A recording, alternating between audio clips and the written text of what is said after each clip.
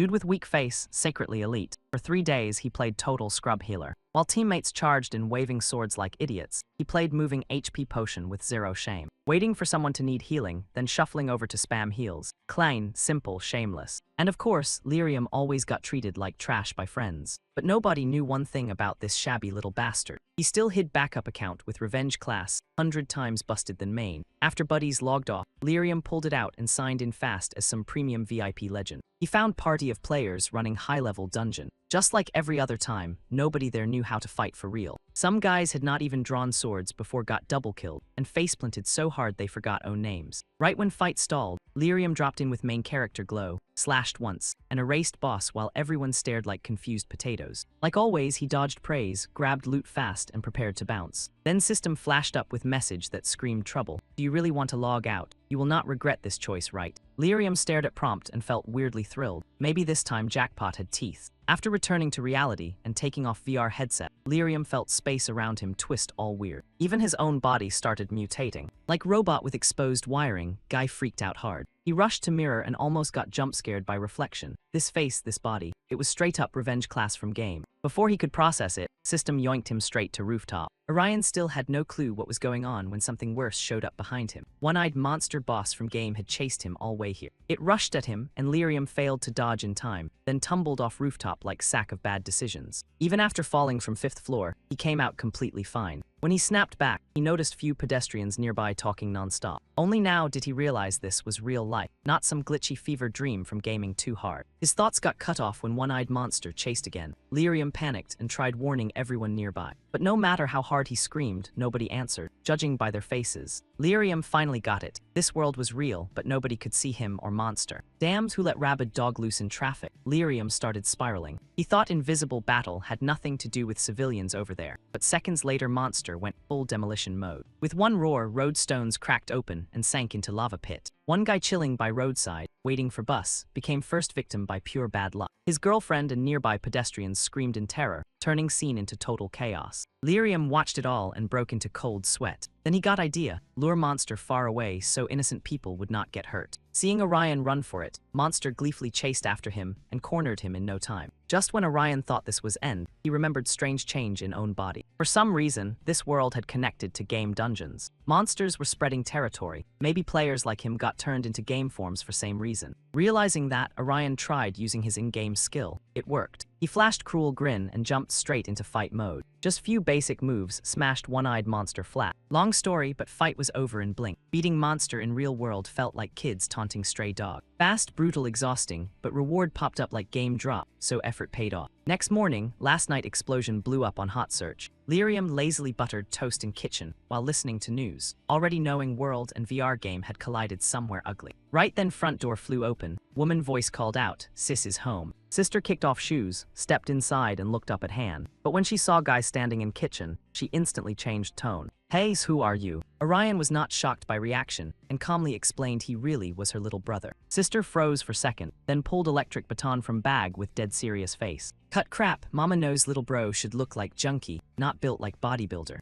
Lyrium did not know whether to laugh or cry. In sister's eyes, he had always looked pathetic. Seeing her rush in and aim baton at his head, Guy quickly jumped back. "Help, you like carrots and sesame leaves, right? You also grind teeth and sleep. You got forced into blind date, got mad, came home drunk and ranted all night. I am Lyrium, your little brother." Hearing him spill her private secrets, sister went pale as if dunked in vinegar, then clicked tongue and figured this scammer had done way too much homework. Only after hearing story about her parents' death from his mouth did she finally snap back to reality. And even if she did not want to, she had to believe Guy was Lyrium. Because that was secret only 2 siblings knew. Sister quickly dropped baton and walked toward brother, asking worriedly Han. Seeing wounds crisscrossing brother's body, she pulled out phone to call ambulance fast, then Lyrium stopped her. No doctor would buy story that playing game for over 180 minutes could turn Guy into in-game version, right? Explain every tiny detail, might as well keep mouth shut. Teachers and classmates would be whole other problem too. But after seeing Orion's stubborn face, big sister, looking like she had swallowed sour lemon, had no choice but to nod. For Lyrium to blend in with this new look, next stop was school, then explaining whole mess to teachers. Big sister ordered Orion to move fast, but Guy just stood there blank-faced, thinking she was overdoing it. He could handle whole thing alone. "Hey Lyrium, shut mouth and come with me, or you want me to poke you in eye socket." Seeing big sister's brows knot up like they were about to fuse, Lyrium felt chill run down spine and hurried off with yes, ma'am energy. Down street, Bunch of bored clout chasers had already shown up at scene from yesterday to livestream. Brown-haired girl stood by roadside, watching news feed while muttering whether she should go gossip hunting for bit. Her name was Kim Sewell. She dressed plain, but her vibe was anything but basic. She was also student at same school Lyrium attended. School hallway was pretty empty. Even while friend kept buzzing in Kim Sewell's ear, she caught sight of Lie siblings from far away with one quick glance. Looking at guy in front of her felt like staring at masterpiece blueprint, peak of human design. Both girls widened eyes, while Kim Sewell felt weird little wave of confusion. Like she had seen this guy somewhere before. On other side, Lie siblings had already reached faculty office door. Even though big sister kept reassuring him that it was fine, what was he supposed to say once they walked in? Tell people he woke up from nap and got ice-guyed? Who would believe that? He'd get hauled off as lab rat before lunch. Thinking that far, Lyrium hesitated for second, then suddenly wanted out. He made excuse and bolted to bathroom. He pulled mysterious box from pocket, same one he snagged during last night's fight. Then he calmly used it to activate skill. Announcement sounded in ear. Charming eyes, brainwash skill activated. Luck beats effort every time. Name alone already screamed premium, and arriving at perfect moment made it even crazier. Use it to persuade people and it's straight up cheat code. Just like Orion predicted, homeroom teacher first reacted with huge suspicion when Guy's appearance changed so much he could barely recognize him. Even with nurse sister backing him up and explaining everything, old man only scratched head and kept acting like he didn't get it. With no other move, main character pulled out final card. Only catch was he didn't use it on homeroom teacher. He brainwashed vice principal instead, who happened to be holding coffee not far away. Lyrium thought that if he could turn vice principal into ally, it would be like taking out 10 birds with one stone. Sure enough, after just few blinks, vice principal's eyes sparkled and his whole body jolted like he got shocked by live wire. He unconsciously walked over, slapped arm around homeroom teacher's shoulder, and started defending Lyrium with his whole life. Why not trust Lyrium once? Good looking or ugly, we're all students here. Does outer looks matter that much? Does outer looks matter that much? After getting lectured, homeroom teacher nodded dazedly like chicken pecking grain, while whole crowd stood there taking abuse like they were family problem nobody asked for. Orion muttered in head, maybe brainwashing teacher was overkill. Vice principal raised voice, and explained that in era where dogs could fly to moon, changing looks a little was nothing. Then he dragged everyone to Lyrium's classroom, planning to personally enlighten them so nobody would keep discriminating against Guy. Standing before dozens of exhausted faces, vice principal gave speech while tears streamed down face. It left everyone stunned, and nobody dared push back. Move was clunky, but for now problem looked solved. Lyrium headed to seat out of habit. When classmates fired question after question, he only gave lazy, half-baked answers. Who knows, maybe it's some weird syndrome, but group stayed curious, like they had no plan to let it go. Lyrium looked helpless on outside, cursed inside. Yeah, knew it. Nobody would buy vice principal's talk like that. Only when girl beside him said she had heard of same syndrome, before did main character finally breathe again. Turns out Kim Sewell was in same class as main character. Seeing him struggle like that, she jumped in to save him. Kim Sewell was not only gorgeous, her father was also CEO of pharmaceutical company. She was super calm, and every word from her carried serious weight. Orion shyly thanked her, and even let her borrow his earbud, which boosted her favorability by like 50 levels. Maybe whole thing had gone a little sideways, but classroom bullies sure didn't see it that way. Orion glanced at Baek Yoon Hyung sitting not far away. The guy looked back and flashed sly smile. Just when he thought he had reached new status and was definitely different from yesterday, and would finally be treated like normal student, he ran into Baek Yoon Hyung's crew at end of school day. Even after changing body completely, standing before 3 bullies still made Orion shake like leaf. He could not move even inch. Seeing that, they got even more heated. Lyrium, you on steroids now, we'll see. Bit more muscle won't make your punches hurt any more than before. Then he lunged in, used dirty trick, and locked Orion in chokehold. Garbage tier insults kept ringing in Orion's ears as he gritted teeth, nearly choking to death. Just minutes earlier, before class ended, he had been pumped about new body, and even got invited by 2 girls at next desk to go out and blow off steam. Then message from these punks blew all that up. They called him out here just for this clown show.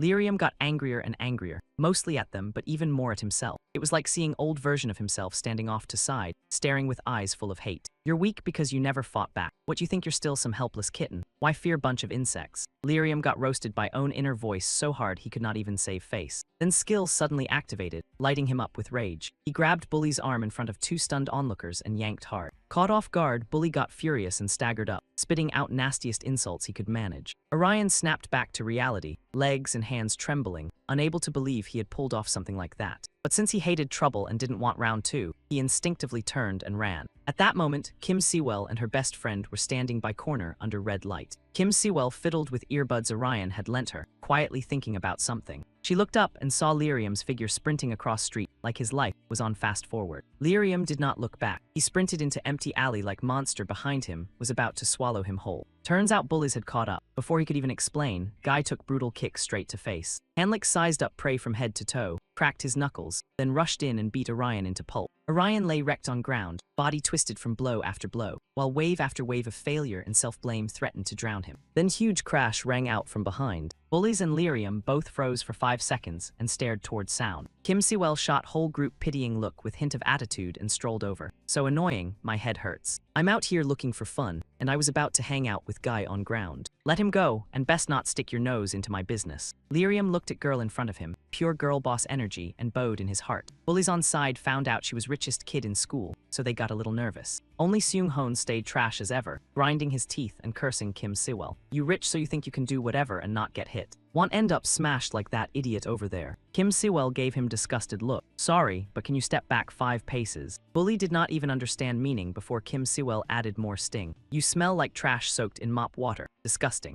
No need to say how red hot he got. Veins bulged as he charged in, ready to slap girl across face. Seeing that, main character Lyrium heard other side of himself yelling, "Do something, idiot. You are not walking blood bag." That one savage taunt lit fuse. Lyrium clenched fist, roared, then moved like lightning and blasted Bully's face ID with one punch. Before he could process anything, he got launched backwards several meters by pure instinct. Seung-hoon struggled to his feet, spat blood on ground, and swore he would not let Lyrium leave in one piece. He smirked and tossed off jacket. Then he kept rushing in, swinging like there was no tomorrow. Outsiders watching thought main guy was all bark and no bite. But he had already activated absorption skill. Every punch Seung-hoon threw, Orion caught head-on. He absorbed it, then fired back with something even nastier. Round 2 belonged to Bully, and now he was eating combo after combo. Lyrium still was not satisfied, so he deliberately dropped his HP even more to unleash even more hits. Finally, he finished with kick across face, paying back that gut-wrenching pain from before. Bully stared at Guy sprawled on ground, eyes white, fully out cold. Leoria grabbed him with sharp look, ready to throw final punch. Hey, wake up, why you still sleeping? Not done yet. Bullies on side looked at Orion's hate-filled eyes and swallowed hard. Worried something bad might happen, Kim Siwell spoke up right away. Enough, Orion, it is over, let's go. Looking at victim gasping on ground, Orion's anger cooled off a little, and both of them turned to leave battlefield. Out of nowhere, another brain-dead punk came charging in with weapon, yelling, "You dare hit my brothers. Stand still and I'll smoke you." Lyrium reacted on instinct, jumping in front of Kim Siwell, but before he could move. That bully felt like he had stepped on live wire. His whole body folded and face planted into dirt, butt sticking up in air.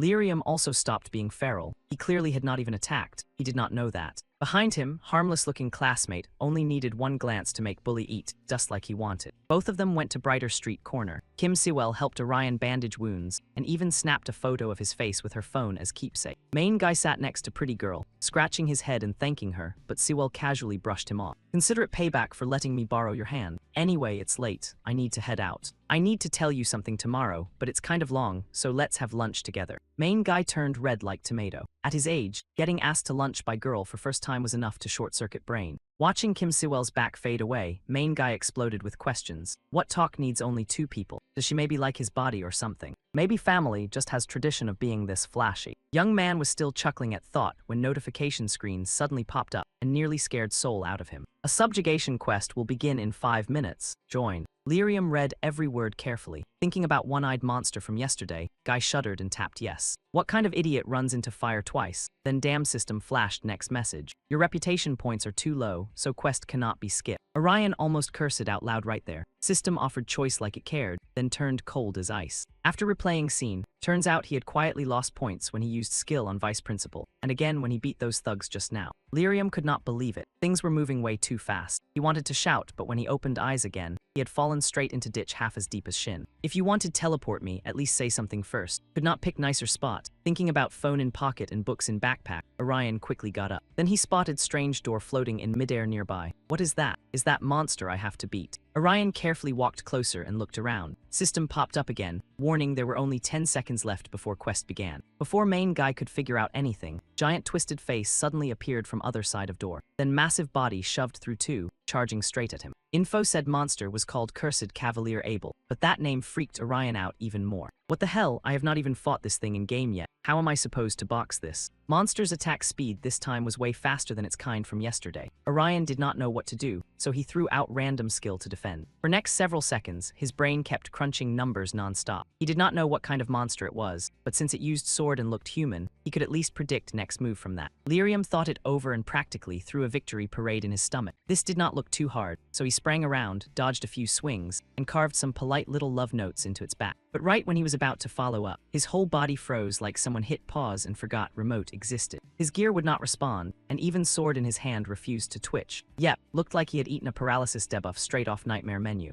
A chill ran down his spine as Monster raised its blade and aimed right for him. He burned every ounce of strength to block, break away, and avoid becoming premium dungeon sashimi. Trying to adjust his skill again only made his brain smoke harder. A blood red system warning popped up like debt collector from hell. Skill adjustment unavailable. This was one situation he had never pictured. His reflexes slowed, his body felt weighted down, and his skill slots were about as useful as a stake on cutting board. Was this monster broken because it could paralyze opponents? Come on, even Gacha Luck had better manners than that. Orion forced himself to calm down and shake Brain Hamster back onto wheel. Main character energy, do not faceplant now, he told himself. Monster seemed nastier than yesterday's freak, but it did not look like it relied on speed. If it stayed this sluggish, dodging should still be manageable. Problem was, finishing it off required skill combos, so he decided to use classic game strategy. Kite boss, waste time, pray stamina did not file resignation papers. That approach would drain energy and time, but staying alive came first. Style points could go cry in corner. But wait, this was not some superhero show, where Monster politely waited for transformation sequence before throwing hands. While Orion was busy running mental math, Monster beside him got tired of waiting. It lifted its blade and chopped down, releasing a burst of blinding light. By time Orion noticed, his vision had basically rage quit. Turns out, that attack was a vision-blocking move. Monster used opening to close in, and punch him so hard he flew away like unpaid intern fired from cannon. This was unfair on a homemade meal level. If only some convenient hate magnet were around to take damage instead. His head slammed into rock, and Lyrium suddenly got one wonderfully stupid idea. He immediately called System, and ordered it to open both mysterious boxes left from yesterday's reward. Please, no useless junk this time. He did not need cute collectibles. He needed something that screamed survival instead of yard sale. The boxes opened one after another. One gave him a golden branch used to summon fruit or decorate, while other produced diamond tears that sounded majestic but functioned like fancy bath bombs. What was this supposed to mean? Was he meant to hop into stream below, take spa break, then lie sideways and wait for Monster to season him? He felt personally bullied by loot table and twisted his face in rage, but survival instincts yelled louder. Run now, complain later. But as soon as he turned his back, terrifying blade landed a clean hit and sent him crashing down like overripe fruit, losing argument with gravity.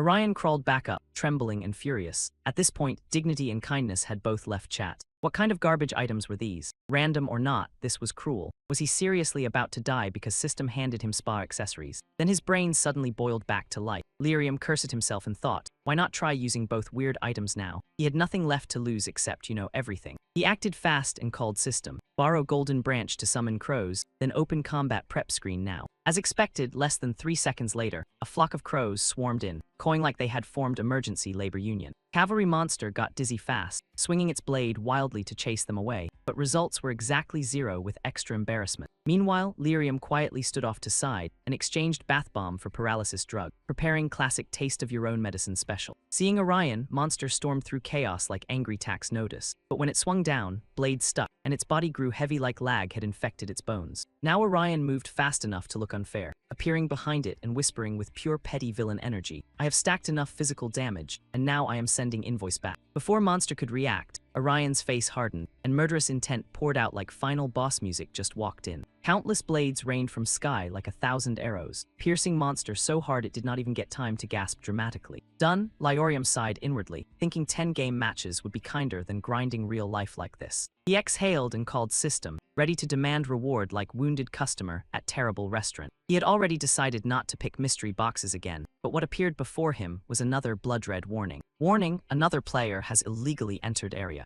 Orion read it and went cold, so he was not only poor soul dragged into this cursed endless loop by garbage system. A bad feeling dropped from above. Orion spun around and saw masked figure rushing in, scythe in hand and murder on schedule. He swung his arm and used magic to block, barely dodging death, but masked guy clearly had enough evil intent to qualify for bulk discount. Orion pulled out his sword and clashed hard, sending both of them skidding backward. After quick look, he realized masked attacker was human. He was not monster, but his attacks were brutally direct. If Orion had turned even a second later, his head would have checked out from neck permanently. Right, that skill he used had to belong to some revenge-type class. Certified grudge goblin behavior. Orion had barely finished analyzing when Guy charged again like Reason had been deleted from his settings. Orion finally snapped and shouted, "What hell are you doing? Why are you attacking me?" All he got back was icy stare and voice like it crawled out of Underworld. "I do not know. I never thought hunting in game needed reason, did you?" This dude was truly insane, and his phase 2 was no joke. Orion took a clean scythe slash across shoulder. He cried out from pain, but attacker was moving way too fast. Right when he had no clue what to do, a barrier suddenly opened around them. And surprise of century, person who arrived was his classmate, Kim Sewell. Orion and Masked Man both stared in complete shock. This cute, petite girl somehow had high-grade defensive support skills from May's master class.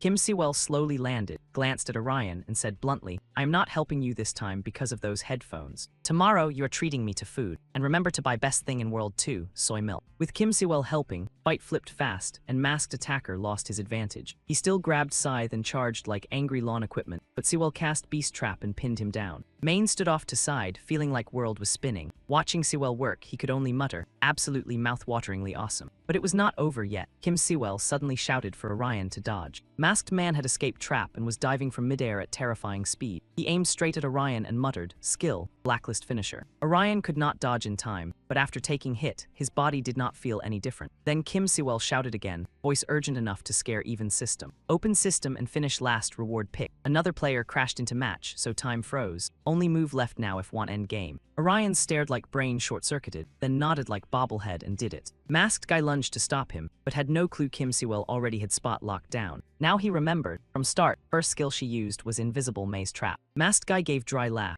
Orion tapped confirm, match ended, but his killing vibe did not cool off one bit. He glared at both of them, yanked Mask down, and showed face Orion did not know. Then he spoke in low, shady tone. "What crap, next time I will be one taking shot. I remember every face now." With system beeps still droning on, Lyrium got teleported back to street corner right before mess hit. Phone rang again, caller ID showed Kim Sewell. He answered fast, ready to ask what was up. Kim Sewell skipped small talk and went straight in, telling him to go home right now. "They already locked on you. Blacklist skill from earlier tracked your position. Not perfect, but stop wandering outside. Too dangerous." Orion still confused, so he asked who they were. Kim Sewell gave short explanation. "They are players too, but PK type. Instead of quests like us, they hunt other players and farm rewards by sending them to leaderboard hell." Hearing that, Orion finally got why Masked Guy acted so vicious. Then he remembered Kim Sewell got dragged in too after helping him, so he asked her. Kim Sewell heard that and thought Orion wanted to team up. She sighed and told him to send address. Tonight they would crash at same place in case trouble showed up. Orion's face went red so fast he looked like fire alarm. His brain started spinning through every cursed scenario possible. Yet when Kim Sewell arrived, he only stood there like cardboard, watching her walk in. Somehow that felt more normal than being home alone. On table sat note his sister left behind, saying she had night shift today. He read it and had no clue what face to make. Kim Sewell borrowed sister's clothes and walked into bathroom. Not long after, she came out looking like she owned whole house. After some background questions, he learned his sister would stay at hospital all night and not come back. Kim Sewell suddenly leaned in with sly grin. "Then it works out. Let's keep going." Seeing her act like she might crawl right onto him, every goosebump on straight dude's body stood at attention. Instead, she lightly poked his chest and whispered system, so this was serious business after all. And here he thought they were about to launch into another spicy bed scene. Lyrium slapped himself awake and realized he was overthinking hard. System flashed message. Player Kim Sewell has sent party request to player Lyrium. He exhaled in relief and reached for accept. Kim Sewell stopped him fast. "Lyrium, let me tell you few things before you agree.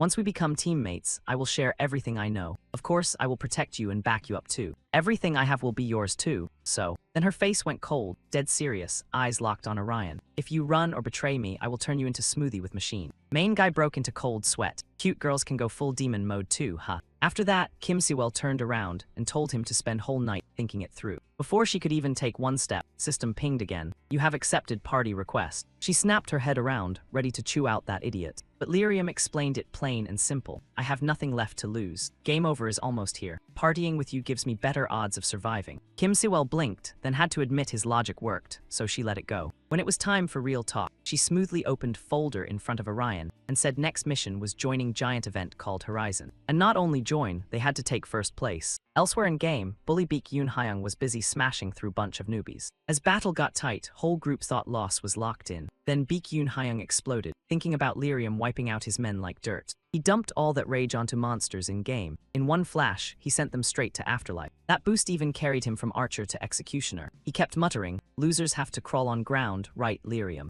As for Kim Sewell, she said she wanted event because rewards were insane. 20 billion won was pocket change for rich young lady. Big deal was prize on top. One wish, winner gets one wish made real. Hold up, dumbass. Lyrium's brain finally caught up. Money made sense, but wish reward sounded wild as hell. Kim Sewell nodded, then thought back on everything that had happened since game started. Looks like logic in this world is on vacation. No other choice, gotta try it first and see what happens. According to Kim Sewell, she had been trapped in this endless loop long before Lyrium showed up. From winter in third year of high school until now, she had joined monster fights 17 times, died 5 times, then got revived. Kim Sewell also went to Game Company HQ many times. When staff heard her story, they treated her like escaped psycho. Even her parents barely cared about changes in their daughter. And yes, chosen players had some body changes too. For Kim Sewell, it was hair color. For Lyrium, it was 8-pack body straight out of fantasy wishlist. They barely got done venting before huge noise blasted outside. Both snapped their heads toward sound, bodies stiff, as if disaster was kicking door in. What now? Could it be PK players? Kim Sewell stayed calmer than Orion. She cast spell while answering carefully. Probably normal movement, but better safe. Use scan skill first. Then she moved her hand and raised invisible watchtower. Lyrium kept asking if skill like that could get sniffed out. Kim Sewell answered softly, "If they are not actively searching, they will not notice it. On flip side, this can help me keep watch on them too." Hearing her steel-cold tone, he had no idea how to argue back. Kim Sewell kept staring at him, frowned hard, then barked, "Hey Lyrium, take off shirt now." Guy heard too many rice cakes to even hold girl's hand, and turned pale like he got HP deleted. Yeah, scene like this pops up in movies too, but Kim Sewell calmly explained she just wanted to heal each other. After some full-power wrestling, Lyrium finally bowed down under girl's heel. He looked embarrassed, face pale as frog butt, too scared to move, yet mouth still kept running on wild side.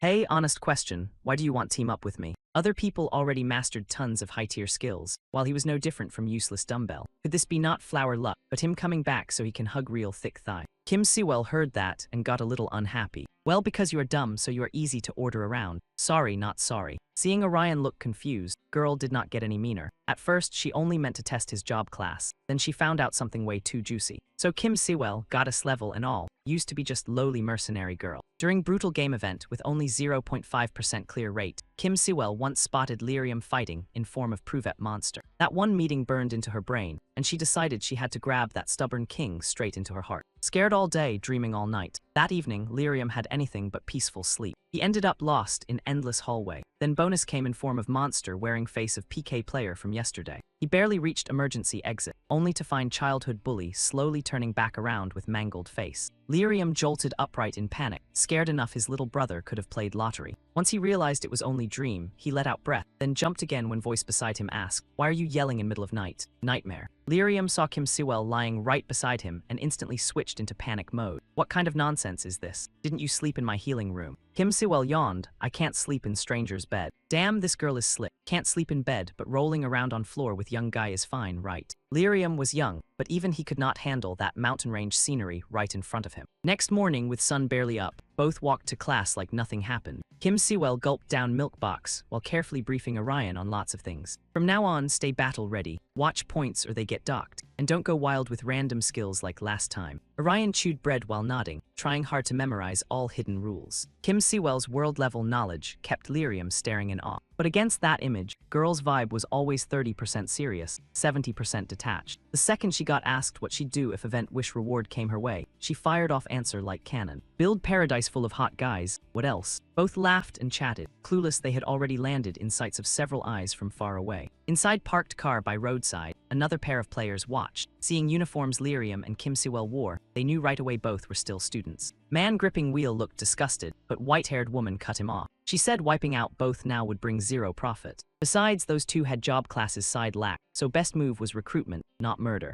Who cares about age? Good skills can carry whole team. Another boring school day ended. As Lyrium walked and planned next move, two strange guys jumped out and blocked him. One guy covered in bandages, trying too hard to look cool, plus gray shirt blonde with black mask. One glance at outfit screamed street thug, not cute little schoolboy. Lyrium did not even get chance to talk back before both rushed him and hauled him off to abandoned warehouse. Guys waiting there looked no better. The moment they saw Orion, all of them tried jumping in for scraps. At times like this, with main character Aura, Lyrium should have flashed over and smashed each one properly. But remembering Kim Sewell's warning, Orion told himself to fight fair and not get dinged for it. Having skill you cannot use is maddening, and he charged him with chest full of rage, swearing no mercy. Just like that, one after another, those guys dropped like autumn leaves. Orion only warmed up wrists, and each idiot got hit with several liters of fresh zero. If nothing weird happens, I can handle rest. These guys can fight some, but they are still human. No matter how cracked they act, that is all there is. Red shirt guy watched his underlings get folded one by one, and got furious enough to grind his teeth. Who said lyrium was easy pickings? Whoever spread that rumor must be blind. He did not look especially buff, but every strike was vicious as hell. After watching a bit longer, he came up with different tactics. While underlings were busy throwing their lives away up front, he slipped around back, grabbed metal pipe, and used opening when lyrium looked away to rush him. No chance, main guy spotted it just in time, grabbed wrist, and twisted metal rod into a clean lock. End result, one brutal hit to face, and he ended up collapsed at lyrium's feet, howling for mercy. After few more rounds, once every guy was out of gas, lyrium finally picked up bag and left.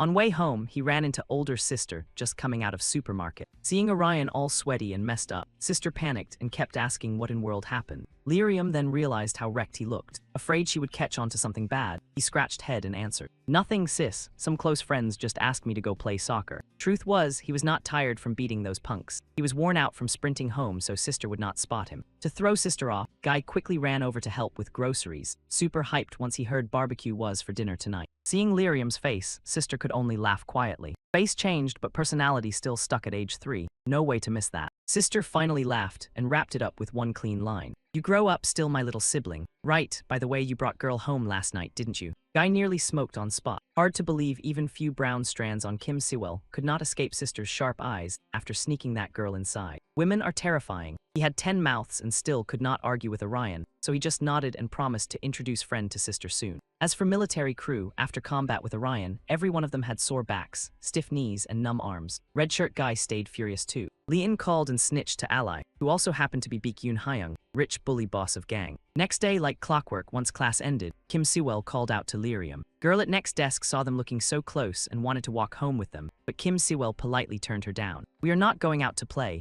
Wait until we finish stuff, then I will explain later." That half-baked answer left whole class staring like NPCs with no update patch. Everyone freaked out. Kim Siwell was school goddess level, so standing next to lyrium looked like rare flower planted in trash heap. Rumor even said those two were sneaking around principal and dating in public. Yep, that was Kim Siwell's exact thought too. After dragging lyrium into empty corner, she came out swinging with proposal. "Do you think we should date already?" Guy lost all chill. Even mouthful of milk he had not swallowed yet shot out like comedy cannon. Kim Siwell explained that if they wanted people to stop poking around, relationship had to look real. Lyrium, first time ever getting confessed to by girl, almost went full system crash. Somehow he kept last scrap of dignity and answered with solemn face, "Let me think about it." Kim Siwell snorted, then notification rang and she switched into serious old lady mode. That night, system set them up for duo mission. At first lyrium was unsure, but Seth said this was chance to learn more about Kim Siwell's combat style. Reward was also juicy, so he agreed pretty fast. At meeting time, both rushed to tallest building in area and climbed up to scout surroundings. Seeing worry on teammate's face, Kim Siwell pressed him until he admitted he was looking for something called Black Gate. "What is that?" "You really do not know. Isn't that where every monster comes from?" Lyrium felt something off after hearing that. His game knowledge was way too thin, so he could not afford to play careless. Right then, notice screen popped up and reminded them they had 1 minute left before mission started. Orion fought down panic and saw Kim Siwell already opening inventory and sending gear over. Of course, she also said those items were expensive and tomorrow, she wanted proper payment in bread and strawberry milk. Countdown clock blared loud as hell. A giant shadow flashed over their heads at lightning speed. This target was wolf monster famous for insane speed. Rumor said species was pretty chill and would not bite unless attacked first. But speed was exactly what made it nasty, turning mission into nightmare mode. Lyrium squinted then suddenly shouted, "Fine, let's switch trap." For this setup, one person had to dig trap, while other acted as bait to lure dog in. Kim Siwell first refused, then she realized she now felt like person beneath him in pecking order. Guy was absurdly confident. Before anyone could blink, he grabbed sword and sprinted after wolf like bullet. Also, this monster was all brain-dead limbs and zero brains. Fast, sure, but overall not that hard to chew through.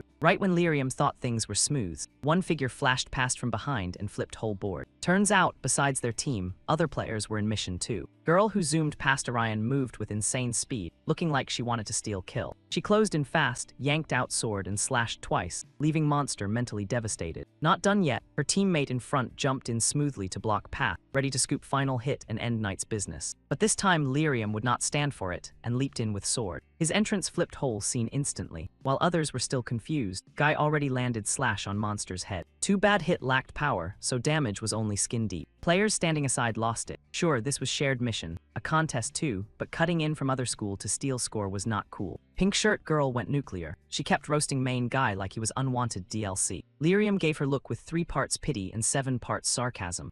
Yeah, I guess I did bother everyone. Sorry though, next time I'll be more human. Right after saying that, he did not even look back and blasted off again. Pink shirt sister was mad enough to snap her straps, while teammate dude stayed way calmer. He said it himself, this is competition. If you can take out Monster, messing with rivals counts too. Then he flashed creepy smile and cast spell straight at Orion. Guy was flying along, then nearly cracked his skull on barrier that bastard had just thrown up to block him. That ticked him off hard, pot calling kettle black. Turns out everybody here was dirty. Barrier only worked from outside, but too bad for that punk. He did not know this dude was author's favorite. In blink, he found perfect skill and broke cocoon to escape. Then came bigger surprise. Orion caught up with other team and found them panicking hard. Turns out this monster was not easy prey at all. Besides crazy tombstone speed, it now had instant teleport too, which game never even gave it. First victim was Guy from other team. Each bite tore into flesh, and he screamed in agony. Pink Jacket Lady saw her teammate get chomped and instantly hit rage mode, charging in like customer service owed her money, but in blink, Monster vanished. This spicy disaster went way outside Orion's forecast. Worried that Mutt would keep causing chaos, Lyrium used Pink Jacket Lady's shaky defense as opening and jumped in to wreck its rhythm himself. She thought she was seconds from meeting her ancestors, then somehow got saved from total embarrassment. Confused, she blurted, "What was that? Why did you save me?"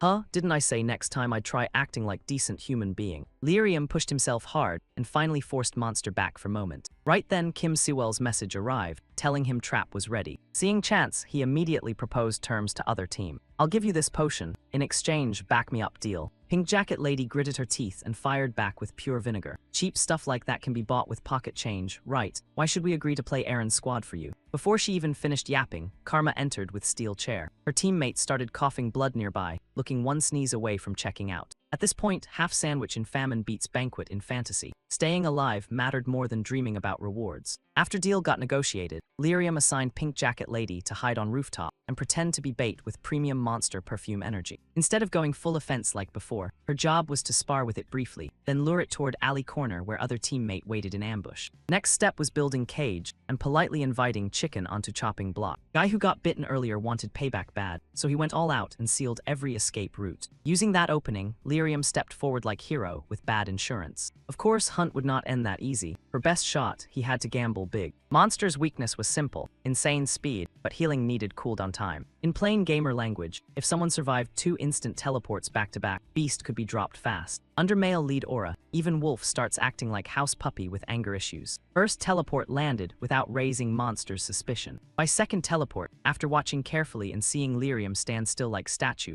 Wolf went all in and lunged. This time it finally scored something, leaving fang marks on Orion. Too bad for Monster, that was exactly what he had been waiting for. He swallowed pain and instantly unleashed direct attack skill. Monster took hit, howled like broken alarm, then turned and fled in agony. As Lyrium planned, path ahead led straight into hell Kim Sewell had built. While everyone else was brawling over here, she had been standing there forever. At this point, all she needed was wait for fish to bite. But halfway through, Pink Jacket Lady suddenly switched scripts and chased after Monster, trying to land final blow for reward crumbs. Orion realized he could no longer educate this brain-off squad, sighed, then burned through every speed item Kim Sewell had handed him before fight. One pop later, he moved like Flash had possessed his ankles, and blasted past that lady. It looked sad, but hey, better to fight for kill than get roasted by angry girl squad. He might lose in love lane, but race lane, he was sweeping. Sure enough, at end of path, Monster was already locked inside trap. Kim Sewell calmly stood above and used her staff to create countless invisible chains pinning it down. Now that is teammate behavior worth every grain of rice. With Kim Sewell's support, Lyrium's blade finally landed fatal slash on Monster's weak spot, officially sending it to respawn lobby. Once everything wrapped up, Kim Sewell dropped down and stood beside Lyrium. She wanted to know why he had speed boost item ready like that. Did he predict hidden trick or unlock secret genius mode? Instead, Lyrium answered with frightening honesty, "I'm not talented, and I don't think that deep." I just figured if danger showed up, only thing I could do was run as fast as possible toward you. Kim Si-wol heard that and got hit right in feelings. Turns out this brick-headed guy could occasionally say candy-coated lines. To break tense mood, she openly praised Orion without hesitation. Right then, system appeared again. Since both cleared mission brilliantly, rewards came in looking delicious. Ranking board got even crazier, with their team proudly sitting in first place. But mission had 3 teams total. Lyrium froze and muttered in shock. Wait, what? Besides those 2 earlier, there was another team too. Because they had hidden themselves on purpose, Orion and Kim Si-wol never detected them. On another high-rise, 2 guys had been casually watching battle from start to finish. They were third team. After noticing Lyrium and Kim Si-wol were seriously high-quality players, they chose not to join and quietly enjoyed spectator mode, judging every move with veteran eyes. As usual, after mission ended, winners got to choose personal rewards. Lyrium glanced over, expecting Kim Si-wol to choose points, but surprise, she wanted cash to fatten her wallet. You guessed wrong, I'm saving up to buy time converter. That item does more than reverse time. It is extremely useful when facing heavyweight opponents. In other words, owning it is like carrying extra life in this death game mess. Right, Kim Si-wol always thinks ahead. Lyrium almost forgot they were technically playing game, but in real world, where one tiny mistake still meant permanent game over. Other team accepted loss with full respect and immediately wanted to buddy up with Lyrium. Seeing Kim Si-wol look surprised, Guy quickly introduced himself. We originally planned to mooch, then helped a little later, so that counts as redemption, right? Hearing that, other side nearly exploded, but Pink Jacket Lady processed fast and spun around to tease main target. Oh little bro, so this is person you said you protect with your life, huh? Seriously, friends like these are walking backstab subscriptions. Blink once and knife arrives. So, alliance still on table or what? To help Pink Jacket Lady, Black Jacket Guy jumped into chat like his life depended on it. You're insane in best way, add me as friend cool. Lyrium froze for sec, then he glanced up, nodded at rooftop, and only then dared to act. Other squad made stance clear. They treated this like extreme sport, nothing more, with zero bad intentions. But when they opened screen to add friend, alert flashed blazing red with painfully familiar warning. Another player has illegally infiltrated. Here again, in less than few seconds, whole crew spotted Shadow streaking in from distance. Masked guy wore demon face, eyes nasty as hell and carried live ammo. Clear-cut PK player. Black Jacket Guy quickly threw up protective wall, then barked at Orion like his voice was weapon. Finish choosing your personal reward now, or we all die right here. Before words even landed, fatal stab pierced barrier and turned Black Jacket Guy into kebab. Pink Jacket Chick instantly went feral, leaping behind him and slashing like mad. But even blind man could see both were no match for that psycho. Lucky for them, Kim Si-wol's wolf trap still worked. He stepped wrong and got glued stiff in place. At perfect moment, Lyrium swung his sword and cleanly took one arm off. Still, trap held him only for sec. He broke free and bolted. Lyrium saw bloodied players strewn everywhere, then snapped orders at Kim Si-wol. Heal them here, I'll be gone for bit, then I'm coming back. Kim Si-wol's face went green instantly. Of course she refused 100%. Like always, Lyrium stayed stubborn as brick wall, and nobody could stop him. So after dramatic breakup scene worthy of soap opera, she could only obey like good little minion. Lyrium rode, or rather flew, on sword like maniac, until he hit crossroads and found masked guy sitting there, like he'd been camping since yesterday. Yep, trap, he wanted to pull guy out alone, and turn fight into private slaughter. Truth is, I don't want to go hard either, but with trash like you, this still feels too gentle. I'll give you 2 choices. Run for your life in 10 seconds, dog, or stay and eat my rage. Masked guy smirked with pure disrespect. You were all tough when you turned me into roast, and now you're scared. What idiot. Lyrium knew that grin. It screamed trouble. Sure enough, Guy pulled out something nobody expected. Time converter device. Kim Si-wol had just hyped that thing like holy grail, and somehow it showed up this fast. Whoosh, masked guy's arm popped back like nothing ever happened. So that's it, this guy wasn't brain-dead berserker after all. With arms back, power doubled. Every move blasted out insane killing intent. Lyrium refused to get cocky. He dodged carefully and watched every single move. Not only reckless, Guy was fast too. Against beast like that, one slip and your lunch meat. At first, young man struggled hard just to block hits. But after bit, situation looked ugly. His defenses were getting punched straight through. When mouth started leaking syrup-level blood, he finally realized Guy was using item. Of course, monster strength like that had to be. Things were sliding way out of control. Masked Guy was clearly high-rank player. He'd basically become Dungeon King of PvP chaos. Lyrium got trapped in solo zone, so nobody could help. From here on out, he could only rely on himself. Orion had wild idea. This time, he rushed in and tried to cut distance fast. Masked Guy loved it. Idiot, how are you even alive with garbage skills like that? If you want to wipe out whole clan, at least pick up speed. His trash talk was unbearable. Orion charged in like moth to flame, ignoring barrage of attacks and weapon shots flying non-stop. Two bad shots kept missing, while Orion slipped sideways. That made Guy scream like complete psycho. "What's this, little bro losing and running already? I'm done playing with you, end it." He lost patience, poured every last bit of power into weapon, then fired. Heat warped ground into giant crater from hell. He thought it was over, then dust settled, and Orion stood there like Grim Reaper, sword still in hand. Turns out young man pulled off copy move perfectly. Standing still wasn't suicide, it was his way to absorb all damage. Masked Psycho could only think, "Oh no, I am so cooked." Right on cue, Lyrium raised sword and slashed back at him. Masked Guy still refused to quit. He dumped last bit of strength into one final attack. Both of them coughed blood at same time, but Orion's face got scarier. 3, 2, 1, what now? Then he got it. Lyrium had been stalling the whole time, waiting for one-on-one field to expire. Once it did, Guy could move freely again. This was finishing blow. He got launched from above, then sword sliced sideways and blood sprayed everywhere. Took direct hit like that and he was done for. He rolled on ground, watching Orion walk closer and closer. "Why are you doing this? This isn't game anymore. You wanna kill real people. What do you even gain from this? Event reward or thrill of watching others suffer?" Masked Guy laughed hard. He knew he had no comeback left, so he got honest. "I lost everything because of this game. Friends, family, none of them even recognize me now. I want to destroy it all. I will." Before he could finish, sharp scythe blade pierced straight through him. Orion freaked out hard when he saw that weapon. Sure enough, from fog behind them, another shadow stepped out, dragging enough killing intent to make Weather file complaint. PK player from earlier landed lightly beside corpse and absorbed his power like Guy was sipping dishwater through straw. Lyrium felt whole world spin like busted carnival ride. "What is wrong with this place?" he shouted. "Are you hunting people because life hurt your feelings too?" Guy pulled mask over his face and answered coldly, "Nah, big difference. I have no tragic backstory. I want to win." Orion had not even caught his breath before getting shoved straight back into round 2 with death itself. After only a few basic exchanges, he realized enemy seemed twice as strong as last time. Every move got shut down, and every attack got erased faster than bad comments under sponsored video. Do these lunatics level up like they are ordering lunch? Heaven, this patch is pay-to-win garbage. Lyrium panicked hard, then noticed incoming skill had something strangely different about it. Turns out Death Guy did not come alone this time. He brought backup, because apparently villain group chat was active. One girl had Spirit Summoner class, and another young man looked like he woke up and chose mass property damage. 3 against 1, even Rat would limp. Author really woke up and said, "Suffer my boy."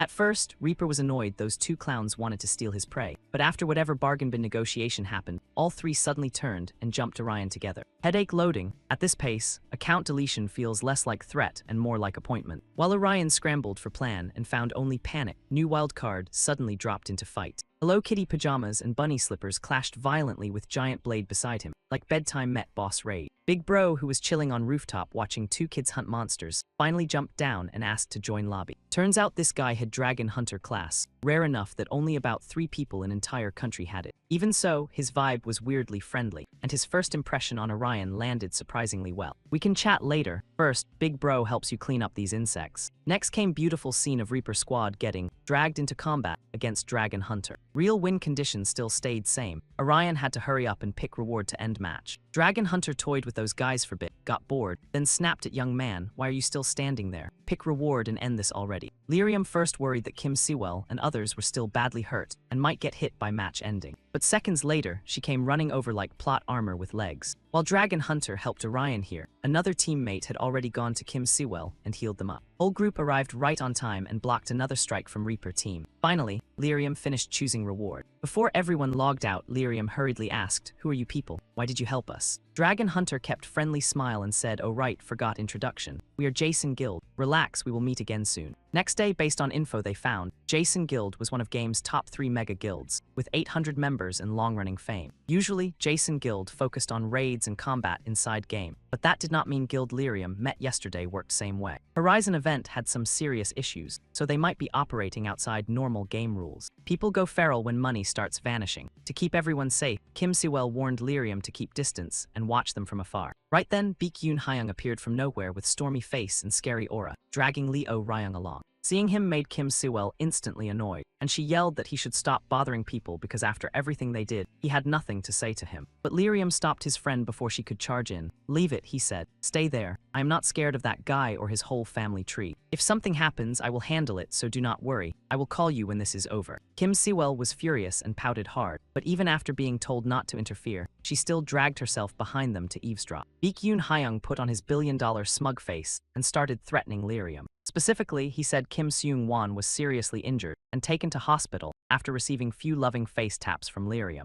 Seung-won had some broken bones and had partially recovered, but problem was his parents planned to sue him. So police might get involved, and if investigation continued, Lyrium would be in trouble, possibly expelled and worst case, sent to jail. However, every mess has exit door. At least that was pitch from discount villain lawyer department. After talking enough to dry his mouth out, Baek Yoon-hyung offered to convince defense lawyer at his father's company and guide Seung-won's family toward dropping case until judgment ended neatly. Short version, if Lyrium wanted everything to vanish quietly, he needed to go see Seung-won right now and kneel down to apologize. Apologize my left sock. They thought Lyrium would fold like usual, but nope, wrong patch notes, little bro. This is upgraded model. This Lyrium is better version than yesterday, so he has nothing to apologize for to any of them. Tell him he can come here and sue me. I do not want to apologize to Kim Seung-won, not even one word. Besides, he did not only torment me, he even beat up Kim Sewell, person who helped me. I can let many things pass, but not that. I can take pain alone, but I will not forgive anyone who hurts others because of me. So tell him if he wants to sue. I do not care what happens. I am not going back. After saying everything to Baek Yoon-hyung, the kid breathed out with pure relief, grabbed his bag and turned to leave. But Tree wanted peace. Wind said nope. That guy still refused to quit and used Lyrium's older sister as leverage. If police got involved, his sister would find out he had been bullied. Even though they were orphans, she always wanted her younger brother to live decent life. But truth was, he had been isolated. Facing pain like that could break even someone strong.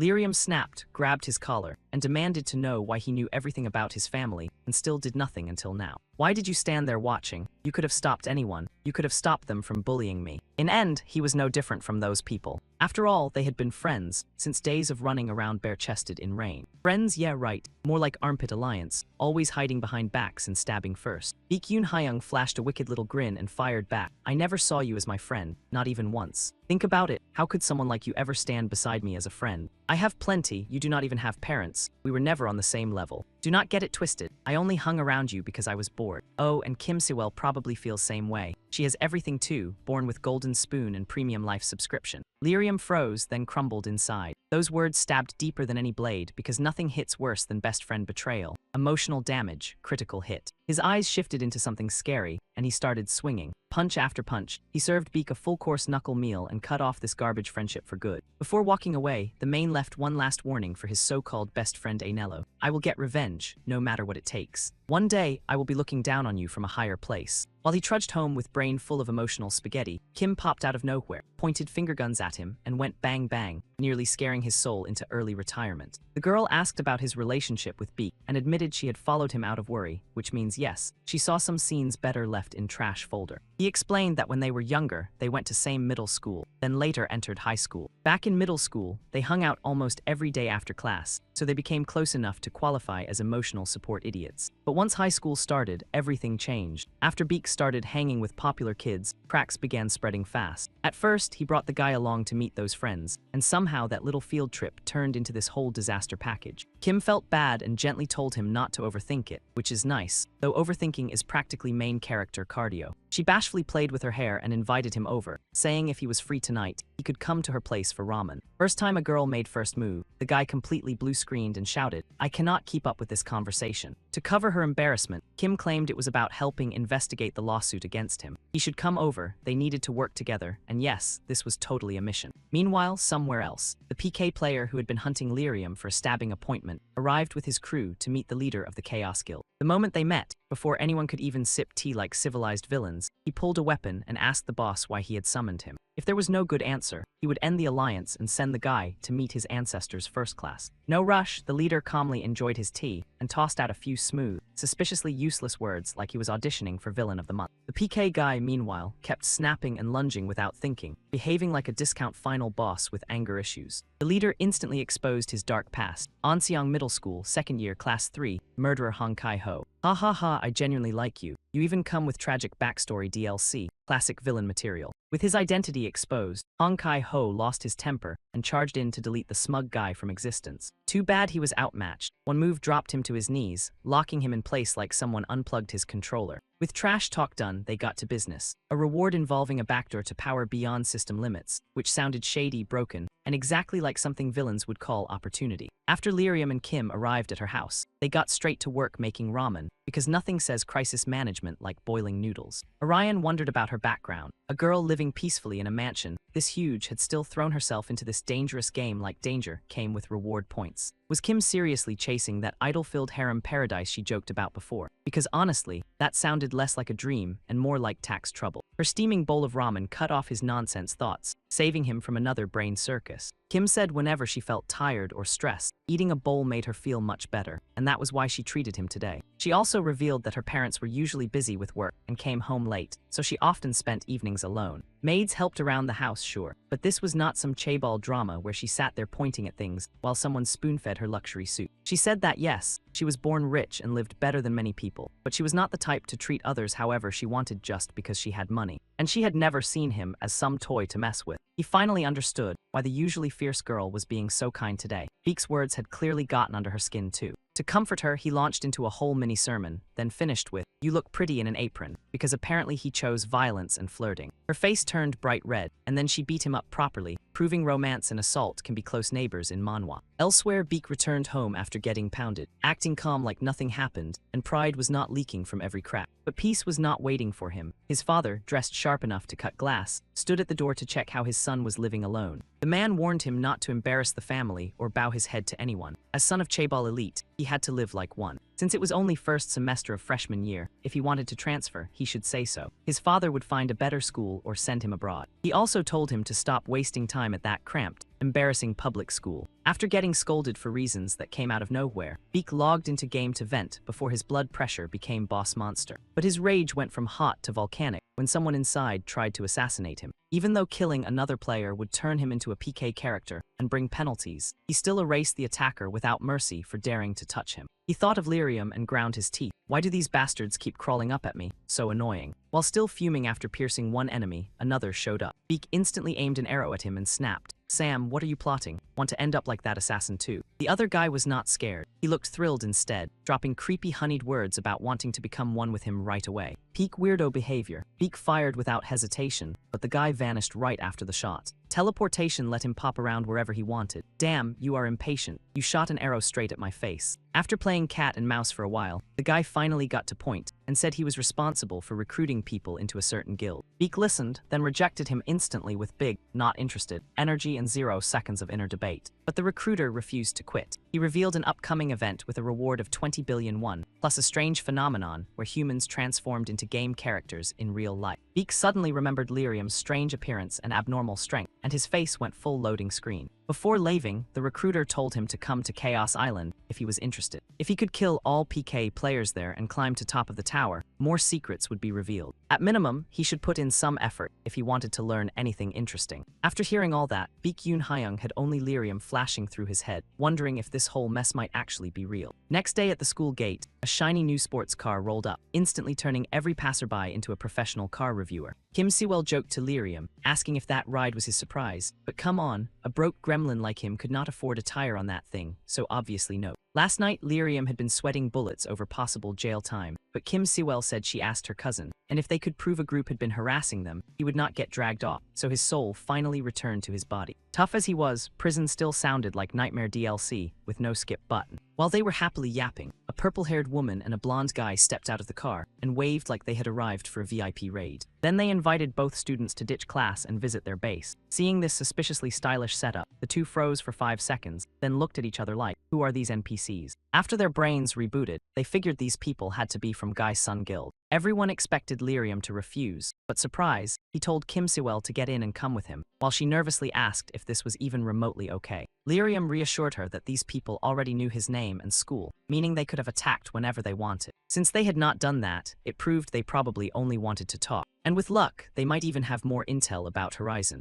Waiting for them were members of Guy's Sun Guild. You would expect a dozen people since it was a big guild, but nope, only a tiny handful showed up like budget Avengers. Purple-haired woman explained that Guy's Sun was definitely big, but not everyone got chance to undergo transformation. They called phenomenon of becoming a real-life game avatar transformation, and they already knew a few things about it. They did not fully understand how it worked, but but they had investigated by collecting reports about trigger conditions. What Ransom had learned was that person needed to be high-ranking player within top 100 of game. Not every ranker in guild had transformed, but everyone present shared that top ranker trait. Purple-haired woman told them not to act shocked, since they were top 102. Lyrium ranked 89, and Kim Siwell ranked 47. Main guy also had absurdly busted Peugeot 5, making him special case who entered rankings only by clearing solo quests and events. On top of that, he never joined any PvP content, even when it counted like ranked matches. After some back and forth, their real goal became clear. They wanted to recruit Lyrium and Kim Siwell into guild. Guild Master Lady listed plenty of perks for joining, like sharing information they did not know yet. There were also monthly living expenses for missions, recovery, and other fancy support stuff, plus protection from chaos. Chaos was island where PK players got punished and exiled, but it was also nickname for malicious PKers, and in reality, name of guild full of those psychos. Faced with sudden recruitment offer, Lyrium got nervous. It was not a bad deal, and game would become way easier than his current solo struggle bus. To get clear answer, Kim Siwell directly asked about Horizon event rewards, the 20 billion one, Wish, and what would happen if they refused to join. Purple-haired woman said money would be split evenly, Wish would become shared wish of all members, and refusing would not cause any trouble. But if they met during event, they should keep their distance, because Guy Sun would win by any means, no matter who stood against them. Kim Siwell struggled hard. Joining would boost their odds a lot, but it meant giving up her own wish. Chasing that wish alone meant victory would be brutally difficult. Worst part, these people were rankers from one of top 3 guilds. They were veterans among veterans, gaming grandpas with danger settings maxed. If survival was priority, joining guild looked like only sane option. But before she could finish thinking, Lyrium answered with total confidence. He would not join if reward had to be shared. They needed that wish, and joining meant nothing if they had to give it up. He would rather enter event as team with Kim Siwell. Maybe they could still find common ground. Guild Master asked what that wish was, but when Guy answered, everyone laughed so hard their jaws nearly filed divorce papers. Our wish is to build dream harem empire packed with idols we love. Truly legendary wish, cooked well past crispy. Kim Siwell exploded and punched Guy non-stop, yelling that he was insane and asking why he treated her joke like gospel, plus when exactly he planned to grow a brain. Watching these two kids clown around, Kang Xiu, rank 13 in guild, got so annoyed his patience left chat. He stepped forward ready to smack them into tomorrow. Turns out, besides recruiting members, Guy Sun had another job, hunting. They targeted people who might harm guild and forced them to quit. Unlike those murderous chaos freaks, they only beat people down until every drop of motivation evaporated. This would be one-on-one duel and loser would take penalty. Penalty was nothing fancy, quit game. If loser refused penalty, it still did not matter. Fight alone gave them enough data on skills and tendencies. After all, quitting was only mental pressure. There was no real way to force someone to stop playing. So Guy Sun needed to destroy motivation completely through battle. That way, at minimum, those people would not act recklessly against them later. Purple-haired woman gave 2 students 5 seconds to decide whether to participate. Lyrium did not even pretend to think. He rejected offer right away. If he lost, he would automatically join guild. But if he won, they needed matching penalty too. They would join his party. Cute demand. Guild Master Lady found it interesting and agreed right away. But this woman was not simple. She had plans because they still had numbers advantage, so if things went wrong, they could flip table instantly. So she figured they could let him burn all his strength in fight, then deal with rest afterward if needed. At Guy Sun Guild training ground, both sides quickly launched into PvP battle. Rules were no time limit, no equipment, and no leaving ring. If anything bad happened, other members would jump in right away. Besides, they even had level 1 healer right there, so nobody needed to panic. Duel between level 13 Martial Soul Master Kang Xiu and level 88 Avenger Lyrium officially began.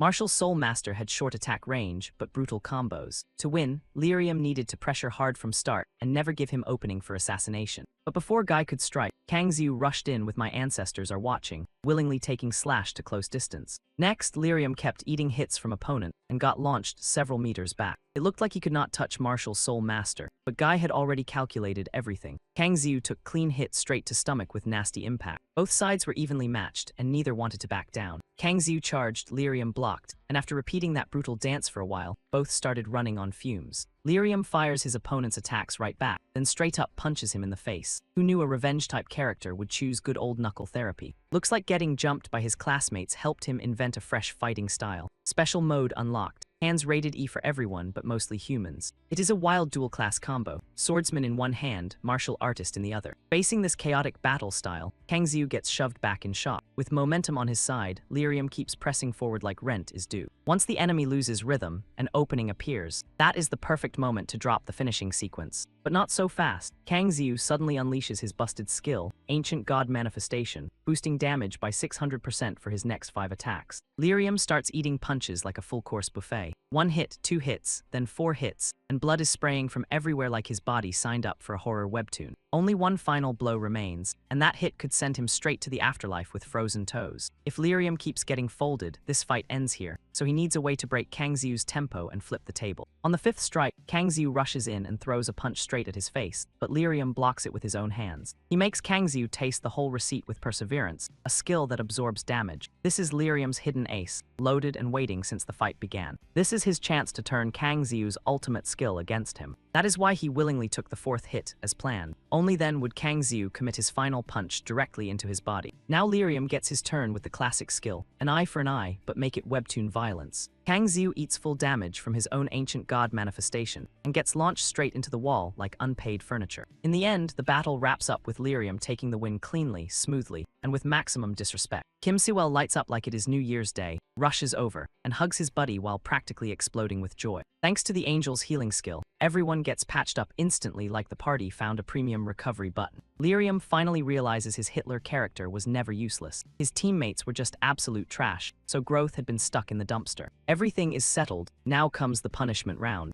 Kim Siwell, little menace she is, suggested changing penalty by renaming Ji Sun Guild into Kim Siwell and her brain-dead squad, then forcing every member to slap on giant 72-point gothic tattoos. That cursed punishment, only she could cook up nonsense this wild. To keep everybody calm and talking, Lyrium suggested they form alliance. Even though he once said loser would become winner's subordinate, truth is he did not want to steal anybody's guild, and he had no plan to go against them. Forming alliance and helping each other sounded way better. Not bad, honestly. Nothing to lose anyway. Guild leader Lady thought it over, then agreed and shook on deal with Kid. After that, both sides swapped contact info, so alliance stuff would not turn into total circus. But Kim Siwell refused. Looked like jealousy hit her hard, because she demanded they share info with her too, not just private chat. 2 girls stared each other down with killer vibes. Alliance had not even formed yet, and it already felt like it might explode. After that, they set meeting for day after tomorrow to trade info they had gathered. Next day, both sides met as planned. From there, secret behind Black Door slowly started coming out. It was not just door where monsters appeared, it was also path to highest level. And other weird beings too. Some A-rank creatures existed in-game as monsters, but used completely different skills, or brand new beings that never existed in-game from start. As for how door opened, they still had no clue. Even members of Chaos Guild did not know much either.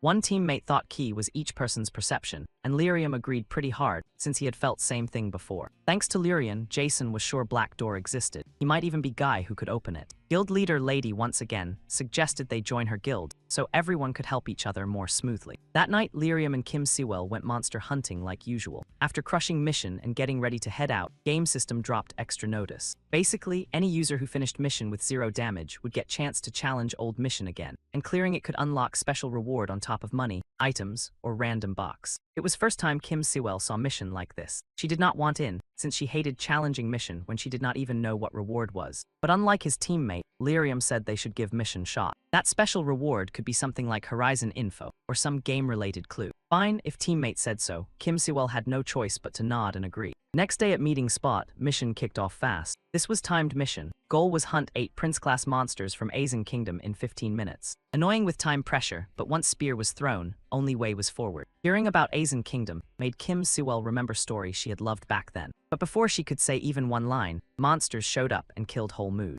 Since mission had timer, they split up to hunt separately and kept talking through calls. In just seconds, Lyrium skewered one and sliced it in half right through middle. Kim Siwell was not slacking either. She cleaned out 3 monsters in one shot. Progress moved way faster than they expected. With over 12 minutes left, they had already wiped out 7. One last monster in mission would end clean. Since they were not weird creatures, all they had to do was search alleys carefully. Just like expected, with only 5 minutes left, they finally found Final Prince. Lyrium rushed in and cut straight through monster like it was paper. Handy skill for narrow alleyways like this. Young man happily told teammate he had cleared mission. But somehow timer still would not stop. System said mission was not over yet. They had only hunted 7 monsters, 1 still missing. Wild stuff, he had clearly stabbed it already. Lyrium looked up ahead and there it was, Black Door. Monster looked at him and said, "At last we have reached here, our paradise, horizon." Then it dissolved into water. Lyrium caught something and called Kim Siwell, asking her to retell whole story about Prince banished from Asian Kingdom. In short, Asian Kingdom got wrecked for blaspheming against God. Prince fled kingdom to find their paradise, horizon. That was story's real course. By now, Lyrium new mission was not random at all. All of it was expansion of unfinished stories inside game. If they could find these weird creatures, they could get clue about horizon it kept talking about. In dark basement, fierce battle was still raging. Orion kept swinging sword at monster in front of him. He forced himself not to panic. Its defense was only slightly above Ban rocks. With enough damage, he could crush it before time ran out. Thinking that, he used top speed and slashed down hard. He bit lip and muttered through gritted teeth that he would handle those annoying two fists. At same time, monster in front of him took his slash and still stood there like nothing happened. Even worse, in blink, its arm was fully back to normal. Orion could not believe it. Eyes wide, he stared at scene. But he still did not quit. He swung again at monster. Only now, golden light suddenly appeared inside its mouth. Right after that, light shot straight forward. Boom, huge blast roared out, and ground got wrecked by beam. Front of him was now nothing but broken stone and rubble. But Orion burst out from inside rubble and charged straight at monster. If C letter 1 EAD you can't smash one of its body parts first, he will drown it in non-stop attacks and leave zero room for a comeback. He thought fast and fired off attack skill at exact moment of impact. In one blink, cracks spread all over monster's face. Orion saw it and kept cool. He muttered, "Don't stop now, keep swinging with next skill." C letter 1 EAD you quickly triggered Wrath of Revenge Spirit, and wave after wave of sword light started slicing through air. Monster's cracked face kept spreading wider and wider. Orion was loving every second of it. Damage kept piling up, and if C letter 1 EAD you kept this pace, quest would be in bag. He did not hesitate at all, grabbed sword and charged. But right then, monster's stance suddenly changed. Orion's eyes went wide in shock. This feeling, don't tell me. On other side, Siwian was waiting for Orion in corner. Red alert sounded, signaling time was up.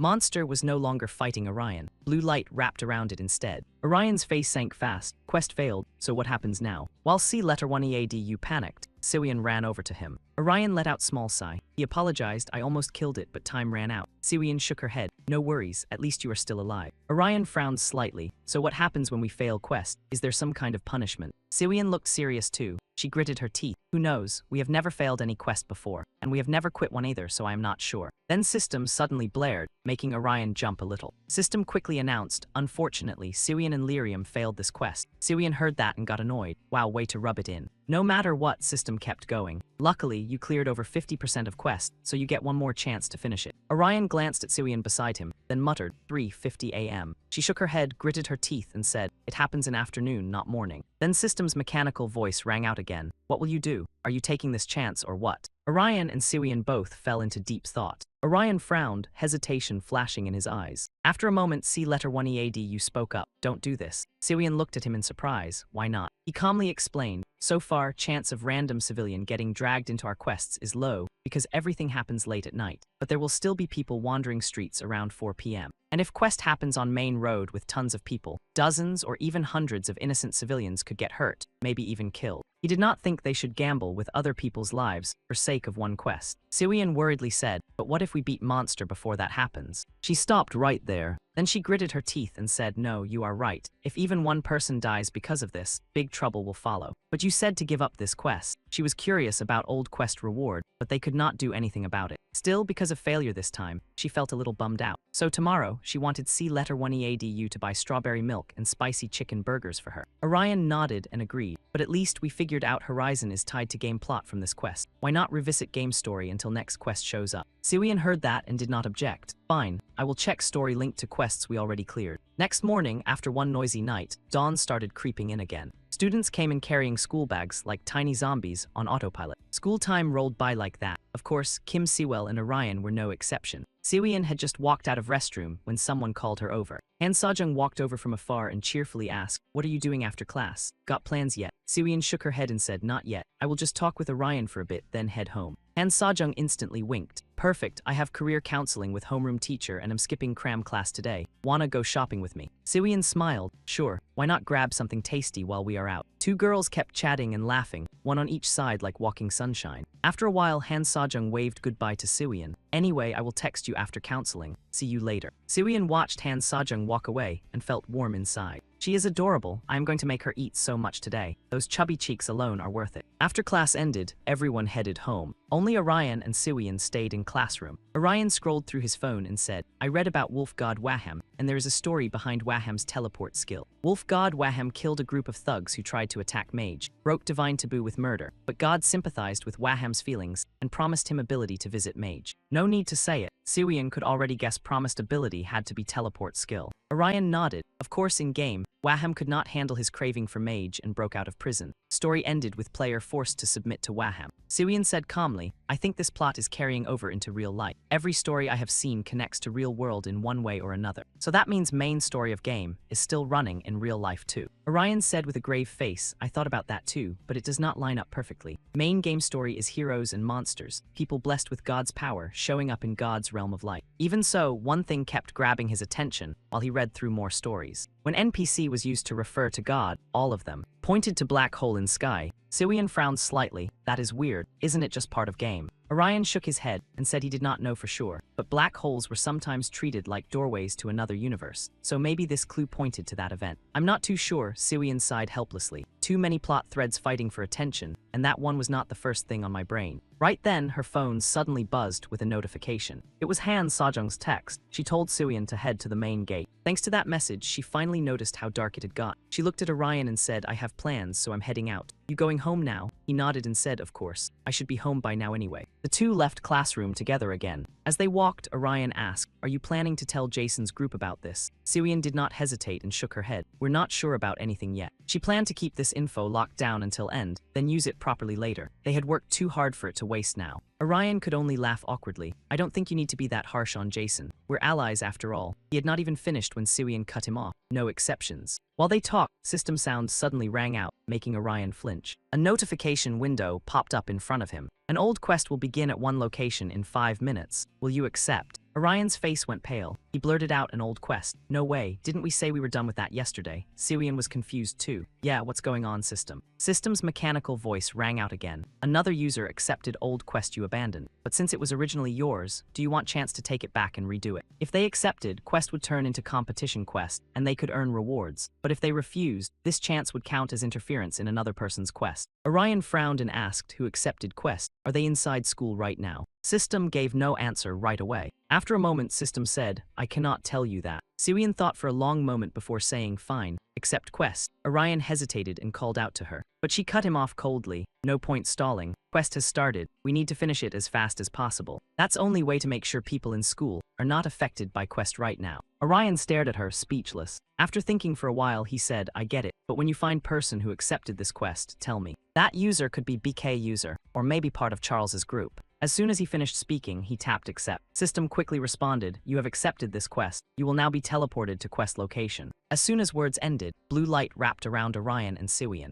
In blink of eye, both figures vanished without trace. Hallway was now empty, but in one corner of wall, someone had appeared out of nowhere. He hid inside hoodie, lips curling into nasty grin. At another spot in hallway, two students were still heading out for some reason. Glasses boy said cheerfully, want to hit PC Bang Cafe before going home. Other boy pouted and asked, why would I go there and try hard when I suck at game? Hearing that, Glasses boy instantly snapped, shut up, at least I'm better than you. Suddenly, strange sound echoed ahead, making both boys jump. What was that? Something weird up front. But hallway showed no one at all. Glasses boy did not care much and muttered, whatever, we'll just play for an hour. If my mom finds out I'm at PC Bang, she will kill me. But the moment he finished, boy beside him got hit by something. He was launched backward in one blow. Worse, that boy was killed in an instant, dead before he even knew it. Glasses boy saw that and turned ghost white. He screamed in terror, not realizing Monster had already closed in on him. Monster then lunged in for savage attack. At last possible second, Orion appeared from far away. His sword swept down in one arc, cutting Monster clean in half. But very quickly, it began to heal itself. Seeing student on ground, Orion grit his teeth in rage. Damn it, it already took their lives. He glanced at Glasses boy and urged, don't just stand there. Run, school is dangerous right now. Glasses boy trembled and asked, why is this happening? Orion's face darkened. He had thought normal people could not see him or Monster. What was he supposed to do now? There was nothing he could use to evacuate everyone. While he was thinking, loud alarms suddenly blasted through area. Right after that, Siwian came running from afar. She explained, I set off fire alarm. Everyone will evacuate now. Let's go find Monster fast. Orion grinned at that and said, you set off fire alarm. Nice work. They sprinted down hallway together.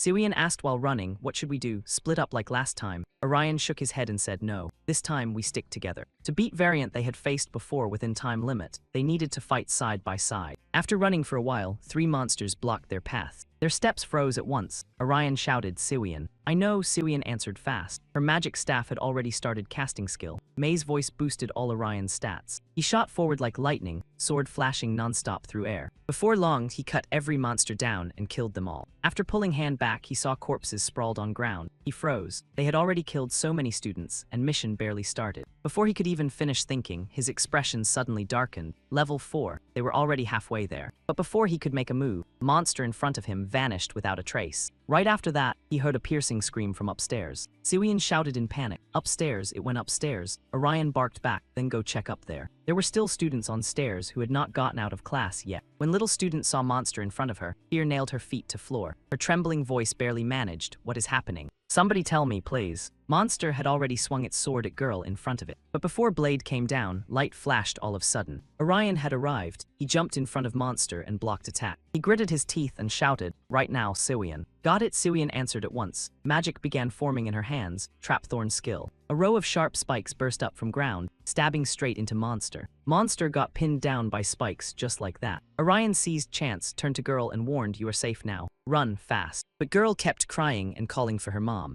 Orion's face turned ugly fast. Not good, she is not listening. He clicked his tongue and gave a small wave. Monster's scream exploded again and girl panicked and ran. Orion finally let out breath. That was best option. No time to think. He looked back at Siwian and shouted, head to main building now. I think we can wipe out all monsters there. But after he finished, Siwian still gave no answer. She just stood there in silence, making him a little awkward. He stepped closer to check, then froze. Han Sajung was lying in a pool of blood. Siwian finally spoke. She said, I was waiting at front gate. That is why she ended up here. She gripped magic staff so hard veins bulged on hand. Orion knew she was hurting. He rushed to pat her shoulder and said, Han Sajung is not dead yet. If they use poison or healing skill on her, she might still be saved. Siwian bit her lip and asked in doubt, but if we do that, I will get a penalty and might end up with another punishment quest, or all rewards we earned so far could get wiped out. Orion shook his head. It is fine. None of that matters, just save her. Even if it means punishment quest or whatever, he would do it with Siwian. So don't worry. If they can save somebody, that is enough. Siwian hesitated for a moment, then nodded. I understand. But main problem now was time. Only 8 minutes left. With school layout this messy, he had no time to wait for Siwian to heal everyone. Thinking fast, Orion looked at Siwian and said, I will go to main building first. Come after you save Han Sajung. Then he ran off, but Siwian called him back. Wait, Orion, take this. Orion blinked and looked back. What is it? Siwian did not answer. Something flew toward him and he caught it with hand. Then Siwian explained slowly, it is one of high-tier weapons I got last time. I was going to trade it for something else, but I think it can help in situations like this. So make sure you wipe them all out this time, including variants. Got it? Orion nodded. I will see you later.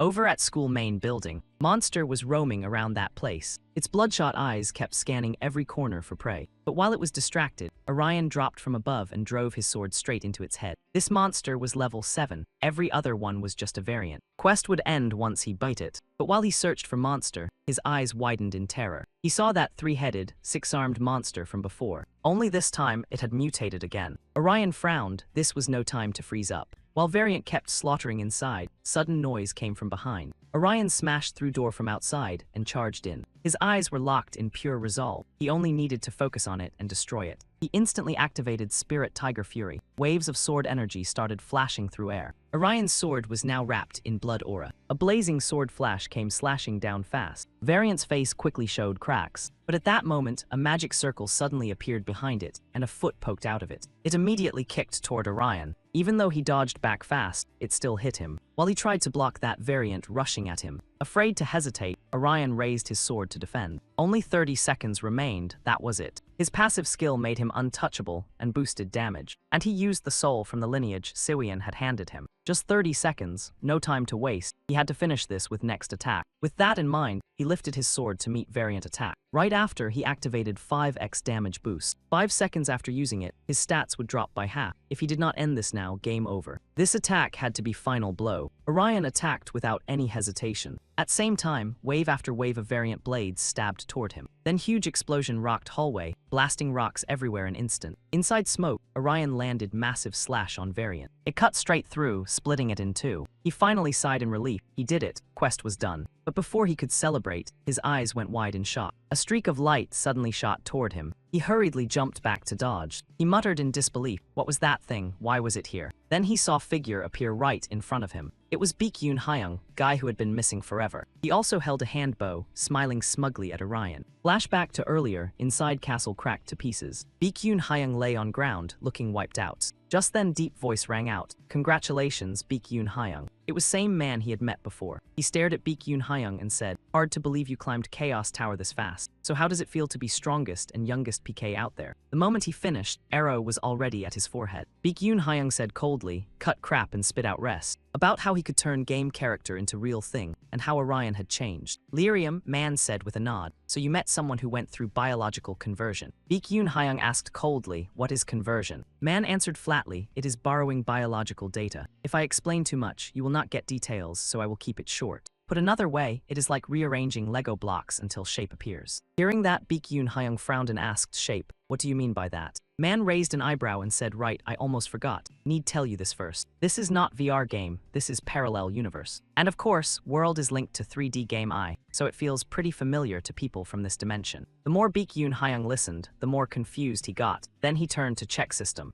Man looked at him suspiciously. "Baekhyun Hyung, what are you doing? Planning to leave before hearing rest." Baekhyun Hyung snorted, "If you have time to yap that much, go do quest. I am not here to babysit your circus." Then he angrily muttered that he had wasted way too much time on this jerk already. Man looked a little surprised, then smiled. "Seems you do not trust me. Guess you are leaving me no choice." The second he said that, Baekhyun Hyung's eyes flew wide open. A hand had pierced straight through his body. Man smiled mysteriously and said, "You need to see it and experience it yourself." Baekhyun Hyung bit his lip and cursed, "You lunatic, what do you think you are doing?" Man did not answer. He said calmly, "Your flow state is 87.8%. I thought it would hit 90% after all that playtime." He might die. That thought hit Baekhyun Hyung like freight train. Man went on, and even then, "It is not my fault." Luck just was not on his side. Right after that, Baekhyun Hyung's body started fading away, and he screamed, "What is happening?" Man chuckled and said, "Good luck, Baekhyun Hyung." He hoped the guy would survive. Then Baekhyun Hyung's body slowly vanished into air. At building, even late at night, only few rooms still had lights on.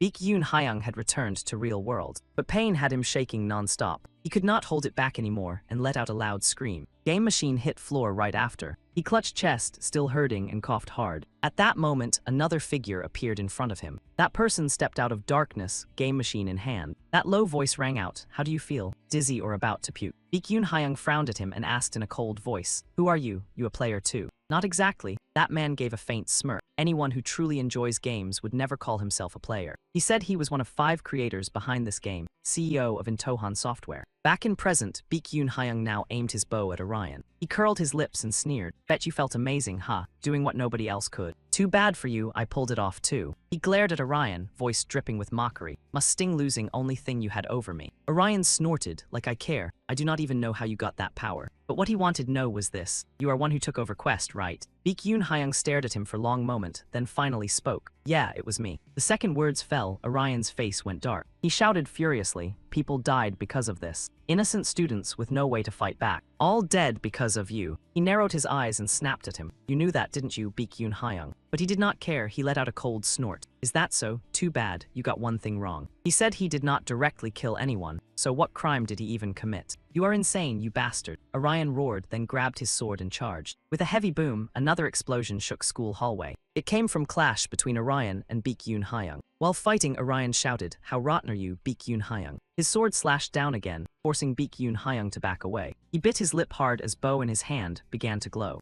A silver arrow shot out with terrifying force. It streaked straight toward Orion, then burst past him. Lucky for him, Orion managed to dodge it. Without thinking twice, he lunged forward. Blade stabbed toward Baekhyun Hyung's chest. Fresh blood sprayed out, and pain made him scream non-stop. Still, he refused to stop. He still had one last card. In blink, huge giant appeared behind him. Its arms were 2 giant blades. It swung brutally at Orion. Orion did not dare slack off and rushed to block with his sword. But brute strength was too much. Twin blades slammed straight into ground. Orion used opening to leap high into air. Ignoring wounds on his body, he triggered Blossom Bloom to strike back. His sword carried such power that Giant was sliced into several pieces. But when he landed, Baekhyun Hyung's bow was already aimed right at him. He bit his lip, eyes steady and fierce. He clearly wanted Orion dead. Yet arrow got cut down midair by Orion's sword. He narrowed his eyes at him, rage flashing across face. Then he kicked hard toward him, sending him crashing flat onto floor. I thought you were just some punk who bullied me for fun. But today, he finally saw his true face. He was a monster. Right after that, he raised his sword, ready to finish him. But the second blade fell, childhood memories flooded back. Back when they were kids, they had even been happy once. In end, he still could not look. He shut his eyes and slashed down across his shoulder.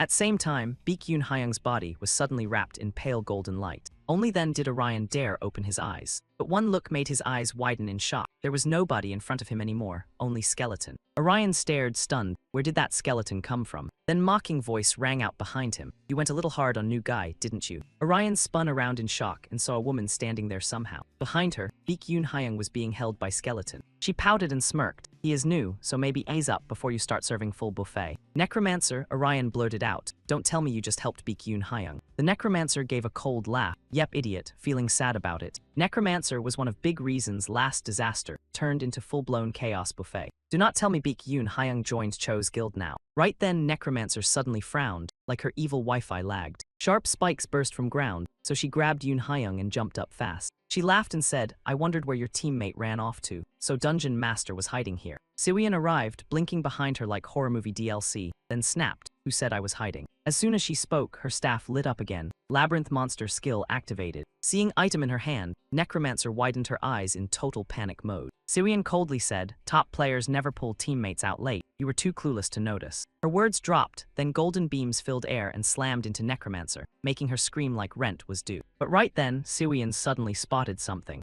System popped up during crisis, because of course it loves dramatic timing. Necromancer activated Soul Call, Hell Barrier boosting magic defense. She smirked and said, you scared me to death. I seriously thought I was done. Siwian gave Atta no room to breathe. She charged again. She shouted, do not drop your guard. My skill is not over yet. But Necromancer scoffed and barked, I know that idiot. With that, Atta activated Deadman Field. In one blink, skeletons crawled all over ground. They blocked Orion paths. Too bad he cared exactly 0%. He still charged forward, sword in hand, cutting toward Necromancer without hesitation. She failed to guard in time and got slashed. She never expected him to break through. Deadman Field lowered his agility, and poison on her hand triggered on contact. He still forced his way through while dodging everything. Is this guy insane? How could something like that even happen? Orion ignored her mental breakdown and shouted, Kim Si Hyun, finish it. Siwian was already attacking Necromancer from her side. She gave small nod and yelled, got it. Necromancer bit her lip in rage. Who are these people? How are they this strong? Is she seriously going to die here? While she was busy being shocked, Siwian fired bright beams at her again. Ground got blasted into rubble, but inside golden light, Necromancer used bone fragments as shield. The mechanical system voice suddenly rang out. Reward selection has reached time limit. You will now be moved. As soon as message ended, their movements locked, and blue light wrapped around their bodies. Necromancer instantly brightened. Perfect timing, I am not dead yet.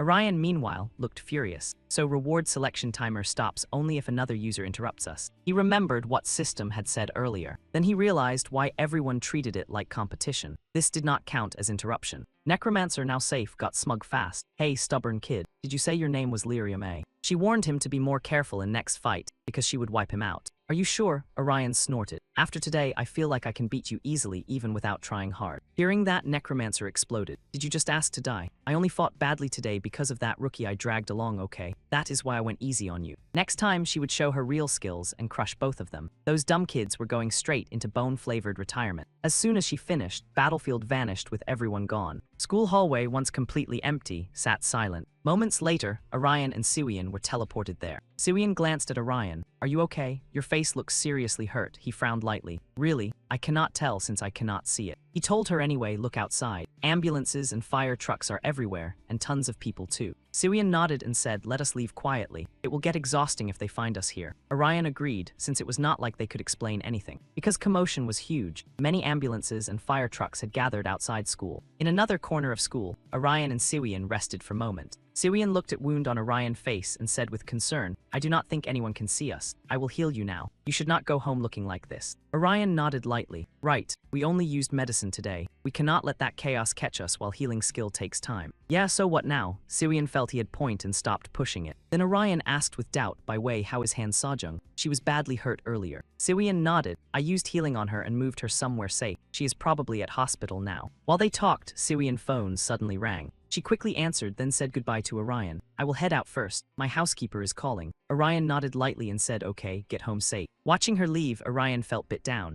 A call from home, huh? Of course they called. They must be worried after seeing news. Orion also wondered if anyone had called him. But when he pulled it from his pocket, his phone was burned black. Yeah, good luck receiving calls on charcoal. Weird thing is, it still has not shattered yet. Elsewhere inside high-rise building in city, George Guild crew was here. Black Mask stared at Baekhyun Hyung and said with clear annoyance, I had high hopes for newbie. Everybody said he was good. Turns out he was useless. He got wiped out by some revenge-fueled creep like cheap long-range trash. Necromancer gave small laugh. Easy there, rookie hater. He does not even have rank. At least his face still does some work. Black Mask snapped after hearing that. You are most useless one here, you worthless freak. We put you on rookie watch, you still got beat, and you call yourself rank 22. Necromancer ground his teeth and fired back. What did you just say, fat man? You are not ranked either. If you doubt my skills that much, want to throw hands. In instant, place filled with gunpowder tension. Right then, guy from outside walked in and cut them off. Everyone, chill out. Dust will be everywhere if you fight in here. If you want fight, go somewhere far away. If nobody sees it, who cares if they die? Black Mask spotted him and asked suspiciously, Ryu Xian, since when are you back? Not out scouting anymore. Ryu Xian gave slight nod. I am not going back there again. Chairman said Horizon is starting soon. So he will stay here for a while. He has a lot of games he never got to play. Hearing that, Black Mask let out helpless sigh. What pathetic excuse. Ryu Xian skipped comment, looked at Baekhyun Hyung and said in low voice, but first, I may have something else to handle. Baekhyun Hyung was still knocked out cold. Executioner and Avenger. Even if his rank is lower, Executioner level still sits higher in system. He guessed issue was Baekhyun Hyung's skill. Inexperienced, sure, but pretty damn good. Problem was Avenger. Strong enough to ignore rank system if they let him stay like this. He would be serious threat to Chairman's plan. He did not know what to do now. Baekhyun Hyung seemed ready to go hunt Avenger himself, so leaving him alive sounded useful, but that felt way too slow. So he was thinking about killing him. Horizon was close. Not bad idea to clear possible roadblocks early. Thinking that, he curled lip into sneer. Drag game out more and they get less fun. At Orion building, night was late, but few rooms still glowed. On building stairwell, someone waited there. Orion's sister kept checking phone, like she was waiting for something. Her face looked worried. After a moment, Orion appeared from distance. Seeing her, he shouted, sis. She jumped and ran to younger brother. You okay? Why are you home so late? Orion scratched head, embarrassed. I was chatting with some friends. But his sister still could not hide worry. Why did you not answer phone? Do you know how scared I was after seeing news? Orion flinched. News? What happened? Orion's sister hurried to explain. There were some explosions at your school. 9 dead, 12 injured. School collapsed and whole place turned into total mess. Orion stared at news on phone, face going pale. He really should not tell her he had been there. She would freak out. Then Orion's sister suddenly gasped. Wait. She spotted stain on his shirt and cried out in shock. What is that on your shirt? Is that red? And your shirt is torn. She asked worriedly what happened.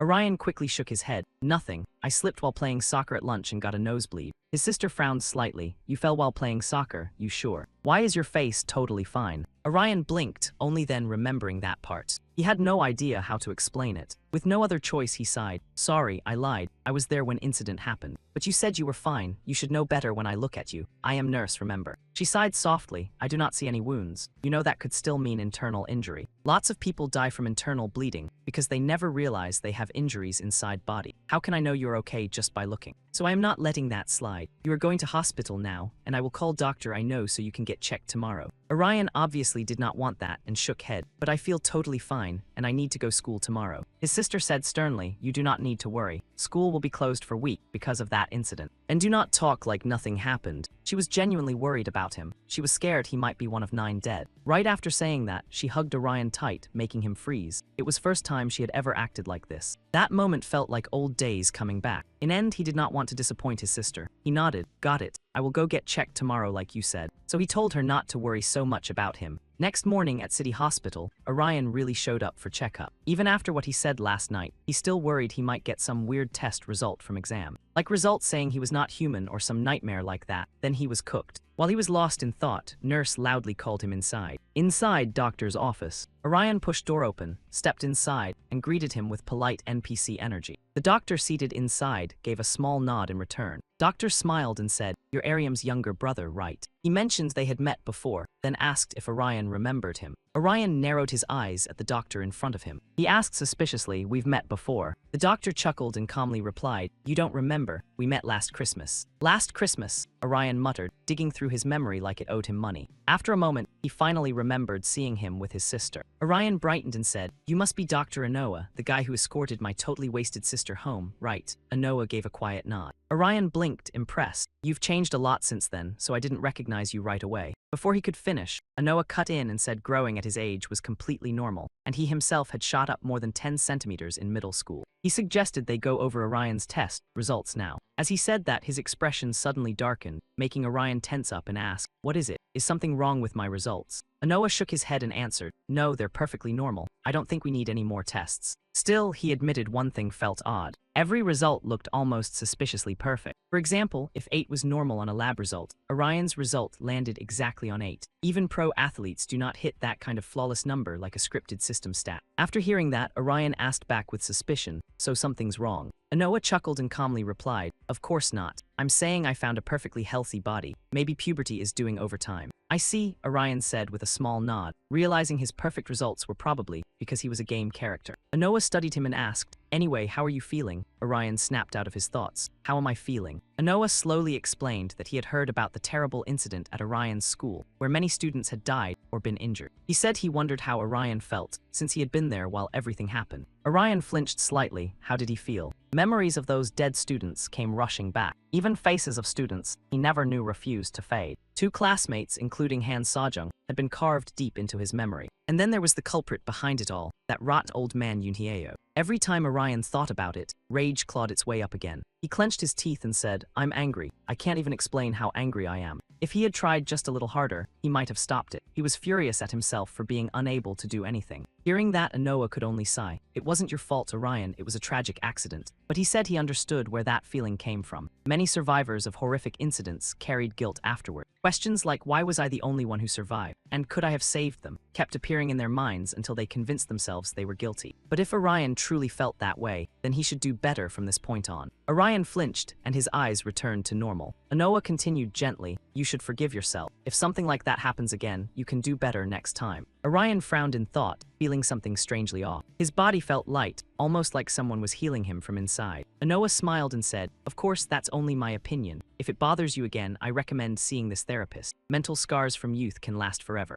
Orion gave a small nod. "Understood, I'll get going now." As soon as he finished speaking, he stood to leave, but after only a few steps, Anoa called after him. "Right, Orion, I wanted to ask you something." Orion stopped in his tracks. Anoa suddenly asked a strangely random question. "Do you still play games? Though I'm nowhere near as good as you." Orion looked surprised that he would ask something like that. When no answer came, Anoa continued, "When you have time, tell Ariam too, okay?" Orion could only mumble, "I will." Right after that, Orion left Anoa's office. Still, the guy felt awkward. He had not expected Anoa to suddenly bring up games. Had he really told everyone about that? Or were Anoa and Ariam close enough for her to share those stories? Orion quickly rejected that idea. No way. He was sure his sister was not dating anyone. Then again, the way they drank together during Christmas looked less like just friends and more like complicated relationship side quest unlocked. At that exact moment, his phone suddenly rang. Orion took out his phone and saw Siwian calling. At Orion's school campus, Orion had sprinted all the way there from the hospital. Since Siwian had asked to meet him, he looked at the person waiting there and asked suspiciously, "What's going on? Why did you call me out here so urgently?" Siwian heard his voice and turned to look at him. After a long pause, she answered quietly, "I told you Ryzen wants to meet us tonight." Orion nodded slightly. "I know, but why did you want to meet me here? Couldn't we go straight to the base?" "I guess we should," Siwian said in a low voice, but then she suddenly froze. She slipped off her cone hat, glanced at Orion, and asked him to turn around for a second. Orion looked confused by the request, but the guy still did as she asked. Right after that, she suddenly hugged him from behind, her voice trembling as thoughts of Han Sejong kept gnawing at her. Han Sejong had almost died to monsters, and that scene was running laps in her head like it paid rent. She had hesitated back then, stuck thinking only about herself in that moment, and it made her feel awful. She had believed she was different from her parents, but now she figured she was selfish and shameless like them, and that thought kept spiraling. Hearing that, Orion was left speechless, mostly because he had been wrestling with same kind of ugly thoughts. After long silence, he finally spoke in a serious tone, saying, "But Siwian, you hesitated because of me. Because you healed her, both of us have to take punishment. That's why you hesitated, right?" In that tiny window of time, Siwian had thought about herself, Orion, and Han Sejong, and in end, she still saved Han Sejong.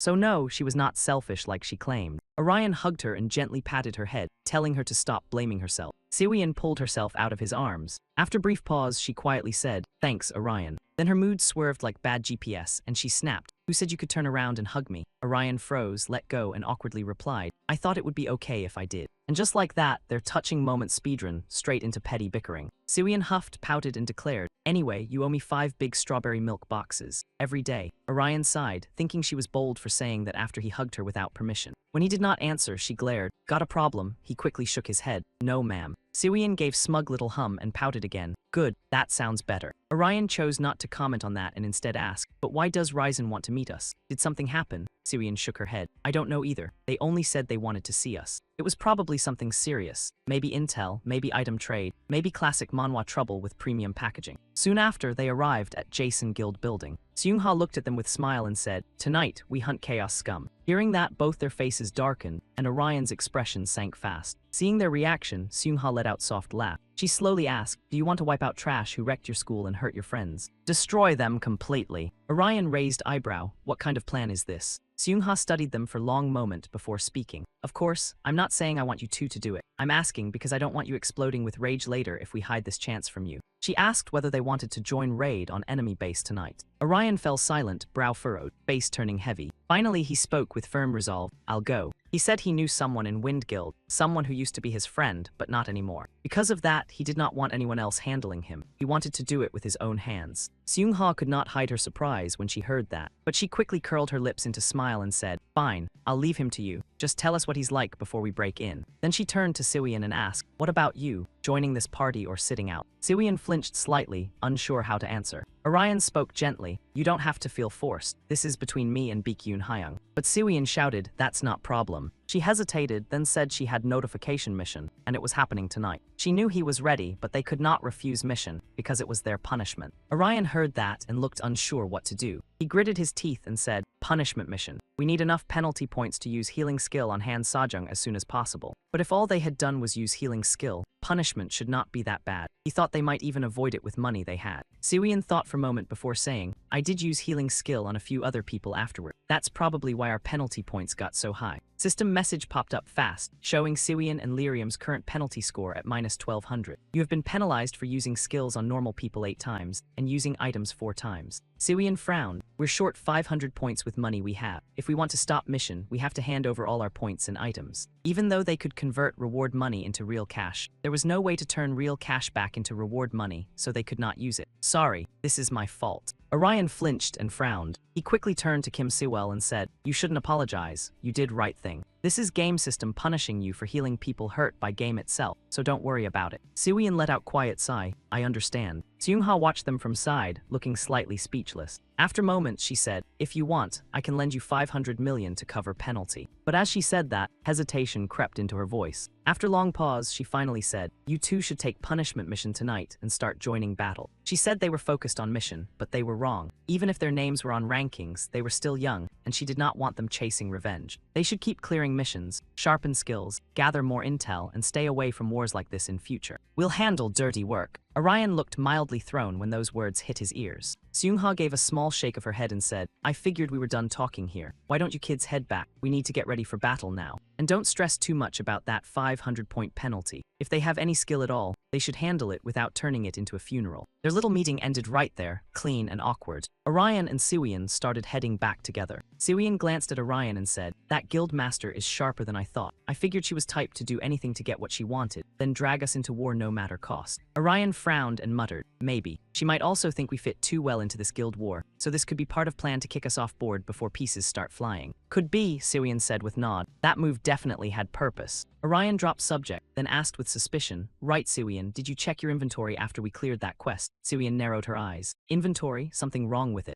Orion explained slowly, "This morning, I checked mine and found rewards from our last quest." Siwian blinked. "Really? I didn't check my inventory yesterday. Guess I should take peek before game decides to hide more snacks." Right after that, both of them opened opened their inventories. After a short while, Siwian finally spoke. Found it. Looks like some new item I've never seen before. What she found was called Argus's Disciple Summoning Bell. She looked over at Orion and asked, "Same for you?" Orion shook his head. "No, I got this instead." His reward was K to Afternoon Room. Siwian's eyes widened. "I've never seen these items in-game. Maybe they have some weird special effects." Orion thought for a moment, then said, "We probably won't know unless we use them. Description is about as helpful as wet paper shield." Siwian suggested, "Use your item first. Mine only has 2 uses." Orion nodded in agreement. As soon as she finished, he pulled K from his item inventory. He quickly used it, sticking it into magic circle floating in front of him. Right after that, blue light flashed twice. Ground shook along with it. Orion and Siwian both flinched, and by time they caught their breath, they were standing inside strange room. Mechanical voice rang out, "Welcome to private space, Afternoon Room. Here you can relax, train, and use this space as item storage. You may also share this space with companions. If needed, you can allow non-members to enter." Orion jolted when he heard that. "Wait, is this like those restroom functions from game?" Siwian gasped in shock. "Insane. We can even drink here without anyone judging us. Peak fantasy real estate." Orion grimaced. "What are you even talking about? Anyway, I think it'd be better if we meet here before our next quest. That should help us buy more useful gear instead of shopping like confused NPCs." But right after he said that, he noticed Siwian doing something to nearby pillar. He frowned, suspicious. "What are you doing?" He asked vaguely, "What's up? Something feel off to you?" Siwian finally snapped back and answered, embarrassed. "No, I was wondering where this place came from. Everything looks real, but view outside isn't alley we entered from." That meant they had been teleported here, but where exactly was this place hiding? Her words left Orion completely blank. After thinking for a long moment, he said, "Don't tell me this is afterlife." Siwian scolded him in frustration. "Don't say creepy stuff like that." Orion smiled before casually saying, "Don't overthink it. With what we know now, we couldn't solve this even with detective hat and 3 cups of coffee." Siwian decided he had point and nodded softly. "True, let's figure out my item." She called System and asked about Argus's Disciple Summoning Bell, wanting full explanation of what item could do.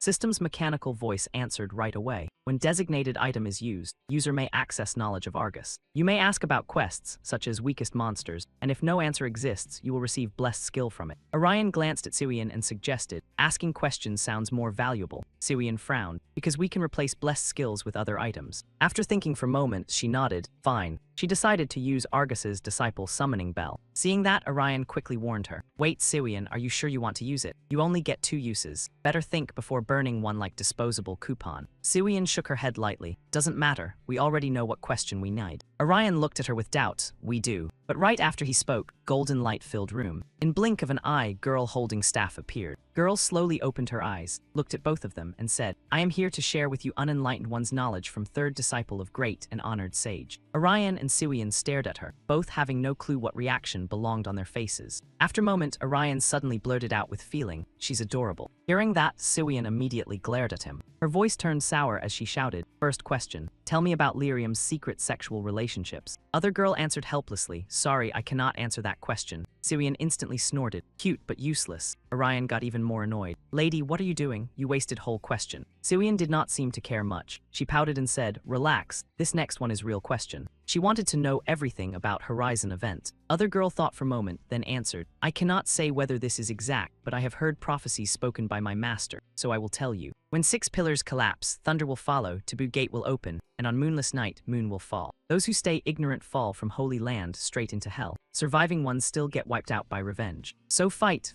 harder. Only way to fulfill wish left behind by people in holy land. Only way to end this whole party, too. Elsewhere inside tall building in city. Inside dark apartment with no lights on. One guy sat in gaming chair doing nothing. He was so bored he let out huge yawn and grumbled, "Nothing is happening. This sucks." Then at moment, he seemed to spot something. He frowned, suspicious, and muttered, "Did I just see something? Am I bugging?" Harry, not caring, sighed again and failed to notice someone quietly sneaking up on him. By time he noticed, he already got smacked in back of neck. Thud, his body slammed hard into floor. Intruder was member of Jason Guild. He quickly reported through comms, "Route clear. Should I open portal?" Seung-ha on other end answered fast, "Open it. We are on move." Taking orders, he used assassin skill. Secret path opened into hidden route. In blink, Seung-ha appeared inside building. She opened eyes and took in scene ahead. She pouted, "I thought you already cleaned this place out. Why are rebels still here?" Other guy answered fast, "Sorry, I will take them out right now." But Seung-ha shook head and said, "No need. I should clean up this trash myself since I spotted them first. That is only right." With that said, sword appeared in her hand. Golden light wrapped around her blade, Queen's path skill. In split second, her sword came down and sent crowd flying. Right after that, her eyes suddenly lit up. She glanced at Guy beside her and said, I think real boss is in here, let's go. Two of them ran inside right away. But the second they opened door, both froze. Inside, one man had been waiting there. He smiled at them. Wow, I prepped way more teacups. Thought more people would show up. Only two of you. Seung-ha narrowed eyes and said coldly, I think two is plenty for you. Besides, is not this way past tea time. With that said, sword in her hand flashed again. She ordered time for action, not tea. Late night party vibes would not fit here anyway. But Guy did not care much. He chuckled and said, Jason Guild leader Seung-ha, I have always wanted to meet you at least once. You are closest to victory right now. Seung-ha did not back down. I wanted to meet you too. Man I want dead is trash like you, right in middle of all this chaos. He let out a snort, the guy you want dead. So what is reason, revenge or something? Seung-ha gave small laugh. Kinda. I plan to avenge my guild while also deleting every threat standing between us and victory. Hearing that, man instantly went cold. Then how about this? Right now, he would give her matching reward plus 22 billion woncoin as compensation. If he did that, would she leave quietly and drop events? Seung-ha narrowed eyes at him and said nothing for a moment. After a bit, she smiled and said, not really. Why would I do that when victory is this close? She chased event prize for tons of reasons, but more than anything, she was just normal gamer. And normal gamer only fits when trying to win game by own skill. At end of day, why do people even play games? Right. That made man think for long time. He nodded, understanding. I get where you're coming from. People play games to win and have fun. I admit I was wrong. If that was case, then he would face her like she wanted. After saying that, he snapped fingers. Instantly, bunch of people appeared before him. Both of them, Seung-ha included, were shocked. After thinking for a long time, Seung-ha looked at person beside her and suggested, Seung-ha, I will handle this myself. While I am here, open gate and bring others over. They know it is not trap, so they will charge straight in. Seung-ha hesitated and said, but it takes about 45 seconds for me to open gate, and can you really hold out against that many people? Can you last that long? 45 seconds is enough, Seung-ha said confidently. I have lasted longer than expected in fights against other guilds. And if luck is on my side, I might even kill one of those two bastards. Seeing her so stubborn, he had no choice but to agree. Fine, do not push yourself too hard. Seung-ha gave small nod. Do not worry about me. 45 seconds is way too short for me to go overboard. Once she finished, golden light around her sword flared up again. She rushed into crowd like a maniac, blade swinging non-stop, muttering, this will only make me a little more interested. She quickly used Queen's shield skill. A shield made of flowers formed, stopping crowd from moving forward. Masked man seeing this could not help but click his tongue.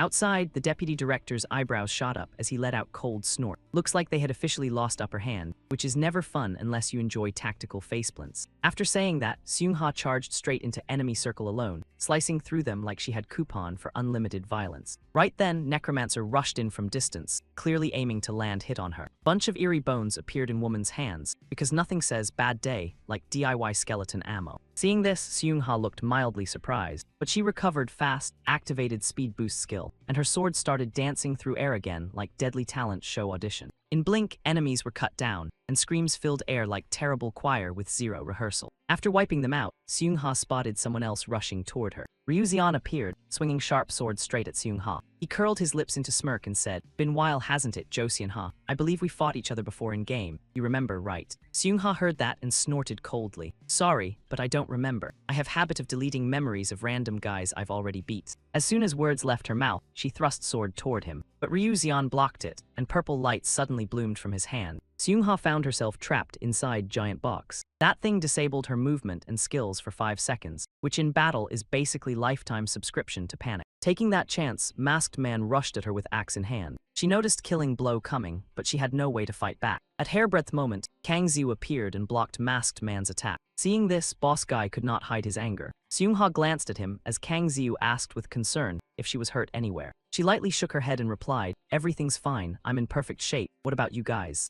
Kang Xiu calmly said, you checked before we left too, we're all in good condition. And it was not only him, members of Jason Guild had also arrived. Seeing everyone, Seung-ha could not help smiling faintly. Then I won't ask for anything fancy, do what you always do. They had fought these people before, so plan was simple, tear them apart without mercy. Very corporate, very efficient. Ryuzeon looked worried now and asked, Director, what should we do? Should we follow plan? He lightly shook his head. No need. From now on we watch. This is first time I've seen Jason Guild in flesh. He would observe from rear, so they had to handle it themselves. Ryuzeon nodded slightly and said, leave it to me. That was what he said, but confidence was not exactly doing backflips. Power between both guilds was basically even, meaning balance would only break once someone died. Until then, predicting outcome was nearly impossible. Meanwhile, at school campus, since it was late at night, campus was basically empty. But exceptions exist, because Orion and Siwian had been teleported there. Siwian whispered, "This is a college campus. Thank goodness we're not in middle of road again." Orion frowned and said, "There shouldn't be anyone on campus at this hour, right?" Siwian shook her head and explained, "They say some graduate students wander around campus because they can't go home." Hearing that, he flinched. "Then we need to be more careful." By way, I kept thinking about what I heard from Auguste's disciple on way home. What if Horizon event isn't about when it happens, but what conditions make it happen?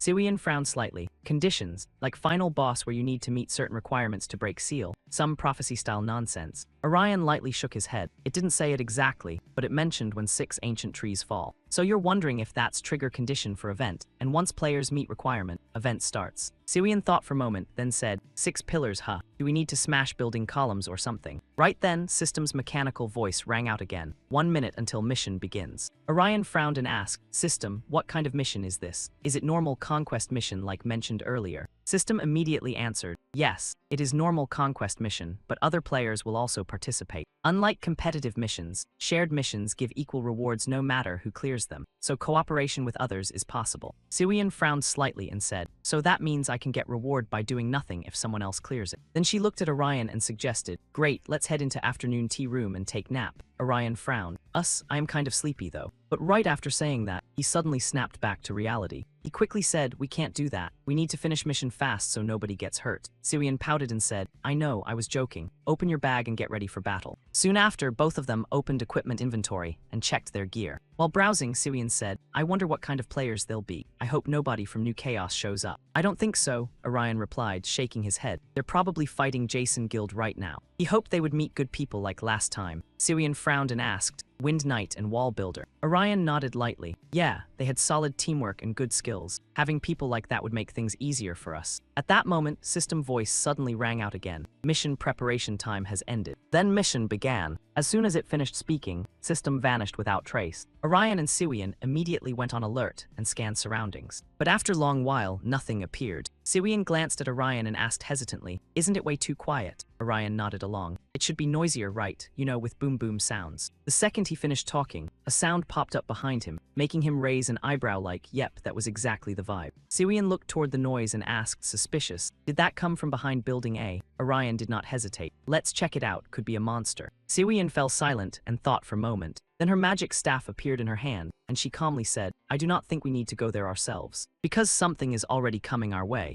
Orion heard that and instantly stiffened. Both stared ahead, eyes sharp with caution. A moment later, figure came running toward them at painfully slow speed. They instantly aimed weapons at it, but thing sprinting toward them turned out to be human. Worse, he was crying and screaming for help like his subscription to life was about to expire. Orion and Siwian saw that and were left briefly speechless. Young man rushed toward them with panic all over his face. Right then, he spotted Orion and Siwian on other side. He shouted fast, there are people over there, I found people. Please help me, he begged them. Orion and Siwian glanced at each other without saying word. But with perfect teamwork, they pointed weapons straight at Guy in front of them. He froze, eyes wide, face loaded with disbelief. He frowned and asked, why are you doing this to me? I am not even holding weapon. Orion said coldly, mission already started, and you have no weapon, so that makes you suspicious. You could be BK user acting innocent before stabbing us in back. Siwian warned him too, show us your weapon. We will talk after confirming what class you belong to. The guy nodded in hurry, fine, I will show you. A sword appeared in his hand. He quickly explained, see, this is Kyria's guiding sword. It is adventurer class weapon. Siwian asked, suspicious, how can Merchant Guild player join ranked battle?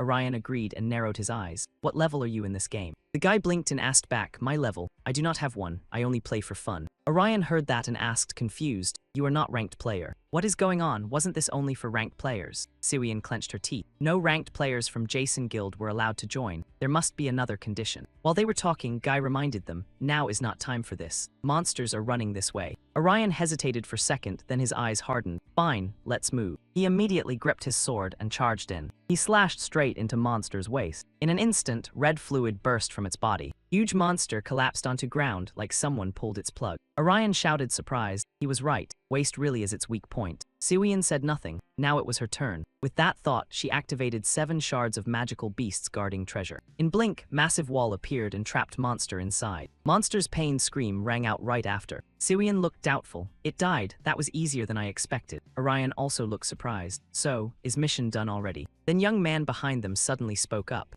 Not yet, there is one more monster. That monster is probably gatekeeper of Northern Castle. Usually there are 2 gatekeepers, so I think another one is still around. Orion frowned at him and asked, suspicious, how do you know that? I have never seen monsters like this in game. He slowly explained, it has never appeared in game itself, but if you give certain item to NPC, you can hear story about locked castle in North. It is story about Count who locked castle gate after his heart was broken by rebellion of his nephews. If you find Northern Castle key item, you can hear that story. Story mentions gatekeepers protecting locked castle. According to tale, they were wounded fighting Count's nephews, but still chose to stay and guard castle with Count. Siwian asked, suspicious, but how could you know that monster from earlier came from that story? It is not like you saw those monsters in game. The young man continued, you can find story of monsters and Count in Northern Blackstone Dungeon. It has murals describing whole tale. Siwian muttered, impressed, I did not even know that story existed in this game. Orion raised an eyebrow. Do you know every story in this online world? The young man shook his head and answered carefully, not everything, but if we count story I just told, I know about 98%. Orion and Siwian instantly froze. This guy knew that much. He kept explaining, since Ergosphere Online is action-based RPG, players usually ignore many other parts of game. But if you dig deep, there are tons of tiny hidden details. There are countless little stories tied to items, NPCs, and random passersby. If you study them closely, it feels like living in a whole new world. Orion and Siwian listened to his rambling until murder started sounding like valid menu option. This guy could talk. After a moment, Siwian ran out of patience and cut him off. If you love this game that much, why did you run when you saw monsters? Adventurer class is weak in combat, sure, but you can still fight. Because I am scared, Guy said, awkwardly scratching his head. He could barely defeat anything. Fighting monsters meant gambling with his life, and for him, that was horror movie with no skip but. So he rejected every quest he could and tried surviving with normal life. At that point, he suddenly paused, making Orion and Siwian expect something dramatic. But his next line sent them straight into despair. I accidentally used discount skill while buying second-hand items online, and I got punished for it. He protested indignantly, I have not done it since. So can you protect me during this mission? I watched you play before. You both seem very good at this game. Siwian stared at him like he had downloaded common sense on dial-up, then leaned close to Orion and whispered, what do we do now? He doesn't look like a PK player. Should we help him? Orion hesitated for good long second. Finally he spoke, fine, we'll help you survive this mission. But in exchange, he had to tell them about Horizon Event. Horizon Event, young man frowned, thinking it over before answering. Are you talking about holy ground and cult rituals? Orion and Siwian were caught off guard again after hearing that. He slowly said, I'd be happy to tell you about it. Some bias is mixed into story, and some parts are my own guesses, but I'll tell you everything I know. Orion and Siwian exchanged looks, then nodded at same time. Orion held out his hand and said, good, then here's to smooth teamwork. But he wanted Guy to help them with everything he had. He gave small nod, of course, I'll do everything I can to help you. Right after that, inside school grounds, 3-person alliance officially formed. After a while, Siwian looked at Orion and said, if negotiation is done, let's go accept mission. We've burned way too much time already. Other guy hesitated slightly and said, I'll try using my skill. It's insanely useful during adventures, you know. Skill he mentioned was Guiding Light. It could show location of mission targets, monsters, or valuable items. In blink, light burst from his sword. Orion followed glow with his eyes and muttered, light is pointing behind building. Siwian quickly suggested, let's move. Might be monsters there. Moments later, behind building, trio quickly followed direction of light and arrived there. But moment Orion and Siwian saw what was ahead, surprise shot across their faces. Because there wasn't one monster, there were 2. Buy one get trauma free. Siwian glanced back at Guy, scaring him stiff. Sorry, story never said how many monsters there were, so I didn't know this part. Anyway, what were they supposed to do now? One was already hard to chew, and now dinner came with seconds. He suggested, it'd be better if we handle them one at a time. No, Orion rejected it immediately. Now that we know their weak point, we don't need that. Other guy looked at him in confusion, clearly missing memo. Orion didn't explain. He looked at Siwian and said, I'll handle both myself. You stay behind and support me. Siwian nodded lightly, got it. I'll find good spot to cast magic. Hearing that, young man instantly panicked and shouted, no way. You're fighting both alone. Orion nodded coldly. I lost time earlier because I wasn't used to their attack pattern. Now I am. 2 of them isn't big problem. Besides, they're nothing compared to Buddha-shaped monster. As soon as words dropped, he charged forward. His sword danced non-stop through air. After all, this thing was worth only 500 points. Young man watched every move from behind. His eyes widened in disbelief. How is that possible? He's brave enough to fight 2 monsters and can adapt to new situations this fast. He had met plenty of people, but only this guy had skill that sharp. If that was all, it would already be enough. In middle of battle, Orion kept clashing with monsters. Every slash he brought down landed right on their weak spots. Each hit made them howl in pain. Another monster rushed in from behind to attack him. He jumped into air and dodged cleanly. At same time, Siwian began casting magic from rear. She activated skill Labyrinth Swamp Trap. In blink, monster sank into swamp. It quickly leapt upward to escape, but Orion had been waiting. Moment it jumped, he carved slash across its back. Right after that, he activated skill, blooming flower twice a day. Sword light started dancing through air again. Like that, monster got sliced down for good. No sooner had one fallen than remaining monsters started rushing in. Orion sensed killing intent closing in. But before he did anything, monster was struck by blast of energy. It died on spot, no dramatic speech, no refund. From outside, Siwian saw scene and couldn't hold back. It really fell for trap that obvious. Young man beside her quietly marveled, what flawless teamwork. This party might really be able to stop that plan. After hesitating briefly, he said, I have question. He asked, how can you two do this while risking your lives? Don't you have any personal goal to live for? Siwian looked him over for a moment before speaking. She answered calmly, because people get hurt. People can get hurt if monsters keep roaming around freely like this. So those with special abilities like them need to go out and hunt them down. Hearing that, the young man's face went a little awkward, like someone had caught him reading spoilers in public. After a moment, he gave a small laugh and said, I get it now. You two are even better than I thought. Siwian narrowed her eyes at him. Maybe she should not have mentioned the reward to this guy. Right then, the system's mechanical voice suddenly rang out. You have completed the mission by eliminating every gatekeeper of the locked northern castle. Please choose your reward. Siwian nodded and muttered, we are fine, but you can take them from this set as punishment anyway. Pick something else, then send us home. The system answered right away. Understood. Both of you will be teleported in 60 seconds. She stopped caring about that issue and glanced at the young man beside her. We protected you like promised, so now you need to tell us about the Horizon event, got it? Of course, he gave a sincere little nod. I will organize everything into one clear entry and send it to you. But Orion cut in, can you say it straight? He wanted to ask questions that popped up while hearing story, so figured it easier if Guy spoke direct. Saying that, he looked at Guy, face full of resolve. Guy flinched, eyes lit up with delight. That face of his was dangerously charming. After thinking, he spoke. Yeah, I can talk too. Anyway, I am unemployed, so I got plenty of time. Orion liked that. He shot out offer fast. Nice, then meet tomorrow. Siwian asked with doubt. Wait, what was your name? I swear you said something like June or whatever. Young man grinned and answered, I am Beiju Jian. He even introduced himself as 25 and said he was game developer. Big ambition. Orion and the other guy were kind of speechless. Nobody asked that. Right after that, they said bye and agreed to meet again tomorrow. A while later, at housing complex. Inside room still glowing with light. Jusian had teleported home from college campus. He thought about Orion and other guy, then muttered, they are definitely skilled, but I do not know if it is okay for me to take help from those two. But now he really did not have much time left. Saying that, he stared at wall ahead, where one photo was half burned. Clearest face there was probably smiling woman. Jusian let out sigh. If I do not decide, everything is over. He had to entrust this seal code to someone. Elsewhere, after battle, building where two guilds were fighting had turned into war zone. But fight was still not over. Both sides were brawling hard. Jai-In was using Crazy Tide, expanding attack range. Right away, blue energy burst out fast. It paralyzed masked Guy, leaving him unable to move. But at that moment, someone attacked from behind Jai-In. She activated Wind Wolf Array and struck Jai-In. In split second, Phantom Wind Wolf appeared, howling in air. 3 hits in row forced Jai-In back. She thought she had won, then suddenly spotted someone charging in. Kang Xiu, he slammed her with brutal punch, sending her flying far away. But before Akizu could even breathe, Skull appeared behind him. He jolted and snapped head around, then saw Skull Blast get hit by something. Only then did he finally exhale. Person who saved day was Jamie. Right after that, she still did not stop shooting. She kept firing forward. In that instant, a fire phoenix was unleashed and charged toward Charles Guild members. Boom, huge explosion ripped through area. Gu Yiyang walked up beside Jai-In and asked, you okay? Jai-In nodded and said, I just got shoved back hard by that skill. But as soon as she finished talking, she felt own power starting to recover. Jun Sung had used his skill to heal her. He said softly, do not worry, I got you. I will heal everyone one by one. Oh yes, thanks. Jai-In looked at him with gratitude. Just then, Seung-ha also pulled back from inside battle ring. She said calmly, looks like they are almost out of potions. We should end this, right? Jun Sung hesitated beside her and asked, what do you want to do now? We go patch up each target on front line. Seung-ha shook head slightly and replied, no, handling them one by one is hard. They are all crammed into one tight spot. It would waste time and burn energy for skill for no reason. Saying that, she looked toward Guy on other side and said coldly, then target that one. That guy who had just been standing around doing nothing for a while. Episode. She was pointing at boss of this chaos bunch.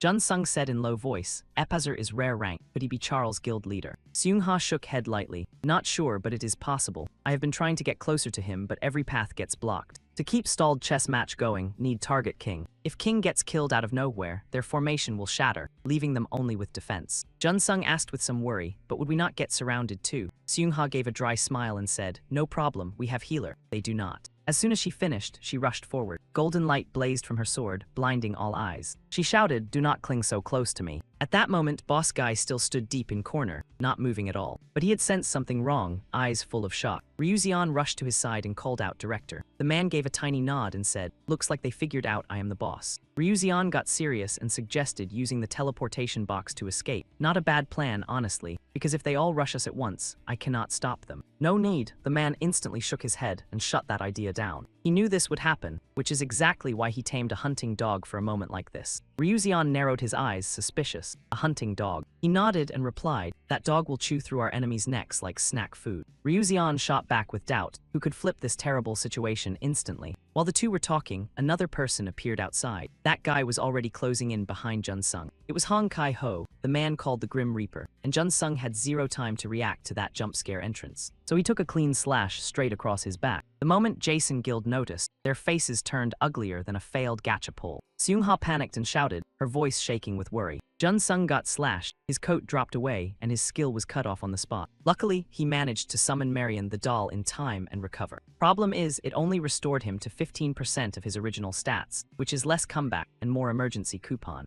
Seeing that, Hong Kai-ho instantly sneered and mocked. Mariana is completely useless. Right after that, he activated his skill and unleashed a storm of sword strikes. At the last second, Jun-sung activated Constellation Blessing, a skill that grants both physical resistance and magic resistance. He bit his lip hard. He had to hold on longer because if the guild's healer went down here, everyone else's attack plan would collapse like cheap furniture. So even if he died here, he had to buy as much time as possible. Meanwhile, Seung-ha was seriously worried. She looked toward Kang-xiu and Vemi. She quickly ordered, "Do not stand there watching. Go help Jun-sung. The rest of us will handle the assault." Understood. Kang-xiu nodded and accepted the order, but Vemi hesitated and said, "We do not have many people. Is this safe? We could get surrounded in seconds." Seung-ha shook her head and replied, "Do not worry about us. I am the front line, and I will figure out how to cover our lack of members somehow." As soon as she finished, she slashed at the enemy in front of her. Watching this, the director could not help chuckling. That little girl is stubborn. She has more guts than I expected. Then he looked toward Ryuzian and said, "Since they split into two groups, you know what to do next, right, Ryuzian?" "Yes, I know very well. Leave it to me." Ryuzian answered immediately. He ran toward the guild members and shouted, "Everyone, focus your attacks on Seung-ha right now. Once we kill their leader, the rest are nothing but baby limbs. Charge in and kill her." But before he could even finish, Gu Yang rushed in like an angry potato cannon and snapped, "What did you say, tiny fry?" The huge blade in his hand came crashing down, forcing Ryuzian to jump back in surprise. He barked, "And what about you? Some roach living in a public restroom." Ryuzian narrowed his eyes at him and thought, a rare-grade destroyer type. Then he clicked his tongue and muttered, "Annoying." The director watched everything from outside and curled his lips into a cold smile. Guess those brats are still small fries, but they are not easy to beat even outside formation. So why not test something himself? The moment that thought landed, he raised his hand, and pale golden light glowed from his palm. In an instant, Seung-ha's entire group froze, then dropped to their knees without knowing why. Seung-ha was shocked. What kind of skill is this? She could not move her body at all. On this side, Jian also looked confused. Is this a debuff skill? Wu Yihang gritted his teeth in rage. What is wrong with this damn technique? His body was kneeling on the ground, completely unable to move. Ryuzian seized the chance and slashed toward him with full force. He laughed in contempt and said, "If I am a roach, then you are just rotten food I would still eat." Right after that, he looked toward everyone and shouted, "Now is the time. Use everything you have to eliminate Seung-ha." As soon as he finished speaking, Charles Guild launched a coordinated attack at her. In a blink, a massive explosion erupted in front of them, and waves of energy blasted everywhere. Jian shouted in panic, "Sister Seung-ha." But inside that raging energy wave, Charles Guild did not look happy at all. In fact, they were so horrified they forgot how mouths work. Because Seung-ha had blocked their attack, she glanced at the person kneeling beside her and said, "Jun-sung, perfect timing." Jun-sung calmly replied, "Anytime. Please do not let my effort go to waste." "Yeah, of course," Seung-ha nodded with pure confidence. As soon as she finished speaking, she stood up fast, wrapped in a massive surge of energy. This was Queen's Salvation from God, a skill that reduces assassin damage while boosting speed and attack power. Seung-ha spoke coldly, "You idiots should have killed me earlier. Now this game ends right here." Right after that, countless sword lights began dancing through the air. Charles Guild got sliced so badly they could not fight back, and screams rang out non-stop. Now Seung-ha did not need to face them one by one. She only had to take down one target before this skill's effect ended. Her target was the mastermind behind whole mess. Problem, Ryusei blocked her before she could reach him. He smirked and said, I know what you are trying to do. I am not letting you through. I will stop you myself. Then he triggered skill, and mirror shield popped up for defense. Seungha frowned and raised sword to block. His move could not hold defense for long, and she snatched back initiative. She sliced straight through mirror wall and swung at him. Ah, mock all you want. That is exactly what you are after. Ryu Xian did not see that coming. She cut him hard enough to make his jaw clench. Seungha did not care at all. She charged straight toward Director. She shouted, die. Director was so scared he was shaking like leaf. He was about to activate skill. Too bad, before he could do anything, Seungha chopped off his head. Seungha lit up and yelled, I did it. Ryu Xian was still sitting in rubble. He ground his teeth in pure rage. Then Seungha saw head and froze in shock. Because that thing was only puppet, not real person. This was skill that made wax doll puppet with soul. Meanwhile, on rooftop of nearby building. In dark night, woman voice suddenly broke silence. She gasped, oh no, it died. Wooden puppet in her hand had been severed. She looked at person beside her and said, Director, your 13th puppet just got killed. And yeah, I think it was real bad news since only 40% of your power was hidden inside that puppet. So these two were creators behind puppet. Director did not seem very bothered. He answered coldly, I saw it. My senses are linked to that puppet. He had used his skill to control puppet. Woman frowned and asked, so what now, sir? Too bad, we are on back foot. He said calmly, tell them to retreat. Our goal was data. Today was only warm-up. We just tossed out bait and let other side take bite. Sure, losing few members sucked, but it was worth it. They saw full power of Jason's group. Next time, he would cut them open himself. Next morning, in city apartment complex. Sunlight was already pouring into houses. Orion was cooking lunch at this point. Ariam walked out of room and blurted, Orion, what are you doing? Did you cook meal already? I told you we can eat late today. I do not even need to work. Orion glanced at her and carefully explained, I have plans with friends today, so I made dinner too. Ariam blinked, then asked, wait, then why not let me cook? Orion gave small laugh. Tonight is my turn, so I have to cook. Ariam went quiet after seeing her little brother like that, then asked, need help with anything?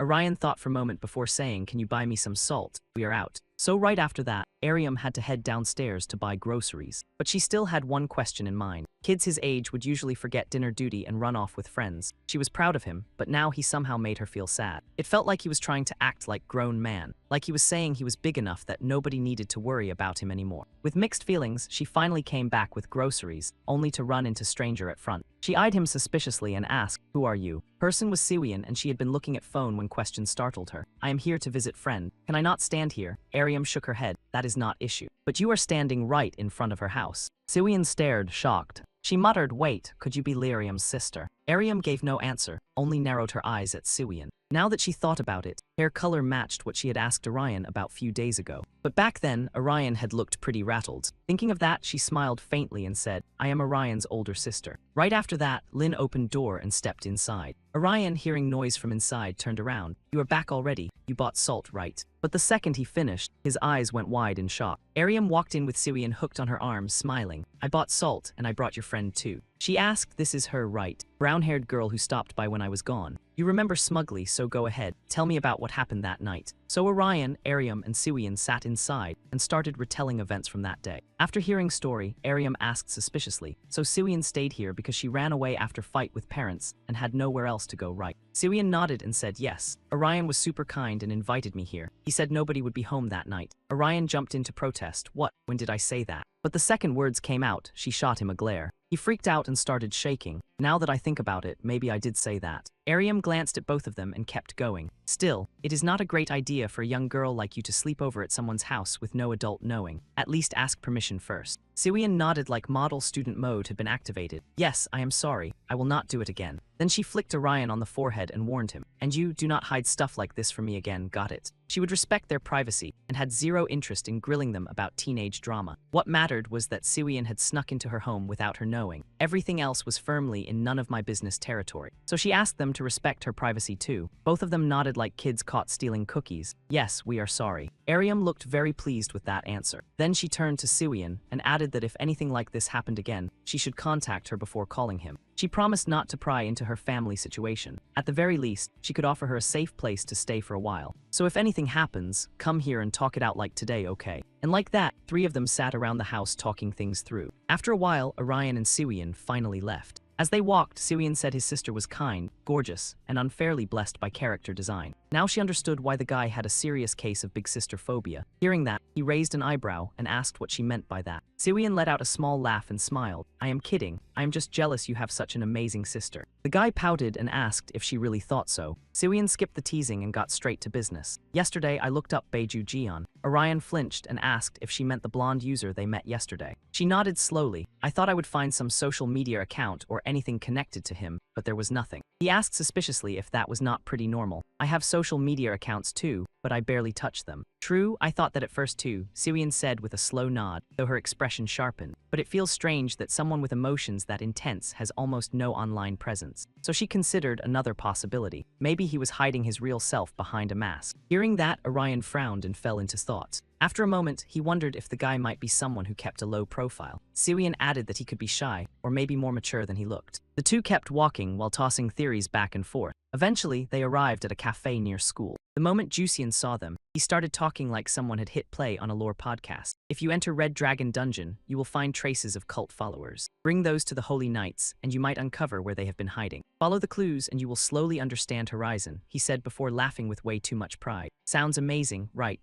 Orion and Siwon looked exhausted. Maybe this guy was not hiding anything behind a mask after all. Setting that aside, Orion asked what Horizon actually was. I get that it is connected to the cult, but before he could finish, Jusian cut in. To understand it, you first need to know the universe inside Ergosphere Online. Then he pulled something out. He showed them an image and slowly explained that there were 3 worlds in Ergosphere Online. The world where players lived was the middle one, called Ergosphere. The world connecting Ergosphere to Zion was the realm of the divine, which NPCs treated as the embodiment of God. Orion studied it for a moment and said the black hole worshipped by the cult had to be a gate leading to the 3rd world. Jusian nodded. They believe Ergosphere is doomed because of the god from Zion, so their goal is the Black Abyss, a connection to another world where they hope to find a new god. Orion asked again, suspicious now, then what about the world below Ergosphere? Is the question mark in the image supposed to be the divine world where we live? I think so, Jusian answered with a hesitant frown. At first, I assumed it was set up for another major update, but based on everything that has happened so far, this is the conclusion I reached. Siwon finally spoke up. Then is the Horizon event, the appearance of a gate connecting reality to the Ergosphere world behind it. Gate, huh? Orion muttered, raising an eyebrow at that word. After a long pause, he asked if monsters from Ergosphere would pour into reality through that gate. Jusian explained slowly that if Horizon truly referred to an irreversible change to the world, then yes, that might be what happens. Siwon looked at Orion with concern. Is that not way too dangerous? It sounds like the whole world is about to get flipped like a cheap pancake. His face turned serious too. For now, all of this is speculation based on the story so far. There is no guarantee it will actually happen.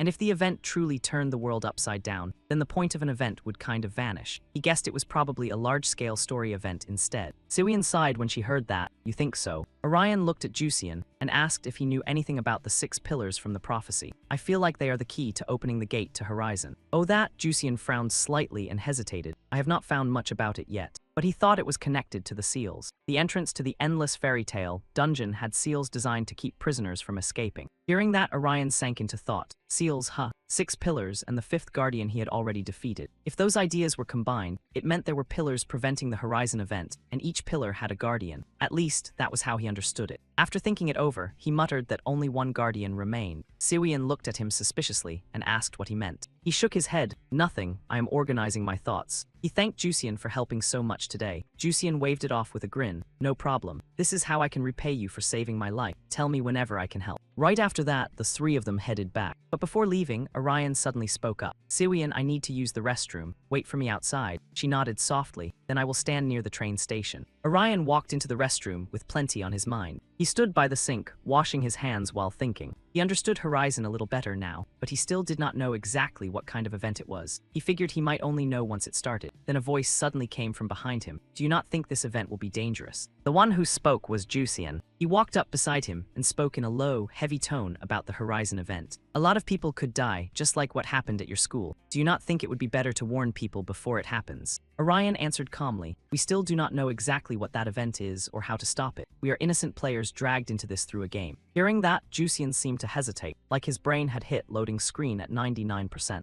After a moment, he finally said there was one way. He even knew how to pull it off, but it was not something player at his level could handle. Only high-level players had any shot at doing it, so he had been searching for people like that. He had only seen a glimpse of Orion's ability yesterday, but based on everything so far, the guy was exactly kind of player he needed. With that, he looked at Orion and added, "Let me know if you're interested. I'll be waiting for your answer." Orion narrowed his eyes at Jusian's back as he walked away, too stunned to even drop a proper comeback. And with that emotional grenade rolling around in his head, the guy headed home. His face looked rough, like someone had nerfed his mood hard. What was that just now? He looked like a totally different person. Was he hiding his true personality like Siwian said? Or was there another shady little DLC packed in there? Siwian was on phone at that moment. "Got it. We found a few things too. I'll message you later." After she hung up, Orion asked suspiciously, "Who was that?" "Someone from Vessen." Siwian gave small nod. "Yeah, guild leader. Apparently, they destroyed Charles' organization's stronghold gate last night and cleaned up several guys inside." Hearing that, Orion blurted out in shock. "Seriously? Then where is their leader?"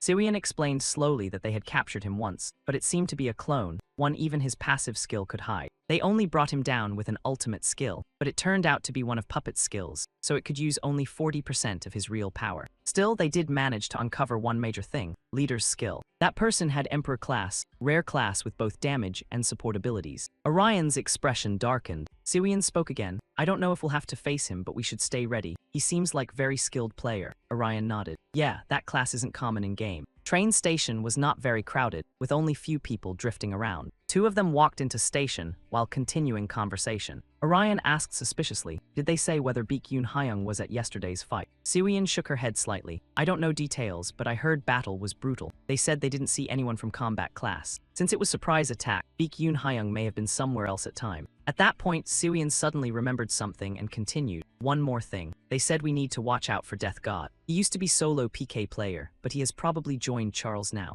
Orion frowned after hearing that. Are they talking about Death God we met by river last time? But would they really run into him again? From now on, they would mostly focus on group missions, while he usually moved solo. Then out of nowhere, Orion froze in shock. Siwian saw his reaction and asked in confusion, "What is it?" She added, "Did you spot some hot girl or what?" But when she followed his gaze, her expression instantly turned ugly. Because mixed into crowd ahead, they saw a familiar figure. It was Death God Hong Kai-ho himself. He was staring straight at them. Orion and Siwian immediately backed away in pure horror. Neither side moved, as if everyone was waiting for invisible countdown timer. Orion whispered, "Does he recognize us?" Siwian shook her head slightly. "I don't know, but even if he does, starting fight in crowded place like this would be difficult. People were everywhere, so they assumed he would not attack." But then his eyes suddenly lit up. Next second, light appeared in his hand. He activated skill, Fog that swallows light. In blink of eye, train stations sank into thick fog. Civilians panicked instantly, and some even thought smoke was from sudden fire. Orion and Siwian went fully alert. Siwian gritted her teeth. "Did he throw smoke bomb?" Orion sounded stunned. "I can't believe he used that here. Is he seriously planning to fight us?" While they were talking, Hong Kai-ho charged in from other side. Boom! Explosion erupted, making people nearby scream in terror. Orion managed to draw his sword in time and block Hong Kai-ho's attack. He did not dare relax and activated Spirit Avenger skill, launching counterattack. Sword in his hand began slicing through air with sharp, dancing strikes. Hong Kai-ho looked startled and quickly jumped back. Spot where he had stood now had huge crater. But when Orion looked closely again, Hong Kai-ho's figure had vanished. He frowned, wondering if it was invisibility skill. Siwian immediately suggested, "We need to get out of here now." Orion looked at her in surprise. She explained slowly, "Death God is targeting us. If we leave, ordinary people won't get dragged into this mess. So let's run somewhere with no people." Only then did Orion understand. But before they could run, Hong Kai-ho's cold voice rang out behind them. "Where do you think you're going?" Orion flinched and quickly twisted aside to dodge. Hong Kai-ho sneered, "How long are you planning to run, coward? We should settle everything right here until one of us dies, don't you think?" Orion narrowed his eyes at him. This guy was complete lunatic. He gritted his teeth and said, "Fine," he would agree too. But this was not exactly perfect venue, and before words even cooled off, he swung down in one clean slash. Dirt and stone exploded everywhere in blink, making Kai-ho flinch. Did this guy just smash ground with skill? Yep, timer officially gone. Orion used that rocky smoke screen and shouted, "Now move, hurry." Two of them spun around and ran like rent was due. Seeing that, Kai-ho got so mad, he nearly ground his teeth into powder. A little later, at Factory District, place looked abandoned, as if even ghosts checked reviews and skipped it. Orion and Siwian reached area, then stopped to gasp for air. Siwian glanced at him and asked, "Should we hide in crowded building? Death Guy would never come after us there." No, he shook his head. If he is bold enough to use skills in public, he does not care about situation. Guy is chaos with legs. So you think dragging him somewhere empty is better? Siwian stared in shock. He answered firmly, "We do not need to fight to death if things go bad. Use item I gave you." Siwian nodded quietly and said, "Got it." Right then, tiny sound came from other side, and he instantly snapped alert. Then Hong Kai-ho stepped out from that direction. He scanned area, clearly hunting for both of them. He narrowed his eyes and said coldly, he is using tracking skill. Siwian asked nervously, what now? Should I use item? He gave small shake of head. Not yet, wait for right timing. He would test Guy first. Hearing that, Siwian panicked and said, why? You literally said we did not need to risk our lives fighting. He calmly explained, I meant if he brought Charles' faction with him. If they came in numbers, we would be in bad spot. But right now he is alone, and I prepared one-on-one strategy, so I'm taking swing at this. Right after that, he stepped out, catching Hong Kai-ho a little off guard. This time, though, he came alone. Hong Kai-ho snorted coldly and said, I wondered how long you rats would keep running, but you showed up faster than expected. No more places to hide. No, he shrugged with icy calm. I just do not have reason to run anymore. Kai-ho smiled, completely unbothered. Works for me. Then let us end this here, you walking scrap pile. Moment words left his mouth. He charged in with scythe ready to harvest problems. He did not dare blink and quickly raised sword to block. Hong Kai-ho activated Death Scythe skill. He refused to back down and triggered his own skill. In an instant, two fierce bursts of light slammed together. Hong Kai-ho took several cuts from his sword light. On this side, he also got punished, with nasty slash carved across right shoulder. But he had zero interest in letting enemy breathe, so he launched another skill. Sword wrapped in death energy tore forward fast. Kai-ho pulled back and dodged, but his face still got sliced. Cosmetic damage, villain edition. He bit his lip hard, then rushed in again. He activated Winter Hunt of Death God, skill that reduces player movement speed by 30% and adds ice damage to every hit. In flash, waves of freezing energy crashed toward him. He narrowed his eyes at enemy, charging straight in. Then, out of nowhere, he closed his eyes. When he opened them again, his eyes had turned blood red. He activated skill, and sword light wrapped in death energy appeared again. Both moved insanely fast, with shockwaves from their skills blasting outward non-stop. Good thing Siwian had set up protective magic, or she would have become background decoration. Kai-ho kept getting pushed back, and his rage meter hit maximum. He roared, you damn bastard. Right after that, white silk-like strips appeared around weapon in his hand. This was ultimate move, Shadow of Death God. It stores damage dealt, steals 44% of opponent health, inflicts confusion, and slowly drains user health. He watched that skill with clear caution. Siwian shouted anxiously, that move has damage stacking effect. It has already stacked plenty, so this is seriously dangerous. Damage stacking does not hit too hard at first, but damage climbs over time. Once stack reaches set threshold, it triggers brutal critical strike that lands huge damage instantly. On top of that, critical hit also inflicts confusion. In that state, opponent cannot use items or skills, including buffs and debuffs from passive skills. Hong Kai-ho sneered again, saying, you still have time to zone out in middle of this, waiting for someone to save you like last time. Of course not, he scoffed. I can handle you myself. He said he only needed little time to run calculations. As soon as he said that, he charged forward like moth sprinting toward premium-grade bug zapper. Seeing that, Hong Kai-ho snorted coldly and said, what nonsense are you spewing now? While he talked, Orion twisted aside and dodged his attack. His eyes stayed locked ahead, calm and sharp, calculating every move. His body slipped through air like smoke and cleanly dodged Hong Kai-ho's strike. Seeing that, Hong Kai-ho got annoyed. What, is this guy just weaving around pillars to dodge hits? Don't tell me he's using this factory's messy layout to neutralize my ultimate skill. Thinking that, Hong Kai-ho snapped. So that's all you can think of after figuring out a little bit. Right after, he charged forward, trying to cut off Orion's escape route. But when he rushed in, the guy showed no panic at all. He had been waiting for this. Then he activated Hellfire, boosting his attack by 4 times. Hong Kai-ho was startled. You're not running, you're going to face me head-on. But very fast he realized that was not it. That skill, this terrain. Orion had lured him here to burn him down with one final fire attack. He instantly roared, you little low-grade trash. He smashed his staff hard into Orion's shoulder. But the guy did not care. His eyes still burned with pure resolve. Then, without hesitation, he lunged forward. The dark factory exploded with a massive blast. The force pushed Siwian back several steps. She looked ahead in panic and shouted, Orion. But when she saw scene in front of her, her eyes went wide. Orion had already slipped past that guy. He coughed up huge mouthful of blood. He never expected Orion would time passive skill so perfectly, right before stacked damage detonated.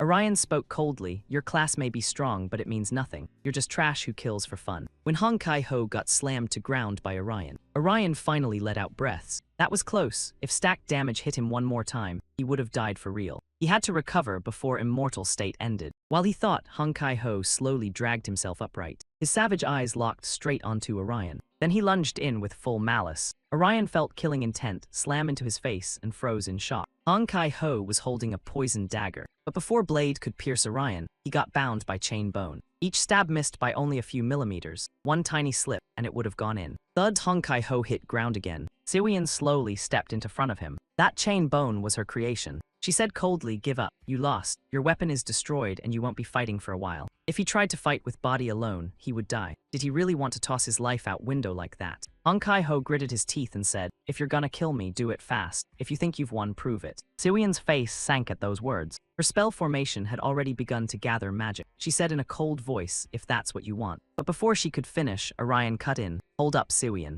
Before that, we should ask him about Charles' guild. Like the guild leader said, if they belong to Charles, they might know something. Siwian thought for a second, then said, fair point. But do you think he'll answer just because we ask? This bastard is pure rotten garbage. But then Hong Kai-ho suddenly spoke. If you want to ask, I can answer. Then he flashed a cold smile. Only thing I want to say is go to hell, you piece of trash. Right after, he swung down hard with his dagger. Lucky for Orion, he dodged to the side. He gritted his teeth and warned, call Siwian that again, and I'll kill you in the most painful way possible. Hong Kai-ho glanced at him but did not answer. Orion pointed his sword at him and said, start by telling me your goal and Charles Guild's goal. What do you guys want, and why kill people? Hong Kai-ho snorted and said coldly, how many times do you need to ask? Obviously to win this game. But right after, he changed tone. Yeah, that guild leader bastard has a slightly different goal. Orion frowned in surprise. Different goal. Hong Kai-ho spoke slowly. He's richer than you can imagine, so there's no way he's doing this for 20 billion prize money, right? If he isn't doing it for fun, then maybe he wants something else. Something money can't buy. Siwian thought for a moment, then said, maybe he wants wish granted to winner of Horizon. He could be after stuff money can't buy, like eternal life or staying young forever. Or maybe he wants reunion with dead wife. Orion looked a little helpless at her theories. But whatever his goal is, Charles Guild is still one group that wants Horizon to happen. Still, there are people like Juician who hope Horizon never happens. For some reason, this game is not just simple competition between normal players. It was among players so absurdly powerful, they could stand shoulder to shoulder with Mythic class legends. While he was still processing that nightmare math, Hong Kai-ho suddenly came charging in. He flinched and dodged, but the guy was fast. Like, did someone buff the boss by accident? Fast. Judging by that speed, he was basically top tier among super monsters. Honestly, he might have been even worse. The scythe in Hong Kai-ho's hand was now wrapped in thick magic energy. Orion looked genuinely surprised. He was still using that thing. Yeah, this guy was no bargain bin villain. He glanced at Siwian beside him, and she seemed to be pulling something out of her inventory. In blink and you miss it timing, a key appeared in her hand. This was exactly what Orion had told her to prepare earlier. Without wasting even half a dramatic second, she used it to open the afternoon room. Orion was still desperately holding off Hong Kai-ho's attacks. Then, in an instant, he was teleported into the afternoon room. He froze, confused, and looked around like someone had dragged him out of a boss fight into a hotel lobby. Siwian finally let out a relieved breath. Looks like we can still communicate, even when you are in the middle of getting diced. Not like you interrupted me while I was dying to keep fighting. Orion shook his head lightly. I was planning to retreat anyway. If that fight kept going, the construction site would collapse, and everyone with working ears would come running. Siwian asked with suspicion, was that bizarre form we saw earlier the Mythic class Reaper? Orion nodded. You nailed it. That was a class we have never seen before. Still, I cannot believe that dead-eyed Reaper freak knew how to unlock Beakdo. Siwian sighed softly. Anyway, stay here for a bit. Once enough time passes, that guy will leave. Even villains get bored eventually. Orion hesitated. Will that be okay? We have no idea what that Reaper will do now that he has reached the Mythic class Reaper state. Siwian answered calmly. No one can enter this place unless they are our teammate or they have a key, so stop chewing on your anxiety. After saying that, she sat right on the bed and casually suggested, let's rest for a little while. And so, the two of them ended up lying on the bed to recover. Then Siwian suddenly spoke up. Hey Orion, what are you thinking about right now? Orion did not even open his eyes, and only mumbled something vaguely human. After a moment he answered, I was thinking this pillow is way too soft, and I feel like it would help me sleep better. Should I take it home? Something like that. After hearing that, she snorted in pure dissatisfaction. Are you a thief? Orion smiled without thinking and said calmly, truth is, I was thinking about Beakdo and the Mythic class we just saw. Before the Reaper unlocked Beakdo, he attacked himself right. Then right after that, he transformed into a Mythic class. So you thought taking his own life might be one way to become Mythic class. Sharp guess, Siwian frowned right away. You are not planning to try that, are you? Orion hurriedly shook his head. No, I'm way too scared to do that. Siwian huffed. Good, do not do crazy nonsense. Orion continued calmly. Considering how unique story-linked monsters have been so far, the key to reaching Mythic class probably differs for each class. He figured the Reaper's final story was about obtaining the scythe that harvests life. Mythic class must be tied to that story concept, like paying some price to gain power. Siwian nodded along. So that is why the Grim Reaper took his own life. Instead of offering someone else's sacrifice, the greater sacrifice was sacrificing himself. Then what happens with the Labyrinth Master? The Labyrinth Master's final story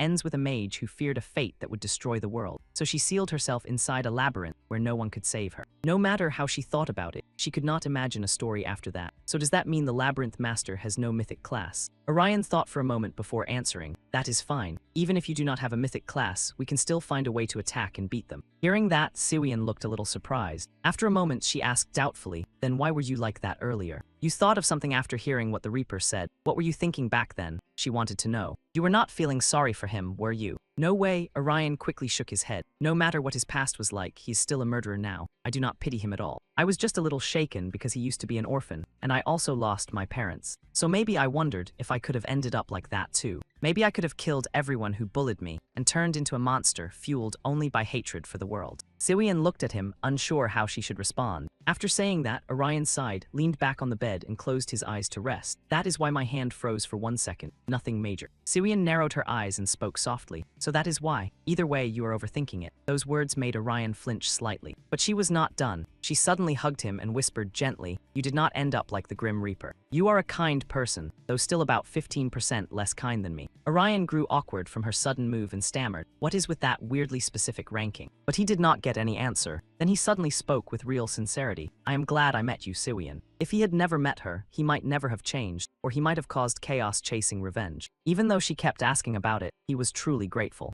Siwian stared quietly at his back from behind. After a long pause, she finally said, is thank you all you are going to say? Orion chuckled. What do you want me to buy you strawberry milk too? No way, Siwian instantly rejected it. Then she suddenly sat up and said in a quiet voice, you do not need to say anything. What you need is to prove it with your actions. Orion flinched and looked at her in confusion. Prove it with my actions how, exactly? She spun around and pinned him down, then whispered, keep your voice down. Stop making me explain every little thing. Right now there's only one move left. Orion stared hard at girl in front of him. Her face looked far more relaxed than usual. She leaned close to his ear and whispered, you have to let me take first place in this event. Got it. Orion jolted the second those words hit him. She gave soft laugh, then got off him. If you agree, she said with grin, I'll back you up fully. And if you don't, I'll win Horizon myself. That works for me too. Orion frowned, not sure how to react. He changed topic. Now that I think about it, I have proposal. Siwian frowned and asked, proposal, like what? Orion answered calmly, truth is, something like this already happened once. Next day, sun sat high overhead.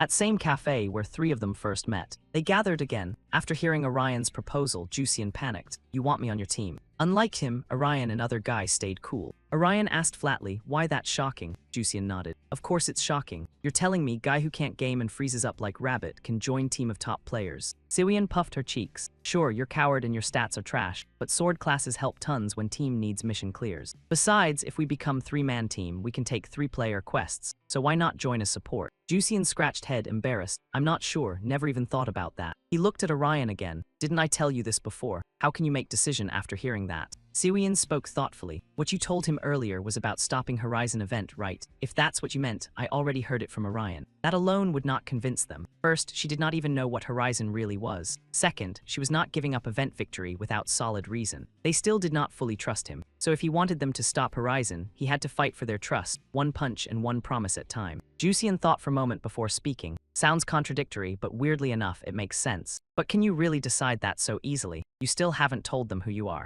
Orion said casually, we've already decided to think about it. First, his class and stats were no threat to them, and they figured being with him was safe. He was not PK player or part of Charles' guild. So maybe this is not perfect alliance, but test run to see each other's skills and habits. You can tell them who you are once you trust them completely. Jusian frowned in thought. At last he said, so you're saying I need more actions than words to build trust. Got it, then there's nothing else I can do. I'll do it with you two, so go form team. He waved it off. I won't be much help, I'm not good at games. Orion shot down doubt. Doesn't matter, you just need fill roster. Orion glanced at Siwian and asked, you think so too? She nodded. Yeah, it's solid way to improve fast, plus 3-player quest rewards are nice. Orion nodded and looked at Jusian. We'll contact you when we get next quest. Jusian agreed without hesitation. Cool, I'll get ready. Orion narrowed eyes, already doing mental math. Jusian had shady background and definitely had secrets, but for now, keeping him close seemed smarter. For now, he looked like guy who knew way too many secrets about game. Elsewhere inside City Hospital, Ariam was resting on chair after work. She thought she was about to die again today. Monday shifts were straight up hell. Right then, deep voice suddenly rang out. Heading home, Ariam. She looked up at person who had arrived, Dr. Inoa. She smiled awkwardly. I'm on morning shift. Once I finish this round, I'll go home. She also thanked him for spending time with Orion last time. He grinned warmly. If you want to thank me, we can grab food together sometimes. My treat. Ariam blinked. I should be one paying, right? Anoa shook his head. No need. There's place I've wanted to visit, but I need company. So I'd like you to spare some time for me. You can bring Orion too if you want. Ariam blinked again, a little lost, then nodded. Anoa smiled. Then tell me when you're free, I'll set it up. Ariam answered calmly. Yes, I'll let you know. After that, she walked off fast, thinking as she went. Dr. Anoa seemed smart and kind, but man, he was slick. He was already planning moves to win over her family instead of her. She smiled to herself. Of course, she found him pretty cute and innocent. Right then, someone suddenly walked up beside her and said, "Excuse me." Man who arrived carefully asked, "How do I get to orthopedic clinic?" Ariam startled, then looked at him and smiled. "I was heading there anyway. I can show you." She told him to follow her. It would not take long. While she was not looking, Man curved lips into cold smile. "Perfect. Thanks, nurse." It was Ryusei. He clearly had bad intentions written all over him. At night in Empty Park, huge monster was baring its teeth and lunging hard at humans. Jusian had sword in hand, but there was no way he could fight back. So the monster chased him down like he owed it money. Siwian waved from far away and yelled, "Over here." Right after he got clear, she fired off Swamp Maze. In one blink, giant monster got buried in thick, nasty swamp sludge. Without hesitation, she shouted, "Beiju Jian, listen up now." He nodded, raised sword, and shouted, "Silver Flash." It was skill that could shut down monster passive skills and smack them with confusion. The moment light hit monster, it froze. Its passive counter damage skill got shut down. Jusian finally let out breath. Good, that cursed skill is down too. Siwian squinted at him and asked, "But do you have to yell skill name every time you use it?" Jusian scratched head, embarrassed.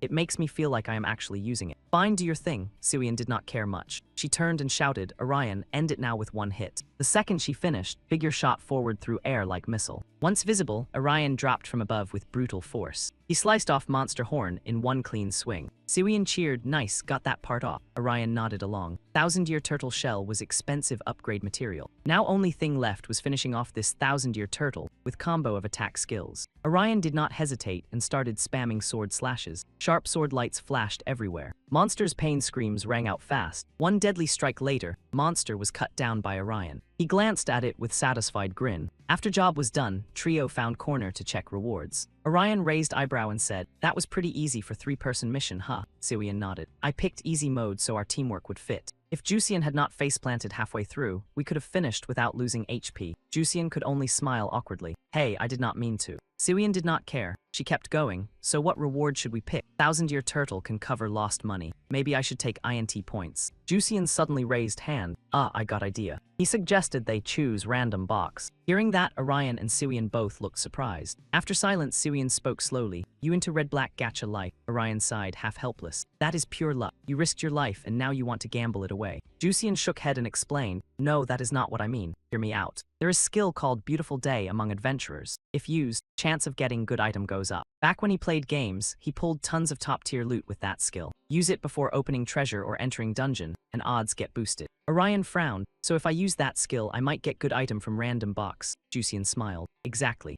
Siwian stayed firm. "No matter what you say, I am not gambling. This is reward for risking my life, so I need certainty." Then she asked Orion what he thought. He thought for a moment before deciding, "I will try random box." Reward was high-value random box, so he figured weird loot would not be so bad. Plus, since it was valuable, he could sell it for decent cash or trade it for something better. Siwian sighed in defeat. "Fine, do whatever you want. If luck blesses you, maybe you get something good." She even joked, "If you pull trash and start crying, make sure to call me." A little later, at Orion's apartment building. After finishing mission, he teleported back. His sister was probably asleep by now, so he should open boxes first and go inside after. Just like planned, he was going to use high-value random box item. Hopefully it would spit out something useful. The second he opened box, Orion's eyes went wide. His face filled with shock, because what he pulled out was unique weapon of Avenger, Blade of Atonement. He shouted in joy, "No way. This is item I gave up hunting for because it barely ever shows up." He was so hyped he nearly jumped through sailing. With this, he could become Lyrium, Avenger he always dreamed of being. He went home writing pure happiness, too excited for words. Blade in hand with surprise he never saw coming. As expected, putting Jusian on team was smart move. Another long day had come and gone. Because of yesterday's good news, Orion stayed in great mood and kept it rolling all the way until he clocked out. Sirian saw his face and asked, annoyed, "You happy because you pulled jackpot from that random box?" He grinned. Of course. How often does exclusive weapons show up like that? On top of that, if trade options opened up, he could grab better items and even stuff that boosted finishing move skills. So yeah, total win. He told her to trust Jusian's skill next time and pick random box. Exclusive weapon from Dungeon Master could show up. Sirian frowned and thought it over. Really? Fine, I will try it in next mission. But she snapped back to reality almost instantly. She smacked Orion on the hand and grumbled, "Do not drag me onto that gambling train, buddy." Orion chuckled and said with suspicious cheer, "Come on, our teamwork yesterday was pretty solid, right? Plus, we scored some good items, so let us tackle harder quests." Sirian pouted and shot back, "You do not need to remind me. I was going to do that anyway, because I want to test my newly upgraded skills too." Then she asked again, "Hey Orion, got plans tonight? I am watching a movie with Han Sejong. Want to join?" He shook his head lightly and answered, "I do not think I can. It has been a while, so I am grabbing barbecue with my sister today." With that, two said quick goodbyes and went separate ways. En road home, Orion walked while his brain started doing full system analysis mode. He already had item boosting skill effects, so with some planning, he could make use of skills he normally left collecting digital dust. His attack stat jumped from 180 to 504, meaning he could support other skills much more efficiently. Should he combine every skill he had used so far? If combo worked, he figured he could perform well without relying on ultimate skill. Or maybe, with right setup, he could even find way to touch mythic tier. Right then, his stomach suddenly growled like low-budget dungeon boss. He sighed helplessly. He was starving, and after some time, he had taken on more afternoon classes again. But he had already eaten extra noodles after lunch, so clearly, his stomach was running its own cultivation arc. He needed to get home fast and request early dinner. A little later, Orion finally arrived at foot of apartment building. He rushed straight toward his home. As soon as he opened door, he called out brightly, "Sis, I am home." But nobody was inside, and even lights were off.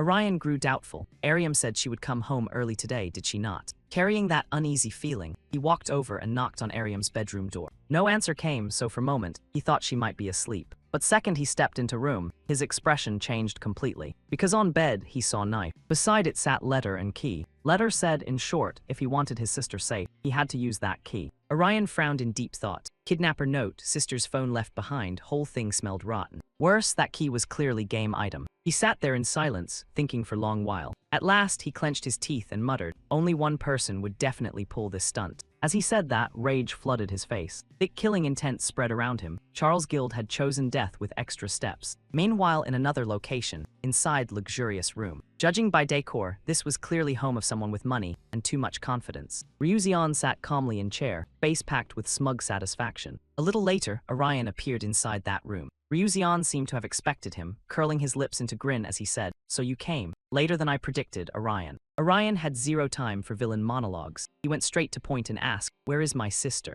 Ryuzion chuckled and replied casually, "Sorry, but could you wait for a moment? I am a little busy." He said that if he completed this mission, he could rank up. Since Orion was also player, surely he understood how important that was. Unfortunately, Orion was not as chatty as he expected. He walked up and kicked phone right out of his hand. Phone flew 10 meters away and blinked. Orion spoke coldly, "If you make me ask one more time, I will kill you." He asked again where his sister was. Ryuzion stared at him, showing not even tiny crumb of fear. He even raised eyebrow, looking painfully pleased with himself. After a moment, he chuckled and said, "Right, did I not tell you to wait?" As soon as words left his mouth, Ryuzion stood up. He walked over and picked up phone from floor. Then he tossed it to Orion and said, "Here, look." Orion caught phone, his face turning grim as he saw what was on screen. Only then did Ryuzion speak calmly. "Your sister is in underground parking lot. I left her in my car and used item to put her to sleep, but she will probably wake soon." If Orion left this room, finding her would be fairly easy, but if he wanted to leave, he had to get past Ryuzion first. Orion bit his lip hard, then gritted his teeth and asked, "Why are you doing this? Ariam is normal person. She has nothing to do with any of this." Ryuzion chuckled and replied casually, "Yeah, that is why I let her live. If she were player, she would already be meeting her ancestors. And if he had not taken her, Orion would never have come to his room." Orion ignored his bait and asked in icy voice, "Is Baek Yoon Hyung behind all of this?" Ryuzion scoffed and said, "No, Yoon Hyung has nothing to do with this. This was all me." Of course, Yoon Hyung was still one who told him about Orion and his sister. Orion already knew that, so he was not surprised. He took deep breath and forced down his anger. He clenched his teeth and asked, "What do you want from me? Why are you picking fight with me and kidnapping my sister too?" Ryuzion let out a smug little laugh and answered like a total menace, "No grand reason. I just need you dead." While those two traded words, another guy quietly crept up behind him like discount horror movie DLC.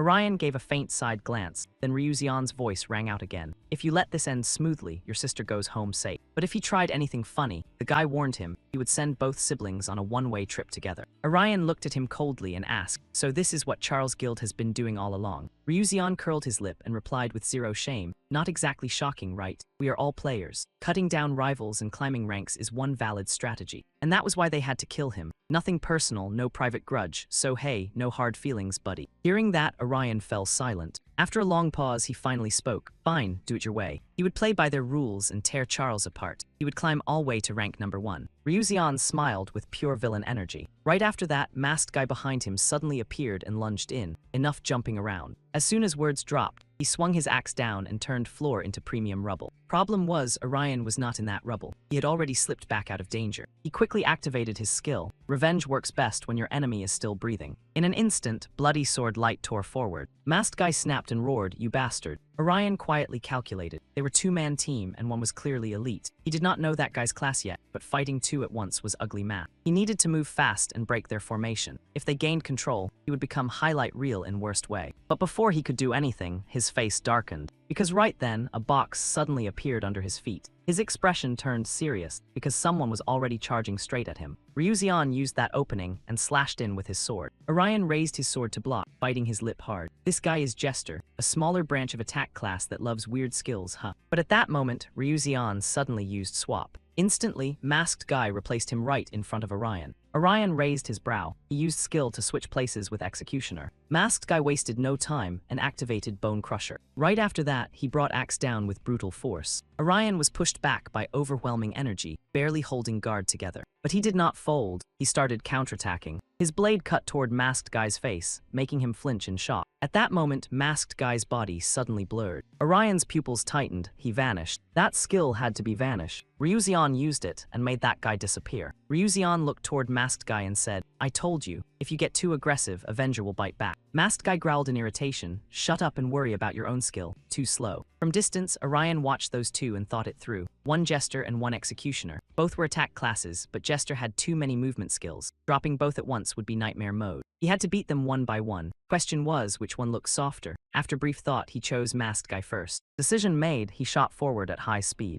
Ryuzeon saw it and called out, "He is targeting you, don't mess up this time." Masked guy cursed back, "Shut your mouth." In blink of an eye, Orion's slash arrived right in front of masked guy. Right after that, both entered one-on-one combat, with skill impacts exploding non-stop. But Ryuzeon was not interested in being spectator with popcorn. He quickly activated Card Rain. Cards fell from air onto Orion. Razor-sharp cards sliced across his body, and fresh blood began to spill. Masked guy seized that chance and rushed in front of him. With heavy boom, dirt and stone blasted across room again. But inside cloud of dust, a foot suddenly appeared in front of masked guy's face. Orion kicked him hard in face and sent him crashing backward. Using momentum, he spun and rushed straight toward Ryuzeon. Ryuzeon widened his eyes in shock. Orion was aiming at him, not Executioner. That earlier move was bait to throw him off. Realizing it, Ryuzeon sneered with contempt. Not bad, but cheap tricks like that won't do much. Once again, he used swap. Masked guy appeared in front of Orion, axe already ready to drop. At that moment, masked guy activated Executioner's ultimate skill, Demon Massacre, which tripled slash damage and carried 80% critical hit chance. Instantly, Bloodred axe came crashing down in front of Orion. He did not dare get careless and raised his sword to block attack. Boom, place blew up again like budget for finale got approved. Ryuzeon smirked, looking way too proud. Smart move, I will give you that, but this is what happens to idiots who think they can outplay me. But second words left his mouth. His eyes shrank like he had seen episode spoilers. Inside that smoky mess, Orion had blocked masked guy's attack. Even worse for them, he had already started absorbing damage. He spoke coldly, "I have been watching you from start." As soon as he said that, blade appeared in his hand. Two enemies froze. Wait, this guy had another weapon too. With quiet snort, he said coldly, "Skill. Blood debt paid in blood." In blink, blood-red blade appeared. Yep, Demon Slaughter had entered chat. Without second of doubt, he drove it straight into masked man. With no guard up, guy got skewered clean and screamed like pain subscribed to premium. His body flew back and slammed hard into ground. He narrowed his eyes at him, face showing zero mercy. Just like that, masked man was taken down. He had not planned to use this weapon's skill boost, but hey, buffet got cleared. Then he glanced at Ryuzeon standing across room and said coldly, "Guess you are next. I need pick up my sister, so let us make this quick. I have no time for some half-baked villain plan." His words made Ryuzeon so mad his teeth nearly filed restraining order. He roared, "You damn high school punk. But Orion did not flinch, standing there calm as final boss with good Wi-Fi. Ryuzion ground his teeth and spat, "You high school brat, you know you crossed line you should never touch. If you had died quietly, everything would have stayed clean. Now you and your master Labyrinth party will both get trampled. Do you get it?" Orion gave soft scoff and said coldly, "You are one who crossed line here. You messed with my sister, and she is not even player. You even barged into someone else's home like manners were paid DLC. If you had played fair, I might have let it slide, but this is way past limit. You people are monsters, so I am sending every last one of you down to bottom." Moment words dropped, he dashed forward. Shockwave from skill exploded through room instantly. Two of them crashed into battle. Orion pushed Ryuzion back step by step. That made him grind his teeth in rage. "You are not even ranked, you arrogant little nobody." As soon as he finished, he activated Widaria skill, Magic Stage. Looking at Magic Circle under his feet, Orion raised brow. Widaria Magic Enhancement, huh?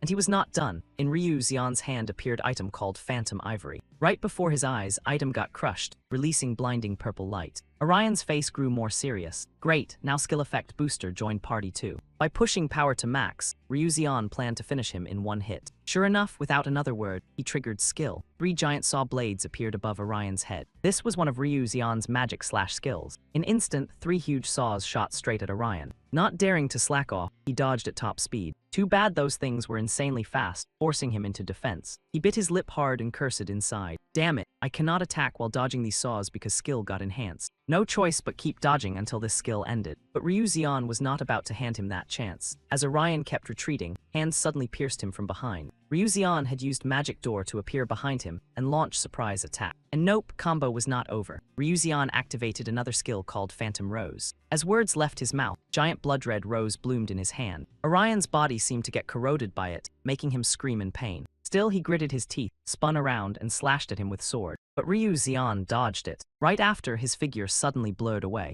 Orion frowned slightly, gone again. Fine, during this opening, he would use potion to recover. But when he opened equipment storage, shock hit him. His potion was gone. While he stood confused, Ryuzion's mocking voice rang out, looking for this. Orion turned in surprise and saw potion bottle sitting in his hand. Only then did Orion realize Ryuzion had used magic hand skill to steal his item. Ryuzion chuckled again. Consumable item, Panacea Potion. The moment he finished talking, blue light wrapped around his whole body like someone hit the glow stick button. Seeing that, Orion finally connected the dots. Magic Hand stole items from an opponent's inventory, while Ghost Ivory boosted the success rate. Ryuzion remembered with a smug grin. "Thanks to you, my energy is back at full charge, even if only a little since you barely landed any clean hits." He asked how much stamina Orion had left, 50% or maybe 40. Not that it mattered anymore, because in 1 minute, that number would hit 0. Orion bit his lip hard, because the jerk was right. There was no clear way to win now, especially with his skills getting shoved back every time. His recovery items had also been robbed clean, though at least his attack power and speed were still on his side. So there was only one way to end this. Pure gamer hands, no mercy. Right after that, Orion charged in like his controller had no break button. Unfortunately, Ryuzion stayed calm and blocked the attack without flinching.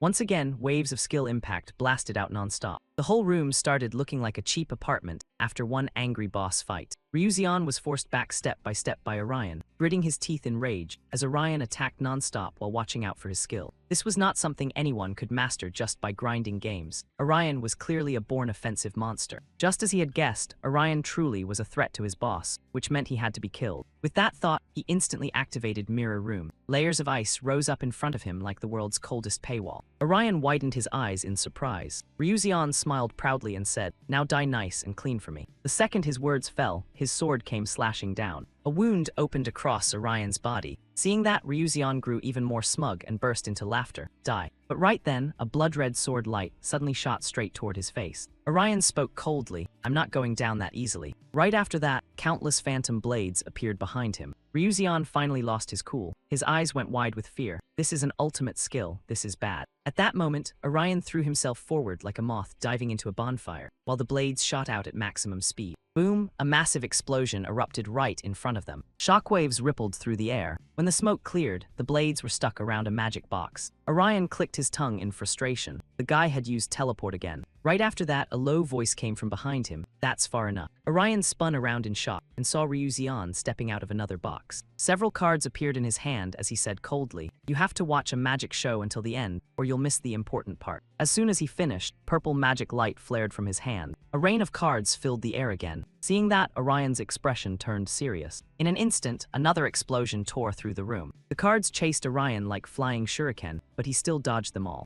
A flash of excitement crossed Ryuzeon's face. He dodged all that without using any skill, but he still has no way to flip this board. Then he suddenly noticed one problem. Orion's ultimate skill was still active. Those blades had not disappeared. Ryuzeon bit his lip. Right, those are long-range attacks controlled by the sword. And since Orion used 2 blades, he could split the control in 2 by holding one in each hand. All that remained now was this final killing blow. If Ryuzeon survived this attack, Orion would have no way left to save his sister. So he absolutely could not lose. With that thought, he bit his lip hard and decided he would succeed no matter the cost. The moment that thought landed, he brought the blade down hard toward Ryuzeon. Meanwhile, somewhere else, at an automatic claw machine for plush toys, Siwyeon was happily trying to win a plushie. Sadly, she could not grab a single one. The claw had villain energy. Then Han Sajung walked over and called her. Siwyeon, let's go to the movie. Siwyeon could only sigh and leave. As they walked together, Han Sajung asked if she had sent that photo to Orion. Siwyeon nodded slightly and said in a quiet voice that there had been no reply. Then she suddenly sighed and said he was probably spending time with the girl he liked right now. Hearing that, Han Sajung looked surprised and asked if he had a girlfriend. Siwyeon chuckled, shook her head and said happily, no, it's his sister. My Orion is extremely devoted to her. What she did not know was that Orion was completely exhausted right now. He had just used his final move to take down Ryuzeon. But she was right. He loved his sister deeply, and right now, he had risked everything to save her.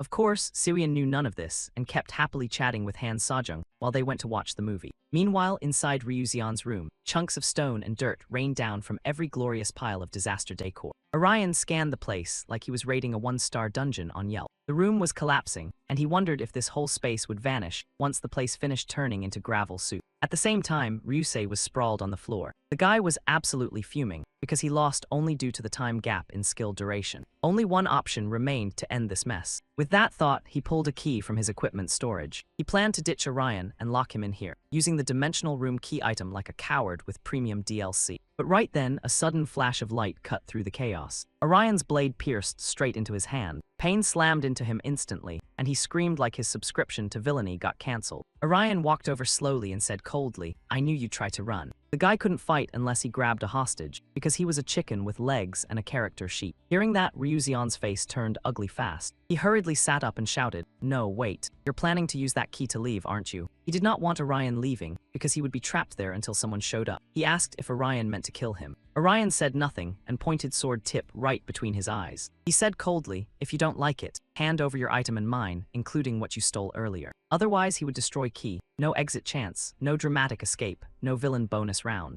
That's too much, Ryuzeon said through clenched teeth. Still, he honestly returned items to Orion. Orion finally nodded, satisfied, and kept guest room key too. He wondered whether Ryuzeon had already burned through all healing items during fight with Jason. After thinking it over, he calmly said, good, items secured. Then he used dimensional room key item. Before he could insert it, Ryuzeon stopped him. Hey, wait, if you use that only you can leave. Tell me what you want, I'll do anything. Orion did not care at all and said plainly, I already told you, I won't give you chance. Unless someone stole key from him and came to rescue Ryuzeon. Maybe he would get lucky and one of Josh's teammates would kill Orion. Sure, if they could even manage that miracle. So he told him to sit tight and wait until then. He also said that little game Ryuzeon played earlier should continue together, nicely and painfully. As soon as he finished speaking, he vanished without a trace. Seeing that, Ryuzeon ground his teeth in rage. He still screamed after him, you damn middle school punk. Meanwhile outside, night had started to fall. Ariam was on her way home. She kept rubbing her hands, thinking it was freezing. She thought summer was coming, but weather clearly chose betrayal art. When she got home, she would grab that thick blanket and give it to Orion, because he absolutely could not catch cold. Right then, voice suddenly sounded from behind her, excuse me. Ariam jolted and turned around, only to see a red, multi-armed monster standing there like Nightmare, ordered extra limbs. It even opened its huge mouth and spoke to her, can we talk? If not, maybe at least your phone number. Ariam got so scared, she squeezed her eyes shut. Then she pulled out a stun gun. She jammed it hard into Monster's body. The shock sent it crashing to ground in pain. She quickly turned and ran forward. While running, she thought, a monster. Is world so messed up now that monsters just wander streets? She did not know, but sprinting seemed like best life choice available. If she got hurt here, who would take care of Orion? But after running only little while, her eyes suddenly went wide. Because 2 familiar figures stood right in front of her. They were people she had missed for so long. There was no way they should be here. Those 2 were Ariam's deceased parents. But as soon as she got close, they turned and walked away. Startled, she rushed to chase after them. She dropped stun gun from her hand onto ground. She kept shouting, "Don't go, mom, dad. Please don't leave me alone again. I've suffered so much, I barely managed to keep living." She had to earn money and take care of Orion, and her brain was buffering harder than cheap Wi-Fi. So she begged them not to leave, full-on panic mode, no pride left in stock. But no matter how hard she pleaded, they still walked away like cold-blooded NPCs. Then from behind her, a tiny voice suddenly called out, "Sis." It was little Orion, blinking in total confusion as he asked, "What's wrong, sis? Where are you going?" His voice snapped Ariam back to reality. Her childhood memory quickly faded, and she hurriedly wiped tears from corners of her eyes. Then she turned around with a smile and said, "What are you doing here? I'm not going anywhere." After saying that, she reached out, wanting to lift little Orion into her arms. She whispered softly, "Let's eat grilled meat today. You can sleep with that thick, warm blanket. Let's go home together." When she finally woke up in a daze, she was lying in someone's arms, so that whole thing had only been a dream. She slowly opened her eyes and looked at person in front of her. It was Orion. He had managed to save her. Questions started stampeding through her head. Why was he bleeding? Was he carrying her right now? She clearly remembered going home after finishing her work. In end, she decided this had to be another dream. Thinking that, she immediately closed her eyes to rest. If this was real, she would protect Orion from that pain. Meanwhile, over at movie theater that evening, Soo-yeon and Han Seo-jung finally finished watching movie. Han Seo-jung happily praised it, saying it was great, while Soo-yeon pouted and said it was a bit predictable but still worth watching. That villain's face was hilarious, like angry octopus cosplay. Right then, Soo-yeon's phone suddenly rang. It was message from Orion, telling her to hurry into screening room. She felt suspicious, but still told Han Seo-jung, "My stomach hurts a little, so I'm going to restroom." Han Seo-jung nodded and said, "Okay, I'll wait for you out front." But Soo-yeon said she might take a while, so Han Seo-jung should go ahead. Right after that, she sprinted straight toward restroom. She quickly pulled a key out from equipment storage. It was key reserved for team members. She used it to enter screening room. In no time, her body slowly began to vanish. When she appeared again, Orion was already sitting in front of her. Seeing his condition, she shouted in shock, "Oh my gosh, what happened? Why are you covered in blood?" Before Orion could even answer, a terrified scream rang out. Jusian appeared, trembling in horror and too scared to speak. Soo-yeon looked helpless and asked, "You messaged him too?" She asked again, "What happened? Did you run into Death God again?" Orion had no time to explain. He quietly pleaded, "Please heal me first. I'll tell you after." Soo-yeon flinched slightly, then started healing him. After a while, she heard Orion's story and cried out in shock, "So you fought 2 assassins? Why didn't you tell me?" He shook his head and replied, "I wasn't exactly in chatting mood." Soo-yeon sighed and said, "Fine. Important thing is you and your sister are safe now." Orion then pulled something out from equipment storage and quickly said, "By way, I got a few weird items from them." A box appeared in his hands, and inside it sat a strange mask. Soo-yeon frowned when she saw it. "What is this thing? What does it do?" Orion shook his head and said, "I don't know. That clown had it. But if we give it to Vessen, maybe they can figure it out." While those two were talking, Jusian's face suddenly looked oddly serious. After a moment, he finally said, "This might be a hacking tool." It was a tool that allowed online monitoring of Ergosphere without going through WL4. He had read about it on an internet forum. Orion looked doubtful and asked, "How did you recognize it right away? Have you seen one before?" Jusian scratched his head and slowly explained, "More than seen one. I've used something similar before. Back during entrance test." Hearing that, Soo-yeon immediately jumped and shouted, "Entrance test, CBT." Orion also asked suspiciously, "You've used tools like this before?" Jusian nodded and explained, "Exactly. This tool is for developers to collect data. With it, developers can observe users without connecting to WL4. But of course, mine looked way cuter than this. Is creepy design some signature hacker hobby or what?" Orion stared at him for a moment, then said, "By way, closed beta tester Beiju Jian, I knew you'd been playing this game for a long time, but this long." Jusian hesitated before speaking. He was not here for long-term hanging out, okay? He joined Alpha Test, early game development stage, because he was first player in Ghostsphere Online. At that line, Orion and other guy both froze like pants were on fire. He squinted, staring at him for a long moment. Orion blurted out, "You were Alpha Tester." Zuyan narrowed his eyes and asked, "That Alpha Test, wasn't that handled by developers?" Jusian nodded lightly. "Right, but Ghostsphere Online was little different. Since Ergosphere Online was built with WL4 device, Test Run used players of many ages and genders. Back then, he was representative player for 8 to 14 age group. He joined because he loved game development since childhood and cash was sweet." Hearing that, Orion asked with doubt, "So you knew game inside and out, huh?" "Oh no," Jusian shook his head and denied it. He slowly explained Alpha version only showed testers certain parts to keep game content from leaking. We only tested technical stuff, so we never got full game info. Bottom line, reason he knew story so well was simple. He loved games him that much. Orion snorted like he smelled nonsense, but he still sank into thought. After a moment he asked, did you hear anything from developers during tests, like players turning into game characters or stuff? Jusian thought for a bit before answering. I was too young back then, and even testers barely got chance to talk directly with developers. As he said that, face suddenly turned dark. He remembered little moments from childhood. Then he shook his head again. Nothing, I can't remember clearly, I was tiny back then. Orion squinted at him. Clearly, line had problem, but he did not call it out. Siwian spoke up, but why is Charles targeting you? Think they found out we are Russian allies. Orion gave small nod. Maybe they think Baekhyun Hyung wants revenge. Siwian snorted. Loyal to point of stupidity, huh? Orion shrugged, sounding cold. Either way, stay careful. I think our squad is George's fat, juicy target. Jusian panicked at once and trembled. Target? Then what about me? Siwian reassured him. Jusian never met Charles, so he should be fine. They have not seen us together. And traveling party was not even big threat, so Jusian did not know whether to laugh or cry. After talk, trio left fast. Orion, of course, headed back to his own building. Even though it was late, few rooms in place still had lights on. Orion teleported to bottom of stairs. He checked phone, it was already 8 o'clock. Maybe she was about to wake up. He did not know if she was okay. He hoped items and skills had not left any nasty side effects. Or worse, kidnapping like that could leave memories so bad they turn into trauma. The more he thought, the more scared he got. His hand trembled while opening door. Please stay healthy. Taking deep breath, he pushed door open and walked in. I am home, sis. Hearing voice, Ariam answered quickly. Hey, Lyrium. She asked, where were you? Told you to come home early for dinner. She rushed him. Hurry up and wash hands.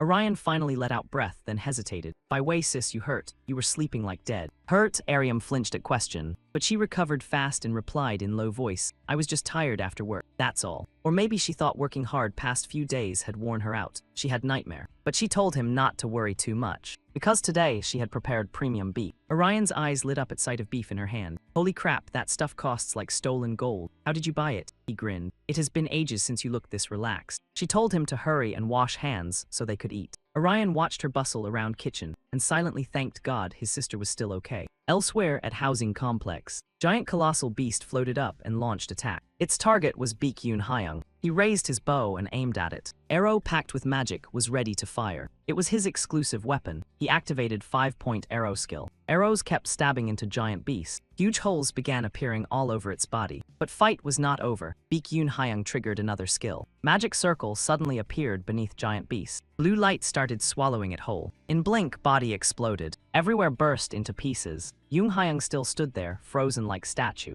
Meanwhile, on rooftop of nearby building, 2 figures had somehow appeared there. Josh, guild boss, and Heidi with him. Heidi said with clear admiration, that executor guy is pretty nasty, thanks to special weapon and support gear I gave him. Boss nodded along. He is that strong because he has iron will. That competitive spirit is his fuel. New world I want to build needs a lot of people. People who fight for their own goals, no matter cost. Heidi frowned and asked, suspicious, what boss wants his world where everyone can truly compete on equal footing? Yeah, he gave small smile. World now is enjoying itself too much thanks to those who do nothing. We do not need people who only lean on system. Even if they call me villain, world still needs people who stir up trouble. World where everyone struggles fairly and gets reward based on skill. Classic game world like that would be way more fun than current mess. Hearing that, woman frowned and fell into deep thought. He kept talking. Ryu Xian said he would call me today, but I have heard nothing from him. Heidi snorted coldly. That weird clown guy, no clue, I have not contacted him. He felt a bit worried when that guy went silent like that. While he was thinking, Heidi spoke again. He is not dead. His name is still on party list. She said she remembered. Earlier, he said he would hunt alone. Said he was going after one Revenger. Boss snapped to attention and asked back, Revenger? Heidi nodded lightly. Yes, someone who was seen with Jason for a while. Word is, he is old friend of that executor. Boss went quiet after hearing that. After a moment, he ordered, fine, send me info on that Revenger. Heidi looked surprised. You are interested in him. He gave quiet laugh. Yes, I think our employee made mistake. I will handle him myself. That is how company keeps discipline. Next morning, inside cafe in city,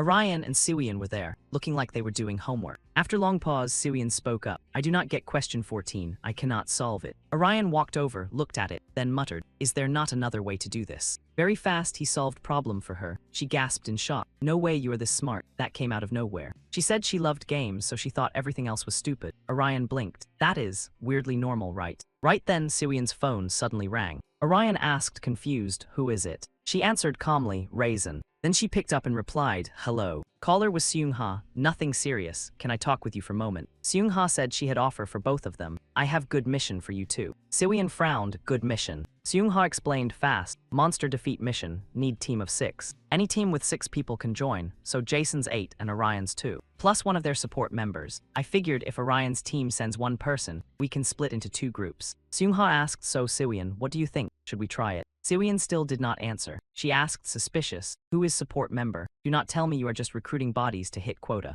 Seungha burst into laughter over phone. No way, you will be shocked when you find out who it is. Person they found was Holy Knight Shinju Haya, server 1 top rank in Asia. Orion nearly jumped out of skin hearing that. Siwon was no different. She asked in disbelief, top 1 Holy Knight Shinju Haya. Orion asked confused, who is that? I know he is strong because top 1, but is he that famous? Siwon shook head slightly. I do not know either, but I swear I have heard name before. He does not belong to any guild, but whenever guild war starts, he shows up as support. Holy Knight player who says he will help win no matter what. Orion asked back, so Shinju Haya? She nodded. Yep, Holy Knight is not easy to level if you play solo. Seungha asked again, so what do you think? Mission starts next week, so you can decide by weekend. Siwon hesitated. What about mission reward? If this is contest, does final payout depend on rank? Seungha answered quickly. Number reward will be combined and split evenly among everyone. Each person gets 30 million won. 30 million won, Siwon blurted out, stunned. She glanced at Orion and asked in a low voice, no matter what, this is better move, right? Orion raised hand and signaled yes. Getting his approval, Siwon answered fast, then we will take 6-man team mission. Seungha smiled in satisfaction. Knew you would agree. Pick your team members and send them to me. They would talk with guide member and make final call by end of week. After talk with Seungha, Orion and Siwon stayed little longer, then headed back. Siwon kept talking while walking. Can we pick guide member from version? Once mission starts, 2 teams have to fight each other. Yeah, true, Orion frowned and said seriously. If possible, I want someone who matches Jusian to join. One of adventure skills gives buffs to whole team, so if they fit well, whole squad gets stronger.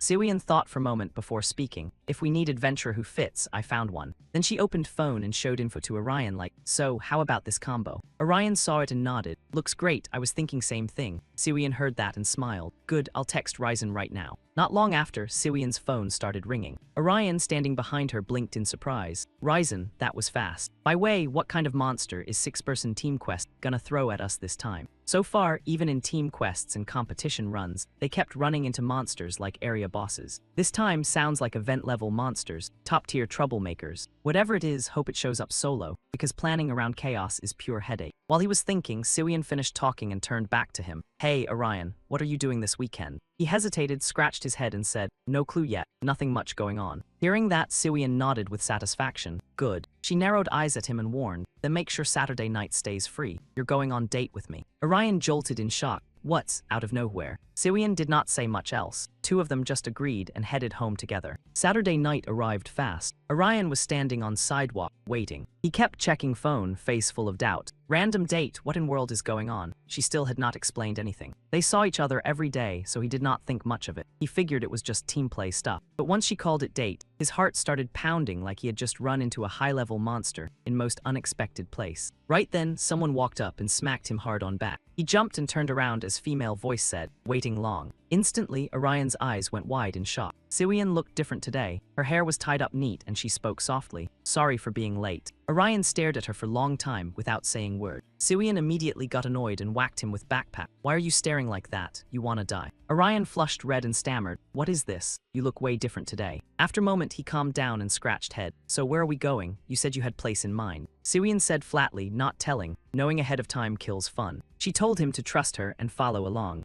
Orion had no choice but to nod, but he still muttered, man, I love being told stuff. That only made Siwon mad enough to bonk him again. Shut up. 2 of them kept walking toward meeting spot. Siwon spotted person she wanted to meet and happily called out, sis. Orion blinked and looked toward where she was staring. Surprise, it was Ariam and Dr. Anoa. He walked up to both and asked quietly, Ariam, what's going on here, sis? Ariam smiled and said, I thought you would not come if I did not set this up, so I planned it with Siwon. Last time, Dr. Anoa took time to care for you, so I thought it would be nice if we all ate together. Orion sighed in defeat. So that is why Siwon tricked me and dragged me here. Siwon also winked and smiled. Yep, your sister asked me over phone the other day. And since she is daughter of pharmaceutical company, getting closer to people in medical field could be huge advantage. Ariam looked at 2 of them then spoke up. Anyway, let's go. If we're late, reservation gets cancelled. A little later, 4 of them entered reserved restaurant. While waiting for food, they started chatting. Ariam was retelling something funny, and Orion was yelling like crazy. That is why you were crying and screaming, sis, don't go, right? Orion turned red and panicked. Sis, I did not do that. At that, Anoa chimed in. Looks like Orion really likes Ariam, huh? Ariam shook her head with a laugh. It has been so long, we barely even talked for days. Across from them, Siwian watched both with something on her mind. After a while, she suddenly asked, how do you two know each other? Even in same hospital, it is hard to run into each other when specialties are different. Hey, how did this even start in first place? Ariam glanced at Anoa and scratched her head, looking awkward. Anoa spoke slowly. I was first one to walk up and talk to Ariam. He said he saw Ariam working while walking through hallway. She was helping patient push wheelchair at time. For some reason, seeing that made him want to talk to her. Orion heard that and frowned with suspicion. Anoa smiled again, so I approached Ariam first. Ariam only scratched head looking shy. After a while, Siwian asked again, so how is nursing job, sis? Worth recommending? Ariam shook head lightly. I do not know. It depends on person doing it. There is only one thing I want to say to anyone who wants to become nurse. Run away now and find something else. She raised brow and laughed hard, leaving Orion unsure how to react. But then her tone suddenly turned serious. Of course, it is not that easy. Especially when patient you cared for walks out of hospital healthy and smiling again. It hits different. Heartwarming stuff. Pure fuel for soul. Orion looked at sister. First time he had ever seen face like that on her. Ariam let out soft laugh. Ain't I said, too embarrassed. Sister never talked about it before. At same time, Anoa kept staring at her. But Guy seemed to be seeing someone else through her. Siwian noticed something off about him. Right then, her phone rang again. She opened it to see who sent message. She glanced at Orion and said, Orion, come outside with me for sec. He blinked and asked, why not say it here? Siwian gently shook her head and replied, no, I think it's awkward here. Come with me. So two of them quickly stepped outside. Siwian spoke slowly. They look like they're in good mood, so let's stay out here and let them talk. Besides, I can't drag this out all night. Orion gave small nod and said nothing, but eyes kept drifting toward restaurant. Base smiled. Siwian, you asking why? Worried about losing sister Orion. Orion jolted and quickly denied it. Nope. I'm just shocked my sister had sighed like that. I've never seen her working before. So he was a little stunned. He thought he knew everything about her since he was family. After hearing that, Siwian sighed and asked, so would sister be shocked if she knew you were revenge-driven maniac? Yes, you got point. Orion nodded, then asked in calm voice, but what are you trying to say? Siwian's tone suddenly turned serious. I just got message from Vezin. Orion asked with suspicion, members joining us already picked. Yeah, Siwian nodded lightly. Team set same as planned. Monk, Scout, Mage, and Bow Fighter. They'll run 6-man mission with those 3 next week. So prepare well. Orion nodded with serious face. 1 week later at housing complex. Below grounds of building, 3 of them, including Orion, got teleported there. Orion looked around for a long moment before speaking. Where are we? Siwian checked phone and answered, according to map, we're in Newtown on city outskirts. Probably not many people around this time. While they were still confused, voice suddenly rang out from distance. Hey. Orion turned around in surprise. Jamie was walking over with 2 others. Long time no see. How have you two been lately? He politely nodded. Hello, nice to meet you again. Raimi looked at Jusian and asked suspiciously, that helper you just hired? Siwian nodded. Yeah, this is Beiju Jian. He's advanced adventurer. Raimi frowned after hearing that. An adventurer? I'm looking forward to working with you. Jun Sung walked up too and said, we need new strategy. We're not using normal tank damage healer setup, so better come up with different plan. This is strategy I just came up with. Orion nodded and shared plan with them. To use 3 support players to full advantage, they could back up from range very efficiently. That would let close range DPS hit and run right on time with support skills. G frowned and asked, isn't this way too risky for us? If close range DPS get focused, we'll take direct hits. We don't have tank class user on team.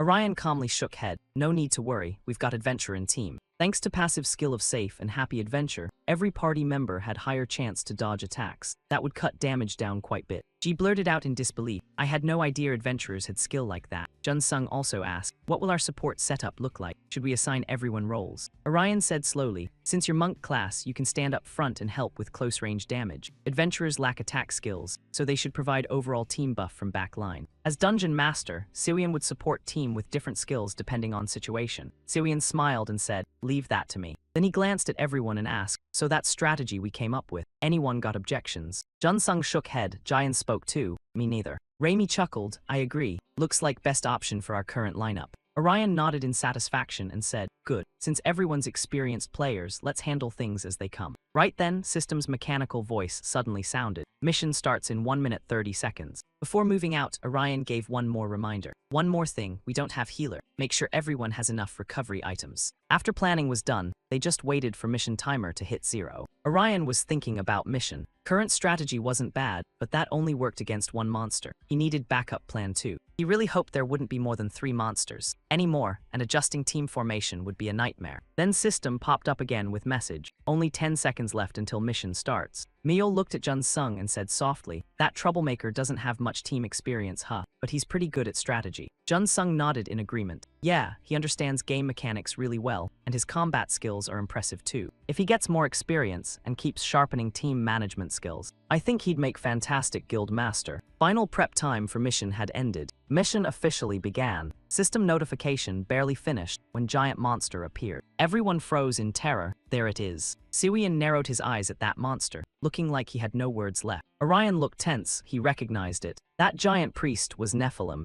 Then it suddenly lifted one leg. No warning, no drama. It stomped the ground and punched a huge crater into it. Juician yelped in terror. What the hell is that? We gotta fight some giant freak like that. I never thought garbage like this would show up. Even Orion did not expect it to appear. Jun Sung shouted to steady everyone. We did not expect it, but event already started, so we fight like our lives depend on it, even if it kills us. Then he yelled fast. Jayin move. She snapped back, got it. The second she finished, she charged forward. Behind her, Jun Sung used light path to clear route for her run. All her stats jumped by 22%. Shockwaves from skill kept blasting out non-stop. She swung at monster with fastest speed she had, but it took 0 damage. Jayin cursed out loud, pissed off. How is it not hurt at all? Then it swung back at her. It sent her flying, and her body slammed hard into ground. Pain hit so hard she could not stop herself from crying out. On other side, Orion charged in with sword. He activated skill Blood Howl. Sharp sword light wrapped in bloodlust sliced straight across monster's head. Same result. Monster still stood there like nothing happened. Orion's eyes shrank. No damage at all. Could this giant monster be?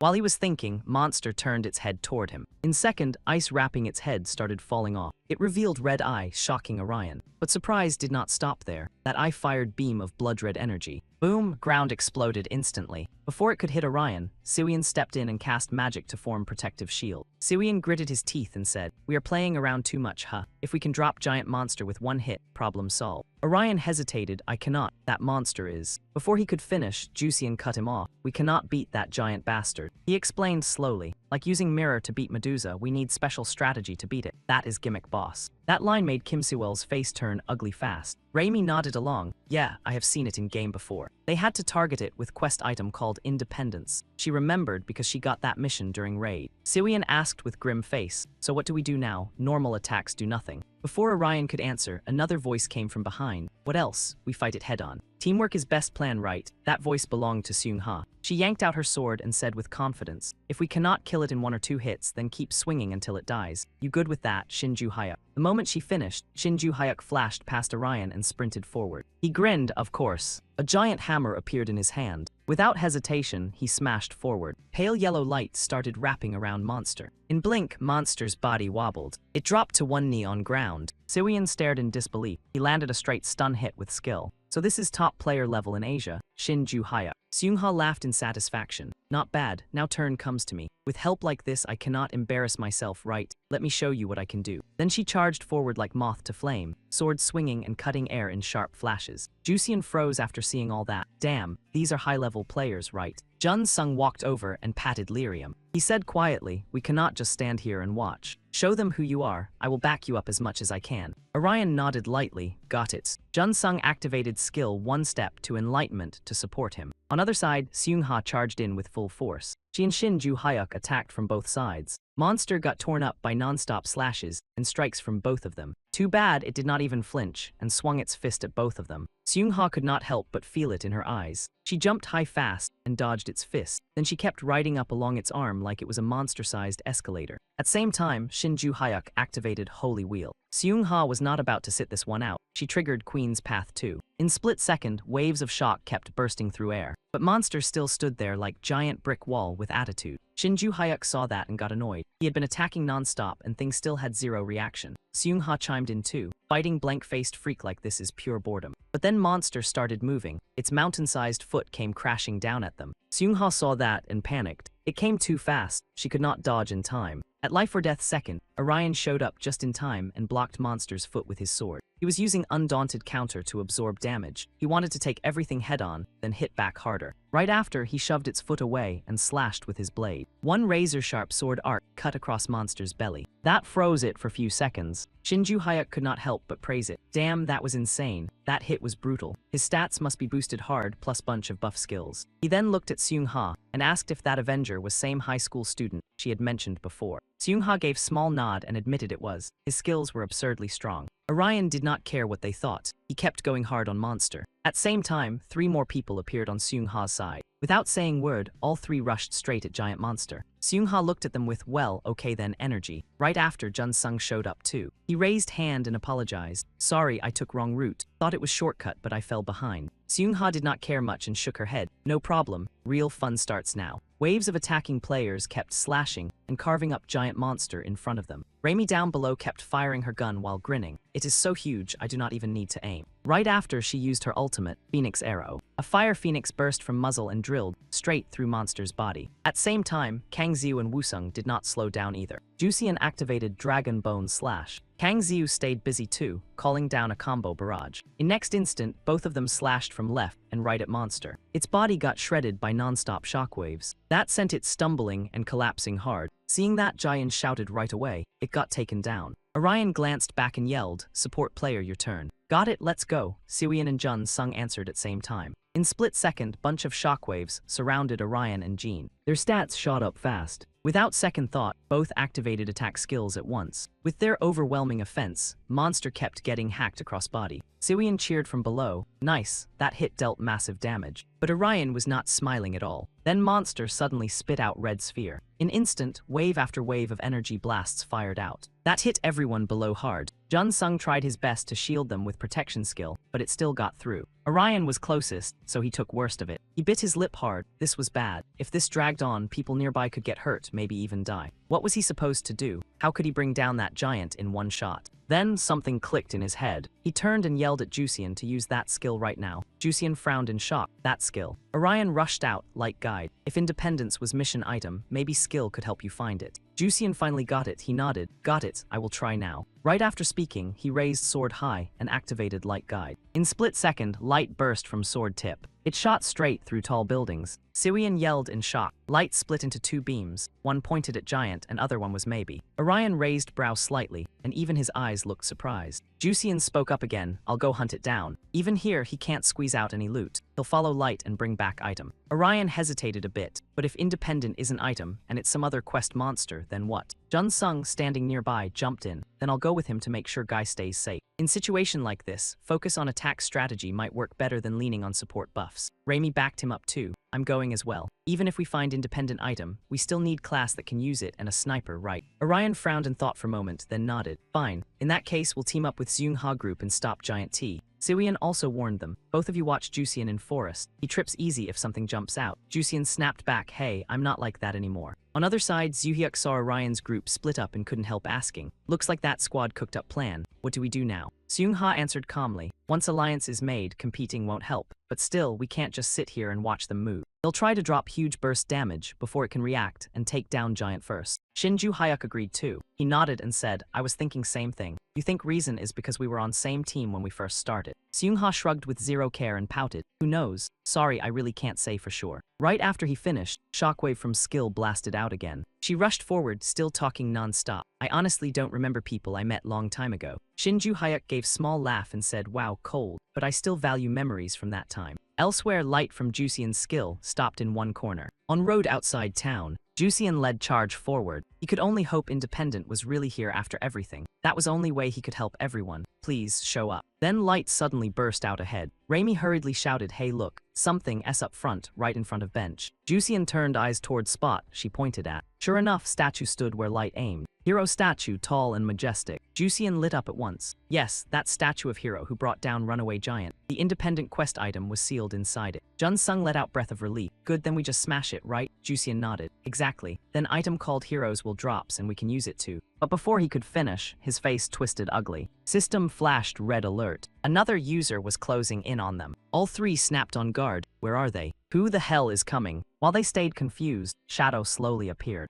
Jun-sung's face went hard at once. No way, it can't be him. Guy grinned with pure malice. Then he raised hands slightly. activated Emperor's white path skill. In split second, all three Jun Sung dropped to ground. Jusian yelled in disbelief. What is this? Why do I feel so powerless? Jun Sung recognized skill. This has to be Emperor's skill. Then that means he's real Emperor. Guess was right. Arrival was Charles' boss. He curled lips into smile. I came looking for traitor. Instead, I ran into vision people. Either way, not waste. He had wanted them dead for long time. Jusian heard that and got scared. At that moment, he lifted sword, ready to finish Jusian off. But before blade could fall, magic shot in from distance. The second it reached him, magic circle appeared in front of him and blocked attack. Attacker was Jamie, of course. He smirked, a magic sniper, huh? Raimi bit lip hard and glared at him, then fired back. But she couldn't touch him at all. He smiled calmly. Maybe best way to fight lots of enemies alone is to drop ranged attackers first. Right after, he raised hand and got ready to strike. He activated Royal Road skill. Raimi got blasted back like ragdoll. Then Jun Sung suddenly appeared behind him.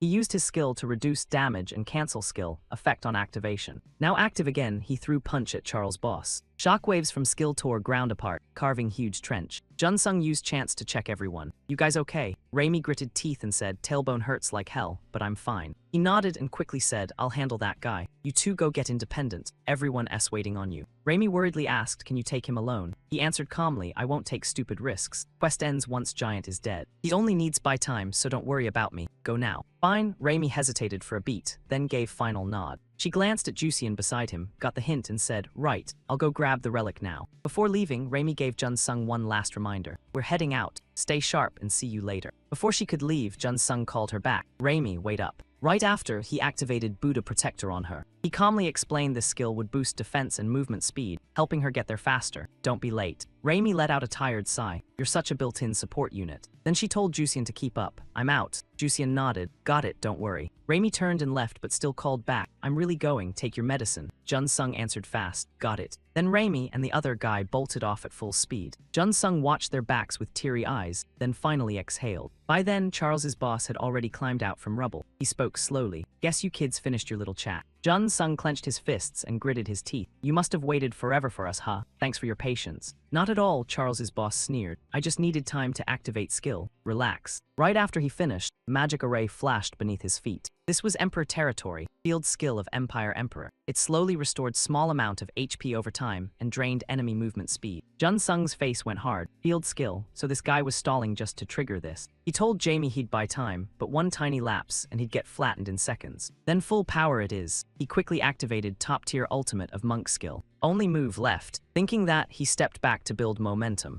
In blink, he surged forward at insane speed. Buy more time, that's job now. Meanwhile, over at Battlefield, Giant Monster was still holding up under non-stop attacks. Orion kept hammering away at it. Siwian wasn't loafing either. She activated Trap Arrow skill. Then Arrow Rain fell, pinning Monster down. That made it grind its teeth in rage. But right then, Siwian planted her staff into its hand. Yet it still looked untouched. Siwian exploded. What in world? Why is this giant still alive? How much HP does this thing have? Giant worriedly looked at Orion. Those guys with veteran adventurer will bring Relic back, right? Probably, Orion said under his breath. Still, that's not exactly comforting. While he attacked, he got warning about player intrusion. That was way scarier. In middle of all this chaos, hope no extra chaos decides to spawn. Right then, Siwian suddenly yelped in panic. Something S coming. Everyone snapped their heads up and saw Monster S orb appear again. Seungha grit his teeth. What hell is that? His ultimate. Yudan panicked. We're done for. That skill will wipe us all out. Seungha barked orders. Everyone get defensive. Stop it this time. Siwian also shouted at Orion and Xian to fall back. I'll trigger defense skill. But before Orion could move, one figure flashed past him. Looking closer, it was Jusian. Sweat covered his face. He had clearly sprinted all way back. Without hesitation, he raised sword high and yelled, Hao Guang.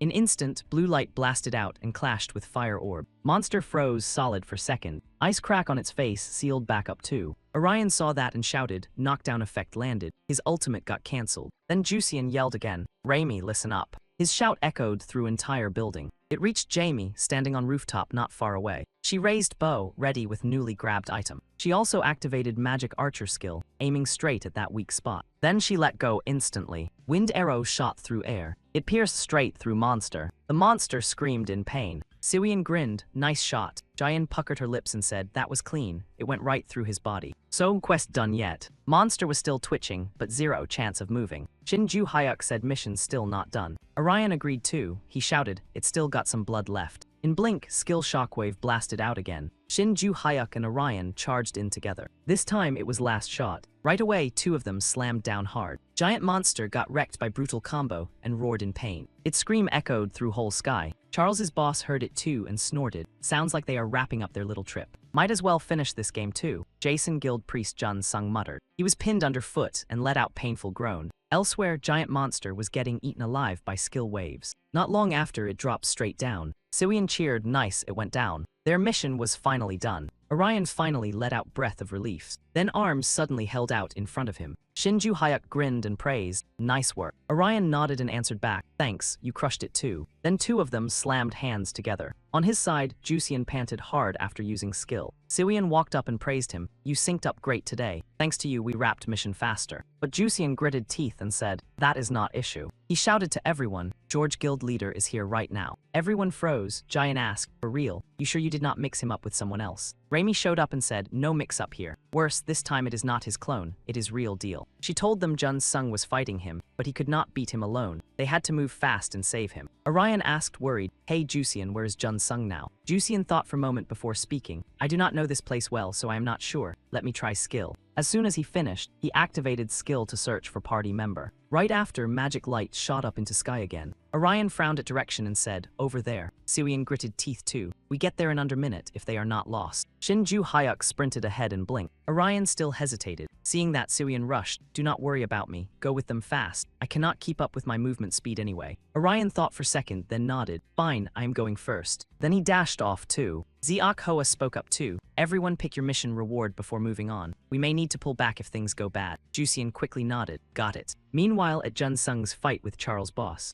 After brutal battle, place had turned into rubble. Boss slammed foot down on Jun Sung. It hurt so much he clenched his teeth. Boss snarled, do not move. You got almost no blood left. You want die that badly. Jun Sung narrowed eyes at him, like he was cooking up something. His hand slowly lifted, ready to trigger Buddha Field skill. But before he could finish, Boss crushed foot down and coldly warned, I said do not move. Jun Sung cried out in pain. Then he kept going, I really want to kill you here and end this, but it would be huge pain if your team finishes mission right after grabbing reward. So he wanted him alive until they got there to rescue him. Jun Sung saw through scheme and yelled through gritted teeth, then kill me already. They are not coming to save me anyway. Cut crap, he snorted. I know you guys are not type to plan every possible move before acting. If group were only about personal gain, nobody like him would ever waste time saving others. He knew that because he once ran company. Real team had bond, not profit-loss brain rot. So they would come save him in end. He grinned and asked, I am right, huh? Jun Sung took deep breath and ground out. No, I know you do not believe me, but it is true. People in my team do not even really like me. But while he talked, Ziak Hoa slipped silently behind Charles' boss. Assassin's skill kicked on fast too. But the second Ziak Hoa slashed down, Boss spotted it and slipped away. Seung Ha did not expect that. He was way too fast for any clean reaction to this hit. Still, when it came to speed of attack, he could not outpace Assassin. After one quick thought, his blade came swinging in again like it had rent due. The slash was so fast it scared the soul out of him, with the knife already kissing his neck. But right then, two magic circles suddenly popped up and blocked the strike. That sudden defense sent Hoa reeling after taking the hit. Seizing the opening, he kicked straight toward Hoa. That one kick launched him backwards like a discount ragdoll. And it was not over yet. The boss activated his dungeon skill, Palace Prison. Iron chains appeared in a blink and locked Jun Sung down tight. This skill can trap any target below 18% health for 180 seconds. After all item buffs and skill boosts were calculated, the bind time could stretch up to 7 minutes. That was more than enough, plenty of time for him to stomp every member of Invasion into floor decor. At that moment, Shinju Hyuk and Orion showed up. Both attacked him at once, but he still slipped away like dodging was his cardio. Neither of them held back, and both instantly triggered their skills. But the boss showed zero fear. If anything, excitement flickered in his eyes as he clenched his fist into an iron-like hammer. In an instant, Orion and the other attacker were blasted by the skill wave. Orion bit his lip hard. Was that a counter skill? It activated way too fast, and it even came with a paralysis effect. While he was still thinking, the boss rushed at him like lightning and coldly asked, "Are you the Avenger?" He said he had been looking for him. Orion flinched slightly, wondering what this lunatic wanted now. Just as the boss was about to slash down, a bolt of magic shot straight toward his face. But same as before, it still could not even graze him. He turned his head and looked back. He saw Jamie aiming a gun at him from afar and snorted. That brat keeps trying to mess with me while sniping from long range. But that was not all. Seung-ha and Kang Xiu suddenly appeared and blocked his line of sight. He curled his lip with a cold scoff, then started activating Sword Dimension art again. Seung-ha was immediately slammed by the attack. She bit her lip hard. He was using that skill like this. The moment those two went down, Jusian and Jai-in appeared. But before they could do anything, a path overflowing with golden light spread out. It split them to both sides, and the shockwave from the skill smashed into them. Using that opening, he charged straight in front of Jamie. He sneered with contempt. Long-range damage dealers are such a pain. Jamie's face instantly went pale. In that hair-trigger moment, purple iron chains suddenly appeared and wrapped around his limbs. Shocked, he turned his head to look. Siwian was rushing in from afar, staff in hand like she had arrived for the dramatic entrance bonus. Blocked yet again, Charles's boss finally snapped. He grumbled that Magic Shooter is not the only troublemaker here. A vicious glint flashed in his eyes. Right after that, he activated the skill leadership. Siwian's body froze in an instant. A sharp streak of sword light swept across immediately. Siwian was blown far away just like that. He slowly walked toward her, making fear crawl across her face. He said coldly, "I will deal with you first." Biting her lip hard, she gritted her teeth and said, "Fine." Boom, an explosion rang out. But somehow, Charles's boss missed because of something, and he looked slightly startled. A moment later, he muttered in annoyance, "That was pretty cool. Nice save, Avenger." Turns out, the moment he slashed down, Orion had managed to rescue Siwian. Orion narrowed his eyes at him and said coldly, "You said I am the one you were looking for." Charles's boss did not answer right away. He just stood there, staring at Orion for a long while. After a moment, he slowly said, "That's right. You are exactly the one I wanted to meet, Avenger." Orion frowned and asked, "What do you want from me? We have never even met." He shrugged casually and answered like this was a coffee chat, not a murder party. "Nothing major. I just want to ask you a few questions while I step on your friends." He wanted to know where the man hunting Orion was. Orion let out a cold snort and asked flatly, "Why ask me? Shouldn't you know best? He is your opponent." The boss answered calmly, "This is just a simple investigation. My opponent vanished after meeting you, so I have been looking into him ever since he disappeared. No questions, just answer me. That guy is pretty dangerous." Orion narrowed his eyes at him for a moment, then curled his lip and said, "I do not know where he is, and he has nothing to do with me." That line dropped and his face sank hard. His body pulsed with killer intent. He said coldly, "Fine, my subordinate is in the sunset room." In a blink, Orion's face changed. The guy did not expect him to figure it out. He smirked and said, "I saw this coming. Sunset room we shared got locked down, so I figured somebody grabbed key." He only needed certainty, and Orion's honest reaction cracked whole thing wide open. Right in front of him was fake Fox. No surprise he got exposed this early. Boss Josh's guy gave an order and said, "Good news. If he's locked up somewhere else, then finding him is gonna be my headache. But since you got sunset room key, I can just kill you and take it. Easy money."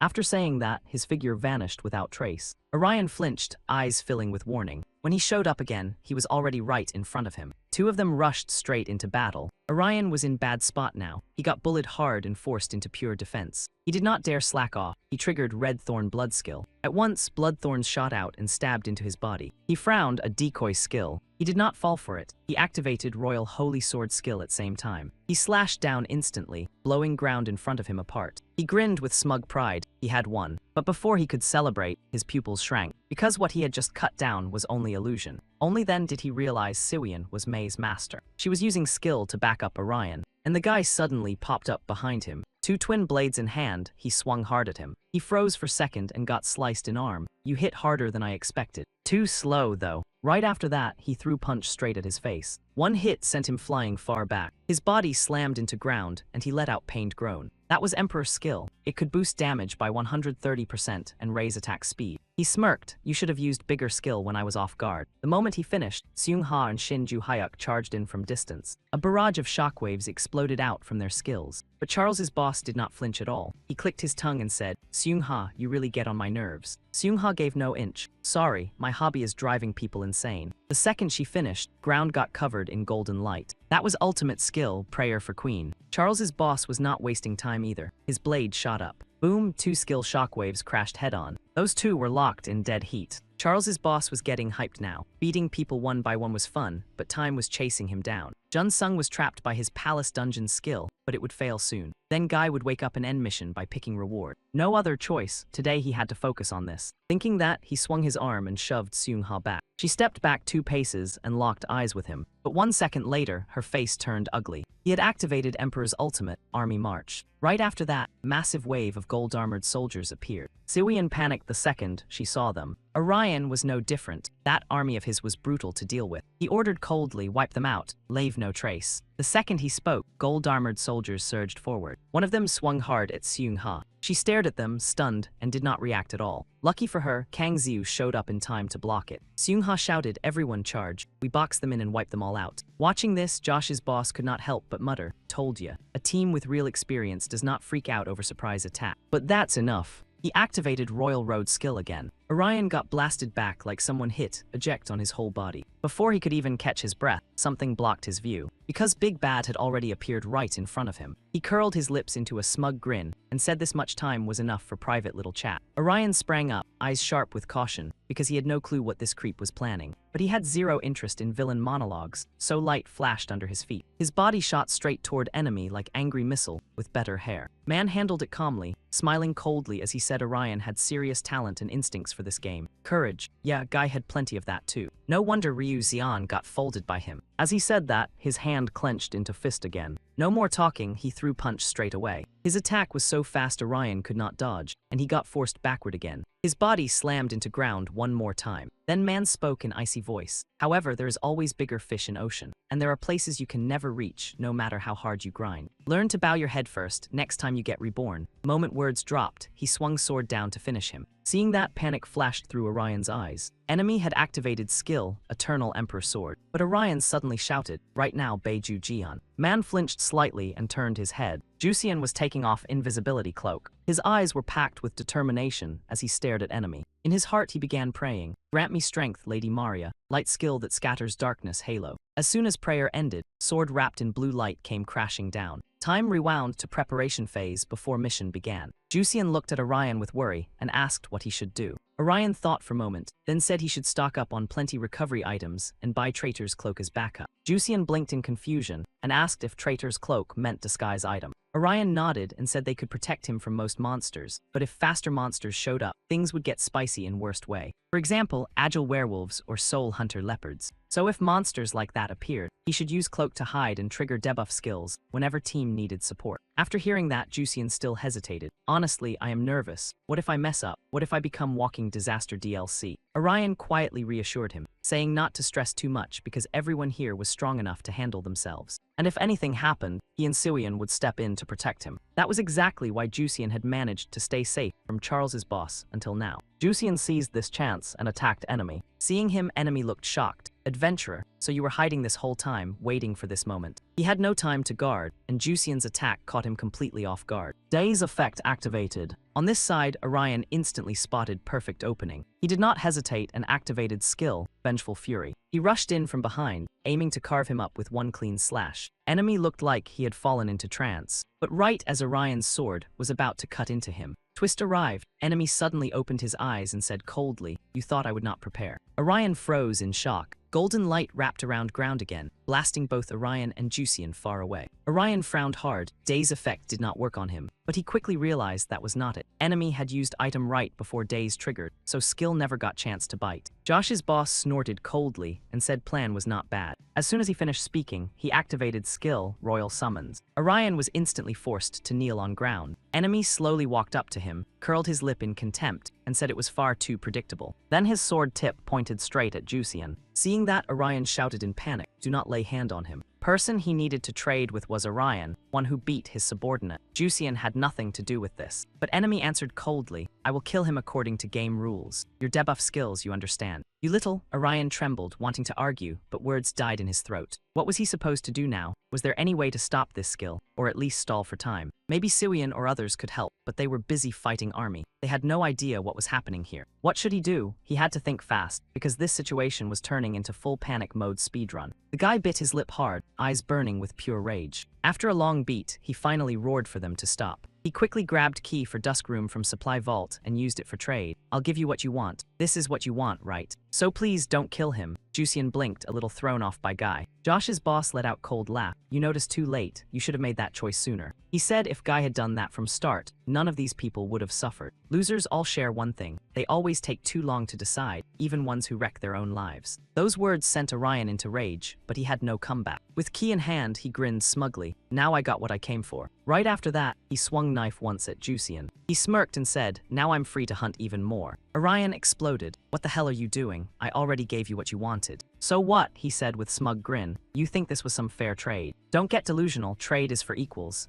He's just getting robbed." He kept talking while stomping on Jusian, eyes full of contempt. "Only winner's voice matters. Losers like you just eat dirt. You already lost to me, you vengeance-loving punk." Orion got angrier and angrier until his whole body started shaking. Ignoring Guy's reaction, he kept going. "So instead of begging for deal, you should be begging me to spare your life." He finished speaking and blade in his hand came down again. "Stop!" Orion shouted desperately. What should he do? What now? Use which item? Which skill? That top-tier bastard. And just when Orion was scrambling for answer, hacked item he got from Chickmaker suddenly reacted to his mind. Then it started causing errors in game system. Charles's boss froze in shock. Orion's body was now wrapped in pale gold light. On top of that, warning alerts kept blaring non-stop. That system error had illegally opened backdoor for Orion. Realizing it, Josh's boss panicked. No way, he already met activation conditions. What the hell is going on? What in world is this supposed to mean? In past, researchers discovered Z24 had unlimited potential. It didn't just change under outside pressure. It changed with human thoughts, even emotions. Game system and GT were only molds for extracting that endless power. Human creativity wasn't stable enough to make something that didn't exist in this world. But if something broke free from game system's limits and could use Z24, then what? Still, researchers didn't worry about it. They figured nobody knew what would happen. It was pure unknown. It would be like some legend. Back in reality, Charles's boss stared at Orion in terror. Did you force yourself up to transcendent rank? This vengeance freak was way more dangerous than he thought. He had to finish Guy off first. With that thought, he grabbed sword and rushed in. With a heavy slash, his sword cut forward and blasted out a huge boom.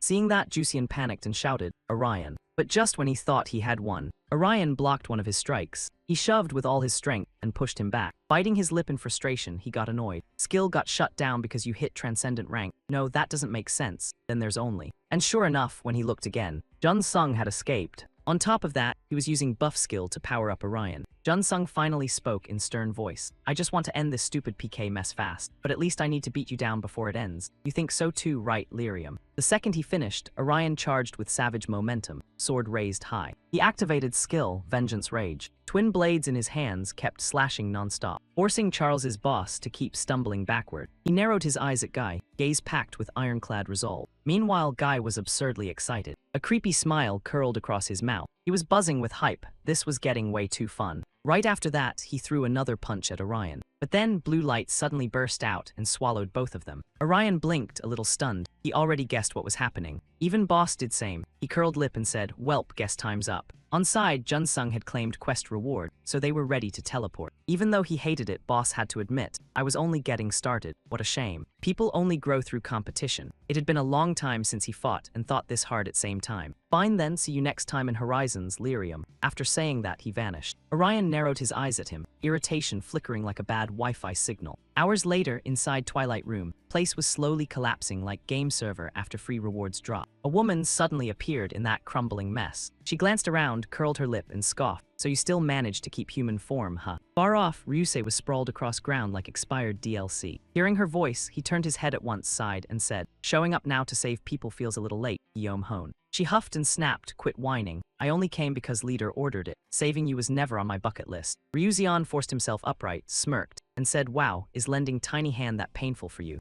Guillaume Hone asked with suspicion, "More important, how are you still alive? Didn't that revenge freak loot every item you had?" Ryuzian did not even get chance to answer before another voice came from behind. "I only had one recovery potion hidden in room." Jusian jolted and turned, while woman gave cold little laugh. "So you were here too? Amazing, 2 idiots got stuck in Twilight Room at same time." After saying that, she stood and said coldly, "Now you two can leave, go home and take bath. Smell here is attacking my soul." Ryuzian followed behind and asked suspiciously, "What happened to that revenge guy? Did leader deal with him?" Those words made Guillaume Hone flinch and turn back. After short pause, she said, "No idea. I don't know details. That is no longer your problem." She told both of them Horizon would begin in 7 days. 7 days, Ryuzian shouted in shock. "So that means we can try clearing final quest." Guillaume Hone gave small nod and replied, "Correct. I already opened it. In 4 days, we finish that quest, then move on to Horizon." So she reminded him to make sure he ate enough and gained weight in time, because this was definitely going to be one long feast. Next morning, new day began after that chaotic battle, because apparently trauma also comes with sunrise. At cafe in city, Orion's group of 3 gathered again. After hearing what happened last night, Siwian cried out in disbelief. Hold up, so you handed key to head boss. Orion scratched his head awkwardly. I couldn't think of anything else. At that moment, Jusian spoke with guilt. I'm sorry. Everything I did only made things messier because I'm useless. Jusian glanced over, then softly tried to comfort him. You don't need to apologize, Jusian. We already knew you weren't good at this. It was supposed to be comfort, but wow, emotional damage. Jusian protested. Why are you so brutal? The other 2 barely cared, and Orion continued. I considered giving him our shelter room key. Siwian said with worry, but then he would chase you again. He nodded. Siwian sighed without thinking, shook her head and said whatever, things worked out. Our goal is winning this event, not wrestling every chaos gremlin we see. Besides, they were trapped in Twilight Room for over 2 weeks. By now, they probably... She suddenly froze mid-sentence, because her brain pictured those 2 turning into walking disaster soup. The thought made her shudder, and she quickly shook her head to delete image from mental hard drive. Nope, I don't want to think about that anymore. Jusian sat in front of them without speaking, though his face looked far from fine. Right then, Seungha walked in from outside with smile and said, sorry, did I make you wait long?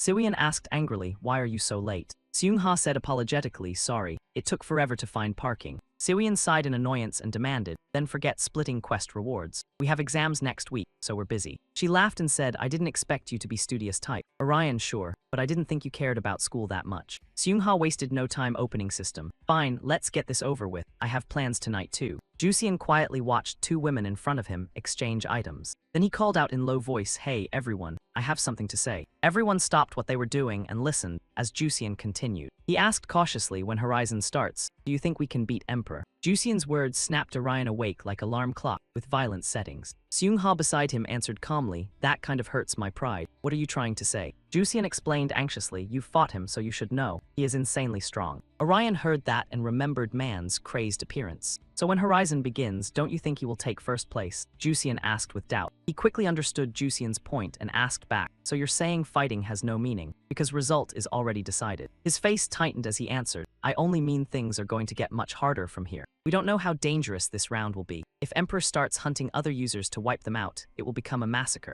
Worse than anything we can imagine, Jusian warned everyone. Then he slammed table and stood up. So wouldn't it be better to stop Horizon before it even begins? Siwian froze at sudden decision and stammered, that's. Before she could finish, Seungha cut in beside her. Wait, you're confusing me. Let me get this straight. You're saying there's a way to stop Horizon from happening. Jusian lowered his eyes, emotions tangled, and admitted, exactly. One of game developers told me there is passcode to stop Horizon, he said seriously. Siwian asked curiously, Forest passcode, what is that supposed to be? Jusian explained, it is code that disables operational elements inside game. They said it works like bomb. As long as we destroy Horizon activation trigger, event will never begin. There is button that activates Horizon. Seungha also grew serious and started thinking through problem. Suddenly Orion spoke up in surprise, there are 6 guards. Prophecy said when 6 pillars fall, it all kicks off. We figured those 6 pillars were really 6 guardians from Special Quest, and Guy was bold enough to call shot. She was shocked they finally untied knot. Special Quest. We cleared that thing multiple times without knowing what it meant. Turns out that was trigger for event. Then Seungha came back to Jusian and asked, so what do you think we should do? You said we should enter Special Quest and find way to protect guards. He got tense too and admitted, yeah, if we do that, Horizon never happens, and we might just delay event forever. Seungha shut eyes, gripped hard, thought it through, then reached conclusion. So that was your plan. In that case, I refuse. Her blunt rejection caught Jusian off guard. Seungha explained seriously, yeah, Emperor is insanely strong, and Horizon could be brutal, but we cannot ignore huge reward for first place. We fought too hard, and too many people already died for this. As Team Guard member, she could not just pick herself over everyone else. Seungha kept it real. I chose this road long ago. Think of it like driving on highway. We are going as fast as we can. Only thing left is finding exit to finish line. Her eyes locked in. If you think we should quit and go home, that is like telling us to drive straight into pit and die. Orion froze from her brutal honesty. After swapping points with Siwian, Seungha stood up to leave. I will not stop Jusian from moving forward with his plan. Either way, that ends our alliance. We will fight on our own without getting in each other's way. She said it like no big deal. He cut off, stunned by chaos of our battle. Before leaving, Seungha said, I have nothing else to say. Everything is settled. I am heading out. Good luck on midterms. Siwian grumbled back, annoyed. It is final exam. Scene shift after trio split up.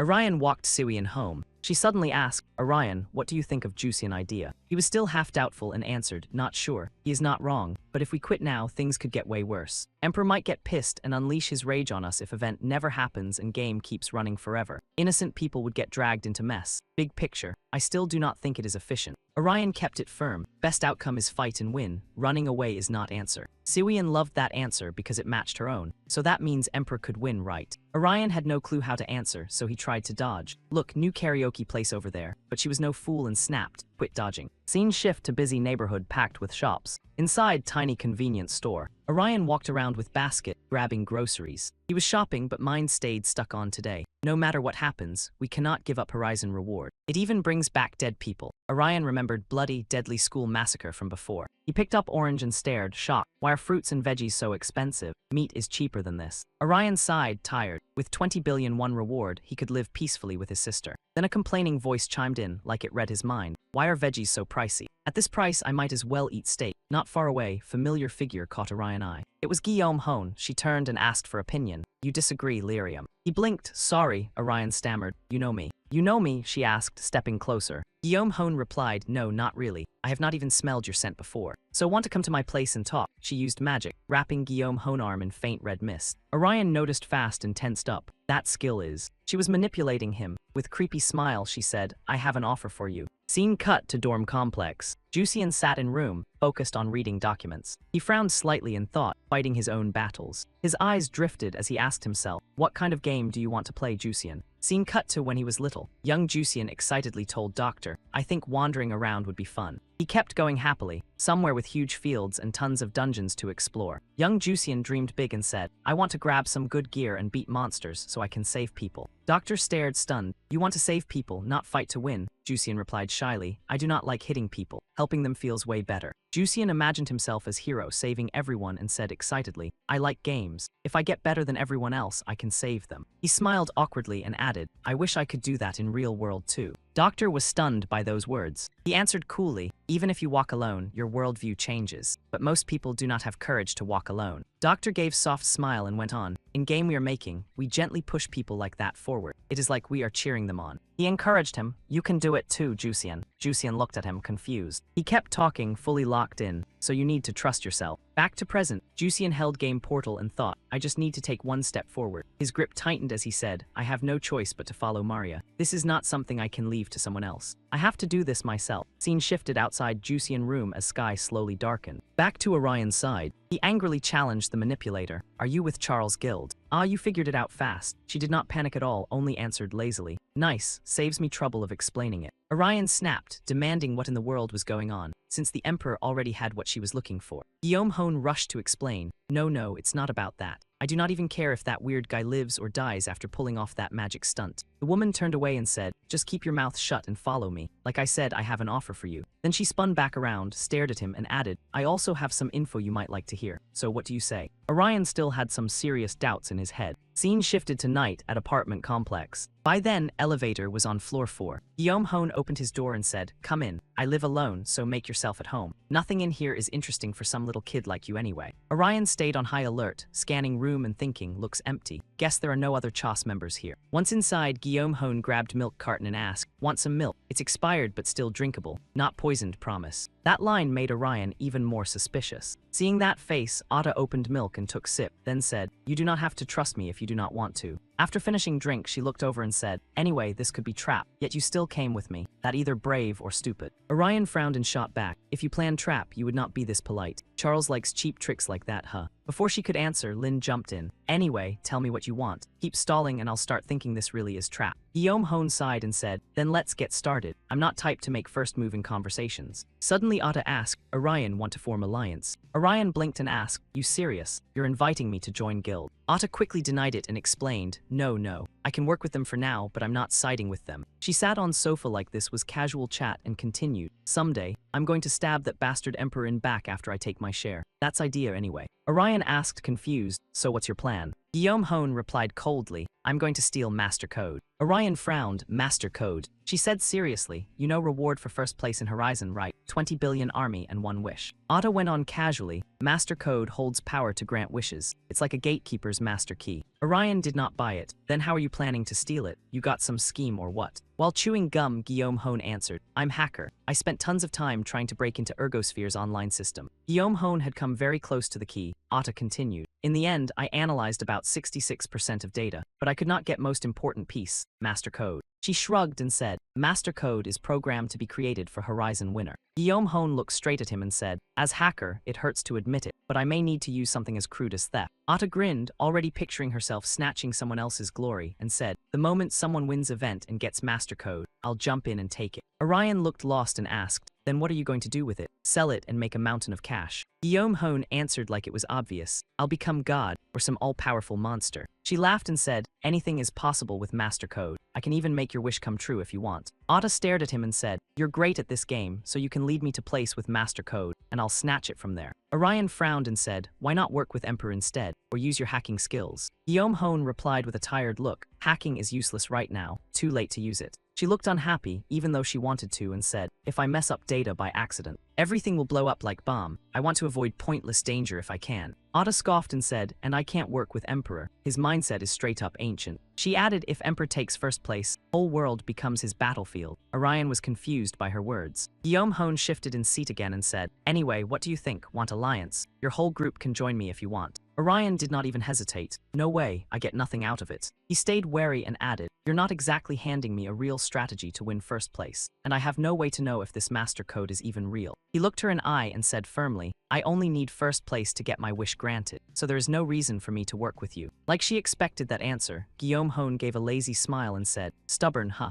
I thought you'd be a little easier to crack after getting beaten by Emperor. Suddenly she stood up and said, fine, then how about this? She flashed a sly grin and said, I'll take you and your team to Final X Quest. Guillaume Hone made it sound like Deal of Century. If we form solo team, then all of you can join X Quest. I'm the one taking Quest, but you already know X Quest reward is special. She smiled at him and said, your team would definitely profit from it. So, sounds tempting, right? Hearing offer, Orion fell silent and thought, Final X Quest. The last god I met was 5th. Orion pictured Guardian's spirit in head, and figured 6th Guardian had to be final boss. But he still spoke up and said no, forget it. Orion held firm, and said I do not care how good X Quest reward is. No reason for us to take dangerous quests like that. He crossed arms, annoyed, and said loud if you want join group this badly, go clear X Quest yourself and bring reward back to us. Then maybe I will think about it. Guillaume Hone laughed and said, wow, I am impressed. You are ice cold and way too logical. She shrugged and kept going. Like they say, hard to tempt someone already taken. Guillaume Hone glanced at him and said, I guess I cannot do much. This is not my usual style, but I have no choice but to go all in. Guillaume Hone used magic coldly. Suddenly, wooden puppets rose from underground. Orion saw it and panicked, thinking mind control skill. Then info panel popped up. Skill class, puppet control, combat summon. 5 wooden puppets can be controlled for 44 seconds by controller. Guillaume Hone said calmly, do not worry, I will not kill you. Then her eyes sharpened and she threatened, I will just crush you until you change your mind. She controlled puppets and sent them charging at him. When all 4 puppets attacked at once, huge explosion ripped through room. From outside, Guillaume Hone's house looked weirdly bright. Blast was so huge it blew windows apart and sent glass flying everywhere. He swung sword and chopped off arms from few puppets, but they still would not let go.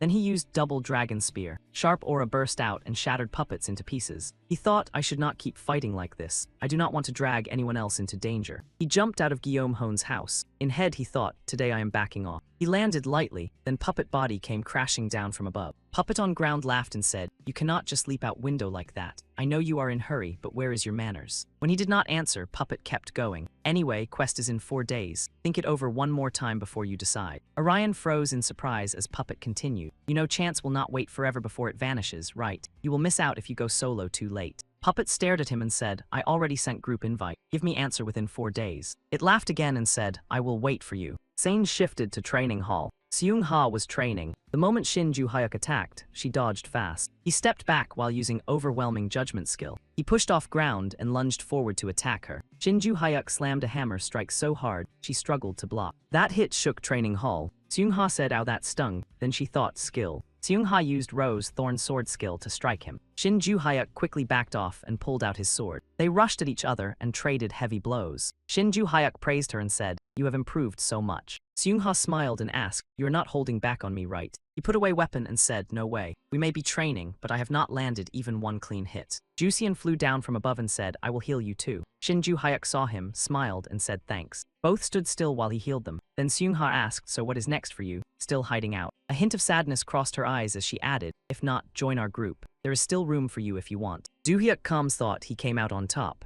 He sighed and said, that was not what I meant. Scene shifted again to bridge at night. Car was speeding down road. Seungha and Shinju Hyuk were in car. While driving, she asked, if you do not want join us, what are you planning to do with Horizon? You thinking of fighting solo and taking all reward money? Shinju Hyuk smiled, thought for a moment, then said, not quite what I meant. Seung Haluk looked at him and said, you do not look excited at all. If not that, then you look exhausted. Tell me your idea. He closed eyes and said, I do not have exact plan. I enjoy sparring with you, and being alone is pretty nice too. Suddenly he opened eyes, looked at her and continued, if someone wants team up with me that badly, I want my feet wiped clean. Hearing that, Seung-ha smiled and said, so if I want to get close and talk with you, I need to get stronger. He said coldly, you know I have my pride too. She could only sigh and said, fine, if that is what you want today. Suddenly Shinju Hyuk yelled, stop car. After both got out, sky outside had already grown dark. They ran fast together down road. While running, Seung-ha asked, what is going on? You spot someone you know or what? Shinju Hyuk quickly denied it, not any of that. Suddenly he shouted, found it. In front of them stood giant pillar in middle of road. Seeing it, she could only stammer this pillar. Shinju Hyuk jumped in with an answer, saying it was game energy booster pillar, and he figured it vanished after mission because of some bug, glitch, or classic game nonsense. Seung-ha immediately raised her phone and snapped a photo of game energy booster pillar, like she was collecting evidence for paranormal lawsuit. While staring at her phone, she said no, this thing was not going to be explained away that easily. She held up phone and said, look, this pillar can be photographed. Shinju Hyuk blinked in shock and asked if normal people could see it too, not just them.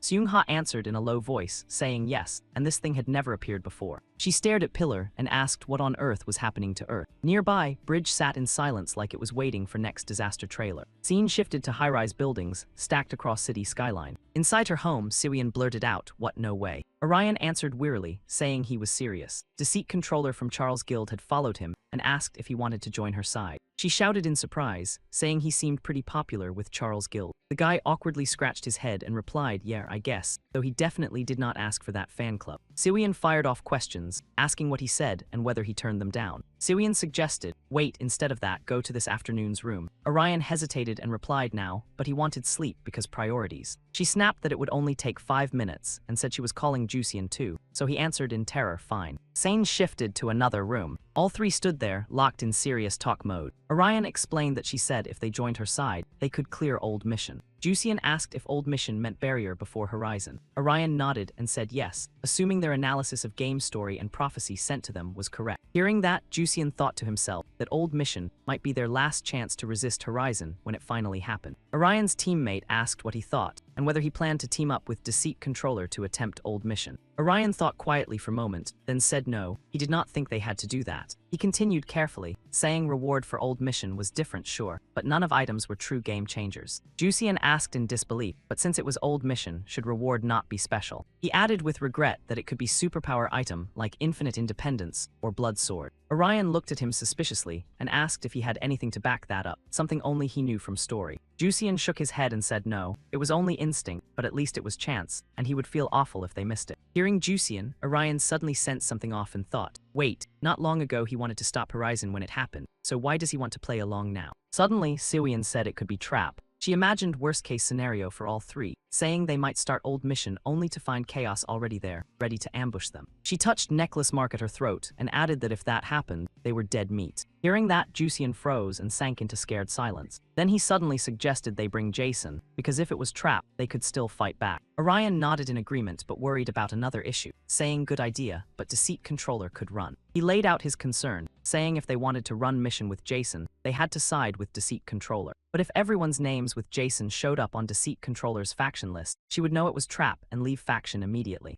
Orion continued grimly, saying that would also lock them out of old mission, and all three hit dead end again. Siwian raised her hand to her chin. Deep in thought like brain had finally opened secret menu. Suddenly she lifted her hand and said she had idea. She continued with confidence, saying it was a bit of gamble but they could still do old mission. Siwian's eyes lit up and her voice grew firmer. She said she was not great at planning, but her brain had been running at full power while studying for exams, so this was best plan available right now. Then she suddenly asked if they wanted drink, leaving Jusian and Orion completely frozen. Seeing their faces, she quickly explained, well, hear her out first. Scene moved elsewhere. Outside building, rain poured like sky was having meltdown. Downpour grew heavier as scene shifted to location where old mission would begin. Guillaume Hone used teleportation gate and arrived at old mission site. As soon as she arrived, she scanned surroundings. Atta spotted Orion and called out excitedly, over here. Orion walked over coldly. As he approached, she spoke first, saying she did not expect him to come alone and assumed Labyrinth Master and Explorer would tag along.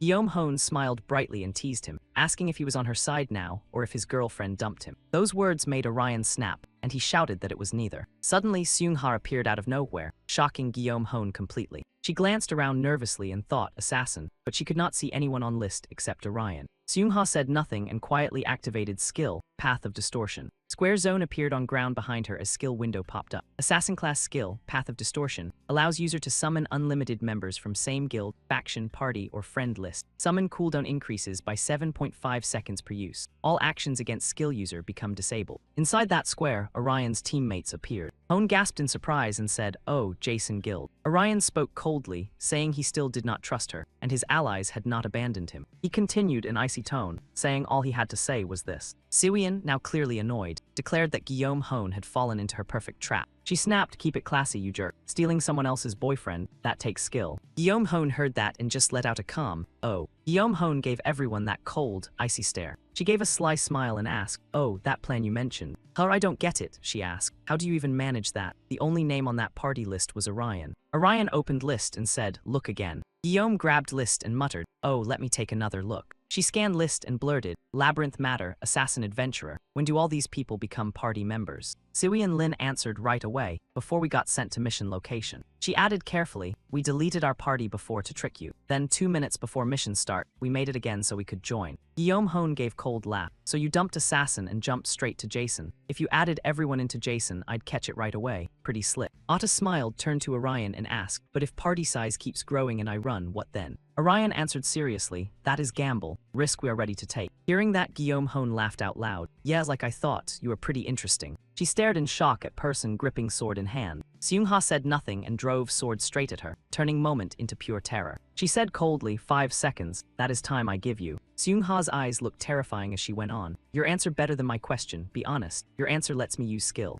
Guillaume stayed relaxed, not scared at all. You threatening me right now, what no manners. Seungha's face went even colder. You don't care if you die. Guillaume replied flatly, no, not really. I'm just better than you at this game. I only mean you are terrible. Seungha lost patience and slashed toward her. Guillaume stared wide-eyed in shock. Seungha looked down coldly as Atta hit ground. Seeing that, Siwian panicked and asked, "What are you doing? You cannot kill her." Seungha said coldly, "Look, I did not kill her." Hearing that, Siwian looked over in surprise. At that moment, Guillaume was lying flat on ground. On ground, system board appeared. Dream Doll control skill lets user swap position with doll. Skill can charge and use 2 times. Then Guillaume popped up behind Orion and said, "That is kind of harsh, don't you think? I honestly do not feel like fighting today." Orion turned at sound and Atta kept going, "But I guess there is no other way." She smiled, but words were ice cold. "I don't think I can come play at your party. I am not joining this." "Good luck," Atta finished and walked off. Everyone watching looked stunned. Orion watched her with cold, sharp eyes. Ziok asked suspiciously, "Should we chase her and fight?" Xianghai answered coldly, "Let her go. We need focus on mission, got it." Suddenly, quest board appeared before her and everyone else. Quest board, search for soul vessel. Deadline is 4:30 a.m.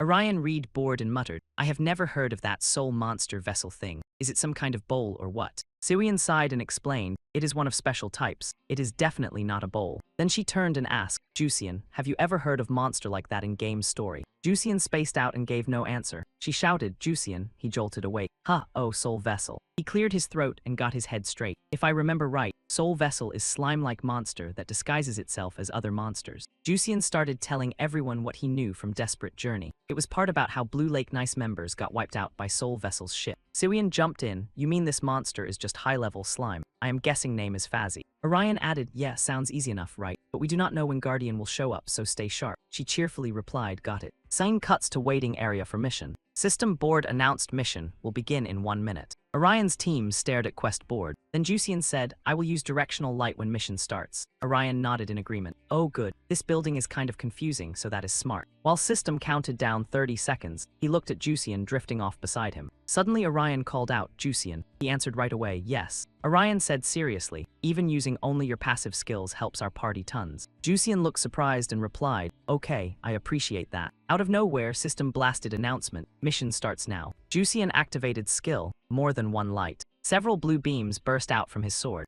Orion gasped, that means more than one monster. Siwian panicked and shouted, we need split up and find monster. Seungha frowned and reminded them, just finish this. Everyone shouted back, right. Then everyone rushed forward, dropping into battle stance. Orion yelled, stick together. We do not know what kind of monster we are up against. Teammates shouted back, got it. Scene shifts to big central district. Orion leads two teammates sprinting forward. Then she suddenly yells for Orion. Behind them, horse-bodied, human-faced monster comes stalking in. Sharp, vicious aura pours off its whole body. Orion speaks carefully. Is this soul of that beast? Juician answers. From looks, it mimics Horse Knight. Orion hears that and thinks, so its thing is speed, best play is. Monster suddenly turns to look. Before it can process anything, Orion swings sword and attacks. Mid-fight he thinks it is close enough, kill it now before it fires skill. Monster also rushes in for attack. Orion uses Revenge Spirit Fang skill to strike back. Before it can make sense of anything, it gets wrecked. Its whole body blows apart. Siwian gasps, huh, what, dead in one hit? Semi-Divine Knight should not be this flimsy. Orion is confused. What just happened? I thought it would be stronger, but guess this monster only good at copycat nonsense. He stops overthinking and says, go grab others too, maybe this is not Soul Vessel. He still has doubt. No way old mission gets this easy. This job lasts till 4:30 in morning, so there has to be more here. Juician suddenly shouts in shock, Orion, look behind you. Behind him, monster slowly rises as it reforms. Orion turns back, stunned. Monster looks terrifying now. Then it starts copying him, shaping into his form. Siwian blurts out, what? No way. She stares at two guys in front of her and asks Ori, Lee. Monster now looks almost exactly like him, except eyes are pure nightmare fuel. Then burst of light appears. It hits him with brutal force. Orion struggles to block and thinks, this monster is no simple clone. At same time, he keeps saying monster is Raven. Even while monsters that turned into people killed it, Orion keeps repeating name of one who killed it. He barely holds on and yells, it is unbeatable. Orion grimaces, too strong. In apartment building, outside window is dead dark sky. Inside, battle noise, skill effects, swords, spears, magic and monster moves all scream. It fights like me, but stats are way lower. Two guys are matched up perfectly, both fierce and tossing threats. I can drop him in few hits, even if he thinks he is unbeatable. Lyrium gets angry and locks in. He uses sword dance dragon skill. But Baekhyun Hyung is just a savage. He sneers, time to end this. Fight gets insanely tense. Sword clashes ring out non-stop. Sounds cut deep like they're stabbing straight into opponent's soul.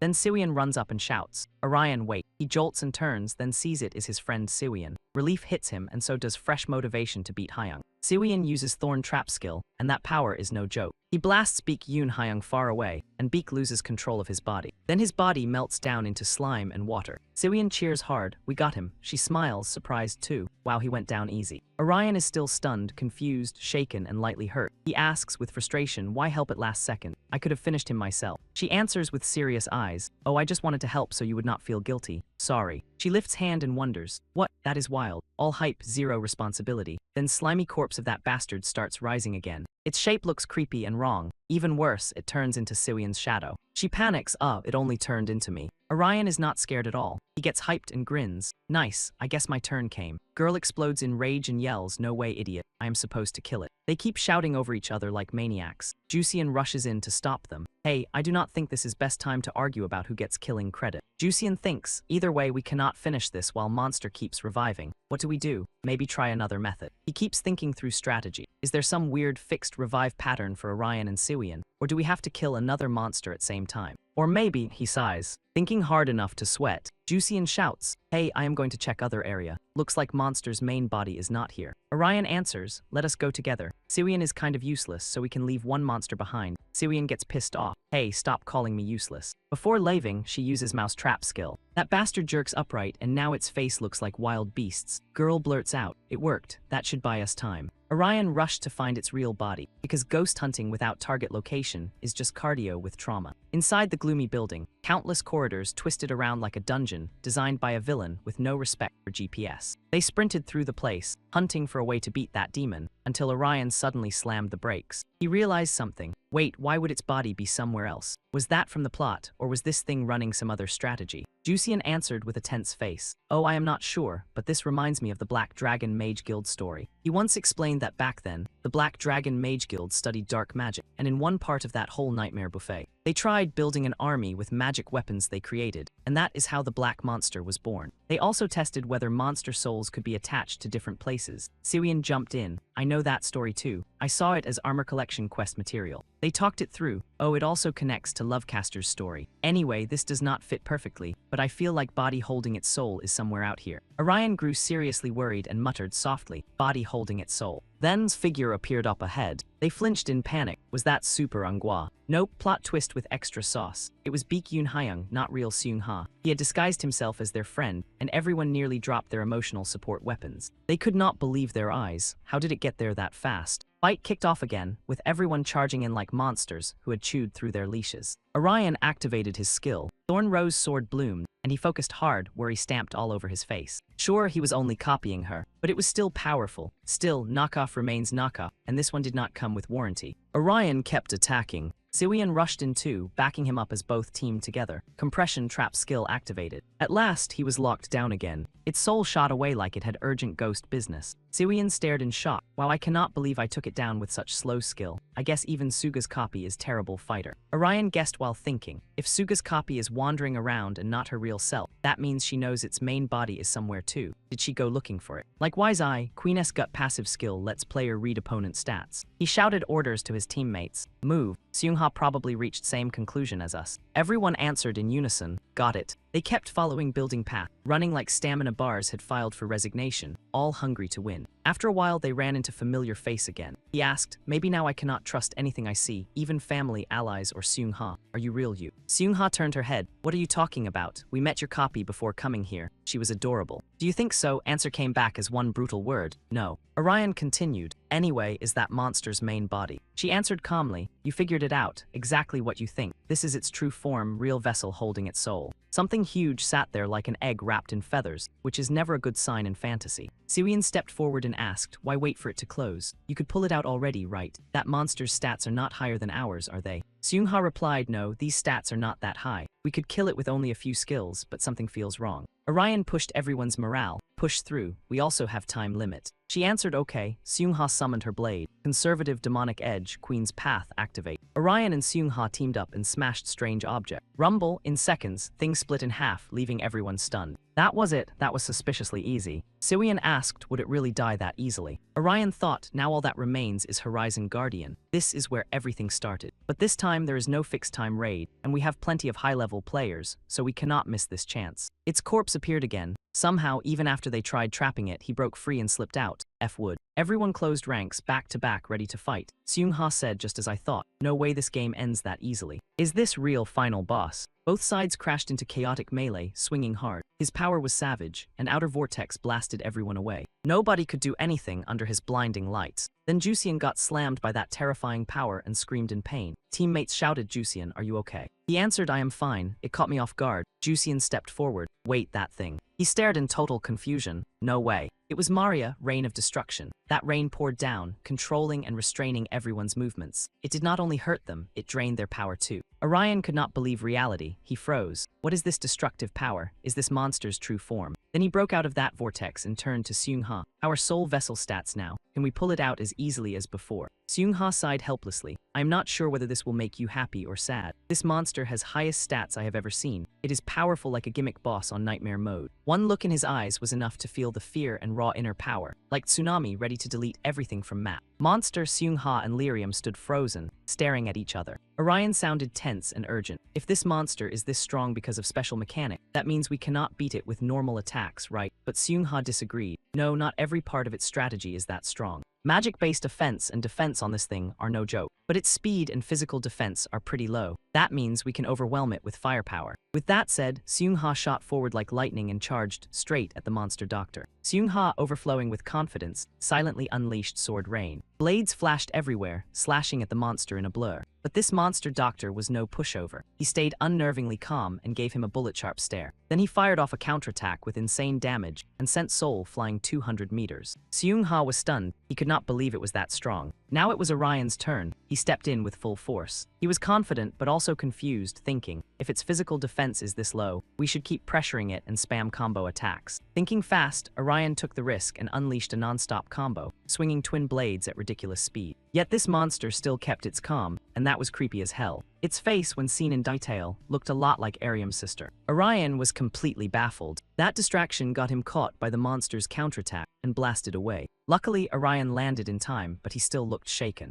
Siwian shouted from the sidelines, trying to snap him back. Orion, what are you doing? Why did you stop attacking? Orion said with worried eyes, it's just that monster. It looks like my sister. Siwian froze, what do you mean? Then she looked closer at the monster. She frowned, I feel it too. The hair color and build are a little different, but still. Beiju Jian guessed Maria. He remembered she was the one who told him about the encryption key. Siwian started thinking it through. A core developer. Then why is she showing up as a monster now? Jusian still could not say for sure. I have no clue either. Even for me, this is hard to swallow. Siwian nodded, so we can say that monster is not really Maria or Orion's sister, right? Jusian explained Maria's story. Maybe she died already. Siwian wanted answers too, but first she had to deal with this mess in front of her. She said, fine, we can think about that later. Right now, what matters is whether we can finish this mission. With that, she raised her staff high and unleashed massive power, shaking rocks and dirt everywhere. That was Hua Mu, but that monster stayed wicked calm and threw up a giant shield to block every hit. Orion seized the opening and surged in hard. He kept using Hua Mu. One thing kept messing with his focus. That face looked way too much like his sister. He forced himself to calm down. Then he poured out every bit of power and unleashed a heavy, overwhelming slash. It hit, but the monster did not even flinch. Then Orion got slammed by another counterattack from the monster. He snapped, damn it, this skill is useless. Siwian, watching from outside, wanted to scream. Why is Orion pretending to miss? Because the monster looks like his sister. But he was fighting my copy just fine. What is that even supposed to mean? The guy really has sister issues. Jusian thought more carefully. I think I get why he's doing that. But the teammate lost her mind and yelled at him. No, don't try to make sense of it. Right then, Kang Xiu and Seung-ha suddenly appeared and charged in. Seung-ha ordered everyone, it's a mage-class monster. You have to hit it with a combo attack. Jian caught on fast, let's go. They surrounded the monster and set up a complicated formation. Orion was still lost, standing there and staring blankly at the monster. Siwian had to shake him awake. Hey Orion, get it together. You have crazy high physical defense. Don't space out like that. Orion steadied himself and said, sorry. He looked at everyone fighting hard to bring the monster down and thought, she's right. I need to focus. They're out there struggling against that monster. Even if it looks like my sister, it's still just a game monster. But it really does look like my sister. Siwian saw Orion drifting off again and exploded. Hey, I said focus, you idiot. Kang Xiu and X, fighting together, unleashed a chain of slashes. There was even some nasty old-school fist-fighting mixed in. Seung-ha could see how bad it was getting. She felt like she was one bad step away from trashing the queen's palace. Then the monster counterattacked again, and its power exploded outward.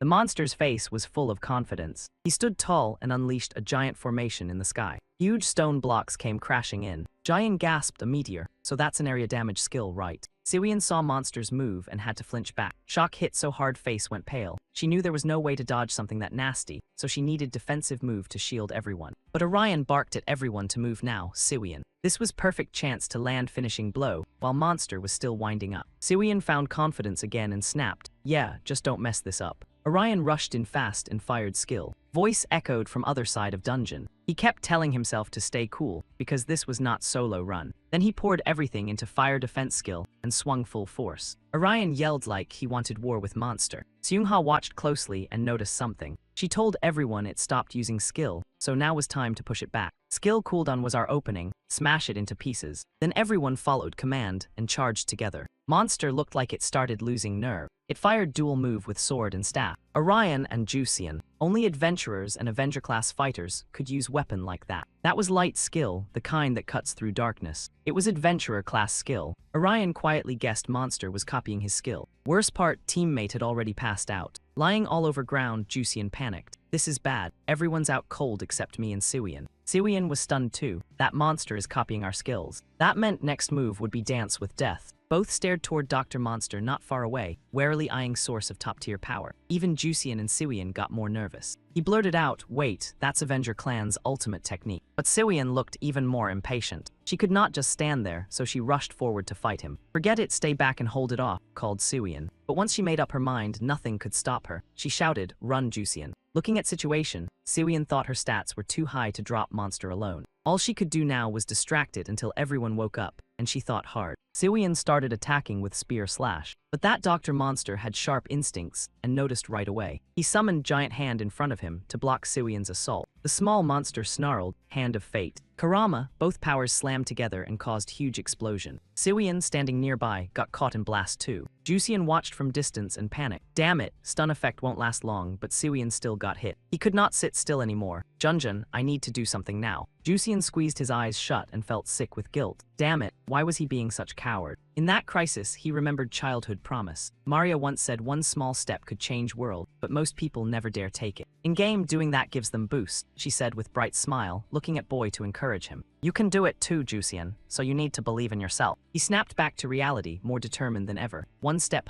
then he froze for a moment, seeing his own younger self. Little Jusian also paused and looked up at adult version of him. Boy smiled brightly, eyes full of trust, and held sword out to older Jusian. He stopped glaring at Kid. Jusian thought back over his choice. Out of every class he could pick, reason he chose Adventurer was because something suddenly shot in and made Dr. Monster's eyes widen in disbelief. He slammed his staff down and triggered huge explosion. Surprise attack sent Jusian tumbling backward. Even he did not see that coming. Damn it, that monster was using detection skill, so Traitor Cloak was useless now. But even so, he could still get close. Jusian refused to quit and climbed back up, glaring at him. As he charged, he thought about his choice. If he really broke it down, reason he picked Adventurer class was because he wanted adventures without fear. Jusian's eyes burned with pure determination. So this time, he swore he would not back down in fear. He unleashed Light Attack. Adventurer Light skill reduced target's visibility for 2.5 seconds. Dr. Monster stared in shock at surprise hit, unable to look away. Turns out light was his weakness once eyes got jammed up. Jusian saw effective attack and shouted, "Yes, it worked. I blinded him." Thanks to that, Siwian got chance to recover and keep fighting. Thanks for backup. She retrieves Blizzard Essence. Item info popping up like game patch notes with attitude. Blizzard Essence triples effect of any attack, cuts magic-based defense by 10%, and somehow also keeps food fresh, because apparently meal prep matters during apocalypse. Skill fusion with Minotaur and Prison of Light kicks in, and two horns sprout over Siwian's head as she aims her weapon straight at the eye-gooped monster doctor.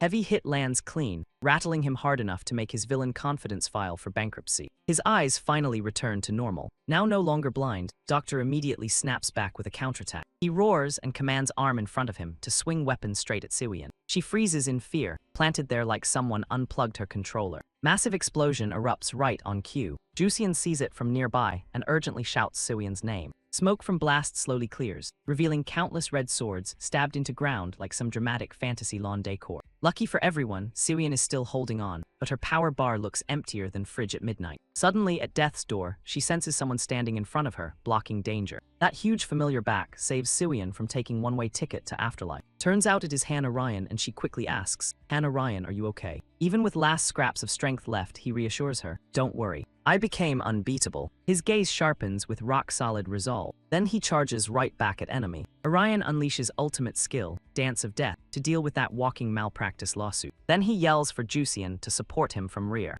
Monster Doctor now gets boxed in from front and back, worst sandwich of his life. Jusian has already calculated next move in his head and activates Blessing of Courage. He raises sword high, using Adventure-type skill Blessing of Courage, which makes user target of enemy attacks and boosts party members' power by 17%. Jusian can only feel grateful, thinking silently, "Thank you, Maria." Thanks to game she created, he finally sees chance, while Doctor notices dark shadow overhead and looks up. "I can become person I always wanted to be." On other side, Orion strikes while Doctor is distracted, sending countless swords flying in. His eyes blaze with killing intent. When those swords slam into ground, huge shockwave erupts. Dust and smoke flood battlefield, like someone turned on cinematic fog machine. As smoke clears, Monster Doctor is revealed with sword piercing straight through his stomach. He gives up, leaving himself to fate. Doctor smiles peacefully as his soul begins fading away. Orion stands there, watching body dissolve into air. Team gathers up and Seung-ha asks in confusion, "Is he dead?" Seung-ha answers, "I think so too. If not, he probably would have revived right after you said that." Jusian leans on sword and sighs. Today's mission was brutal. Raimi awkwardly smiles and adds, "Yeah, I honestly didn't expect all of us to get knocked out there." Suddenly, a slender hand appears from behind and taps Orion's back, making him flinch. "You did great." It is Siwian holding out her fist. Orion smiles brightly and bumps fists. "You too." She looks toward Jusian and says, "You did great today too, Jusian. Without you, all of us would probably be dead meat by now." Jusian smiles awkwardly and waves it off. "Don't mention it. All I did was distract him for a little while." Siwian insists his strength made real difference and helped them a lot. It was same during entertainment party too. Jusian falls into thought after hearing her words. He He looks at sword in his hand and thinks it helps him remember this blade's past. Legend says woman named Kyria gave this sword to brave adventurer who guided people through dark forests. Jusian feels uneasy because it is supposed to be only story from game, yet something about it feels painfully real, almost like message from Maria, as if she is cheering him on from somewhere beyond screen. Suddenly, massive demon god Satan appears right behind Jusian.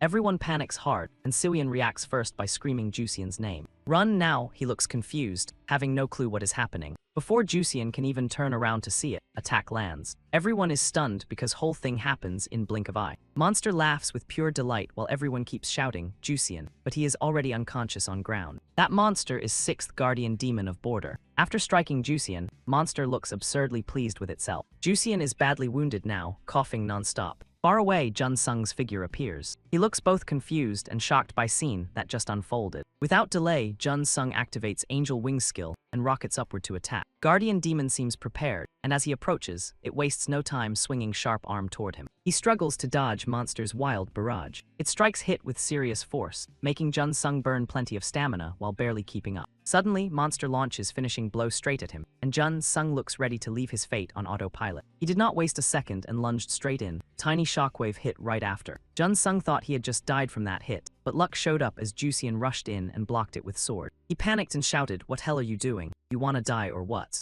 Then Jun Sung suddenly brought up 90 seconds. Then he yelled, "We can use reincarnation skill to save him within 90 seconds before he dies. We need get there fast." Raimi jumped in beside him. "I get you, but you cannot just run off like that. If Jusian had not stepped in, you would be dead." He stammered, but if we do not move fast. Hyun Seung cut him off right then and warned, "Do not drive with eyes closed. If you are careless, you can drag us all to death if you keep trying to save him like that." So he advised, "Wait until we clear path for you." Beside Hyun Seung, Woo Jian and Seo Ok Ho were fighting hard. Scene shift, rain kept pouring down without end. Orion and Siwian rushed over to Jusian body. He panicked and shouted at him to wake up. Jusian, stay awake. But Jusian would not open his eyes. Orion cursed, "Damn it, I need heal item fast. If I swap time-bending machine then." Suddenly he shouted, "Stop, do not waste energy. My HP is almost 0. I got hit by skill that blocks item use too," Jusian said in helpless voice. He lowered his voice and said that means we got no other way. Jusian thought there was nothing he could do right now. If Angel gets here in time, maybe I can live. But if I bet on that and move wrong, time runs out and I am done. At that point, he was ready to face death. In that case, maybe best to give it to someone I trust. Jusian felt regret. "Jusian, hey, please help me with this. I put encrypted code key in my pocket." Not far from there sat his dropped bag. Orion froze at shocking news. Encrypted code key. You had been carrying it all along. Jusian noticed his own mistake and avoided his gaze. "I am sorry. I did not think I had much time left." Siwian grabbed his bag fast and asked, "You mean red bag?" Orion instantly confirmed, "Yeah, red shoulder bag. Keep key away from guards. That was my request," he whispered. He recalled fateful rainy day when Maria gave it to him. It was Maria's request and her final wish too. Use it to stop Horizon from start while it is still early. Here, take it. Jusian placed his trust in Orion now. "I am begging you." Siwian shouted from shadow, "Orion. I think this is it." Her eyes tightened. Encrypted code key had now split in two. Orion could not hide his shock. Jusian smiled and said, "You would do this for me, right? Call it repaying favor." Hearing that, he answered without hesitation, "Of course I will. I promise." Before leaving, Jusian said, "Before my body fully vanishes, there is apartment key in my bag too. If you go there, you will find my pet turtle." He also told him, "Please take care of it for me." After final farewell, Jusian vanished into air. Orion stood stunned, still unable to believe any of this was real. At that moment, Siwian also cried out in panic, "Jusian." On other side, everyone else kept fighting like their lives depended on it. Hyun Seung felt Du Jian leaving too and growled, "Were we too late?" Monster charged in for attack. Seizing chance, it swung down hard with its claw. But once again, Jusian's sword blocked it. He yelled, "What wrong with you? Stop spacing out." Raimi beside him stayed silent and said nothing. On top of that, others got warning too. One team member had been lost. Back with Orion, he was still dazed over Jusian death. He never thought things would end up like this. Without wasting another second, Siwian stepped in and pushed him forward. "This place is not safe, Orion. We need focus on escape plan. We have to regroup before fighting those guards." But Orion's spirit kept sinking into despair, even though he knew something like this would happen. Ko-Lin sat down and listened to him seriously. "But I could not do anything. I am such idiot," Orion blamed himself inside. He suddenly shouted, "I should have been able to protect him." Right then, a spatial gate appeared behind Orion grieving back. That made her gasp, "Is not that back door?"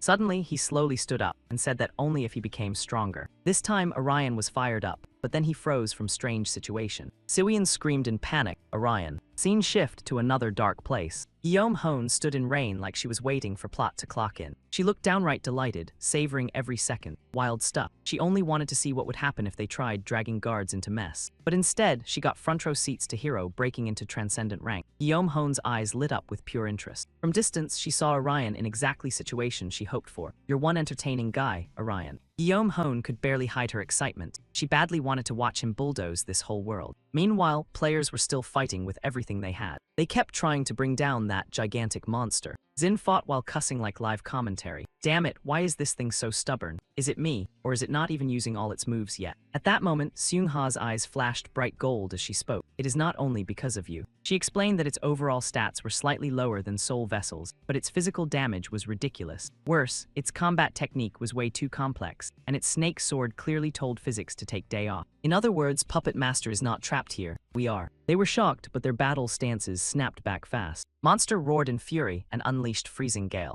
That brutal skill slammed everyone nearby with heavy damage, making standing upright feel like final boss challenge. Seung-ha thought fast. What now? Everyone already burned nearly everything against Soul Vessel. We need regroup, or we run, recover strength, and save people first. Someone pushed back right away. No, if reinforcements move too fast, we get spotted and die. Seung-ha suddenly found another option. We need one person to stay behind and stall it while everyone retreats. At least until Supreme Shift, Lord's Blessing of Monarch, activates. Right after that, Seung-ha gave order. Everyone fall back. I will stay here and hold it off. Before words even settled, Kang Xiu shouted, no way, that is too risky. Raimi behind him agreed. Exactly, way too dangerous. Even as everyone yelled for Seung-ha, she ignored noise like boss music drowning out complaints. Right now, she focused only on fighting monster. Guard's attack range is wider than I expected. I need to get as close as possible. Suddenly, Seung-ha's eyes went wide. At that exact opening, Orion moved in, aiming to finish it. His eyes burned with lethal intent. Orion swung his sword straight at it. Explosion blocked Seung-ha's vision too. She froze, stunned by scene in front of her. She never expected that person to be him and called out, Orion. Orion faced Seung-ha beneath pounding rain. She muttered in disbelief, impossible. I have only heard rumors about transcendent rank. He stayed cold and silent, saying nothing. Orion glanced behind him. Then he faced that terrifying monster head-on. It used regeneration power to form massive new arm in place of one it lost. Seung-ha shouted in shock. It is regenerating its missing arm. Sure enough, monster tossed old arm aside once new one finished forming. It grabbed blade and slashed at Orion. Only huge afterimage of that strike could be seen. Lucky for him, Orion dodged with ridiculous speed. His eyes sharpened with killing intent. Then he cut straight into monster. It screamed in pain, loud enough to file noise complaint with heavens. He landed safely again. He called out, System, show me all current stats and skills. System obeyed at once, understood, displaying now. From Orion's view, basic information appeared on screen. Rebel. Orion hesitated as he read class listed on screen, Rebel. Right then, still standing monster launched sneak attack at Orion. His insane reflexes let him dodge, but his mind kept racing. I do not know how I activated Transcendent Rank, but I know this power will help me avenge Jusian. Orion told himself he would win no matter price. Just like that, Orion and Monster clashed in brutal back and forth, neither side giving inch. In only short time, Orion landed hits on Monster.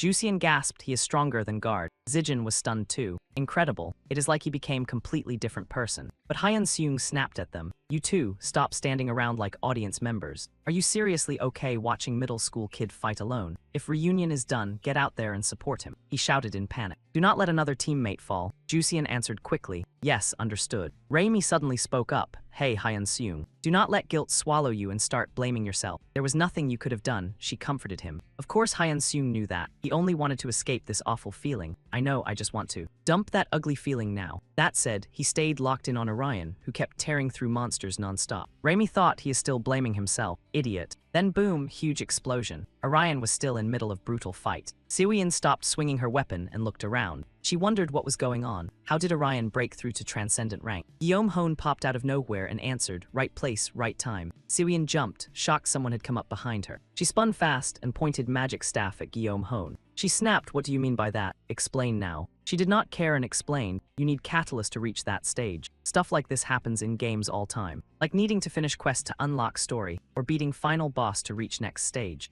Guillaume Hone said it like no big deal. Siwian recalled Orion's look. Then that means. Guillaume Hone cut in. Maybe many factors make rank and stats, but main trigger is here. Could be because of. Siwian could already guess it was death of team member, right? Correct, Guillaume Hone kept going. I do not remember every detail, but that is likely key condition for superheroes to reach transcendent rank. So that is what those two words meant. It happens through someone else's sacrifice, she said coldly. Siwian listened in silence, saying nothing. Guillaume Hone clicked his tongue and said, I will give you tip. Do not expect too much from transcendent rank. Siwian frowned. What are you talking about? When I checked data area, transcendent rank looked unfinished, like some projects still half-baked. Total trash data, Guillaume Hone said honestly. If user uses it, system will disappear for a while, but nobody knows what happens after that. Two types of bugs will invade you yourself. She had seen it before and explained. In other words, Guillaume Hone said, there will be some nasty side effects, like crying too much or overdosing on medicine. Not good. Siwian heard that and asked, so when will he go back to normal? Is there any fix? Guillaume Hone answered flatly, who knows? This info is not cheap, sweetheart. I cannot just hand it out. She lost patience and asked, then what do you want? I will do anything to get him back safe. Guillaume Hone grinned like villain. Really, Sven?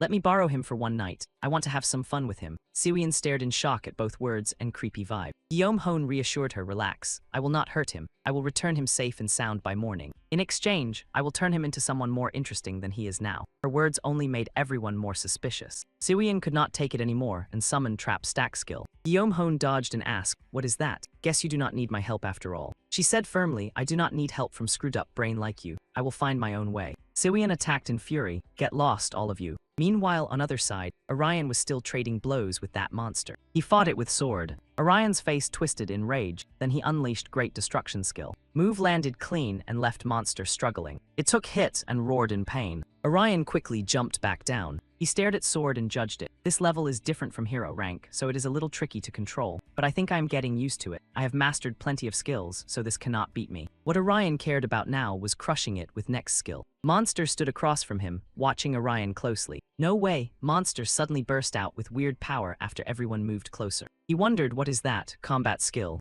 Junsung answered right away, no, that is magic attack skill. Raimi yelled, run. Shockwave is going to be huge. It is clearly using area damage skill. She shouted warning before Monster exploded with power. Orion looked a little surprised, but still held sword and faced it head-on. Right then, Seung-ha rushed in and asked, need backup, kid. Orion blurted out, Seung-ha and Ka-ik-ru. Seung-ha told him, if you need anything, say it. We will not back down. Only after I burn it to ash will I be satisfied. Orion could not believe they were willing to help him. He said yes, then hold it down for me. I will prep next move. You want us to pin it down? Easy. After that, she turned to Kang Xiu and asked, you ready? He answered, of course, I am fired up. Then he and Seung-ha charged in together. Orion also dropped into fight stance. He thought, thanks everyone for giving me enough time to build my skill. Right after that, Orion used ultimate step, Divine Sword to fight. Rain started coming down harder. Even so, City Still could not sleep through battle between two female players. Siwian goes full battle mode against Guillaume Hone. Faced with her puppet-style power, she has no choice but to trigger Chain Trap. One chain snaps into existence and locks onto Guillaume Hone's hands. With Atta's movement shut down, Siwian grabs opening and lifts her staff to fire back with a magic strike. She unleashes staff magic right at Guillaume Hone. Too bad Atta moved one step faster. Guillaume Hone swaps soul into another puppet in time, using it as his decoy. Next, Guillaume Hone slips behind Siwian and counters with hook kick. Move lands clean. Siwian loses balance and gets blasted back. Wound not huge, but it still forces Siwian to stay sharp. She pauses, steadies herself, then locks back in.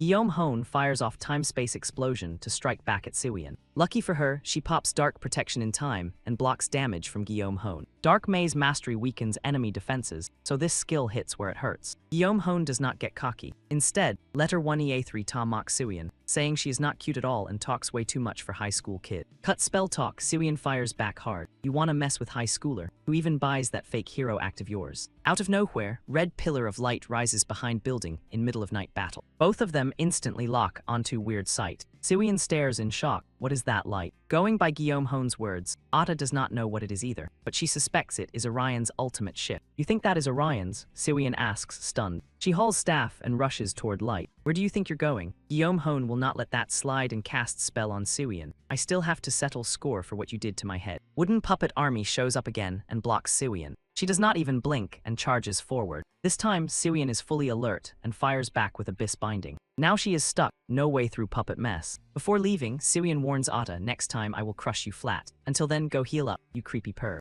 Then Siwian bolts out. Guillaume Hone gets hooked by her Iron Will energy. Ata grins like crazy and praises her. Not bad, that girl hit harder than I expected. Who knows, maybe I can use that Maze Overlord move too. Just like that, Guillaume Hone starts cooking up own plan. Scene shifts to other side of building. Guys over there are also fighting nasty monster. Among them, Orion awakens his class's ultimate shift on his own. His greatsword gains Berserk Sword, boosting attack power for set time. Skill stacks up to 1800% and massively expands attack range. His eyes blaze red with iron will. I can't wait for my energy to fill up. If I move fast enough, I can push attack power up by about 800%. So Orion bets big. With what he has now, dropping Guardian is possible. Then I can take down Guardian. Orion raises sword, locked in. Seung-ha feels energy pouring off greatsword. She warns Akizu to get back. Akizu steps away. Orion quickly activates Berserk Sword and channels it into blade. Then he slams one massive slash straight ahead. Force behind it could rip ground wide open. Even teammates who tried to stay back still get caught in skill's fallout.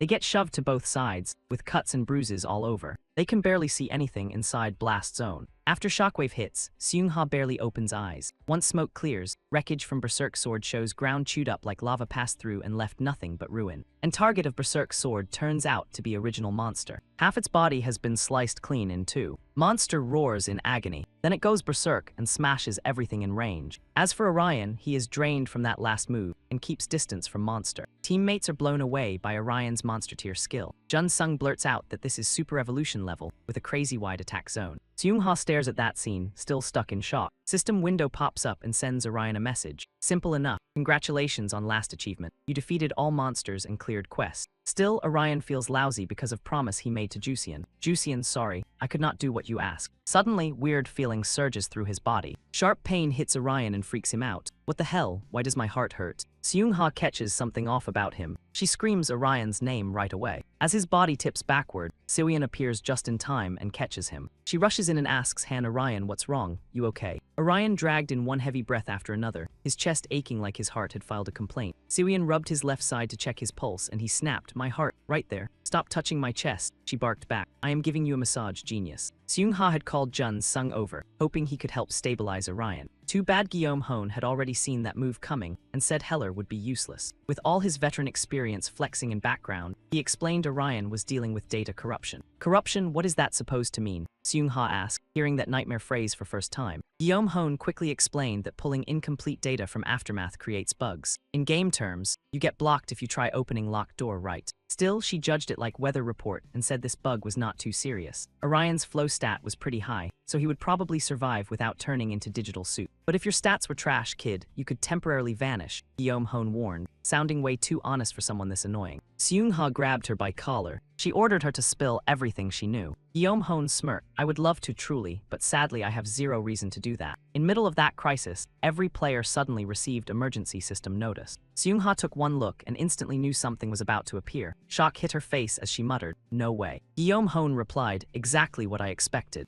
Horizon is coming, Ata said, laughing like villain who already pre-ordered popcorn. Siwian listened to their conversation, tension tightening around her. Orion still had not recovered enough to fight again, so Hyeon Seung opened emergency notice first. Long message began like corporate email from Apocalypse. Welcome, players of Atmosphere Online. Are you all doing well? I am here to announce event everyone has been waiting for, official beginning of Horizon. Screen flashed playful winking icon, because apparently Doom needed emoji. It continued, saying any user who had cleared tutorial was eligible to join event. Even Shin Ju-hya, sitting at home, received same notice. Players could freely use any items, skills, or whatever overpowered nonsense they had been hoarding. Details about Horizon, including its duration, would be announced on event day. After that, players could choose whether to participate, while Baek Yoon Hyung lay there listening with Mung-level focus. Even without doing quests, players could browse shop on homepage until event began. Users could buy, sell, and trade there with no restrictions. System hoped every player would prepare carefully before event. Meanwhile, Screen kept making that cheeky winking face like it knew rent was due and death was optional. Somewhere else, Charles's boss heard announcement and let out smug little laugh. Then System, which seemed finished, suddenly spoke again. Looks like I forgot main point. Event would begin 2 days after this notice, which appeared on July 13.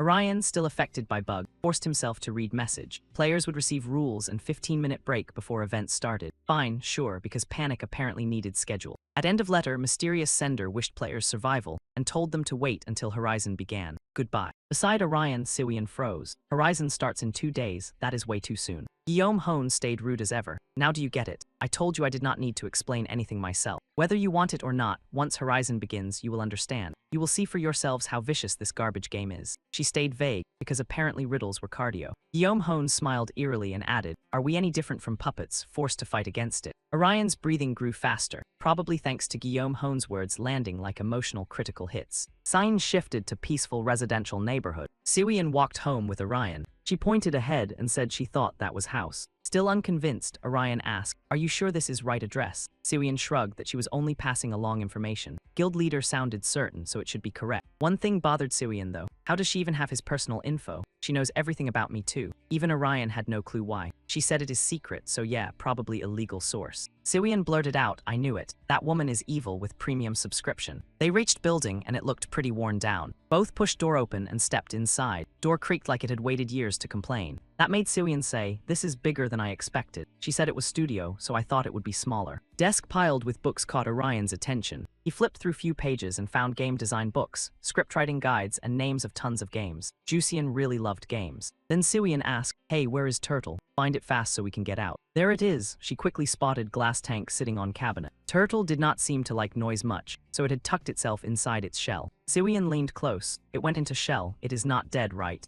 Orion saw it totally differently. I do not think so. It is probably just sleeping. Of course, Siwian was not exactly confident either. Yeah, probably. Anyway, I will take care of Turtle. I have fish tank at home, and I can ask housekeeper to help too. Seeing that, Orion offered, okay, then I should chip in. Food, vet stuff, random turtle accessories, all that. Siwian only sighed. What, did you forget who you are talking to? Leave that to me. Instead, why do you not go get some rest? That part is on you. Orion had no good reason to refuse. Oh, thanks. She picked up box and started leaving. All right, let us go. Our exams start in 2 days. Suddenly, Orion called after her. Hey Siwian, what are you doing now? Corner of her mouth lifted. I am dropping Turtle at home, then going to cafe to study with So Rin. Want to come? Orion seemed awkward and answered, no, I am good. I should head home and study too. But all he got back was Siwian's look. They had to absolutely crush those exams. We've already come this far. Since she sounded right, Orion nodded too. Yeah, we've already come this far. At that moment, little Turtle finally poked head out. Siwian talked like she already knew future. Now we gotta move. Nothing left here. Who knows if those thieves are already on way? Panic flashed across Orion's face. We can't let that happen. As he was about to head back, he spotted something by chance. On table sat Turtle book, one with Turtle drawing on cover. Atta's Turtle diary. Maybe it had notes about sickness or food it refused to eat. Curious, Orion opened it and read. One detail shocked him. Interhouse Software Research Journal. Scene cut to apartment tower. A few rooms still had lights on.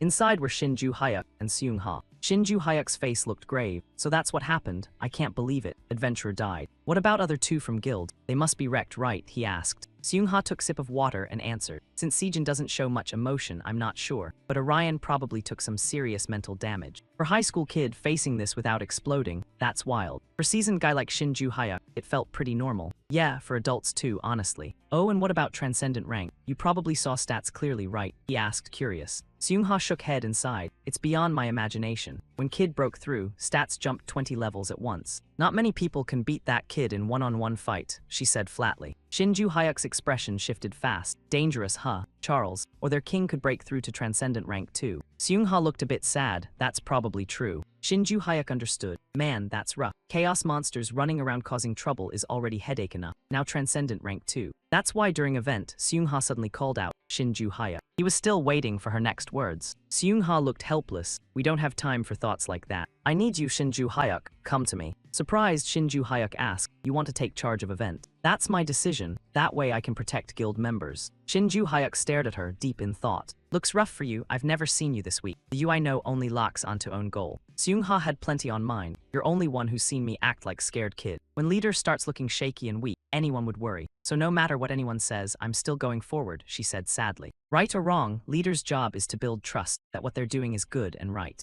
So if you say I'm weak, that means I really need your help. That was something Shinju Hyuk had never seen before. Seung Ha is acting weird today, so stop forcing it. I've got self-respect too. At that point, Shinju Hyuk had nothing left to say. You think I'm forcing it? Fine, let it rain. For real, I'm always surrendering to you anyway. I'll help you until event ends. With that, you'll hit first place and be able to protect everyone. Looks like Seung Ha felt better. Thanks, like always. Your best helper ever. Scene shifted somewhere else, to place where Orion was. She was lying there, reading something in book. Dr. Maria, developer of disease game and soul implantation experiment. Near this part I don't get much, but I'm guessing Juician was researching Interhold, company behind Ergosphere Online. That's why first meeting with him felt so suspicious. Turns out it was just caution he built while doing research. Orion's phone rang non-stop. Who's texting this late? No one else, it was Siwian. Hey, you asleep? Orion chuckled. Oh Siwian, guess you're still up. Why aren't you sleeping? Siwian said over phone, I'm reviewing fan cam. Orion immediately thought, right before exam, studying now and still acting confident. Siwian gave lazy explanation, I just can't sleep. Orion saw through it fast. He tapped screen and laughed, don't tell me you're worried too much. Siwian's short text came through, it's raining, I'm just a little scared. That wasn't Orion's usual Siwian, because event, I thought you didn't even know fear existed. Then Siwian dropped weird line, I thought what, I'm terrified you'll die, and I'm scared of dying for nothing. How could she say that so casually? It made Orion think hard, don't worry, I'll use my life to protect you. Mom was not having it. One angry listen later, poof, the whole plan got deleted. Then Siwian texted again, saying she had been thinking about crashing in the clubroom that afternoon. That way, the chaos gremlin called life would never track her down. Wait, once exams are over, I was planning to sneak a few more sips of alcohol too.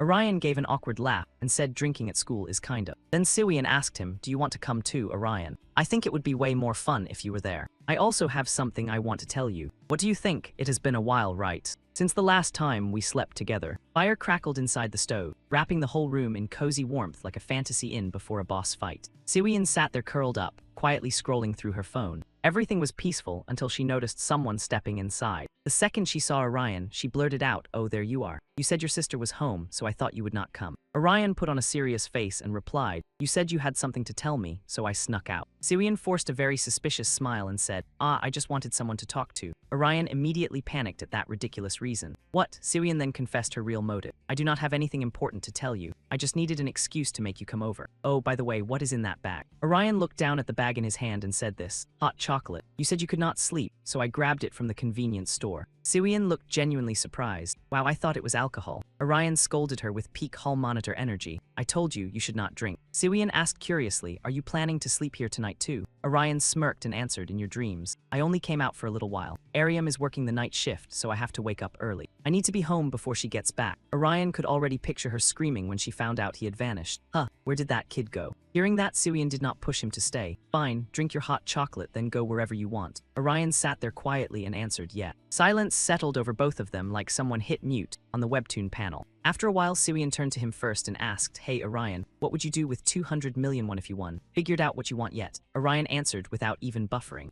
First I would buy a new phone. Then I would buy a house so I could have my own room, and I would probably save the rest. Hearing Orion's painfully humble dreams, Siwian could only say, what is this survival mode? Get some ambition, dude. Orion looked at her with pure confusion. What kind of ambition? Siwian immediately threw out ideas like hosting a lingerie party with glamorous girls. Orion rejected it on sight. Hard pass. The mood softened as Orion sat there quietly and admitted, if I had that much money, I just would not want my sister living so frugally anymore. Siwian leaned into the topic and asked, then what about the wish if you win first place? What would you wish for? Orion scratched his head and replied, well, I have thought about it a little, but what would I even choose? That is tough. Siwian glanced at him and kindly coached him like a wish consultant. List things that are possible first. Then what would you pick? Orion stayed silent for a long time before hesitantly saying, if I could. Images of his parents from the past suddenly flooded his mind. Then came the memory of him standing frozen as everything collapsed right in front of him, unable to do a single thing. He remembered watching his family hurt, lying there in pain. And he remembered Juician looking at Orion with eyes full of meaning. He raised 2 fingers and told Siwian, I would wish for 2 more wishes. She frowned and roasted him instantly. Wow, boring. Orion turned the question back on Siwian. Fine, what about you? What would you use the prize money for? Siwian put on a deeply serious thinking face. Me? I would probably buy a high-rise apartment building, turn the top floor into a penthouse for myself, and rent out the rest. I would invest in stocks too. Orion was genuinely shocked by how calculated she was. Whoa, that is seriously practical. Siwian flared up at Orion's innocent but brutally honest reaction. Money disappears if you do not invest it. He burst out laughing at her grown-up mindset. You sound like somebody's dad. She fired back straight to Orion's face, get lost. He quickly explained, you told me to be more ambitious, so I thought you were going to blow it on parties or something. Siwian closed her eyes and said, that is part of what I want, but it is not the final goal. Orion could only laugh awkwardly. Meanwhile, Siwian sat there spacing out while sipping her hot chocolate milk. After a while, she spoke again. "You are not going to ask about my wish." Orion flinched and asked, "Huh?" The air suddenly turned strangely sad. Siwian curled up and told Orion, "You once wanted to know what my wish was." Orion stared at the bottle of milk like he was thinking through a mystery case. Then he answered with quiet certainty, "I think I can guess. You would use it for your parents, right?" Siwian was completely stunned. "How did you know? Did I accidentally say it before?" Turns out Orion had emotional radar after all. "I figured there had to be a reason you avoided telling me about your wish. Then I realized you never talked about your parents in front of me either, so I wondered if it was because I lost mine in an accident." Siwian could only gasp in surprise. "Whoa, you are seriously sharp, Orion. But I am definitely not pitying you, okay?" Orion flashed a grin and replied, "I know." He sincerely wanted to know and asked, "So what exactly is your wish? Can you tell me?" Siwian decided to open up without overthinking it. "Well, it is not anything huge. Honestly, I do not even need to hide it. What I am about to say is not that important." But whenever Siwian brought it up, deep sadness clearly surfaced in her eyes. "Back in middle school, I saw my dad cheating. I thought maybe I had seen it wrong, so I hid and watched, but it was definitely my dad, and the woman hugging him was not my mom." Seeing that scene left Siwian completely frozen. "I had no idea what to do. I did not know if I should tell my mom." When she could no longer pretend everything was fine, Siwian finally told her mother. But her mom answered with face so blank it could win at poker, then suddenly smiled like nothing was weird and said, "I know. I have a boyfriend too, Siwian. You are too young to get it, but this is marriage. We support each other in certain ways. Everything else is none of your business. Think of it like a partnership. As long as we do not break our deal, nothing else matters. When you grow up, you will understand things like love and friendship. They are just stage props, built to fool everyone watching." After unloading her shock-packed backstory on Orion, she buried her face in her pillow like life had personally drop-kicked her. Without thinking, she whispered the question that hit harder than any dungeon boss. "Why was I even born? I am nothing but an object. Something made from their fake little business deal." Orion quietly wondered if that was really how everything had been. No wonder she always said stuff like, "Yeah, even if I vanished or got crushed to dust, they would not care." She glared with bitter eyes, saying she wanted to erase every memory from back then. Even fake family love would have been fine, but after all that, she felt like trusting anyone was impossible. Orion stayed silent and listened as she finally let her real feelings spill out. She forced a tiny smile and asked, "What do you think, Orion? Pretty stupid, right?" To lighten the mood, he tossed out a teasing jab. "Kim Sewell has a little charm too, you know. Honestly, she is almost worthy of standing next to those singers you love. Even so, you kept fighting through a life bumpier than a low-budget ice sky carriage ride. That means this matters to you. I hope your wish comes true, no matter what it is." "I will help you too," Siwian blinked and asked, "Huh, why? Because of your promise." Orion turned toward her with eyes full of warmth. Then he got shy and looked away like his courage had logged out. And at last, he confessed what he had been hiding for so long. "Because I like you. You saved my life about 1,000,000,000 times. That part is real. That is why I want to make your wish come true, even if you do not fully trust me yet." Hearing those heartfelt words for the first time, she buried her face in her pillow again, trying to hide emotions doing full acrobatics inside her. After she finally calmed down, she sat back up. Fire kept burning, as if warming up new love quietly blooming between them. And just like that, Orion and Siwian took their first real steps forward. They shared one seriously spicy kiss, but after a few seconds, Siwian got flustered and mumbled that it still was not enough. "Today is no good. Timing picked wrong boss fight." She covered her face and told Orion, "You can go home now. I am getting ready for bed." Orion had no clue what move to make, so he could only follow Siwian's words and answer, "Yeah." Right when he was about to leave, Siwian suddenly called out to Orion, "Thanks for the hot chocolate. Good night." As soon as she said it, her whole face went tomato mode from sheer embarrassment. Orion still remembered to answer, "Good night." The second those words left his mouth, he went straight home through the teleportation gate. Meanwhile, Siwian sat alone inside the huge room. Only after confirming Orion had really left did she let out one long breath. She almost lost control there. Absolutely unbelievable. And so she sat there, stunned, muttering one very elegant word, "Damn." Orion finally made it home safely. His face looked so gloomy, it could scare rent prices down. Suddenly, Orion grabbed his head and screamed like his brain had blue screen. Why did I do that? Did I get swept up in the mood and temporarily uninstall common sense? That was not time for it. How am I supposed to face Siwian tomorrow? The busy city kicked off another brand new day. Next day, at teacher waiting room entrance during exam period. Orion walked into class wearing a smile so stiff it needed lubricant. Siwian glanced at him with razor-sharp eyes and greeted him like it was any normal day. Orion stared at Siwian's back and thought, she looks pretty calm. Maybe she is not thinking about it that much. I should stop overcooking this. I have tons of exams this week, so study mode it is. On Siwian's side, she was seriously chanting, "Focus, focus," like she was using mind control magic to force memory retention. Critical moment arrived. Teacher Jiang walked in and ordered, "All right, put away your books and sit still." After bell rings, listening test begins. He flashed one sinister little smile and advised the students, "Cramming more now will not stuff any extra words into your skulls. Test scores show your study results." Suddenly, Teacher Jiang noticed a student staring out window with a terrified look. "Anjai, what are you doing? Sit down." The frightened girl pointed outside and answered, "Teacher, outside." Hearing that, teacher personally walked down to Anjai's spot to check what was outside. "What, some pervert out there or something? Ignore it, I will call security." But as soon as Teacher Jiang looked up at sky, his face instantly changed color. He screamed, "What the hell is that?"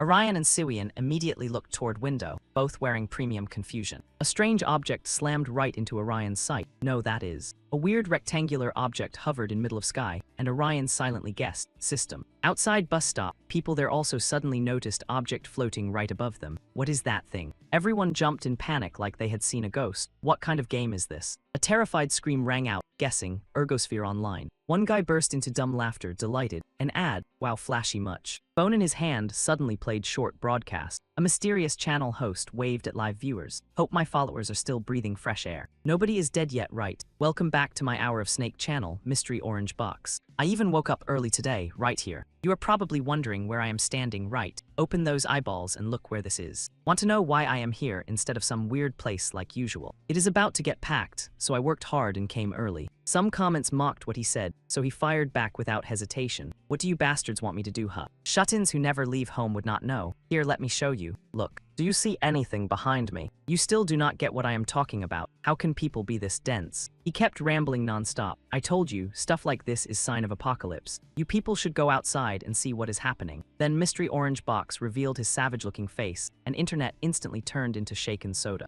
After those final ominous words, broadcast ended. At one apartment building, Shin Ju-hyuk and Seung-ha walked together while talking in hallway. She turned to him with worried face and asked, "That is QT system. What is it doing here?" Shin Ju-hyuk scrolled through some sketchy info online and told her, "Posts are blowing up. Lots of articles too. Looks like ordinary people can see it now." In only a few hours, they shot straight to top trending in Korea. Seung-ha stared wide-eyed at everything happening to world. She looked at system floating up there and asked, "Is this Horizon?" Scene shifts back to school area. Students packed in tight, nose to nose, dying for gossip. Everybody kept blabbing about recent weird events. Agorasphere Online, some ad campaign, or a contest today. Orion and Siwian kept standing still, staring at weird system setup like frozen statues. Then mysterious voice blasted out from system, "Hello. Welcome all users of Ergosphere Online, and non-users too. In 15 minutes, Horizon event begins. Event lasts 72 hours and will be held right here." Giant gemstone popped out of nowhere in midair. QT system kept announcing zone would expand 8 km from gem, and users outside range would get pulled inside once event began.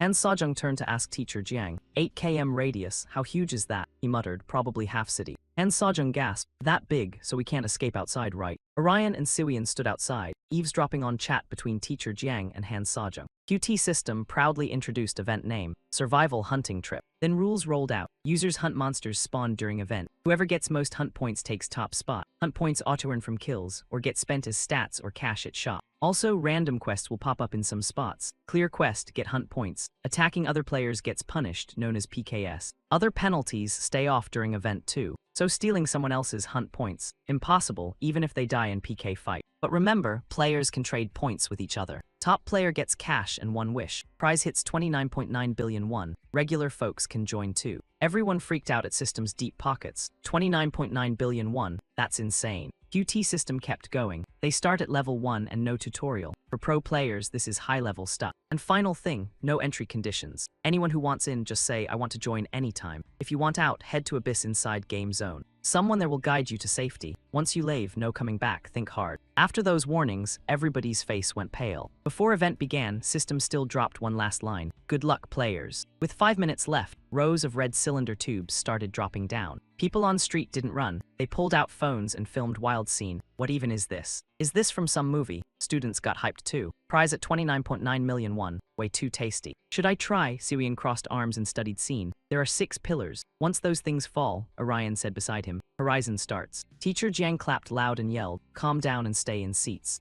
Go check what is happening. You kids are here for exam prep, remember? Did everybody forget it's test week?" Orion's face tightened fast, not because exam near, but because System QT dumped toxic game into humanity's lap. Outside, air turned weirdly silent. Guillaume Hone stood tall, cigarette in hand, looking like king of bad decisions. Knew it, data I stole was dead on, this will be fun. Otta stared at 6 pillars with excitement, time to see where mess goes. And who would take top spot? Out of nowhere, all 6 pillars blasted loud crack. In instant, whole thing split into long, winding cracks. Blinding light brighter than sun exploded out, and every student ducked in terror. Siwian and Orion had to shield faces from nasty glare too. Orion forced eyes open to scan around. What he saw left him frozen solid. Outside, sky turned dark red and creepy. Weird monsters with twisted bodies flew everywhere. Monsters spread wings wide and circled school. Students spiraled into panic. What the hell? Monsters, no way is this for real. One monster bared sharp fangs and pressed against glass, making everybody shiver in terror. It hooked claws into wall, then roared so loud it seemed to tear sky apart. One student got so scared, he dropped right onto floor. In full panic, he screamed at top of lungs. Then he bolted outside without looking back. Teacher Jiang saw it and shouted, "ZOMG Hyun."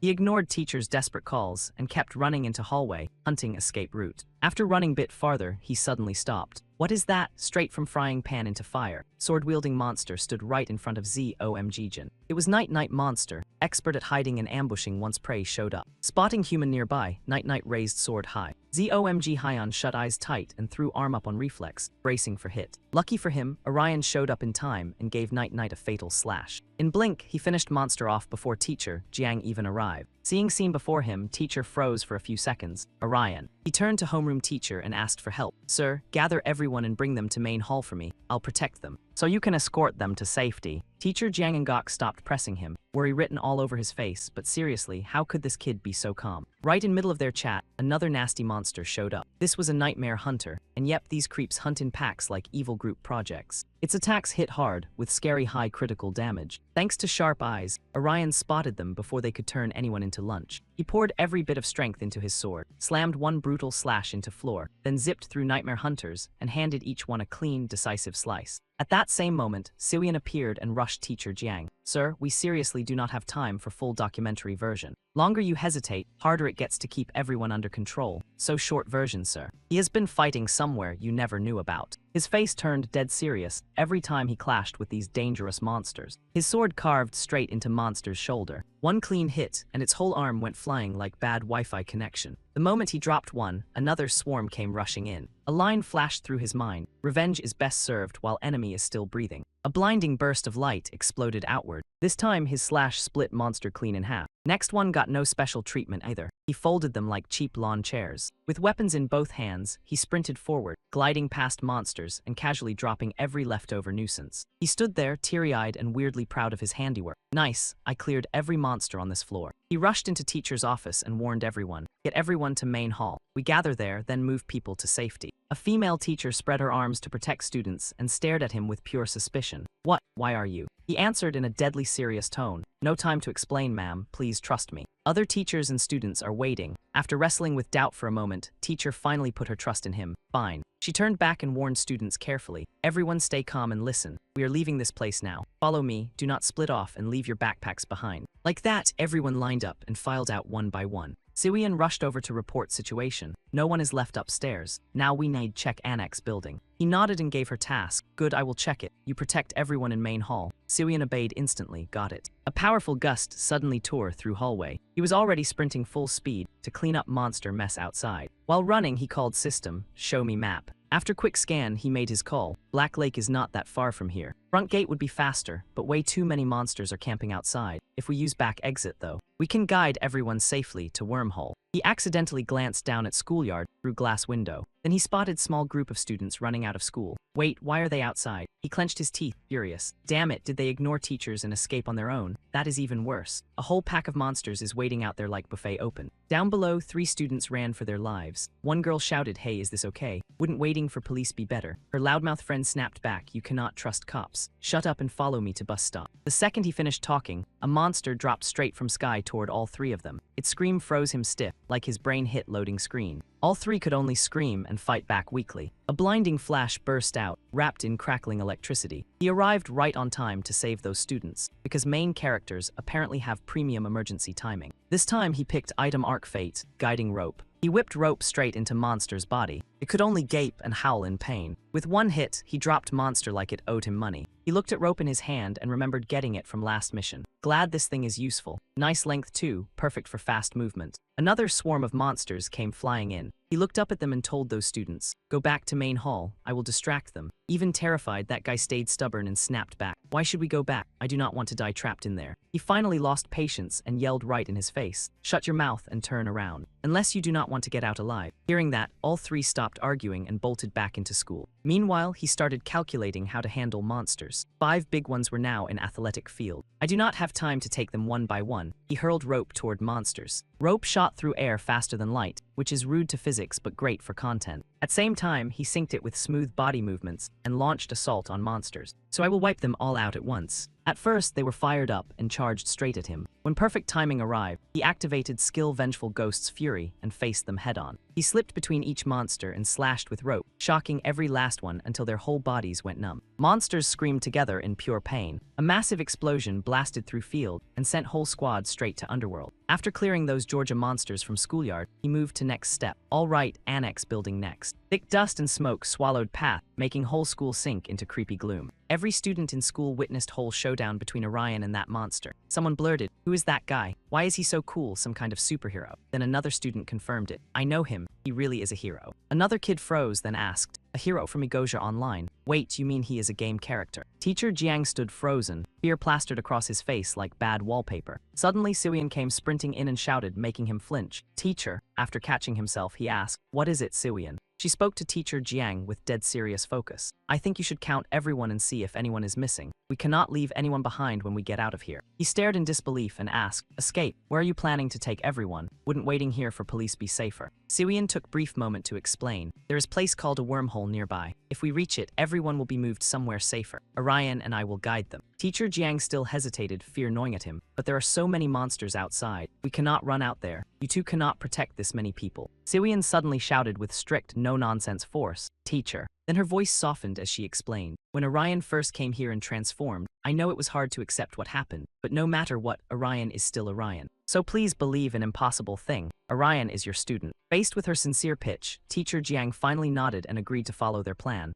All right. I understand." Right after that, Teacher Jiang used every ounce of lung power and called out to everyone. "Everyone, I am checking attendance now. Make sure your friends are beside you, then we are getting out of here together." Siwian stood off to side, thinking this would help everyone gather. "I can use research item for this too." She widened her eyes and stared straight ahead, burning with enough determination to toast bread. Sky still bled creepy red, like Apocalypse forgot to turn off mood lighting. Inside hallway, Orion kept fighting monster after monster. Now he was alone, and yes, pressure meter hit maximum. With sword in hand, he sliced off a monster's head and saved a female student in one clean move. Girl curled up in terror as monster head rolled right in front of her, because trauma apparently needed dramatic entrance. Orion gently walked over and asked, "Are you okay? Can you move?" She trembled as she answered, "Yeah, I can, thank you." After helping her calm down, he carefully guided her escape. "Take second floor hallway to main lobby. Everyone is waiting there." Her weak voice answered, "Okay." Orion stood still and watched girl leave safely. Then he scanned another area and calculated fast. Annex building is cleared. Now I need to move everyone out of main lobby. If I clear path by back gate, they can escape safely. Orion looked down at schoolyard to check situation. Then he spotted a monster walking toward him. And oh, this thing was not here for hallway etiquette. Is that Hawkarm golem from which cemetery? Orion could not believe this rotten luck. Damn it, why is it blocking gate? I already used most of my close range attack skills. Taking that thing down will be rough. Siwian specialized in debuff skills and long range attacks. She could handle it. Should I ask her for help? After running numbers in his head, Orion got his answer. No, there is not enough time. Golem monster suddenly sensed something preparing to attack it. And of course, it was Orion. He gripped his sword tight and leaped straight at monster. Still, fear kept crawling through his mind. If he got hit by curse effect, things would get ugly fast. I need to avoid getting tagged. Orion clenched his teeth and locked in. This time, I will not let anyone die. He instantly activated his skill, Revenge Mirage Blade, Dual Sword. I will protect them no matter what. A violent surge of electricity burst from sword, backed by Orion's blazing resolve. Scene cuts to two young guys studying together. One guy clicked his tongue. This is on test 2. Does professor think we only have one class, or did he get ice guyed into delusion?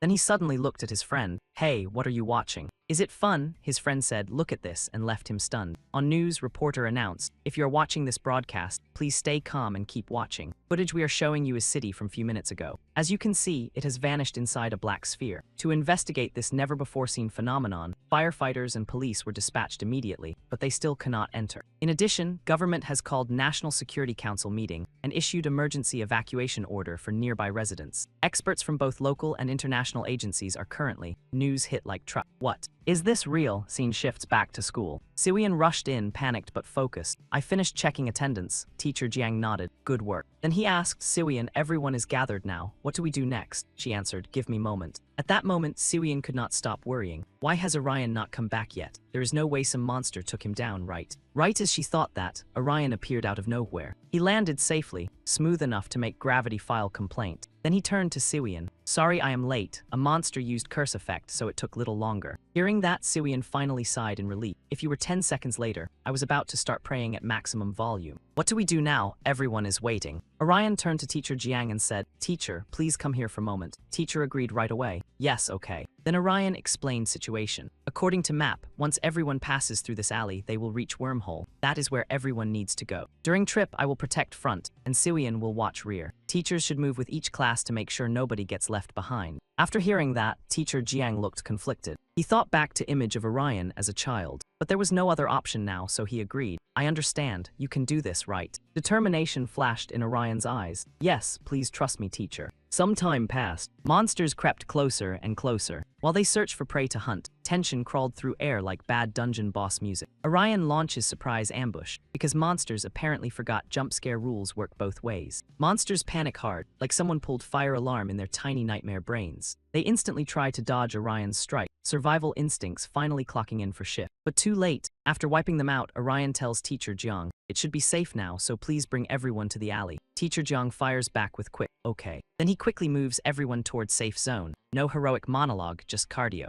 Orion suddenly asks Siwian how things look down there, and whether any monsters are nearby. She says she used Watchtower skill to scan area, but found no monsters close by, only few farther away. Hearing that, Orion wonders if this survival hunt should have more monsters, or if event is still in baby tutorial phase. While he thinks, Siwian suddenly asks if he believes this event is copying game ecosystem. Orion freezes. Ecosystem. Siwian says monsters in game all have their own living patterns. For example, Darkfall monsters roam at night, while weaker monsters mostly move in packs like discount wolf squads. She says if these monsters are placed same way, then school monsters being nightmare beasts might matter big time. Orion cuts in fast. Wait, if that is true, then reason there are barely any monsters on road is. Before he can finish, giant monster attacks, because plot heard him thinking too loudly. Orion realizes answer. In ecosystem, small fry never hang around boss monster unless they enjoy becoming snacks. Situation turns ugly fast, so Orion tells Siwian he will handle this one while she protects everyone. She agrees right away. Now standoff between Orion and monster gets tense enough to cut with Rusty Dungeon Knight. He studies it and identifies mutant Meadow Pterygon, similar to normal Meadow Pterygon, but with light conversion effect. Best choice becomes obvious. Right then, monster gathers energy. Then it fires attack. Straight at Orion, no warning label included. But he slips out of danger like main character with premium subscription. Reason, glowing robe item that neutralizes 2 electric currents, plus light attacks fail against static electricity, and he even has anti-electric helmet. Advantage gives Orion opening to hit monster back. He uses Grudge Blossom skill. It deals brutal damage across monster's body. Monster writhes in pain, clearly leaving 1-star review. Then everything explodes. Orion lands lightly, like explosion was just dramatic elevator music. He is surprised that even as mutant type, Meadow Pterygon went down pretty easily. System announces Lyrium score, 2,230 points. Current rank, 5. Scene shifts to hidden shelter. Everyone has gathered, but thing in front of them has confusion levels set to maximum. Teacher Jiang asks Siwian if this is that wormhole thing. She says yes, this is wormhole zone, and once people enter, they will be transferred to safe place. Hearing that, Teacher Jiang relaxes. Alright, since I am teacher, I will go first and check if it is safe.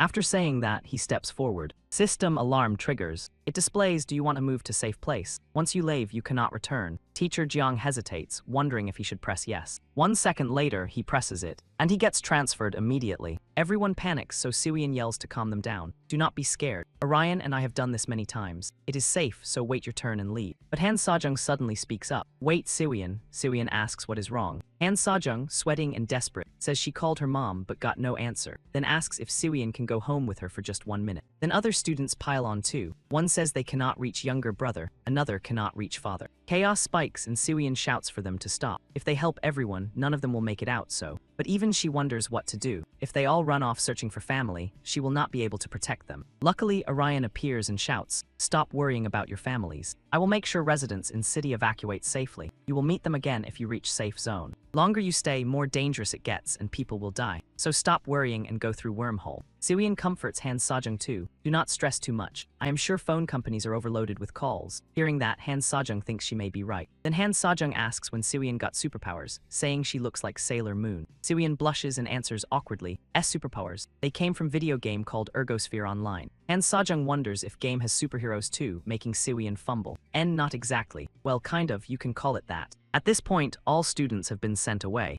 Orion says, "All right, teachers are last." One teacher says, "Thank you, take care." After everyone successfully gets transferred, Orion exhales in relief. That is everyone right. Siwian quickly says they should start hunt now. He asks one more thing. Before that, do you know where your parents are? Siwian knows exactly. My parents, they are releasing new medicine today, so they should be at Siren Hotel. Hearing that, Orion is surprised. That is pretty far from us. He thinks it is also opposite direction from Ariel's hospital. Setting that aside, Orion thinks they should rescue people in this area first, then head to Sarah Hotel afterward. Siwian agrees. Sounds good. Suddenly, she remembers something. Min just found something useful. Orion gets curious. What is it? And that thing leaves him completely stunned. Siwian laughed and held up keys left by fire scene. She figured owner already fell into deep pit, so she could use bike legally. Return it after tank full, no big deal. You drive, I ride shotgun. Orion sulked at that, because he had zero clue how to ride motorcycle. Siwian cracked up. It's basically same as regular bike, try it and see. Orion got fired up. Please, how hard can it be? Siwian stared in awe.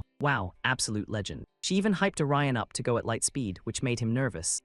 Not sure I can do that. Scene cut to somewhere else. Police officer hustled hard, evacuating civilians and moving them somewhere safe. He shouted a warning. Outside is dangerous. Everybody get inside building. We are police and we are here to help. Then his subordinate reported over radio and phone. Boss, comms and phones are dead. What do we do now? Officer barked orders. Keep everyone safe. I will make sure support gets here fast. Hearing that, his subordinate obeyed and kept moving. Right then, monster appeared and blocked paths. It wore a vicious grin. It was Dark Butcher monster, and it used toxins even in normal attacks. Magic and ranged hits got weakened too. Situation got brutally tense. Officer quickly drew gun and shot monster down. Even if it burned through tons of ammo, officer still froze in shock. Why isn't it dying? His subordinate screamed in fear. Is that thing zombie or what? Monster used opening to launch attack. Two officers had no time to react. They panicked and fought for their lives. Then officer spotted something weird. It was sewer pipe. Even crazier, Orion suddenly showed up and ambushed it. Then he swung hard straight at Monster. Monster crumpled in pain. Orion landed safely. He did not forget to thank Siwian. Thanks for backing me up, she smiled. That's why I'm here. Right then officer's voice rang out. Who are you two? He aimed guns straight at Orion, but he looked pretty rattled. You two are monsters too, right? That's why you can use crazy powers like that. Siwian stepped up. Hey, officer, look at our uniforms. Anybody can tell we're normal high school students surviving on cafeteria food. Even after explanation, officer still did not buy it. What if you monsters are just pretending to be students? Siwian snapped in outrage. Monsters. Lucky for them, his boss stepped in. Calm down and put down stun gun. What do you think you're doing to these poor kids? Hearing that, officer snapped to attention. Boss. Then officer asked Orion, you two play Ergosphere Online, right? Orion answered, yes, you know that game.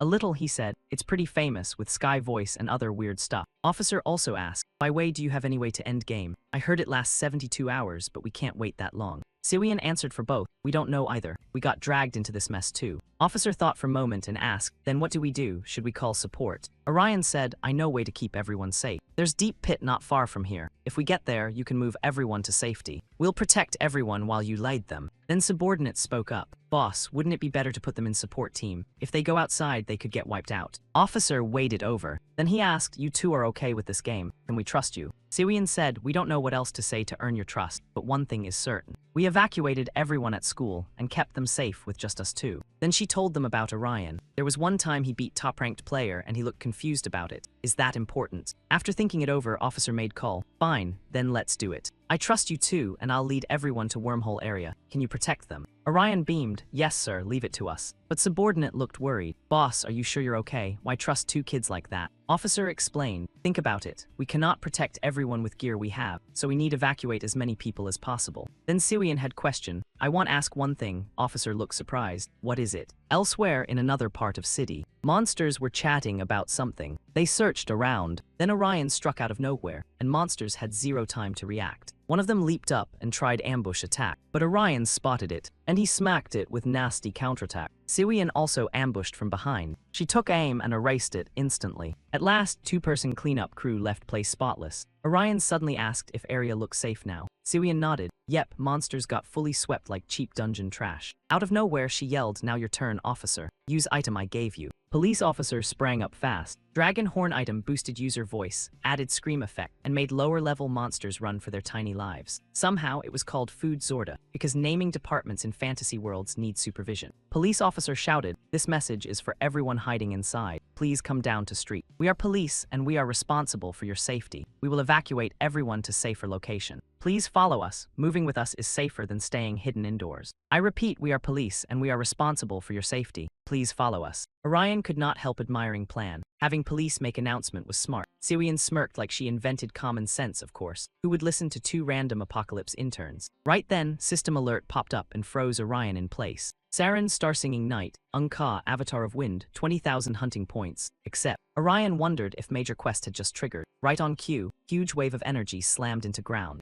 Orion and Siwian reacted instantly. One look at monsters, and Guy nearly filed emotional damage claim. There stood Saren, Star Singing Night, plus Unka, Avatar of Wind. Siwian panicked. Saren and Unka, why are two dungeon bosses here at same time? Orion told Siwian he would handle them. She had to make sure everyone reached wormhole safely. She still looked worried. You think you can stop them alone? Normally, it takes at least 4-person party to deal with those bosses. Orion did not see any other option. We cannot save everyone while these two monsters are still camping here like final boss landlords. I have to beat them no matter what. Then he suddenly remembered, oh, and take off that bedsheet before you leave. Siwian nearly blue-screened, huh, what? Seconds later, fight began. Orion locked in, determined to crush monsters. With zero fear, he charged straight into battle. Even Siwian had to respect it. You reckless maniac, you think you're still fighting solo Q. Before leaving, she yelled, do not die, got it. Once I get everyone out, I am coming right back. Meanwhile, Orion struggled hard to hold Saren back. He fired off one skill after another. Suddenly, Unkar attacked. It slipped right into Orion attack pattern like annoying pop-up ad with sword. He thought, close one. If I had not blocked that, I would have eaten even more hits. Fighting two dungeon bosses at once is worse than I expected. But I already beat both of them in game. They are not in special forms, so I know how to take them down. Winning will only take little time. Scene shifted as Saren raised sword high to trigger special skill. Star Singing Night skill, Falling Star. This ultimate fired blazing projectile in chosen direction with power beyond attack stat. Afterimage stayed for 1.5 seconds and damaged targets. Unka instantly rushed in to attack Orion.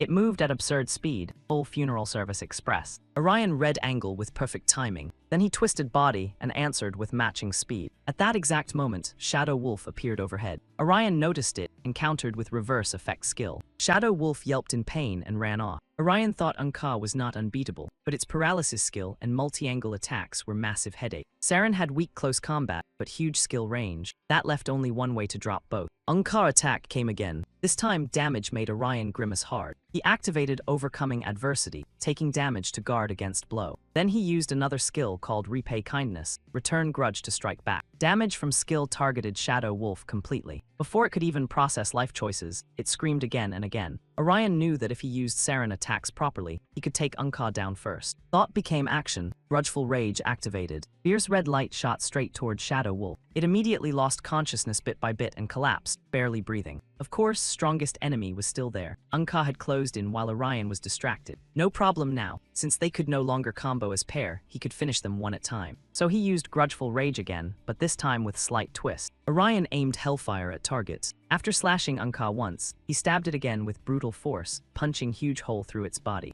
Orion watched Anka slowly collapse, and if Anka had been as fast as Goham, Game Over would have arrived with popcorn. That meant Orion cleared System Quest, so System updated his achievement and handed over 20,000 points. His total hit 26,080 points, putting him in first place for now. Orion wasted no time leaving Battlefield. He did not notice tracking camera popping up behind him. Person watching him was girl with glasses and pink hair. After Orion's last fight, she rated him pretty highly, so she kept digging for info on this player. He is ranked first, hero class, but level looks kind of baby mode. Maybe I should watch him a bit longer, or maybe I should walk over and warn them to stay sharp. Judging by his outfit, he looks like high school student, but age barely matters now. I think I will observe first before deciding whether he is worth betting on. Meanwhile, inside city, police officers were hustling hard to evacuate civilians from danger zone. Everyone keep your distance and do not push. We still have enough time. Siwian walked up to police officer and asked officer how long until everyone is gathered. About 15 minutes. There are still people inside building, so we have to wait. Siwian grew worried about Orion because he still had not come back. I wonder if Orion is okay. Please hurry back, you dramatic side quest magnet. Then she asked officer if Surat Hotel was far from there. Surah South Hotel, not really. Maybe 5 minutes by car at most. 5 minutes by car, good, that is not too far. From distance, Siwian heard motorcycle engine getting closer and closer.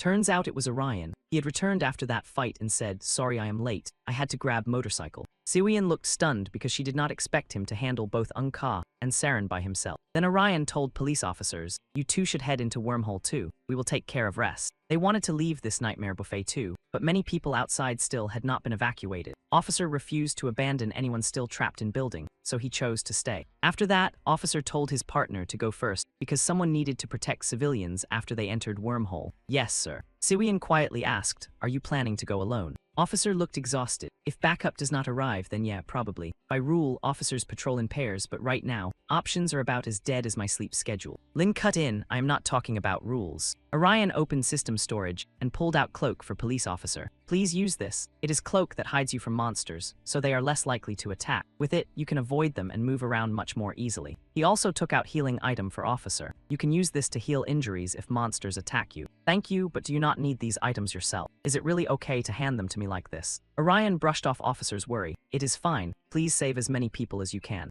Officer understood Orion's intent and answered, all right, you kids should go now. Go rescue your families. Orion almost forgot, then reminded Officer about Monster's detection ability. But maybe Orion was overthinking it, because Officer already knew what that meant and even looked weirdly proud about it. When I was young, I was totally hooked on video games. Back in school, they called me the Dark Sense. Siwian and Orion clearly did not sign up for Origin Story, so they smiled and let it slide. Then we're counting on you, please be careful. Officer instantly switched back into work mode. Orion's group hopped onto motorcycle and sped toward another location. On motorcycle, Siwian told Orion, drop me off at City Hall. I will run rest of way. He found that strange because he knew she needed to reach Siren Hotel. Turns out she already knew Orion had to rescue Arium. Let us split up, save our families, then meet again later. Orion agreed right away. Okay, we meet back where we split up. At hospital, Arium kept working through her nurse duties. Once she finished, she dragged herself out of room. Monday morning is pure exhaustion. If hell has fluorescent lights, this is it. Suddenly, Arium saw someone rush past her in panic. Curiosity grabbed her by collar, so she followed with her eyes. Arium immediately asked staff member Jisoo, what is going on? Why is everyone freaking out? Arium, did you hear that voice from Sky earlier? Hospital is going completely chaotic because of it. Sky looks strange too.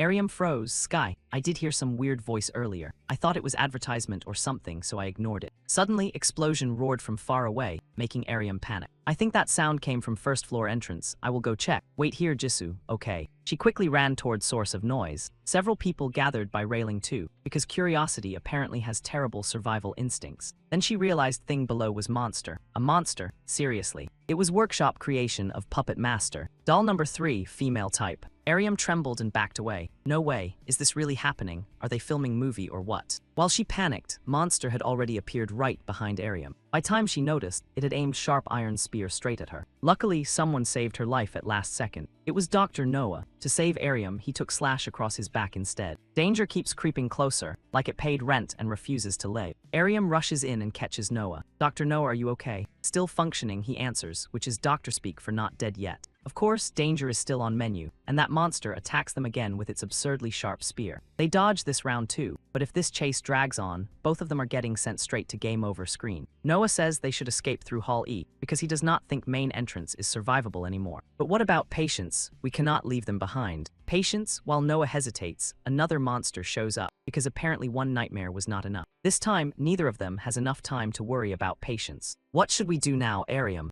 Noah grabs her hand and says, "Follow me, I have plan." What kind of plan? Noah says they will hide in examination room. If we try escaping with patients who cannot move well, those monsters will chew us up. So we stay inside hospital and hold out until rescue comes. What do you think you can even do? Ariam shows her backbone and fires back. Of course I can do something. How could we run away and abandon patients? Reality then slaps them with steel chair, because monster is also blocking entrance to examination room. Ariam notices patients still inside next room and tells Noah. So both of them decide to duck in there and dodge danger for now. Inside, Ariam meets Jisoo, who is also scrambling around. Jisoo, gather every patient in hallway and bring them here. Got it, I understand. Hospital grows more dangerous by minute. Monsters keep hunting for living things everywhere they pass. Luckily, one slips right past room where everyone is hiding. Inside, Noah finally exhales after outside noise fades. He looks exhausted. In case it finds us, we already blocked door with enough stuff to slow it down. Next, Noah goes to Ariam and asks if she can reach police or fire department. Answer is no. All lines are cut, and even Wi-Fi has tapped out like cowardly router. Noah looks toward window and sees outside is not doing any better.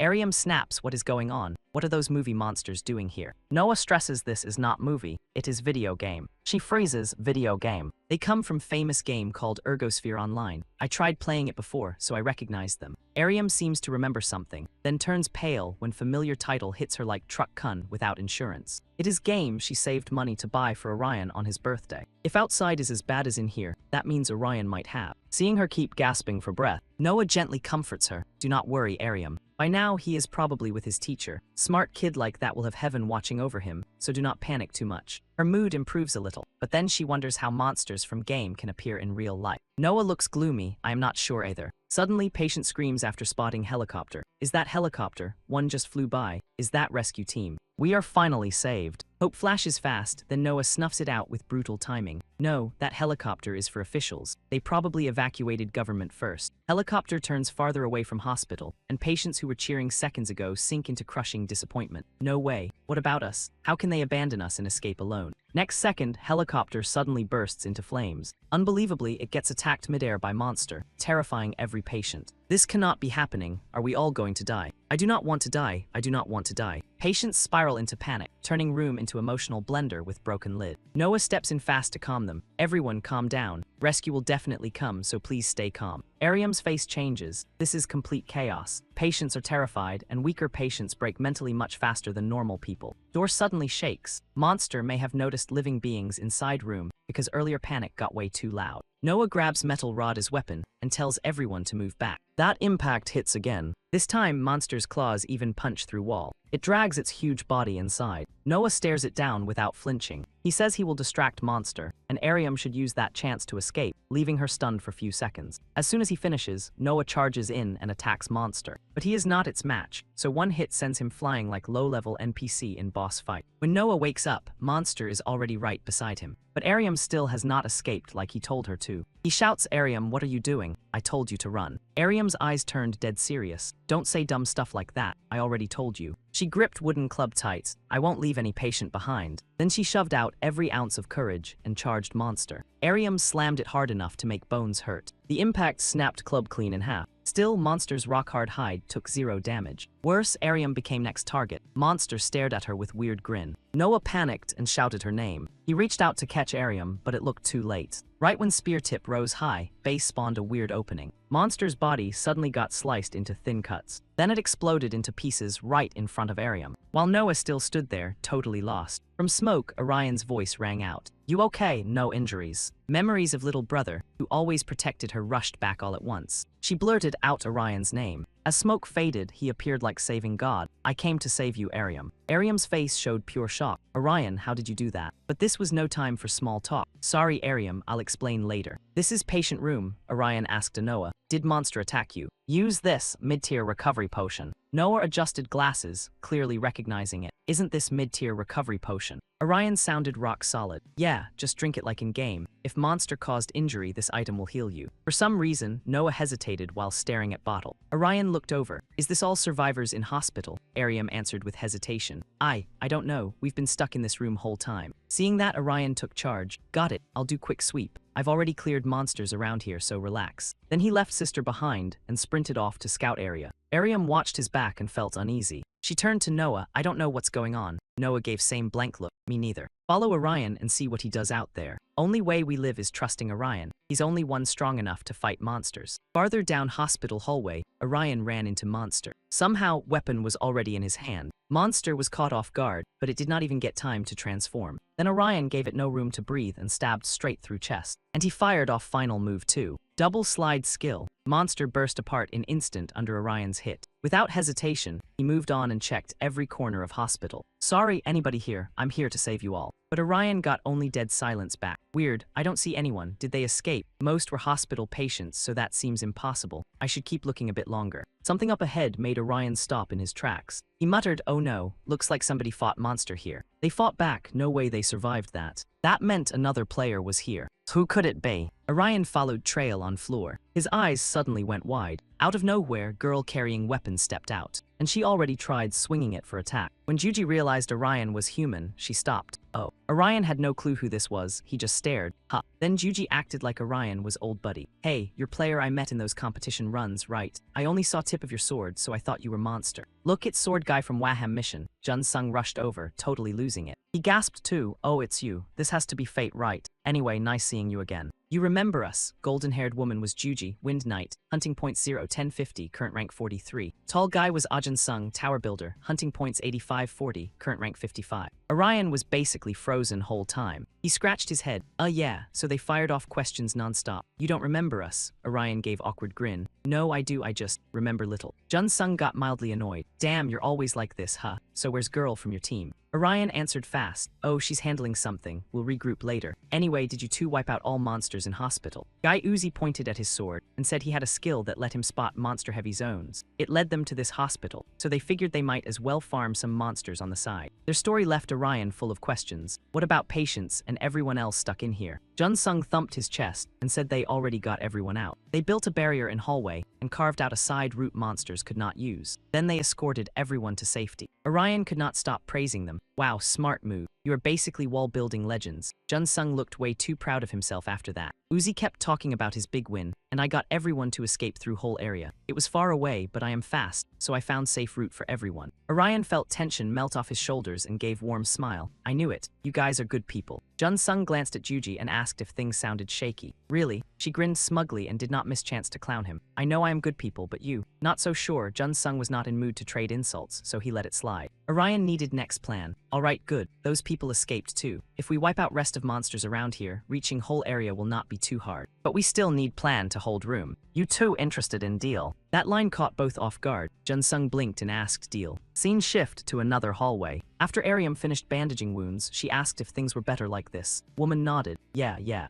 Orion's voice came from behind Ariam. Everyone else in hospital already left. Now only you and people here need to get out. Ariam frowned at how weird that sounded and asked if he wanted them gone. But rescue team is not here yet. Where are we supposed to go? Noah heard that and jumped in too. You want us to head to whole area, right? That sounded strange to Ariam. What is that? Noah explained that voice in Sky already mentioned it. It said anyone who did not want to join could escape through whole area. Orion backed him up so she would relax. Nearest hole is not that close, but it is not far either. I will lead, so let us move. But Ariam still would not decide. She trembled and clutched her hands. No, some patients can barely walk and there are weird monsters outside. Too dangerous. Orion knew that, but he still tried to steady her. Do not worry, Ariam. I will fight monsters and protect everyone, so you will be safe. Suddenly, Ariam freaked out and grabbed him tight. She sounded truly worried. You, Orion. She just did not know what kind of power he had or how he fought monsters. But she was worried he would get hurt. Just stay here and wait for rescue team. Please do not go out and fight monsters, okay? Orion had never seen her like this before. Ariam. He knew he had to calm Ariam down right now. But you fight every day too. Still unable to believe it, Ariam blurted out, what? Orion's eyes grew sad as he tried to make it look like no big deal. And pretend you are fine, even when you have been holding on like your arms might snap. Right now, I am only fighting the way you do every day. There is part of me you still do not know. I am scared of getting hurt too. leaving could get rough for us. But when I get home, I would act like this anyway. No big deal.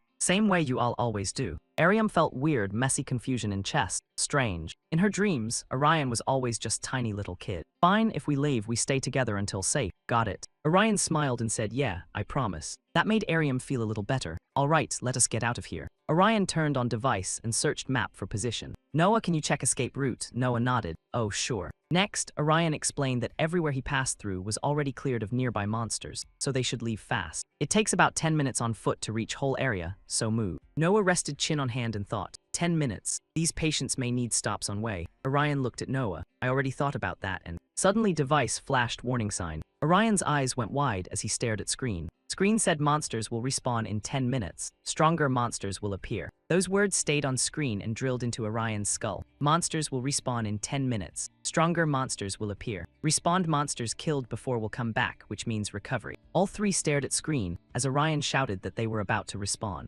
Scene shift. Everyone kept staring at screen, dead silent. But Orion felt panic rising. They respawn in 10 minutes. What are we supposed to do? We cannot reach whole with these patients in 10 minutes. Then Ariam spoke up too. What is wrong with you two? What does respawn mean? Seeing that, Noah explained it meant monsters they just beat would come back. In other words, road to whole area was blocked. That was enough to keep Ariam on edge. By now, Orion's whole plan was getting crushed. What do we do now? Maybe all patients could ride together in traitor robes. No, bad things could happen if monsters spot them with detection skill. What if I wipe out all monsters before we leave? No, that would take too long. Damn, what now? Game never threw this mess at me, so I have no battle plan. Noah gave Orion a light pat on shoulder. There are 7 patients total, and 4 of them cannot walk. There are 3 medical staff including me. We have enough wheelchairs and I can set up all of them. Think harder, there has to be a way, unless brain Wi-Fi finally disconnected. Orion nodded, like idea had finally finished loading. Fine, one more mental deep dive. Who knows, maybe some dusty old item is hiding in storage, begging not to be ignored. Besides, I mostly stick to solo play items, because teamwork and inventory management both enjoy ruining my day. He called everyone over and announced, everyone, could you help me with something?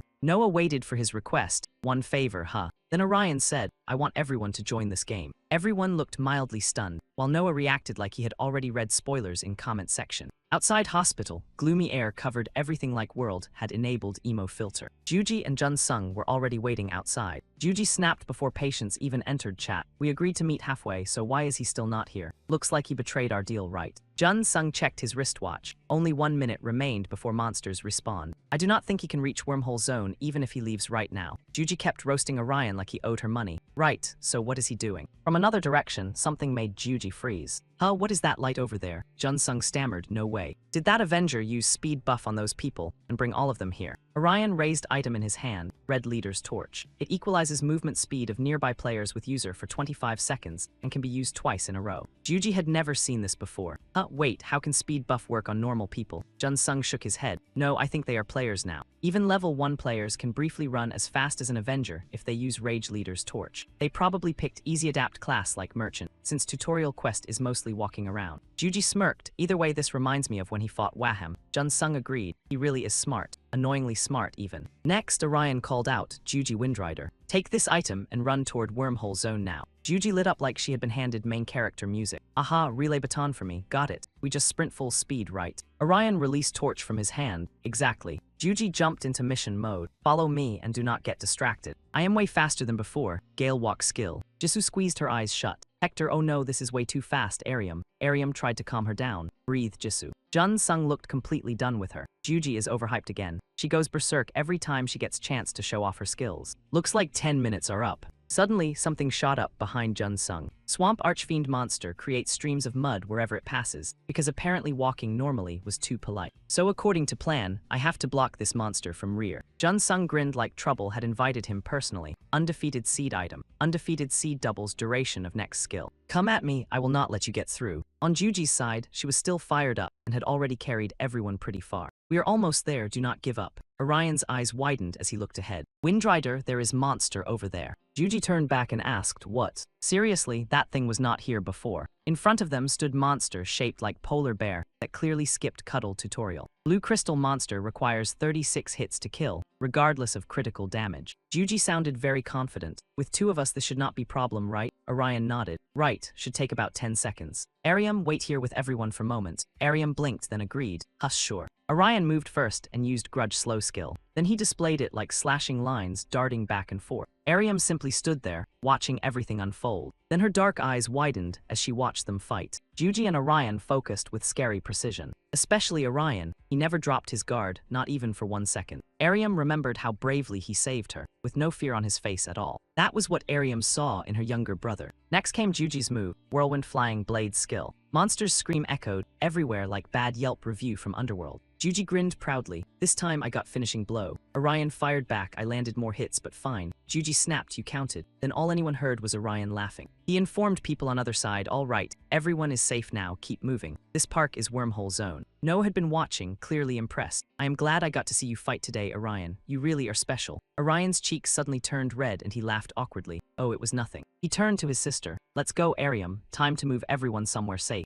Ariam smiled. Yeah, you are right. Orion did not understand what was going on with Ariam, but she clearly had something weighing on her. Still, he could not pry. Sky stayed dark and gloomy, because apparently weather also wanted dramatic screen time. In middle of small pond at park, pathway appears. Orion says, okay, everyone can teleport here. You can teleport with wheelchair too as long as you touch it, so no stress. He says, Ariam sis, go on, I will be back soon. Ariam still remembers promise from before. Hold up, I said we were going together. What are you planning? Orion has no choice but to refuse. Sorry sis. Truth is I got somewhere to be. Ariam freezes. Don't tell me, is it Siwian? Orion gives small nod. Yeah, I need to meet her. Got few more things too. I will explain everything when I come back. Even though Ariam is worried, she cannot stop him. You pop out with egg at weirdest times, like when I told you to take bedroom and you refused. So what? I figured I could not stop you anyway. But punishment for lying, you do dishes for next month, got it. If Ariam feels safe, Orion agrees to anything. Fine, I will handle all cleaning too. Dr. Noah, I leave keeping everyone safe to you. Noah promises him. Got it, I know. Then Orion and Juji leave at once. Ariam watches their backs with heavy heart. I was wrong. Truth is, part of me feels glad when Orion says he has to go. He always acts like grown man. Even when things get rough, he never complains. Ariam remembers how Orion always carried everything before. Your turn to cook dinner tonight, so I want to make something for you. She always hears those words from little brother. He is always that devoted. Any kid his age would forget dinner duty and run off with friends. She is proud Orion grew up, but also feels guilty. She worried she could not support him like big sister should. Ariam feels he is pushing too hard to act grown. It is like Orion is saying he is fine and she does not need to worry anymore. She always worried, but just now he told her he has reason to leave. Orion feels weirdly relieved. In this moment, after all times she did not know if Orion would die in battle, she feels proud seeing him grow up. Yep, I definitely have problem, huh? Noah looks at Ariam like he wants to say something. Of course not Ariam, she is not only his sister, she is nurse too. That is why he is happy. Orion was so weak after losing parents, but he overcame painful past, and now at last, he is strong enough to carve out own path. That does not make you bad person, Ariam. You did everything you could for him, and now you are praying for his future happiness. Scene shifts to another place. Both sides clash hard, triggering huge explosion. Monster swings arm to grab Jun Sung, but he dodges. Its cheeks puff up. Looks like Monster is about to cast magic. Poison blasts from its mouth toward Jun Sung. He quietly chants skill, fortified fortress. Yellow wall appears at once to block attack. Jun Sung stares at Monster, full of killing intent. Time to use combo skill. He unloads non-stop on it. Fortified Fortress can combine with Stronghold to defend against ranged attacks and counter with 120% damage. Monster looks unable to fight back against Jun Sung's assault. Seeing that, he rushes in. Perfect, time to end this. Suddenly, Jun Sung freezes for a moment. He locks onto weapon hovering in sky. Orion flies in from nowhere and appears right behind it. Strong magic aura radiates from weapon in his hand. Orion slashes mercilessly at Monster's neck. Vengeful illusion skill. Hit with fatal blow, blood sprays from its neck everywhere. Juji does not seem happy with his move. Hey, I wanted to land finishing blow. Damn it. She cannot believe what she is seeing. Hey kid, how did you move faster than me? I swear I got here before you. He shows item in his hand to Juji. Oh, I used item. She hates Orion's method. What item? That is cheating. Jun Sung jumps in. Calm down, using item is fair, this is not race. He turns and asks him, anyway, can you get everyone to wormhole zone safely? He answers fast with you, everyone escaped safely. He smiles, glad to hear that. Orion uses magic, and system window pops up. All right, pay up like we agreed. System sends each player 5,000 points. It follows his words. Understood. Right away, mail arrives in both systems. Juji reads message with excitement. Oh nice, my rank went up too. Jun-sung feels grateful. Thanks for hunt points. Guess that wraps up helping. System board shows both ranks. 14,500 points, rank 38. 19,800 points, rank 22. He uses chance to get friendly. Oh, and let's add each other. Orion agrees at once. Sounds good to me. Jun-sung continues, also take this. As he finishes, inbox pops up with notice. You received item as gift. Hand icon appears on Orion's system board. He tapped it once and boom, magma gloves equipped. They reduce magic damage, give basic attacks a 45% chance to trigger a fire effect, and can only be worn by longsword and dual sword classes. Guy Uzi looked jealous enough to chew his inventory screen when Orion got such a sweet gift. Hey, that item costs a fortune, so why hand it over for free? Jun-sung explained. We cannot use it anyway. Besides, I wanted to repay him for protecting us from chaos last time. Sure, it may be a rivalry, but competition hits better when there is loot on the line, right? You in? Since Jun-sung put it that way, the guy had no reason to refuse. Yeah, of course, thanks again. With that settled, Jun-sung headed out. All right, see you later. Your girlfriend is probably waiting for you. Orion nearly short-circuited. Huh, girlfriend, we are not even dating yet. She instantly leaned into teasing mode. Not yet, huh? So I guessed right, something did happen between you two. Hit right in the guilty conscience, the poor pervert turned red. Nothing happened. Orion awkwardly remembered what happened that day. Honestly, he could not exactly say nothing happened, but still. Jun-sung warned him with a serious look. You probably know this already, but watch out for chaos. Looks like they are ignoring monsters and going after other players instead. Hearing that, his expression shifted fast. In that case, their goal is probably wiping out top players so they can take over the rankings. Sky around them burned bright red, while black smoke curled upward like fantasy apocalypse season had officially dropped. Siwian sprinted forward at full speed. At last, she found place she had been searching for, Siren Hotel. Siwian thought, I am almost there. Please let me not be too late. Out of nowhere, a dragon swooped in and flew right over her head. That dragon was ancient monster, wise dragon Kaget. Siwian froze, stunned by its sudden appearance. She figured that monster should only exist in Wise Dragon Sanctuary, which meant this whole area might be high-level dragon hunting zone. Suddenly, huge explosion erupted in distance. Siwian gritted her teeth. Damn it, I need to move before this whole place gets wiped off map. Then wind suddenly began to rise. It grew stronger and stronger, like warning siren for something massive flying in. She stood there, unsure what to do in that exact moment. Siwian's eyes widened, panic written all over her face. Another dinosaur-like beast came flying in from nowhere and landed right in front of Siwian. Its eye flashed. Stone Dragon Valka, magic attack damage resistant, appears only in Ancient Wise Dragon Sanctuary, with resistance to cold temperature and stun effects. Siwian yelled in frustration. Why is this magic-resistant lizard blocking my way now? She quietly cast her skills. Abyss Trap, Arrow Trap, Thorn Trap, Fire Trap. Siwian's magic instantly slammed into Valka. Before it could even react, she was already in stance, ready to keep comboing like rent was due. Siwian's face burned with fierce energy. I will keep hitting it with magic until something works. Eat this. She unleashed more magic, binding Valka in place with Axe Trap. Siwian's power was so overwhelming, the monster barely had time to file complaint. Siwian slammed Valka's body into ground without mercy. She frowned. If I hit them enough, they always go down. System window appeared with her info. Kim Siwian, 20,020 points, current rank 14. Even after all that chaos and beatdown ballet, high-rise building still stood intact. She kept running through city streets. Siwian wondered, why is everyone leaving hotel? I thought they would hide inside. Suddenly a voice called out, Miss Siwian. She answered at once, driver. Siwian's driver ran over. Miss, what are you doing here? Siwian asked, I came here on motorcycle. What about my parents? He replied, I am not sure. I was waiting nearby. I saw people running away from hotel, but I have not seen your parents come out, so I am calling them now. Hearing that, she rushed off to search. Got it, I will find them. You should escape with everyone else. Siwian's driver tried to stop her. Miss Siwian, but she refused to listen. Go to blue wormhole area with others.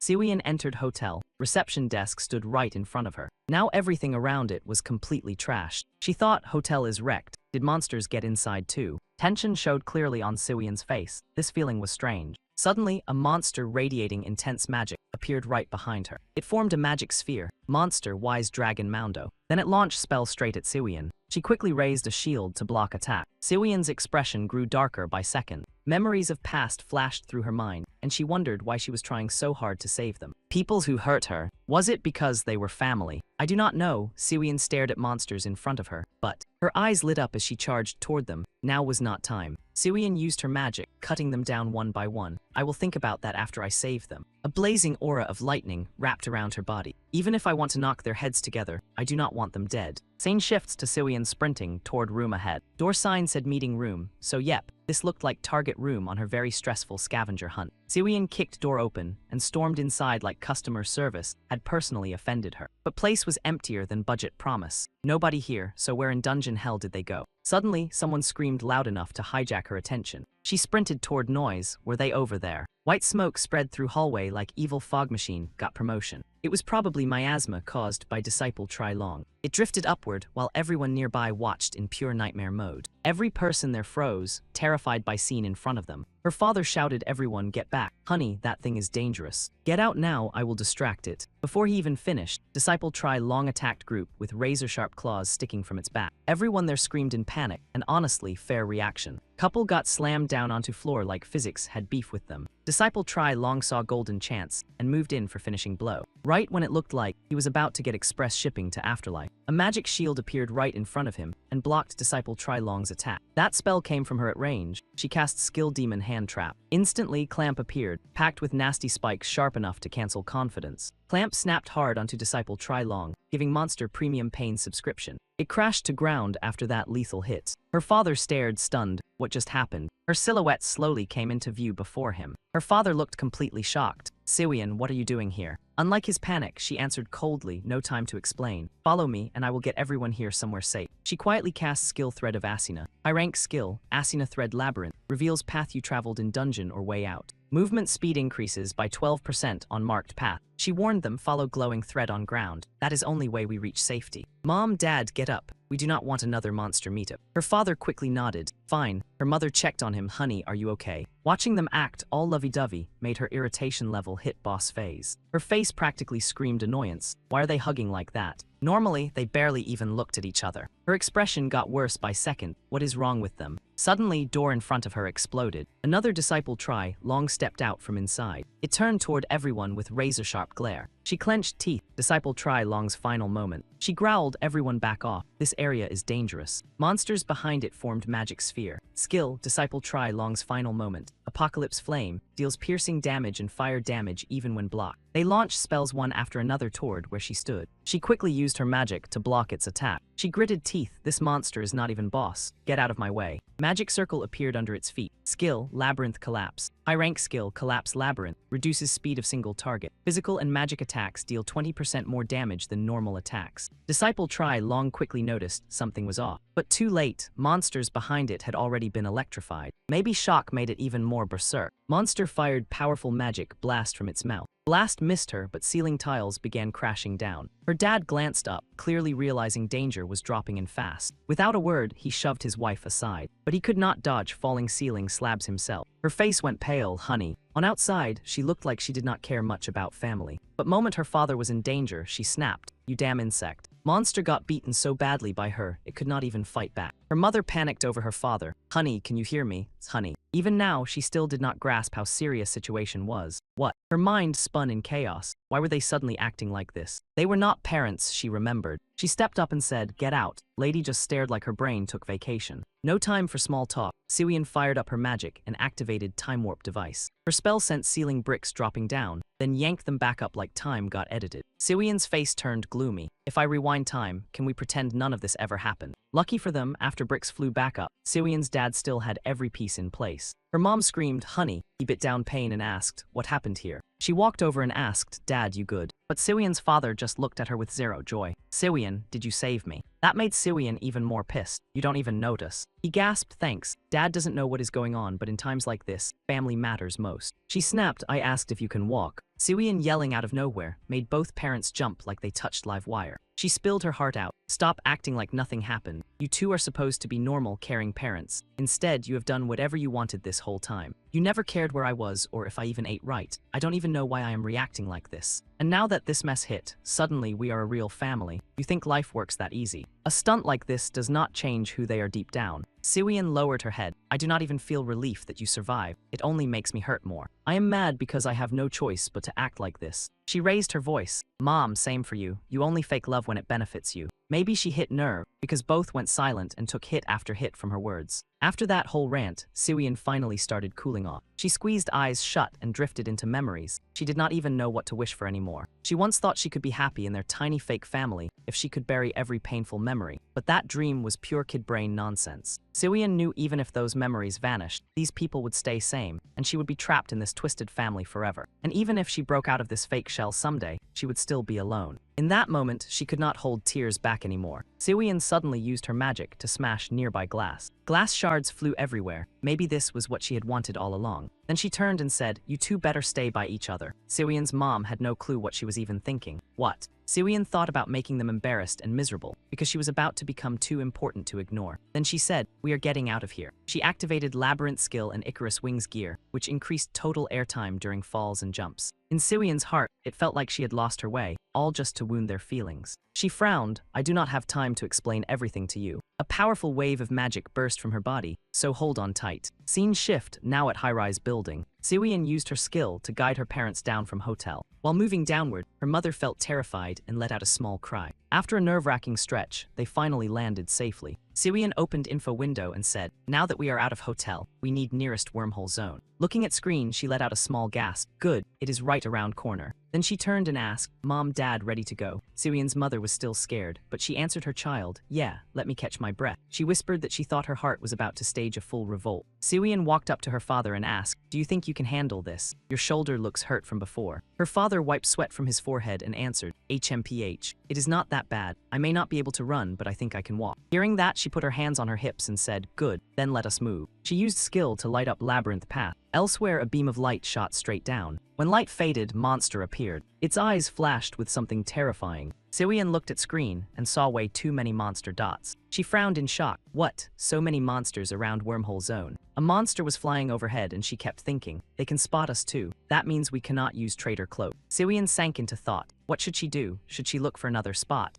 No guarantee another wormhole zone would be safer. She forced herself to find answer and told herself, think. After careful thinking, Siwian said, "Aha, I get it. Easy." Lin turned around and told her parents, "Listen up. I know how to keep you safe. Here is plan." Siwian's mother blinked. Plan. Scene shifted to building under blood-red sky. Up in sky, many monsters were flying around. One of them stopped to watch situation. Then it spotted something and its eyes lit up. On ground, Siwian was riding bicycle and ringing bell like she was auditioning for chaos. She pedaled as fast as she could, thinking, first one is here. I got its attention. But that was not enough. The moment monster rushed in to attack, she used summon spear skill. Siwian used trap arrow skill, and countless arrows appeared to strike monster pack. Her gaze hardened as she thought with this. She looked at stone in her hand. It was skill mimic stone, an item that lets you use another class skill once at 60% power. In her heart, Siwian thought she would use one of Jusian's skills too. After finishing her calculations, she wasted no time and used adventurer class skill Courage Blessing. Bright light from her skill made monsters think twice, then crowd around her instead.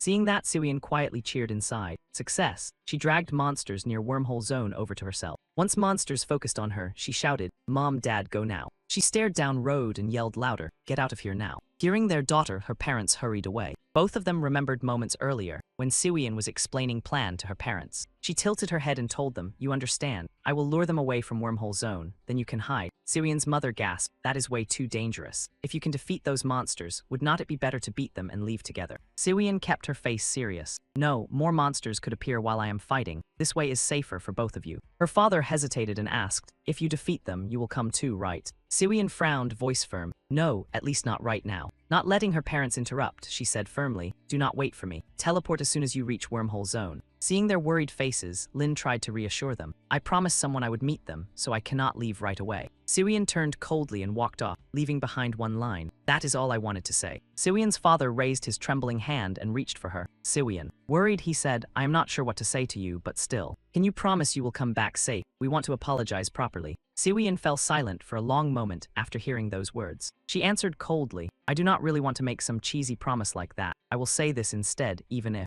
Her eyes turned red. Siwian shouted as she turned back, "I will survive no matter what. And when I come back, you two better start eating at same table again." Back in present, Siwian used Labyrinth Beast skill. She took up Spear and unleashed lightning from it to attack Monster Pack. Lightning from Spear tore into them and left them badly injured. They screamed into void. She frowned, nerves buzzing, and figured she had to wrap this fight up fast before these monsters got curious and started sightseeing. Decision made, she triggered Chain Hellfall, and a storm of lightning bolts came crashing from sky straight into monsters like nature filed a complaint. Siwian clenched her teeth, worry chewing at her as one question kept pounding in her head. Had Mom and Dad reached safe wormhole zone yet? With that thought, she opened map and scanned it hard. Monster widened its eyes too, watching like it had accidentally subscribed to Drama Channel. Siwian saw her parents nearly reach safety, and when their 2 dots vanished from map, relief finally hit. She smiled inside and thought they had teleported. Good. Crisis downgraded from spicy to manageable. After confirming her parents were safe, Siwian turned back to battlefield. She had done what she needed to do. Nothing else chained her down now, and Siwian's gaze turned ice cold as she stared at monsters. Suddenly, explosion boomed through area. Siwian looked back, then drove her spear into monsters with brutal force. Deep down, she admitted she had been scared they would abandon her, and that fear had kept her from trying. Her eyes sharpened like fresh blades as she attacked monsters. She told herself she had feared making things worse, but now she understood. Her gaze locked in with fierce resolve, and she promised herself she would not be left behind. I have power, Siwian thought, then sprang upward, dodged attack, and slammed a counter into monster. Siwian pushed that thought deeper into her heart, using it as fuel to keep moving forward. She shouted loud enough to wake entire dungeon and charged at final monster. Siwian drove her spear straight through monster, making it roar in pain and rage like bad Yelp review came alive. She landed lightly, and behind her, monster collapsed with ground-shaking crash. Siwian turned, sighed, and muttered that soloing as support class was seriously rough. Then system popped up with message. Kim Siwian, points 39,900, current rank 6. Siwian scratched her head, sighed, and said she should head to meeting spot with Orion. She had barely taken a few steps when she spotted convenience store, glowing with open lights. Siwian narrowed her eyes and said, but first. She walked inside, and shelves were packed with food like Apocalypse had excellent inventory management. Kim Siwell immediately grabbed sausage and demolished it. While eating, she thought she skipped breakfast and was starving. At that age, hunger ran non-stop. Technically, recovery items could keep her alive, but hungry still meant hungry.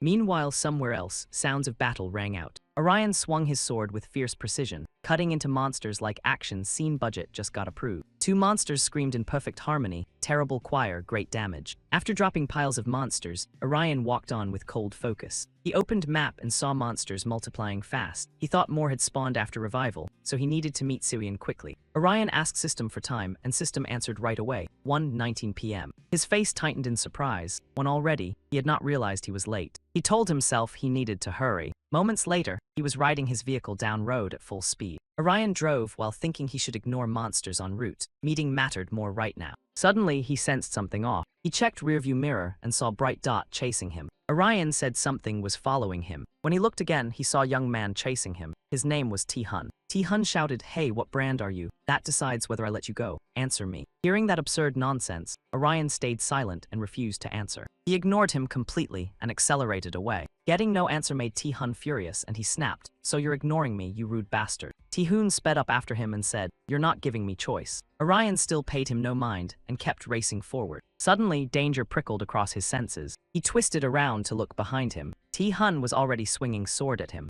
T-Hun sneered, "I got orders to punish you. Got problem with that bastard." Orion drew his sword too, wondering if this player was member of Cho. Dust and noise ripped through city streets between tall buildings. Blonde guy activated skill named Destruction Spear, because subtle naming clearly took day off. Magic Spear locked onto designated target and launched repeated attacks for 3 seconds. T-Hun drove while using magic, chasing Orion without missing beat. Orion glanced back, face twisting in annoyance. He had to keep driving while blocking incoming attacks, which is multitasking nobody puts on resume. Orion suddenly noticed something strange and thought, wait, that's skill and weapon. Is he magic swordsman, class that uses both magic and sword at same time? Orion tried widening gap while calculating that fighting on motorcycle would be brutal. Besides, Superhero Squad did not have many long-range skills. Blonde guy scoffed and yelled, "How long are you going to run, coward?" Before Orion could breathe, T-Hun gathered mana and used skill Earth-Crushing Beast. Orion pushed speed higher, trying to dodge attack. His hand clenched tight, but it still slipped free. The moment blonde hair started sprinting up, Orion was already winding up his attack. He felt baffled and stunned, then blurted out, "He used braking to dodge that. I thought he was running away." Orion frowned in annoyance and snapped back, "Who said I was running?" Then he suddenly unleashed a powerful attack skill. Blonde hair sneered and asked, Huh, what were you even trying to hit just now? That thing was nowhere near me. Then his eyes went wide after spotting something. Right in front of him now sat massive truck. Blonde hair barely dodged it and cursed, damn it. He grit his teeth and snapped at that smartass. The guy had used terrain for a tiny edge in almost no time at all. Orion had gone far, but he kept looking back and thought, I figured I could knock him off motorcycle. Guess it is not that easy. Time to use my driving skill and my gaming skill. Then Dragon suddenly flew overhead above Orion. He stared up and silently calculated, is that Kaikatz's dragon? Then this place must be sacred ground for that beast. Orion hardened his face and formed new plan in his head. Right, time to change plans. While he lost focus, T-Hun closed distance and got ready to strike. He launched heavy attacks, and Orion was no pushover, blocking every single one. T-Hun laughed loudly, his voice dripping with sarcasm. Not bad for some nobody. Then he used Abyss sword skill, and his blade spilled out sharp killing intent. He spun sword in wide arc, forming dark magic circle. Power from it made Orion stare in shock. System popped up with skill explanation. Sword mage skill, Abyss sword. Long range attack skill. Counters most other long range attacks and bends space to push back user's opponent. Attack carved wet looking mark into ground, and he struggled to hold it back. T-Hun saw his grimace and taunted. You might be good at games, but you cannot drive yourself out of death. He did not give him time to react. Mana fused as he used destruction sword skill. He roared, die. The instant attack landed. Rocks and ground where Orion had been running split apart. He turned back with fearful eyes. Blast erupted where Orion had been running, shaking whole area. T-Hun burst out laughing and bragged, well, that ended fast. What weakling. But shockingly, Orion appeared, rushing forward and leaving him stunned. Orion did not let him enjoy it for long. He triggered his revenge skill, overcoming adversity, absorbing damage, absorbing attacks, and boosting attack stats. He taunted him, you think killing revenge user is that easy. Orion cast magic and used revenge skill. Flames of hatred roared to life. He swung sword skill and fired strong pink slash at him.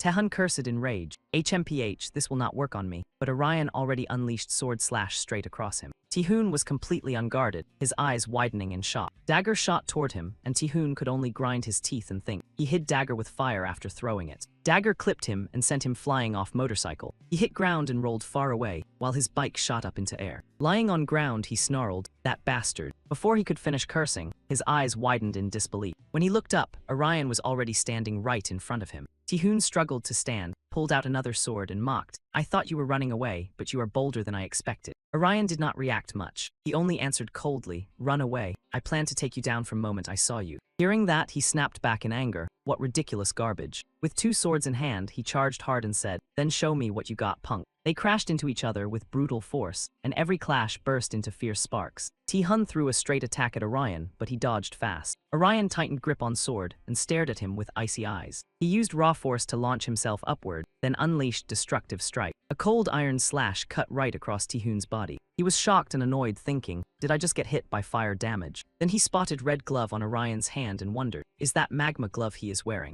While barely blocking Orion's attacks, he kept calculating escape route. The longer this fight dragged on, the worse it looked for him. His eyes flashed with sparks. He thought, I need to finish him fast. Tehu used ultimate Demon Realm Sword technique, and Demon appeared clinging to his back. System displayed skill notice. Ultimate technique of Magic Swordsman, Demon Realm Sword, summons demons to help user fight opponent for 66 seconds. It drains magic defense during combat but boosts attack by 250% and attack speed by 40%. Orion backed away in shock and raised guard. T-Hun laughed viciously, I will crush you to pieces. He and his demon unleashed powerful sword skill, hammering Orion non-stop. Barely blocking those attacks, Orion frowned and thought, Magic Swordsmen really make other players sweat. Their ultimate skills hit hard. His eyes turned icy as he searched for weak spot to counterattack. Above sky, ancient dragon Kaikats was soaring. Seeing it, Orion smiled to himself, quietly impressed, but none of that mattered right now. His gaze sharpened like a blade, and inside he was grinning. Everything was unfolding exactly according to plan. Suddenly, wind began to rise. The gust swept through the buildings, and one structure got hit so hard that one side cracked open like cheap drywall. Jun Sung Lim had just taken down a beast, then sat on top of it and let out a long, exhausted breath. He muttered that the chained beast was cursed beyond belief because it had beaten him up. Then the system displayed his profile. Jun Sung Lim, Hunter Class, Hunting Points 28,020, current rank 14, member of Orion, one of the top 3 strongest guilds. He climbed down from the cold beast and mumbled, wait, where am I? I've never been in this area before, so I don't know these streets, and this map is about as helpful as a spoon in a sword fight. While he stood there in full confusion mode, he he suddenly spotted something. Once he realized it was a person, Joan happily waved and called out, "Oh, there's someone over there. Hey, can I ask for directions? I'm trying to get to City Hall."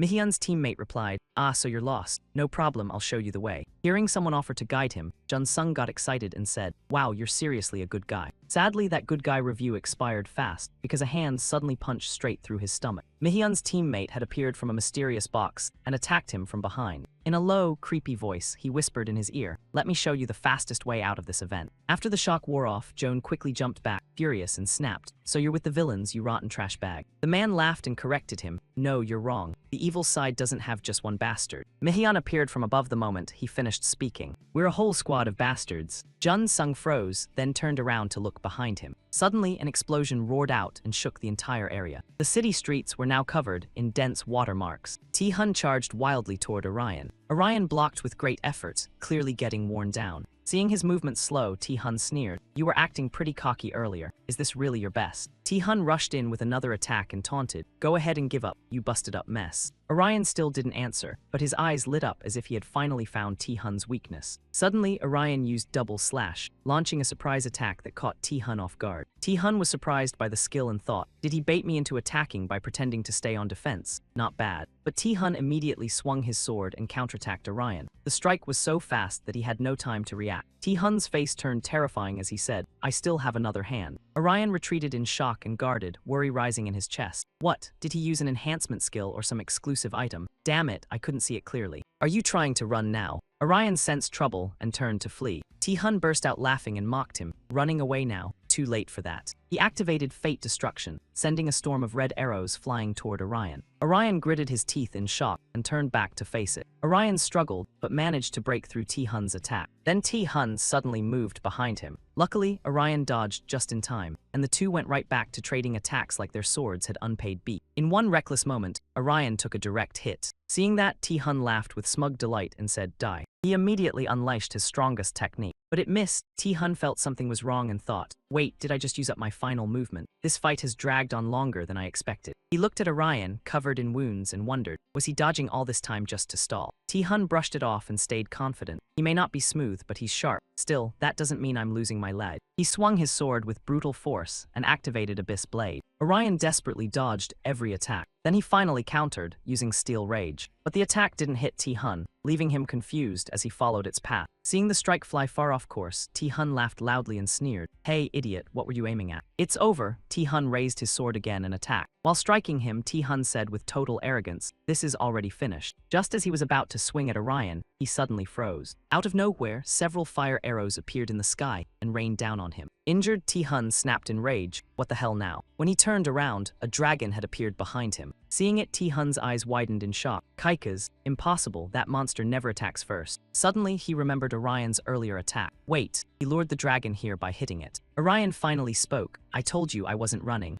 Orion now radiated a fierce aura, and he said coldly, "Everything was part of the plan to drag you down." He snapped into revenge mode and unleashed full-on fire, then dove into duel mode. Orion took back upper hand and kept hammering him non-stop. Tae-hun got trapped in ugly spot with attacks coming from both sides. His body was already wrecked with wounds, and pure rage made him snarl, "Damn it, that dragon is attacking from behind too." In his head, he figured the Avenger probably would not survive either. Tae-hun suddenly gasped, "Huh." He stared at item in Orion's hand and asked, "What tool is that?" Orion gave no answer. He only moved coldly and blasted out strong wave of energy straight ahead. He ignored enemy closing in and said in icy tone, "Move up and give it all you got." Orion smirked and said, "If you think you can beat monster that took 8-person squad to kill, and you do it without final move of yours, go ahead." Orion moved off to different spot. Tae-hun looked around and saw nothing. He gritted his teeth and cursed, "That jackass thinks I'll let him escape that easy." He had not even finished cursing before chains locked him down. Tae-hun stared in shock and muttered, "What is this? Isn't this skill from May's controller?" Behind him, Dragon was already winding up attack. Tae-hun whirled around in rage and looked. He could only scream in despair as Dragon unleashed attack. Dragon coldly spat out flame and burned into him. At same time, in another building, Siwon stood on rooftop and gave cold support. Orion teleported to her and said thanks for support. Siwon replied flatly, "No problem." Then Orion landed beside her. Siwon asked in surprise, did you set that trap because you knew I was here? Orion smiled and said, no, I figured you were nearby since we agreed to meet here. I only realized you were here after that. He pressed his hands together and kept going. I prayed you'd be like that. God save me. Si-Hein gave him dead-eyed stare and asked, so you are pretending to be pious? What if I messed up plan and escaped with my parents? Orion did not even flinch. Oh, I'm not worried about that. Siwon would never leave me. That answer made Siwon blush. She looked away and said, whatever, idiot. Then she remembered something, turned back and asked, oh, did you decide to teleport Arium somewhere safe? Orion nodded right away. Yeah, I did. What about you? Did you help your parents get away? Sivan answered with total confidence, of course. Who do you think I am? Orion let out awkward smile and said, bold move. She suggested, anyway, let's just try to win this thing. He agreed at once. Yeah, most people who weren't playing have already gotten out. Orion stared in shock while reading mission info. System popped up with notice, monster suppression mission. Within 80 minutes, several monsters will appear in marked map area. If you defeat 45 monsters within 1 hour, your hunting points will double. After reading it, Siwon frowned and said, monster suppression mission. Looks like marked spot on map is shopping district not far from here.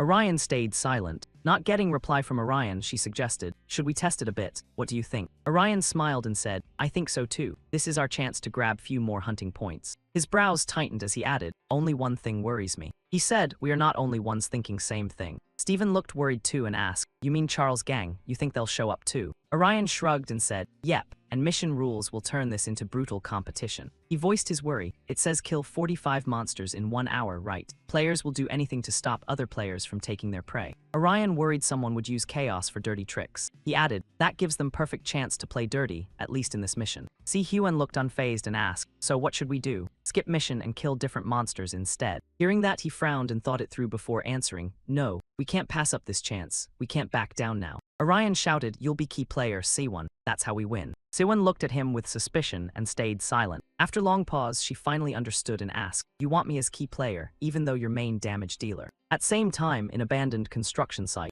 he coldly handled another player. Seung-ha, eyes full of tears, said, you do not have to do this. I'll give you all my hunting points. He did not even finish before he vanished. Hong Kai-ho stood there coldly and watched it happen. Out of nowhere, he remembered horrifying scene. Ho watched him disappear completely. After confirming he was gone, he moved off coldly and said, what idiot. Weaklings have to die. If I don't kill him, someone else will. Suddenly, system mission board appeared. When Ho read it, he said in shock, monster suppression mission. His eyes went ice cold as he muttered, I'm guessing bunch of fools are gonna rush in. Ho rushed forward with wild excitement and said, I'll kill them all. Entire city stayed wrapped in dark gray gloom. Siwon switched into something way more comfortable, fighting in a dress, horrible mobility, premium suffering, 0 stars. She was not alone. Orion changed too, though his face screamed, is this fashion or punishment? Siwon glanced at him and silently judged, okay, he weirdly pulls it off. Matching outfits on both of them instantly drew attention, priced at 259,001 each, around $200. Siwon reassured Orion with terrifying confidence. Relax, we can grab everything and return it after using it. Totally legal. Orion blinked like a good kid being lured into crime. Spoiler alert, not legal at all.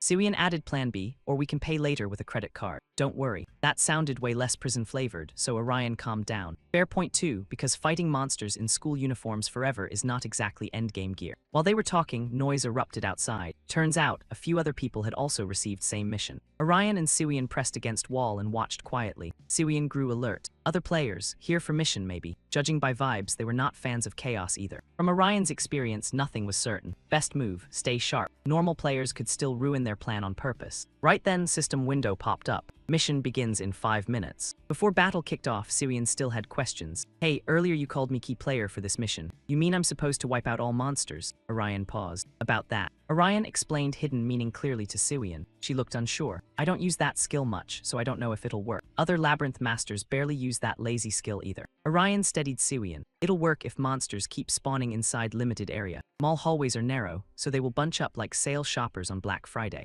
Seeing Orion's experience, Siwon felt a bit safer. She decided to follow his call. Fine, I trust you. We split up once monster hunt starts, right? Orion answered, yeah, if we stick together we might steal each other's kills. If anything happens, use that item to call me. I'll find you. Once everything was settled, system arrived with dramatic timing. Mission begins in 5 seconds. System mission has begun. Moment message ended. Monsters swarmed in from nowhere like rent was due. Weird part, their designs looked very familiar. Orion recognized them instantly. These monsters appeared during Gate of Purgatory event, Hell Beasts. Hell Beast monsters had high physical defense. When moving in packs, attacks, they used buff that boosted attack power up to 180%. One monster spotted Orion. Its giant red eye fired deadly red beams, because subtlety apparently died in this dungeon. Beam formed circular frame, trapping Orion in place. Massive white explosions swallowed area, but Orion took no damage because he had already jumped high into air. Then he dropped in and carved it with lethal slash. Orion used Labyrinth Master Skill, Labyrinth Depth. Skill boosts magic power by 50% of users, attack stat for 15 seconds. Orion used every second, slicing through monsters non-stop. They could not keep up with his speed. In blink of eye, monster bodies split cleanly in half. Siwian watched and realized magic worked on these monsters. We can hunt them with one-time use items. Orion agreed right away. Good. Only one was down and plenty more were rushing in. Siwian moved elsewhere to hunt monsters, leaving this zone to Orion. See you later, happy monster hunting. Okay, see you. Orion stared down monsters and sharpened his focus. He had already memorized entire mall layout. He moved like lightning, cutting one monster after another. Some got split straight from head down. After clearing a few more, Orion started calculating. If he took fastest route, he could claim every monster here for himself. Elsewhere inside mall, Siwian was also grinding hard. 12 kills already. Not bad, not bad. Siwian placed star-shaped magic array in front of her. Skill, Antlion Trap. Labyrinth Matter Skill, Antlion Trap, teleports monsters within trap range to user's location. Trap can be activated after placement. Up to 7 traps can be placed at same time. Siwian stayed alert. I set traps like Orion told me, but who knows if this will actually work. She remembered embarrassing incident last time she used it, when she accidentally dragged in a whole monster buffet she never ordered. Cringe, this skill is useless. But Orion said it'll work, so let's test it. While walking down hallway, she spotted flying monsters ahead. Perfect chance for triple kill. Siwian fired massive axes, also known as her skill. Kite Trap cleaved through 3 flying monsters, like paper planes, meeting lawn mower. Remaining monsters saw Siwian's momentum and started backing off. She got fired up. Where do you think you're looking? Siwian kept flexing with Labyrinth Skill, Blue Flame Labyrinth, burning them down. Labyrinth Matter Skill, Blue Flame Labyrinth, attacks with magic fire. Fire loses 5% attack power at long range. Monsters burned inside blue flames. Siwian cheered. All right, I took down 15 monsters. She happily kicked through their ashes. Did my rank shoot up or something? Why does this feel like easy mode? At this pace, I'll hit first place without even sweating. While Siwian was enjoying victory vibes, weapon flew toward her from behind at high speed. Siwian failed to dodge and got struck. Weapon slammed into pillar behind her, cracking and shattering chunk of structure. Siwian snapped back into focus and locked eyes on that weapon. Then from mist, someone slowly stepped forward. Siwian recognized him instantly. Kai-Ho spoke first. Familiar face. So that poor little conservative is here too. Siwian aimed weapon at him. She could clearly see Kai-Ho's representative image, Grim Reaper. Siwian tensed hard enough to curse. Damn it, I have to deal with this annoying guy again. I haven't even finished setting Antlion traps. Maul remained swallowed by deep darkness. Orion kept clearing mission at steady pace. Barely started, and he had already wiped out 14 targets. Orion pulled out an Oxine Essence item that could turn normal attacks into magic attacks for 30 seconds. Bonus perk. It also doubled as skincare. No sign of trouble around him, so Orion got optimistic. Everything was going great. Monsters kept spawning non-stop. With this crowd, he could snag first place without even thinking up a strategy. While moving forward, he spotted other players. They were busy wiping out monsters too. Orion ducked into a nearby corner and watched. Looks like they already claimed hunting rights. I was gonna lure monsters into this open area too. With prime spot stolen, Orion did not waste time sulking. Forget it, not worth fighting over. I will head somewhere else. Then his eyes changed all at once. Shock, pure shock. A mysterious box appeared over one player's head. Then door slowly opened inside it. Another player popped out, cards in hand. He threw cards at players below, card throwing magic skill. Kids below could not dodge in time and got clipped. Everyone froze. What in world? Mihyun backed up friend too. Is not this obvious? This is massacre. Said so sweetly, but it gave chills. She aimed for Red Hat Guy, Thorn/skill. Wild Lancer skill. Spear Thorn fires 1 spike with 60% of user attack stat. If spike lands, next hit deals 150% damage. Shockwave hits so hard players could not even react. Mihyun used opening and jumped high. Time to finish these fools. She looked vicious as hell and yelled, farewell trash. But life is not dream. Orion had already shown up and used shield to block Mihyun's attack. She got her moment ruined and got salty. Who's this? Kinda cute though. Orion did not care about her jab. He focused on countering double/skill. Mihyun did not see Orion's move coming, so she got pushed back a bit. By then, Mihyun's teammate had stepped in to replace her. He recognized Orion. "I thought that worm killed you. No way you still lived, Orion." Orion gave a cold smile. "That's hilarious. I could say same thing to you." Right after he spoke, both weapons slammed together with nasty screech. He still looked fearless and shot back at Orion. "Oh, rock gloves. Looks like you upgraded gear little bit." Orion sized him up. "If I waste too much time on this guy, I could lose first place. Think. What's fastest way to crush them when both are ganging up on Orion?" Huge blast ripped through shopping center, and debris shot into sky. Battle between Orion and two other players turned brutal. Mihyun bounced like frog. Using baptism skill, Wolf Wind, Blue Wolf Spirit appeared around her like tornado. It blasted Orion backward. Then Mihyun's teammate used opening to cast magic chain skill. Orion dodged and fought back against those daggers. He was under heavy pressure from Trickmaker and Wild Lancer. That duo was a nightmare. They synced perfectly. Wild Lancer used crowd control to block enemy attacks at close range. Crowd control skills limit opponent movement by knocking them down or pushing them back. Meanwhile, Trickmaker used ranged attacks and movement skills to confuse enemy and land critical hits. Combo did not deal huge damage, but it was elite tiki-taka. Tiki-taka here means taking turns beating opponent like a soccer drill gone feral. They worked together like clockwork. Mihyun's teammate laughed hard. "What happened to you? You got better gear, but you still eat hit after hit." He used another skill, Magic Skill Stage 3. Attacks came straight at Orion. He watched carefully, then decided to flip script. He used Red Binding Thread. In one move, he slipped behind his back. His teammate freaked out. "How did he get behind me? I did not think Avenger could use skills like that." Orion had held back long enough. Now it was his turn. He told them, "I am not just taking hit after hit. I was waiting for best moment." Orion instantly used Resentful Roar skill. 1 hit, 2 targets. Both got blasted at once and got pissed. He wondered, is that a piercing skill? Was he waiting for us to line up? Turns out Orion had been controlling whole fight from start. They were great at trading skills with each other. But their weakness, too scripted, way too scripted. Orion had studied their moves from start. He jumped. Straight at him, he said, "You're way too predictable." Then Orion unleashed a non-stop flurry of slashes. His teammate got flipped over and could not hold on, so he cursed, "Damn bastard." Once again, his position got shifted by teammate Mihyun. I answer with Nature's Violence skill. Wild Lancer skill, Nature's Violence, triples attack range and boosts attack power by 130%. User must wait 2.5 seconds before and after using skill. Atta blew up big move, then cackled like full-blown maniac. Not exactly winner energy, but face too pretty to stay ashamed for long. But Mihyun's face changed when he saw ground below had no earth at all. Orion's shadow was there. What in world? He vanished already. In that opening, Orion had already slipped behind teammate. Guy froze, caught flat-footed, not this time. Orion instantly used Ghost Mirror skill. Huge mirrors boxed in both fighters. Orion lunged forward, locking onto target. Yeah, this is it. He gifted him thunderous punch. It sent him flying backward. Mihyun's teammate looked stunned. Guy had used fact that fists hit faster than swords in game to slip past own skill. Mihyun came flying in from nowhere, ready to jump Orion. This time she used Blood Hunt skill. Speed shot up crazy fast, boxing Orion in with Feral Leopard Hunt skill. Attack and movement speed doubled against single target for 5 seconds, then user cannot attack target for 3 seconds after using skill. Orion could feel it. She was almost as fast as wind. With that speed, she landed hit on Orion while he lost balance. Teammate fired off cards too, pressing attack. Orion caught on, eyes turned red. Now's my chance. They are both in range. Both rushed at Orion like idiots. He swung sword and spun up whirlwind. Avenger's skill turned into Raging Fire Spiral.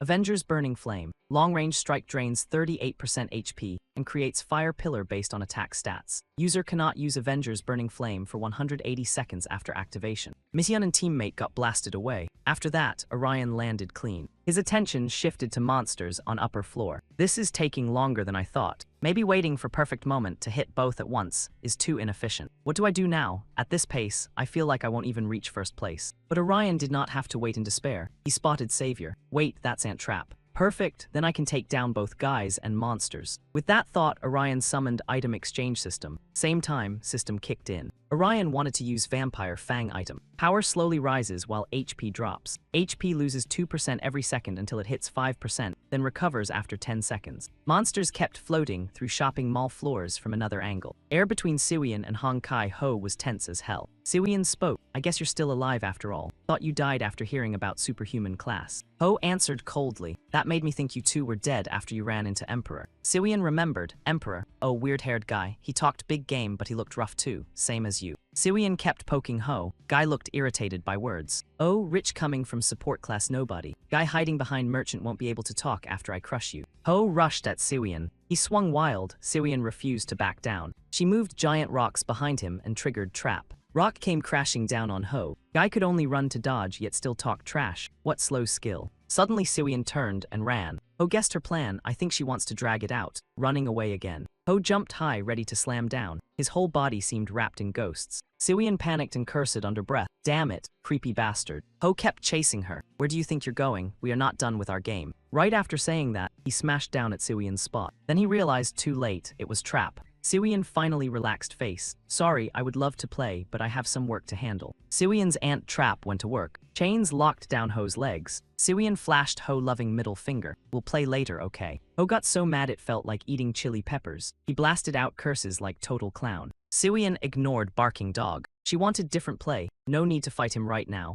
Need to move fast and set ant trap. Because she was important player in this mission. Right now, Orion was getting non-stop attacked by sharp cards. Lucky for him, quick reflexes let him fight back decent amount. Not even a hot second later, Mihayon came flying in from behind like lightning with anger issues. She instantly unleashed her waterbead ultimate, but Orion stayed so calm it was almost offensive. A bright idea flashed through his mind. I will counter this attack. With one clean slash, he shut down the strike like he was closing an annoying pop-up ad. Seizing the opening, Orion kicked Mihayon so far away, she practically needed a GPS to come back. In that situation, Mihayon could not hide her shock. Seriously, how is someone supposed to process getting kicked in the stomach while being a girl? Orion immediately looked confused and asked if she was a girl. Her voice cracked like a broken violin, but he confidently said he did not care whether she was male or female, because either way, they were only characters inside a game. Orion's words slowly woke up the monster inside Mihayon, and yet, she was officially furious. In a frenzy, she charged at Orion like she wanted to swallow him whole, and yelled for him to go straight to hell. The fight between them grew more intense with every passing second. Orion quietly thought he should take time to study their powers, but handling two players with similar strength at once was not exactly a relaxing weekend hobby. Siwian needed to set up the ant trap as fast as possible. Meanwhile, Mihayon kept launching attacks at ridiculous speed. On the other side, her teammates seemed to notice something strange. Something felt wrong because Orion was not attacking head-on at all. Last time they fought, he was everywhere at once and used a far sharper strategy. Was he fighting differently because there were two of them, or was that scheming brain cooking up another nasty plan? In that instant, he ordered Mihayon to stop attacking immediately and step back for 1 second. Mihayon looked confused and snapped, asking why, since they were so close and he was almost out of help. But he denied it and said they had gone too far, so they needed to back off for 1 second, breathe, then watch what Orion did next. Even so, Mihayon stayed stubborn and muttered that she did not get it, but fine. At that moment, Mihayon raised her weapon and cast Frost Mist. In seconds, the mist swallowed everything and made Orion lose track of both of them. Damn it, he could not see a thing. Right then, he happened to spot them escaping. That move instantly made him suspicious. Did they realize he was trying to lure them into the ant trap? No, impossible. In the end, they had noticed his fighting style, so he decided to let them go for now. After all, the mission mattered more, and he only needed to focus on hunting monsters. A fragment of Orion's memory suddenly resurfaced. That instantly made him uneasy, and he wondered if this was really okay. Should he truly let those two monsters walk away? The scene shifted to an apartment building. Mihayon and her teammate were still running like rent was due. Mihayon complained and asked how much longer they had to run, because at that pace, they would run out of time for the mission. He started calculating and figured the enemy was no longer chasing them. He guessed Orion had no hidden trick left, and that they had simply beaten him in combat. Suddenly, he sensed something wrong. Orion appeared out of nowhere, shocking both of them. He grabbed the opening and cast Demonic Sword Spear, sending the attack straight at them. Orion's comeback made the guy ridiculously excited. He grinned and said this was how Orion counterattacked, adding that he knew the guy would never give up. Yet Orion stayed terrifyingly calm and said if he let them go, they would chase weaker players, and that would ruin his plan. The guy practically went insane and activated his skill, End of Magic. He told Mihayon he was using his strongest magic, and demanded that she quickly finish Orion off, but she snapped back that she knew, idiot. She quickly activated Soul Vortex. In that instant, Mihayon shot toward Orion like a lightning bolt with personal beat. Suddenly, a singing voice rang out, cheerfully saying they should have fun. That strange situation immediately weakened them. He gritted his teeth and wondered what the hell that sound was. Orion secretly celebrated because it worked, and the timing was perfect. At the same time, Siwian had completed her duty and successfully set the ant trap. Rewind to before the battle began. Orion had made a plan with Siwian, and asked if she understood what he meant. But she asked how she could tell him once the ant trap was ready, since their phones were not working. Orion suggested using the dragon horn instead of a phone, saying he could hear it from anywhere inside the shopping mall. Siwian still looked worried and said if she used that method, others could hear it too, and if they figured out the plan, they might also come to the trap. Hearing that, Orion thought they should use a code only the two of them knew. He suggested she sing a song, because then he would recognize her voice immediately, and he would be able to reach wherever she was. Back in the present, Orion was thrilled to hear Siwian singing, and realized she had finished the trap right on time. Her singing, though, was not exactly Grammy bait. I recognized song, but melody had clearly taken wrong exit. Meanwhile, Miyun was totally stunned by that voice. Too loud. My ears are getting sautéed. What in cursed karaoke is that noise? Is that some new skill or what? Seizing chance, Orion dashed in and countered with his spooky saberclaw sword technique. In blink, he had already sliced up two of them. So Jester, this makes loss number 2. Losing twice to same guy cannot be great for ego, right? Maybe this game was not made for you, champ. His trash talk instantly turned Guy into shadow-flavored rage. You tiny little pest. You really are one annoying high school brat. I will end you right here. Of course, everything still sat inside Orion's plan. Now all I need do is bait him into trap. Orion kept dodging them non-stop. He ordered Mihian to chase after him instead. The moment they rushed in, Orion told Siwian to handle rest. Activate anthill trap. Siwian thought, two people are chasing him. Guess that probably does not matter. Final formation finally triggered. Summoning thousands of monsters like Maul had opened discount dungeon portal. Only then did they realize they had been played. Meanwhile, Siwian lit up with joy. It worked. Anthill trap landed perfectly. Orion quietly decided, now it is my turn. I will use item I saved earlier. With it, I can take down Charles and those monsters in one blow. This item will burn through my remaining stamina and trigger panic passive skill. I will crush them with best skill I have. He unleashed Dance of Death, sending it straight into them like Invoice from Grim Reaper. Earth-shaking explosion blasted through area. Shopping mall center now looked like Apocalypse had gone clearance shopping. Everywhere, scars from Orion's attack carved up scene. Orion quickly turned to Siwian and asked, "Are you okay?" She answered right away, "I am fine. Dust in my throat is only thing annoying me." Suddenly, Orion flinched when Siwian started coughing hard. As he walked, doubt crawled in. What happened to them anyway? Did I really take them down with my own skill? He suddenly spotted something. Not far away, a box floated in air, and Orion cursed inside because they had escaped again. Suddenly, Mihayan lunged from behind, aiming for sneaky attack. She screamed, "Die." Luck stayed glued to Orion because he blocked in time. He also recognized Baptism of the Storm skill from wolf species. Still, force of attack slowly drained him dry. Mihayan pushed harder, smelling victory. Your cooldown still is not over, right? Now you cannot do anything, idiot. I will send you straight to hell. She grew even more unhinged. Siwian stood nearby, still lost, and blurted, "Hey, wait, that is." Moment Mihayan charged in, trap activated too. Mihayan froze, clueless and cooked. Then trap sent her straight back to Mother Earth while Orion watched. Siwian suddenly looked horrified. That is where I set trap to kill monsters. Shock made weapon slip from her hand and hit ground with ear-stabbing clang. Weapon then released strange beams of light. Situation left Siwian shaken. I accidentally killed another player. This feels weird. Seeing her panic, Orion spoke up to calm her down. Do not worry too much. I was one who lured them here anyway. Hearing that, Siwian slowly pulled herself together. Kimsi Guai-hun quickly sorted out situation. You are right, it was not exactly my fault, right? Anyway, how many more monsters do you need to hunt, Orion? Her sudden question left him buffering like bad Wi-Fi. After quick math, Orion said, I think only one more. Siwian stared at system screen with serious face. I think so too. Let us find final monster. And then, quest completion was basically within reach, because not far away, one monster appeared. Even monster jumped when it saw them. They were friendly, sure, but quest pressure instantly exposed true nature. This was final one. Orion shot forward like lightning and smugly said, I will take it down first. I can move faster than you. His stunt made Siwian furious. Hey, that is not fair. But she did not give up that easily. In that instant, Siwian poured all her magic into staff. You think I will stand here and watch? In end, Siwian was one who dropped it by using arrow trap skill on monster. So final monster did not just die. It slowly dissolved too, extra dramatic for no reason. Orion turned back, frustrated, and said, You are seriously mean. She burst out laughing, fully satisfied. If it bothers you that much, become a mage. System then displayed notice. Congratulations, player Siwian. You earned first place in Monster Sweep Quest with total of 45 monsters. For this reward, your 24,525 hunting points will be doubled. You received 49,050 points. Your total is 97,580 points. These points place you first in event. Reward made her insanely happy as she cheered first place. Orion could only sigh in helpless envy. I am jealous. I did not even make top 10. Suddenly, Siwian turned and quietly asked, Do you want some points? But he flatly refused. No, I am fine. I can reach first place on my own. To thank him, Siwian awkwardly offered, "If you need any items, tell me, I'll buy them for you." Orion then went full shopping cart demon. "Fine, give me 20 time flow distortion machines and 50 elixirs." Siwian snapped back, "Come on, that is way too much." Joy barely got to clock in before another enemy showed up like drama, had a subscription plan. Both of them tensed up and stared in that direction. Hong Kai-ho had tracked them down, and they shouted in unison, "Grim Reaper." Siwian finally remembered her tiny little oopsie. "Oh right, I totally forgot about him."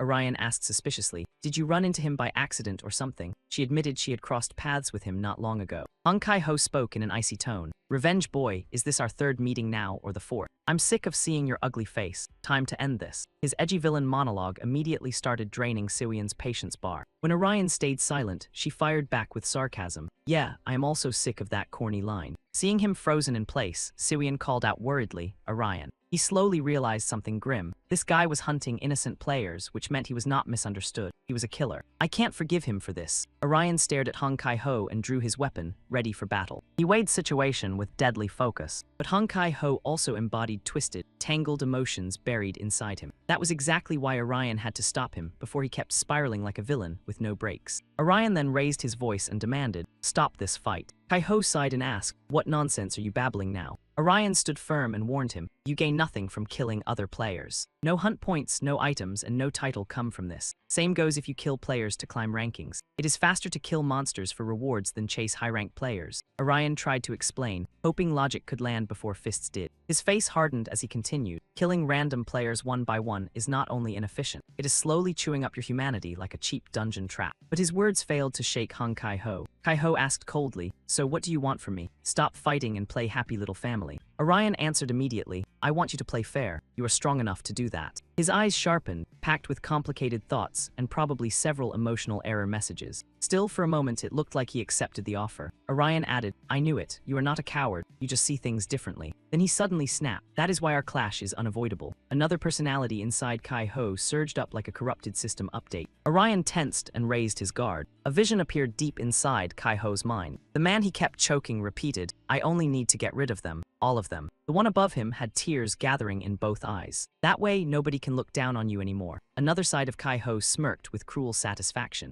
Back in reality, despite Orion's warning, Hong Kai-ho still attacked with brutal intent. Orion shouted helplessly, "You are only suppressing your emotions." Hong Kai-ho mocked him, treating every word like trash-tier dialogue. "Do you ever stop talking?" He instantly activated Path of the Departed and charged straight at Orion. Death Reaper class battlefield skill, Path of the Departed, increases Grim Reaper attack power and movement speed by 1.5 times on battlefield. Skill can unleash piercing attacks along its path, letting Hong Kai-ho slice through Orion with scary ease. After dodging to a safe distance, Hong Kai-ho came to a stop. Somehow, he realized he had stepped into a trap. A chain trap appeared and wrapped around his legs. Kai-ho shouted at the same time, "Do you seriously think I would fall for this again?" Sure enough, his strength was absurd. In an instant, Kai-ho broke free using Ghost Shadow Step. His current speed left Orion stunned. He is too fast. Path of the Departed had boosted his running speed. Kai-ho raised his weapon and threatened him. "Do not judge how I fight. You do not know a damn thing about me, bastard." Right after he roared, his weapon came down with deadly precision where Orion stood. The main had to treat that power with maximum caution. Even Siwian, watching from outside, shouted a warning. "Orion, he will not listen to words. There is only one last way to make him understand." He asked what that meant. She explained,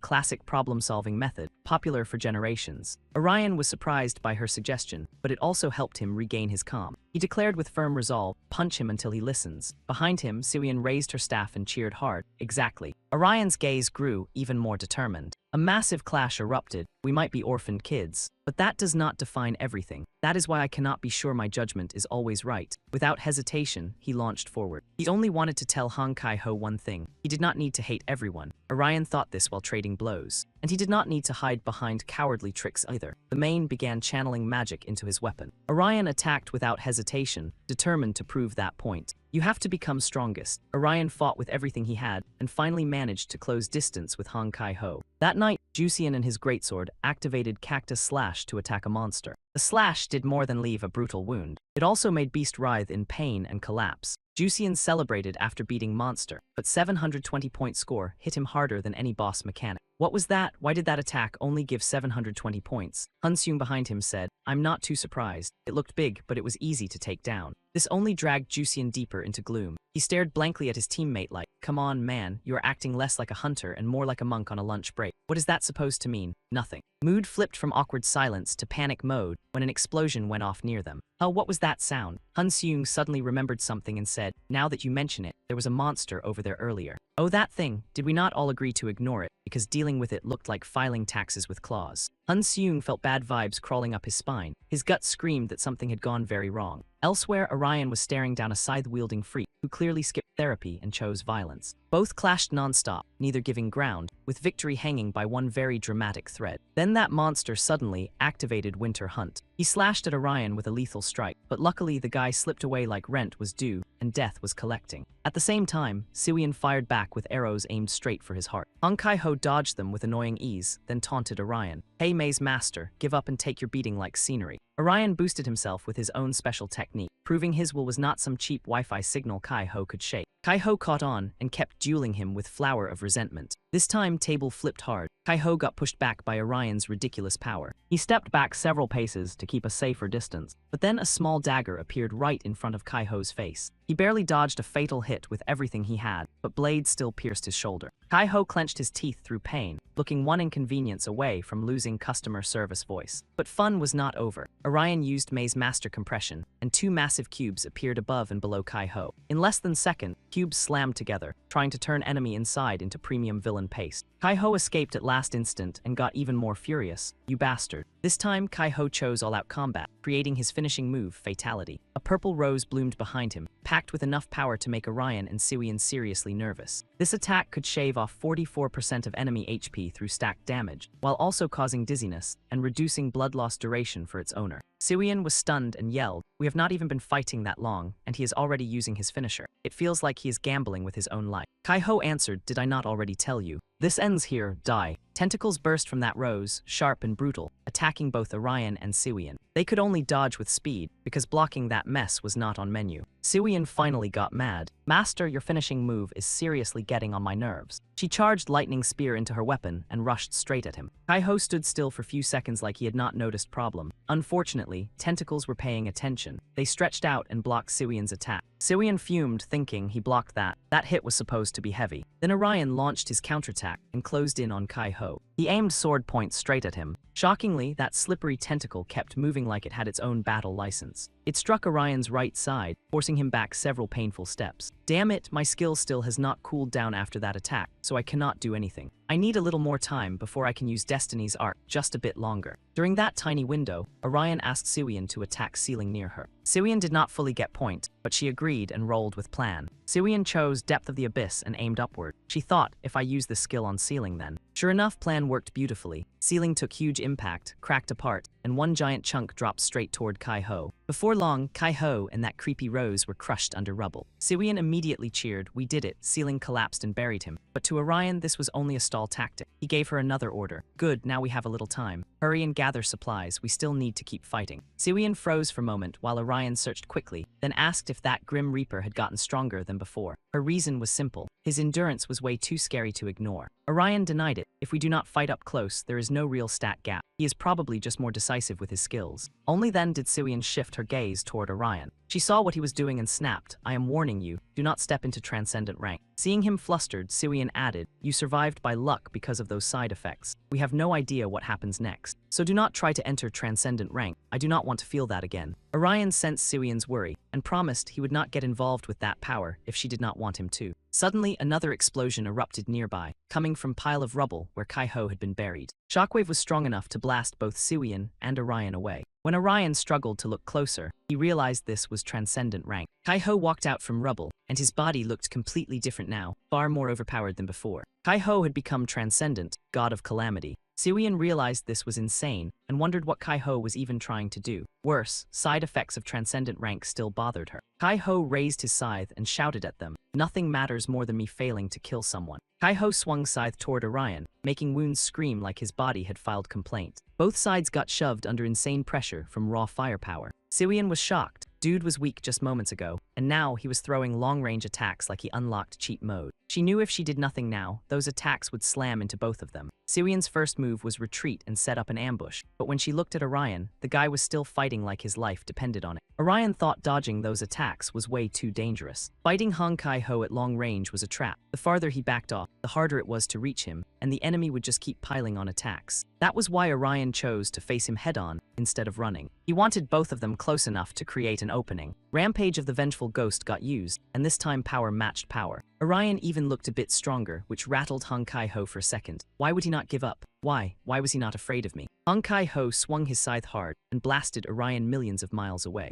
Right before the finishing blow landed, Orion's body suddenly lit up. Sonic shockwaves erupted too, making Siwyeon stumble. At Orion's side, Hong Kai-ho gawked with his mouth wide open, because that glare was pure madness. I am not losing. I am not letting that happen again. Not to some loser like you. After dumping out all that rage, Orion triggered skill. Overcome effort city, then stacked with an eye for an eye. When Ho got crushed by that weird sensation, not only did he freeze, he got pushed back too. The moment Orion's slash landed, he took full damage. During all that, he kept calming himself down. I am just angry. I got pissed because he yelled at me and looked down on me, so I killed him. I did not mean to do that again. But after that, I got stuck with a bad reputation I could not shake, and people started avoiding me. Nobody wanted near me. Still, I was never alone. After all, I was always orphan kid. I got used to it. Thing was, life got easier after that. More people feared me, safer I felt. My territory kept spreading. Truth was, nothing changed since I was little. I had to fight for place to sleep at night, and that was when I decided. I could use other people's fear and my own hatred to protect my territory and protect myself, so why was I not scared? While fighting Kai-ho, there were moments he had me cornered. But Orion still stared at him with eyes full of fury,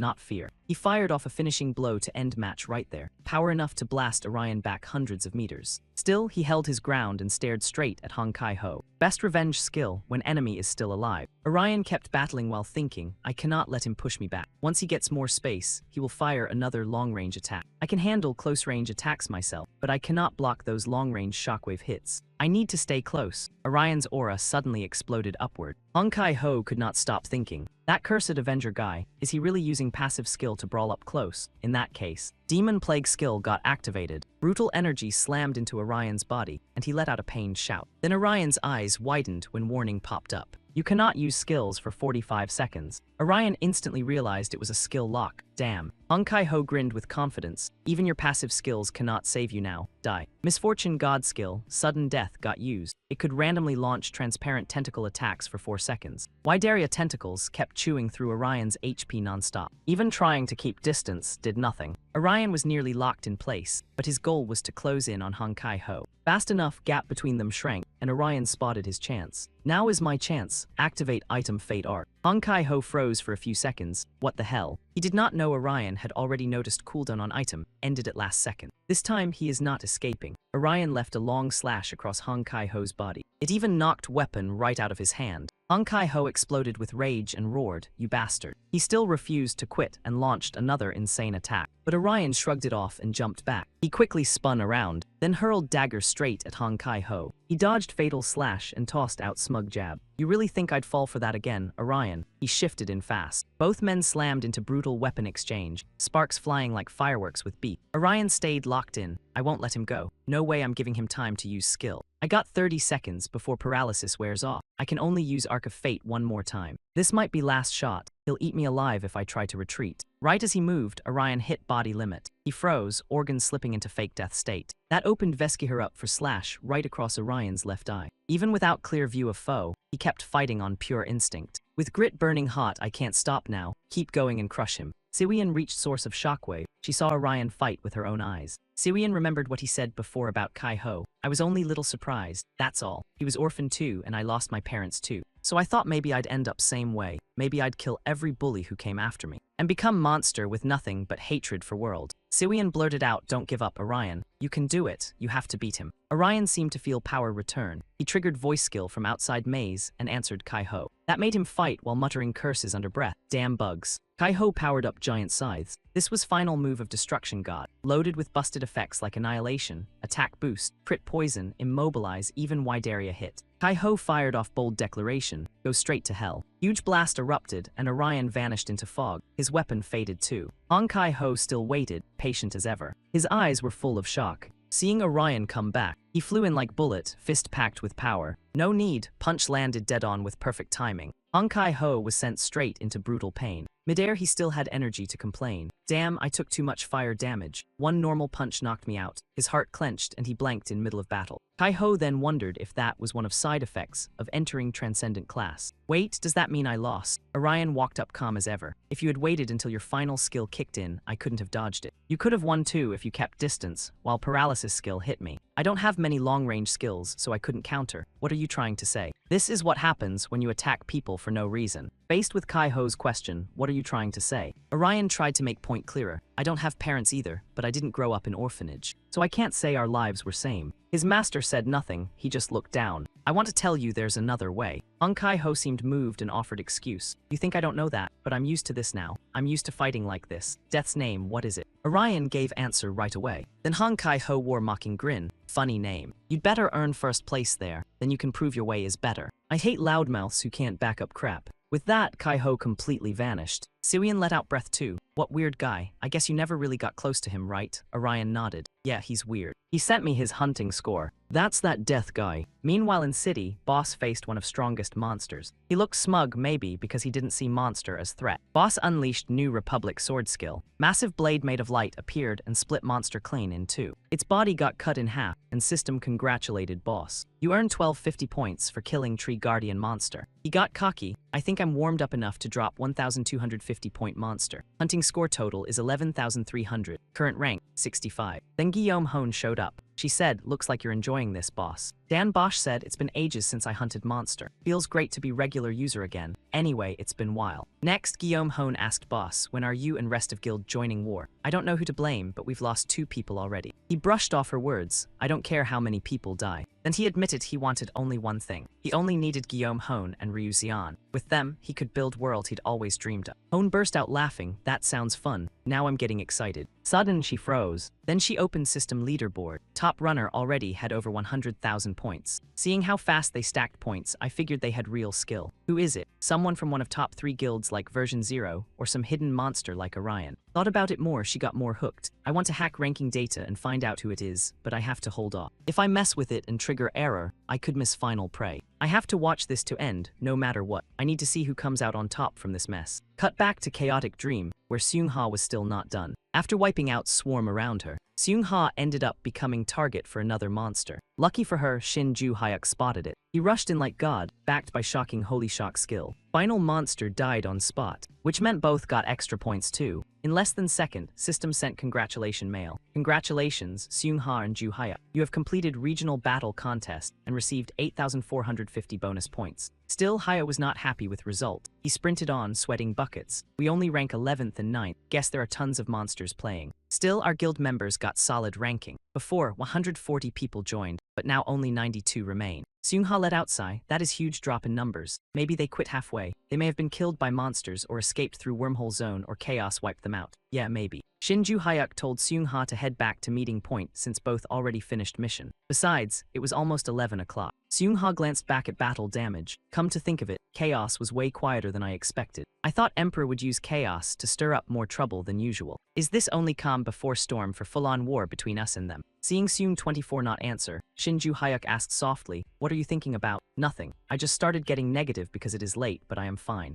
Shin Ju-hyuk looked awkward, then still tried to comfort Seung-ha. You do not need to worry so much. Whatever happens, me and other guild members will be here to protect you. Hearing that, Seung-ha finally relaxed. Smile even appeared on her lips. Okay, I think I should feel lucky to have brave man beside me. Are you having fun being man and spending night with me? What did you just say? Nothing. Back to Siwian. She was chasing flying monster across rooftops. Siwian aimed spear at monster. Then she used skill, Maze Despair, forming long barrier across its path. Before it could clear barrier, Siwian's skill stopped it cold. Orion, this is your chance. Finish it. He appeared from behind with familiar sword. One spinning strike later, monster got launched straight to hell. Orion leaped off rooftop and kept going. Landed safely, once done he exhaled. Man, that was rough. Orion hunting score climbed to 128,400 points, ranking now second. Siwian walked up to Orion. She said, what waste of time. That mission did not even give us much points. Her hunting score also rose to 132,040 points, keeping top spot. Let us choose next mission carefully. Agreed, we have limited time anyway. Then Kim Siwell realized it was midnight. Orion was surprised too, never thinking it got that late. Sky looked same all day, so I did not even notice. Did not know either, Siwian. I am not tired, but I could use shower. I feel dirty as hell. Orion had same plan. Right when both were about to leave, Kim Siwell got new notice. Wait, what? Rest time announcement. Message inside was only rest time notice, reminding players to pay attention to upcoming break period. This notice is for all players joining this event. All players get 7-hour break from midnight to 7 a.m. You can still hunt during break window, but monsters will not respawn and new missions will not be created. One NPC will be assigned to each area. Random Battle NPC, Jeff Fetty. Through that, players can win random boxes through simple battle matches and mini-games.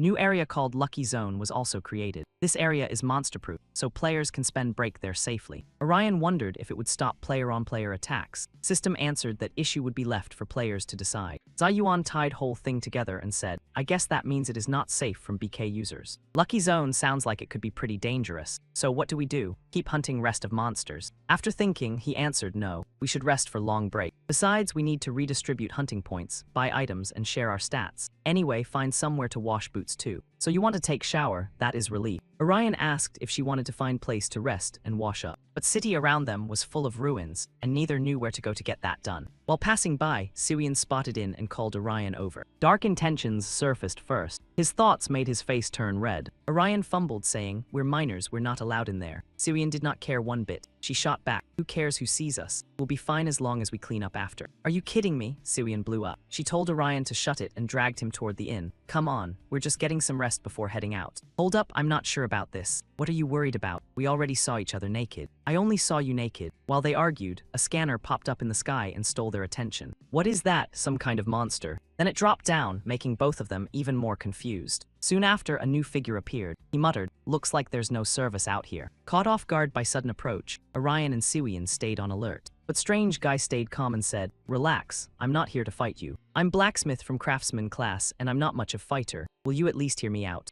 Siwian frowned and asked, a blacksmith, how are you still alive this long? She gave no explanation and made offer. We can play 20 questions. We're too weak to stand around on street talking like this. While Orion studied blacksmith's every move, she kept talking. In exchange for listening, I can give you this. A beginner's meteor shard from world. With my blacksmith skills, I can add up to 4 slots to your weapon, so you can equip gems and runes. You can slot this meteor shard into one of them. It's temporary, but it'll last until event ends unless I die. Ryan heard that and got cautious fast. So why go this far for us? What do you want? Blacksmith did not flinch. I already said it. I want you to listen to what I have to say. Simple, I want you to take on quest first, collect reward first, then we talk. Siwian whispered into Orion's ear. Trap right. She could lure us somewhere and jump us. Orion looked like that made too much sense. Can we pick place to talk? She agreed right away. Sure, I do not mind if you want to play it safe. Siwian rolled eyes and looked at Orion for lead. So what now? Orion opened inventory, pulled out key item for Dimension Room, and held it out. Use this. Then he warned Siwian. We go first and make sure it stays safe during event. Then we invite her in once Dimension Room key activates. Then system threw error 65929. Orion did not have permission to access that area. He blurted out, shocked. An error, Blacksmith calmly asked. Test area right. I thought it was blocked, but I saw you manage to open it. Her answer made Orion freeze. Test area, you know about Dimension Room.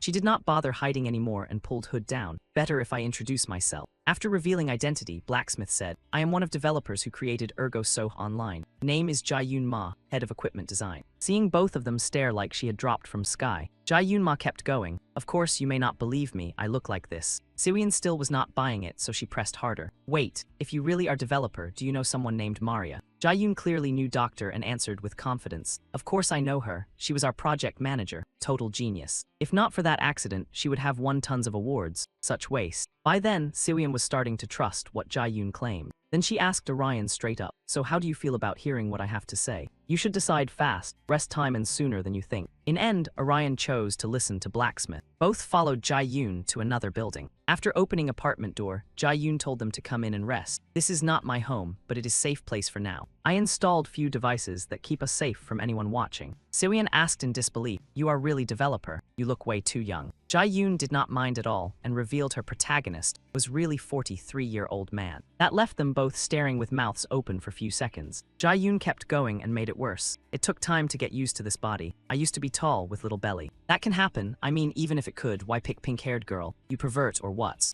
Jae-yoon shot that down immediately. No, absolutely not. I had to pick character that looked like this. No other choice. I could not let anyone recognize me, so I needed character that looked nothing like me. Do you know how hard it is to become someone else? Nothing hurts more than mind and body not matching. Siwon stopped arguing with Jae-yoon and made judgment call. Now that we heard denial, what is verdict? Even Orion reached same conclusion. Certified creep. That made Jae-yoon shout in rage. You jerks, I do not want to waste time talking to you, so get to point and get lost. In Siwon and Orion's heads, same thought popped up. He is pouting. 43-year-old man pouting. Back on track, Orion asked Jae-yoon seriously. So what were you going to say about quest you want from us? If it is too hard, we may say no. We are in middle of another event. Jae-yoon answered, what I want is simple. I want you to stop leader of Charles' group. Leader of Charles, you mean Emperor, so you know him. Then this will not take long to explain. Orion kept pressing, but why do you want us to stop him? We know he is not good guy, but still. Jae-yoon explained, because he wants to turn whole world into game like Horizon. He plans to use wish earned by top player to turn entire planet into Ergoso online. Orion and Siwon looked stunned, and Jae-yoon kept talking. He has been causing trouble since developer days. He kept talking about creating world with no discrimination, where players were totally equal. You mean world where everyone starts at level 1. Basically, game makes everything equal in his eyes. Orion went quiet for few seconds, thoughts spinning. Wait, so he was developer too. Siwon sounded skeptical too. You are telling me that weird guy had dreams like that? How childish. Jae-yoon nodded. Yes, very childish. That is kind of fantasy teenage boys obsess over. But even childish dream can become disaster in hands of someone with power and ambition. Like immature kid getting jealous of someone else's toy and deciding to steal it. Orion and Siwon stayed silent after that info dump. Then Orion frowned, suspicious again. So people with real power and drive are game developers. That means you and Maria were basically accomplices, right? Jae-yoon seemed pleased with that question and admitted it with a grin. Not bad, you are sharp. You would attack me without even dressing it up. But you are right. We were basically accomplices. We should never have made that technology in first place. But you need to believe one thing. Say whatever you want about me, but Maria was good person. She was probably person who created Yugo Shohei Online. But she was also first person who tried to stop it. Siwon cut in on purpose. What are you talking about? You mean she was first one to quit? That forced Jae-yoon to explain further. Dr. Maria tried to warn us about Z26, dangerous substance that formed game's core structure. It had power to make anything real, including curing illness and erasing inequality, but she worried it could destroy everything. After that, developers split into two camps. One side wanted to keep working on game, other side wanted out. In end, dev team fell apart right when they were about to finish. Orion immediately pressed Jae-yoon, asking whose side she was really on in this mess. Then came a surprisingly honest answer. I didn't want to stop at first. I got way too attached to this project. I was sure it would blow up, and we'd all be swimming in cash like cartoon billionaires. But once they started forcing people out whenever they wanted to quit working on the game, things stopped looking like a dream job and started smelling like a dungeon boss trap. I realized Maria had every reason to worry. Even tech built with noble intentions can turn into a villain starter pack when someone powerful gets their hands on it. Seeing both of them listening like this was the season finale, Jae-yoon awkwardly continued explaining. That's why I'm asking you to do whatever you can to stop him. Seeing Jae-yoon look embarrassed, Siwon asked bluntly, don't you think that's kind of irresponsible? I mean, we're high schoolers whose biggest qualification is gaming too much. Jae-yoon, though, said this was the only desperate move he had left to stop him. If they win, the world as we know it is done, not slightly dented, fully tossed into a blender with extra chaos. Monsters will roam the streets, and people will become obsessed with hunting grounds and competition. Basically, real life turns into the worst open-world server ever. Their conversation wrapped up fast, like everyone suddenly remembered this plot, had no bathroom break. Siwon stepped out of the shower and announced with full hero energy. I feel fresh and squeaky clean now. You're going to wash up too, right, Orion? But he calmly answered, I'll shower later. Siwon blinked and asked, so what are we doing now? Are we helping that old man? I mean that guy. Seeing Orion hesitate, he said, I'm still thinking. She also voiced her concern if we reach first place, then the boss's wish won't come true, right? Isn't that enough? That way, we won't have to kill any more players. Then Jae-yoon suddenly shouted like he had found legendary loot. Found it, I found it. Thank God for backups. I thought everything had been deleted, but it's right here on the backup drive. Look, these are the photos you wanted to see. Siwon curiously leaned in to check what the photos were, while Orion suddenly stammered. I said I couldn't trust him on words alone, so I asked to see a few pictures. After staring for a moment, Siwon quickly noticed something. Wait a second, that picture looks like a selfie. Is that the old guy with the beard? Jae-yoon suddenly declared with pride, yep, that's me. Siwon got instant goosebumps. You seriously wanted photos of some guy standing behind the station while staying 5 meters away from me? Jae-yoon immediately explained, 5 meters away. I'd have to leave my house for that. If it bothers you that much, you leave. Somehow, Siwon made the whole conversation less cursed with one suggestion. If you can change your appearance, you should pick a few boy band idols. Trust me, instant upgrade. But Jae-yoon seemed a little offended. What, your main character is a guy too? Siwon yelled in pure defeat, no. Orion kept studying the photo carefully, especially the one with Dr. Maria in it. I saw her once when I faced the soul container, but she really does look like Arium. Wait, is that the boss? He looks like he went through a serious character redesign. Then he suddenly froze after noticing something. He blurted out in shock, what is he doing there? Hey, who is that man? Jae-yoon snatched the photo and answered, he was an outside consultant for our project. Since some of our tests involved humans, we needed medical advice. That only made him more curious, so he kept digging. What's his name? Jae-yoon answered with shaky confidence. I only met him a few times, so I don't remember clearly, but I think it was Noah. It must have been Dr. Noah. Meanwhile, back at the lab, Maria stepped outside to grab some fresh air. Then she suddenly heard someone call out, Dr. Maria. It was Noah, walking toward her with a probing question already loaded. I heard you're about to shut down the entire project. Is that true? Maria didn't bother dodging it. Yes, rumors travel fast, but I'm surprised you already heard about it. I'm sorry, you even skipped part of your training to join us, and now there's nothing left to show for it. But now you can become a kind, decent doctor, right? Like you always wanted. That suits you better anyway. Noah looked stunned after hearing that and burst out, but why? If you finished this research, you could have cured every serious disease. Maria heard him and sadly admitted, I really can't keep doing such dangerous research under these circumstances. There's also the issue of research ethics. Noah didn't want to accept it, but he still pressed her. What about your illness? It's still latent, but eventually it will take your life fast. Aren't you scared of dying, doctor? Maria's expression changed right away. Of course I'm scared. Sometimes I think about it at night before sleeping. What did I do to deserve this? Why am I this unlucky? Why does everything feel so pointless? I wish a miracle would happen in my life, like the ones in the game we're creating. Noah couldn't listen anymore and cut in on purpose. Exactly. That's why if we continue the research. But Maria kept showing that exhausted, defeated look. I still don't want to. The fact that something I created could be used as a weapon to hurt people bothers me. I wanted perfection. I don't want to create something flawed. Noah didn't hesitate to expose the ugly truth. People can kill with books too, but the creators themselves are still innocent. Maria immediately acknowledged it. That's true. What a sweet thing to say. I definitely feel better now. You'll become a wonderful doctor, Noah. Good luck. After saying that, she walked straight past Noah, making him flinch as he called out, Dr. Maria. But she chose to stand firm. I'm sorry, but even so, I won't change my decision. Noah could only watch her leave, completely helpless. Back in the present, Siwon snatched the photo and urgently asked, Dr. Noah, what was he doing there? Jae-yoon chewed through the food in his mouth and asked curiously, you know him or something? Siwon immediately admitted with excitement, yeah, he works at the same hospital as Orion's sister. That info made Jae-yoon's eyes go wide. Seriously, world felt way too small. Orion jumped in and asked Jian who Dr. Noah was. He thought back to when they met and gave his answer. I can't say much. He only came to lab when we needed him. He was close with Dr. Maria, but he never had real pull over research. That answer dragged Orion's mood straight into basement. Then Noah's old question came back to him. Have you played any video games lately, Orion? Then he kept going with another question. You said game project got cancelled, right? So how did game get released and supported? He then explained in detail how commercial release and distribution of Wish had been handled by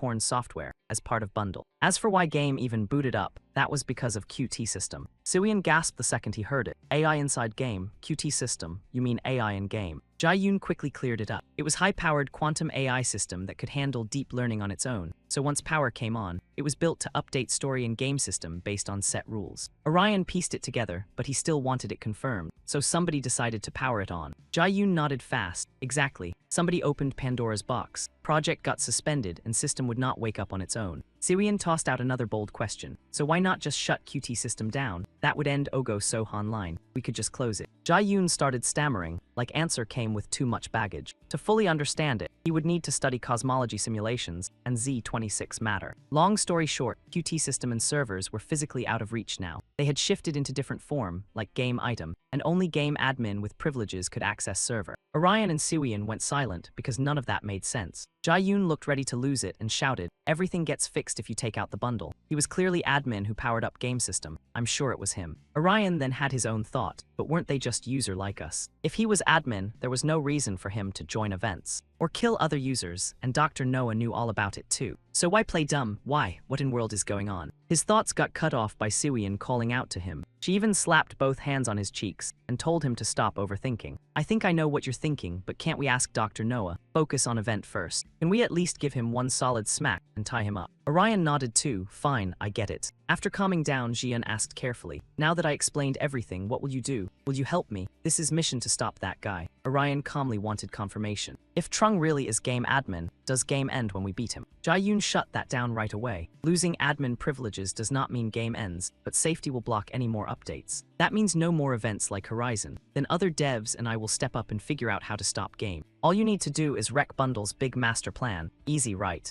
Orion glanced at Suyin for backup. She nodded yes. Jia-Yun had barely finished when Orion pressed on. Mission is yours. He then stressed it again. We'll stop Bundle from pulling off his plan. Orion's answer made him beam. Good, excellent choice. Knew you'd say yes. Glad I can count on both of you. At another place, a clown spoke with way too much energy. Next question in Golem Ambush Quest. Name of NPC giving quest is net. True or false? Gu Yiyang tightened up and thought hard, then shouted with full confidence. I'd bet everything I own answer is false. Bad news, clown dropped answer and flipped table. Wrong, it's true. I'll take 200 hunting points, you bet. Haiyan Seung warned Gu Yiyang to stop. You've already lost more than 2,000 points. But Gu Yiyang still believed in luck. No, one more round. I can win this time. Haiyan Seung stayed calm and explained. If you win, you only get random box. No clue what item S inside. Either way, that's still a loss. Gu Yiyang should have seen point, but instead he insisted. But what if something awesome is inside? Before Jian could react, he yelled, I'm on adventure, okay? Even tiny chance counts. That's my wild dream. Dream of man who never dies. Jian shook his head, exhausted. Fine. Jamie says that's common symptom of gambling addiction too. We're going to bed, you two have fun. Gu Yiyang then tried to shout after them. Wait, just little longer.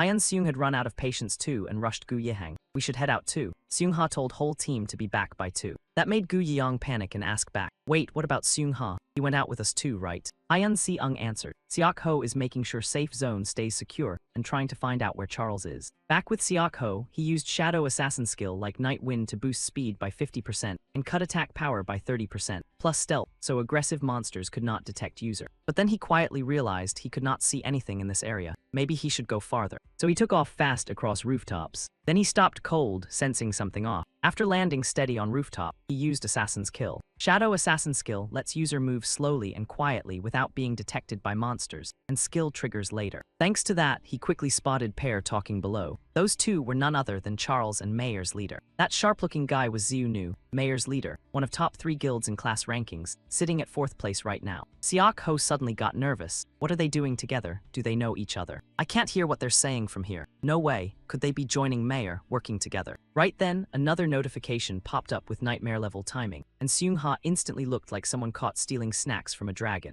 Sis, that nearly launched my soul out of my body. Why does a mission alert have to show up right now of all times? This was a 3-stage mission. 3-stage mission starts in 10 hours. Different missions get assigned at random to 3 zones and begin at same time. Users can only move on after clearing first mission they selected. Notification helped him figure it out fast. This had to be tomorrow main event, and with rewards that juicy, plenty of users would show up like flies at a buffet. No need to say much. If those 2 guilds joined forces, Battlefield would turn into premium-grade chaos. Thinking about his teammates, Seung Ha felt a storm brewing in his chest. He could not shake feeling that they had to brace themselves for war against Charles and his allies. Current time was 6:30 in morning. Orion received a new sword from his buddy. Jia-Yun said he had upgraded all Orion weapons as promised. Seeing Orion clearly vibing with new gear, he added, I bet you feel way stronger now. Jaiwayon showed up looking like sleep itself had punched him in face. No, I only feel sleepy. Female doctor jolted awake in panic and asked how he could wake up this late after whining about sleeping in someone else's bed. Orion cut them both off and asked Jia-Yun what he planned to do next, because if he was not playing game, Orion Group could take him to Abyss Zone. Jia-Yun stammered and said, I want that, but I do not think I could sleep at night after dumping that much responsibility on high school students. So Jia-Yun said he would stay here, and Orion Group could return anytime if they needed help. At least they could use place as their own hideout. That sounded fair enough, so Orion agreed and promised they would come back. Before they left, Jia-Yun gave both of them his clothes, so they could change outfits. Orion asked Jia-Yun if he knew someone named Jusian, since that guy claimed he had participated in game alpha tests. Jia-Yun thought for a few seconds, then answered, I do not know. I never got chance to meet testers. Why are you asking? Orion said Jusian had encoded key, and Maria had given it to him. Hearing that, Jia-Yun could hardly believe it. That access code is real. Why is he here? He confirmed that information with Jia-Yun. At same time, he explained that it had happened a few days earlier. After hearing story, Jae-yoon showed some sympathy. He knew Ju Jian had tried to stop things when event began. But more he thought about it, more absurd it felt. Jae-yoon cursed inside, damn it. Dr. Maria never gave up and fought until end, but all I did was hide because I was too scared. After that thought, Jae-yoon awkwardly told Orion Group, anyway, I am truly sorry. We committed crimes, and users ended up paying price. Siwon instantly cut him off. If you're truly sorry, give me more pieces. I am still hungry. Jae-yoon nearly lost his mind, but instead of arguing, he gave Siwon everything he had and called her fat pig. Time came to say goodbye. Orion and Siwon quickly left Jae-yoon place and stepped onto street, where surroundings were still nothing but ruins and bad vibes. He told Siwon about Guy from earlier. As for Jae-yoon, he is pretty unique, right? She replied, he is just some game addict. But what is plan, Orion? Are you going to do what he asked and roam around hunting bosses? He said that was unnecessary. People like Orion only needed to maintain current rank and protect themselves if needed. As long as he stayed first and second, bosses would come looking for him on their own. Siwon was surprised, but it made plenty of sense. She continued, that means we can clear 3-stage mission requests that came early this morning.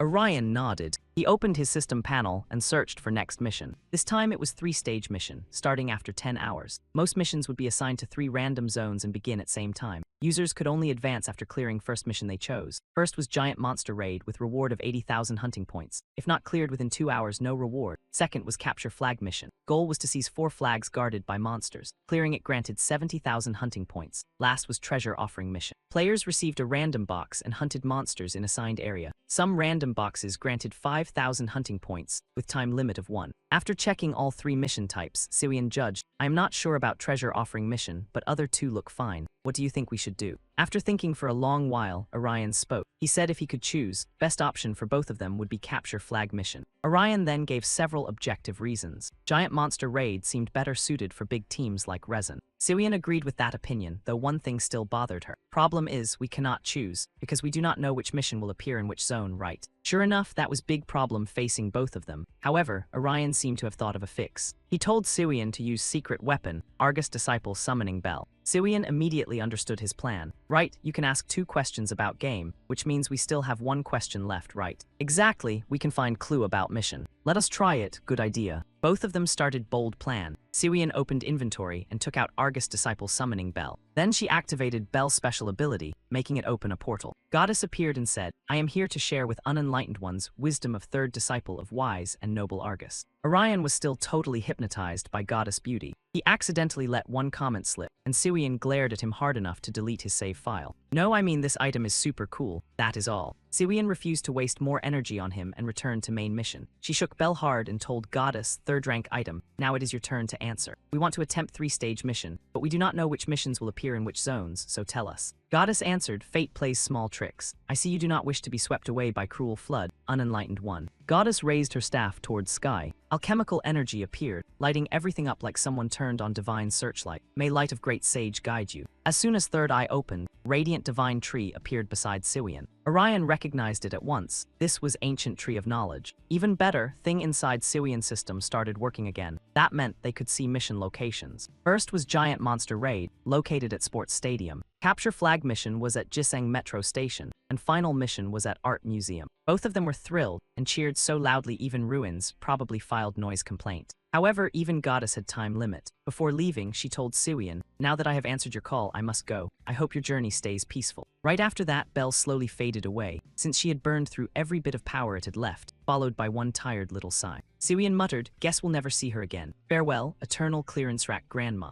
Orion froze like his brain had blue screened and told Siwon not to talk like that when Goddess had died. Her condition had mostly stabilized, and now they finally knew where to go. If they wanted to move fast, they could head toward Jiseng subway station and complete flag capture mission. But surprise, Chaos still had subscription plan. Just as both of them prepared to leave, Shockwave from behind forced them to jump aside. 2 Marmon monsters appeared at same time, nasty creatures from 6th realm that could inflict paralysis and burn effects with their attacks. Siwon clicked her tongue. Damn it, so we're still stuck in survival game mode after all. We can't get cocky and sprint around like tourists with no map. Even if we know routes, these monsters are pure headache fuel. Orion, meanwhile, saw this as perfect test run. The guy said they could check how much stronger those weapons had made him. Orion instantly rushed Monster and decorated its body with permanent new tattoos. After all, he wanted to test those weapons himself. Siwon also caught Orion's plan. She pulled out her magic staff and answered, yeah, I get it now. But do you seriously love this game that much? Still Still, I'm curious what changed too, so I'll test mine. Meanwhile, elsewhere in city, Guillaume Hone was using his puppet technique to search for something.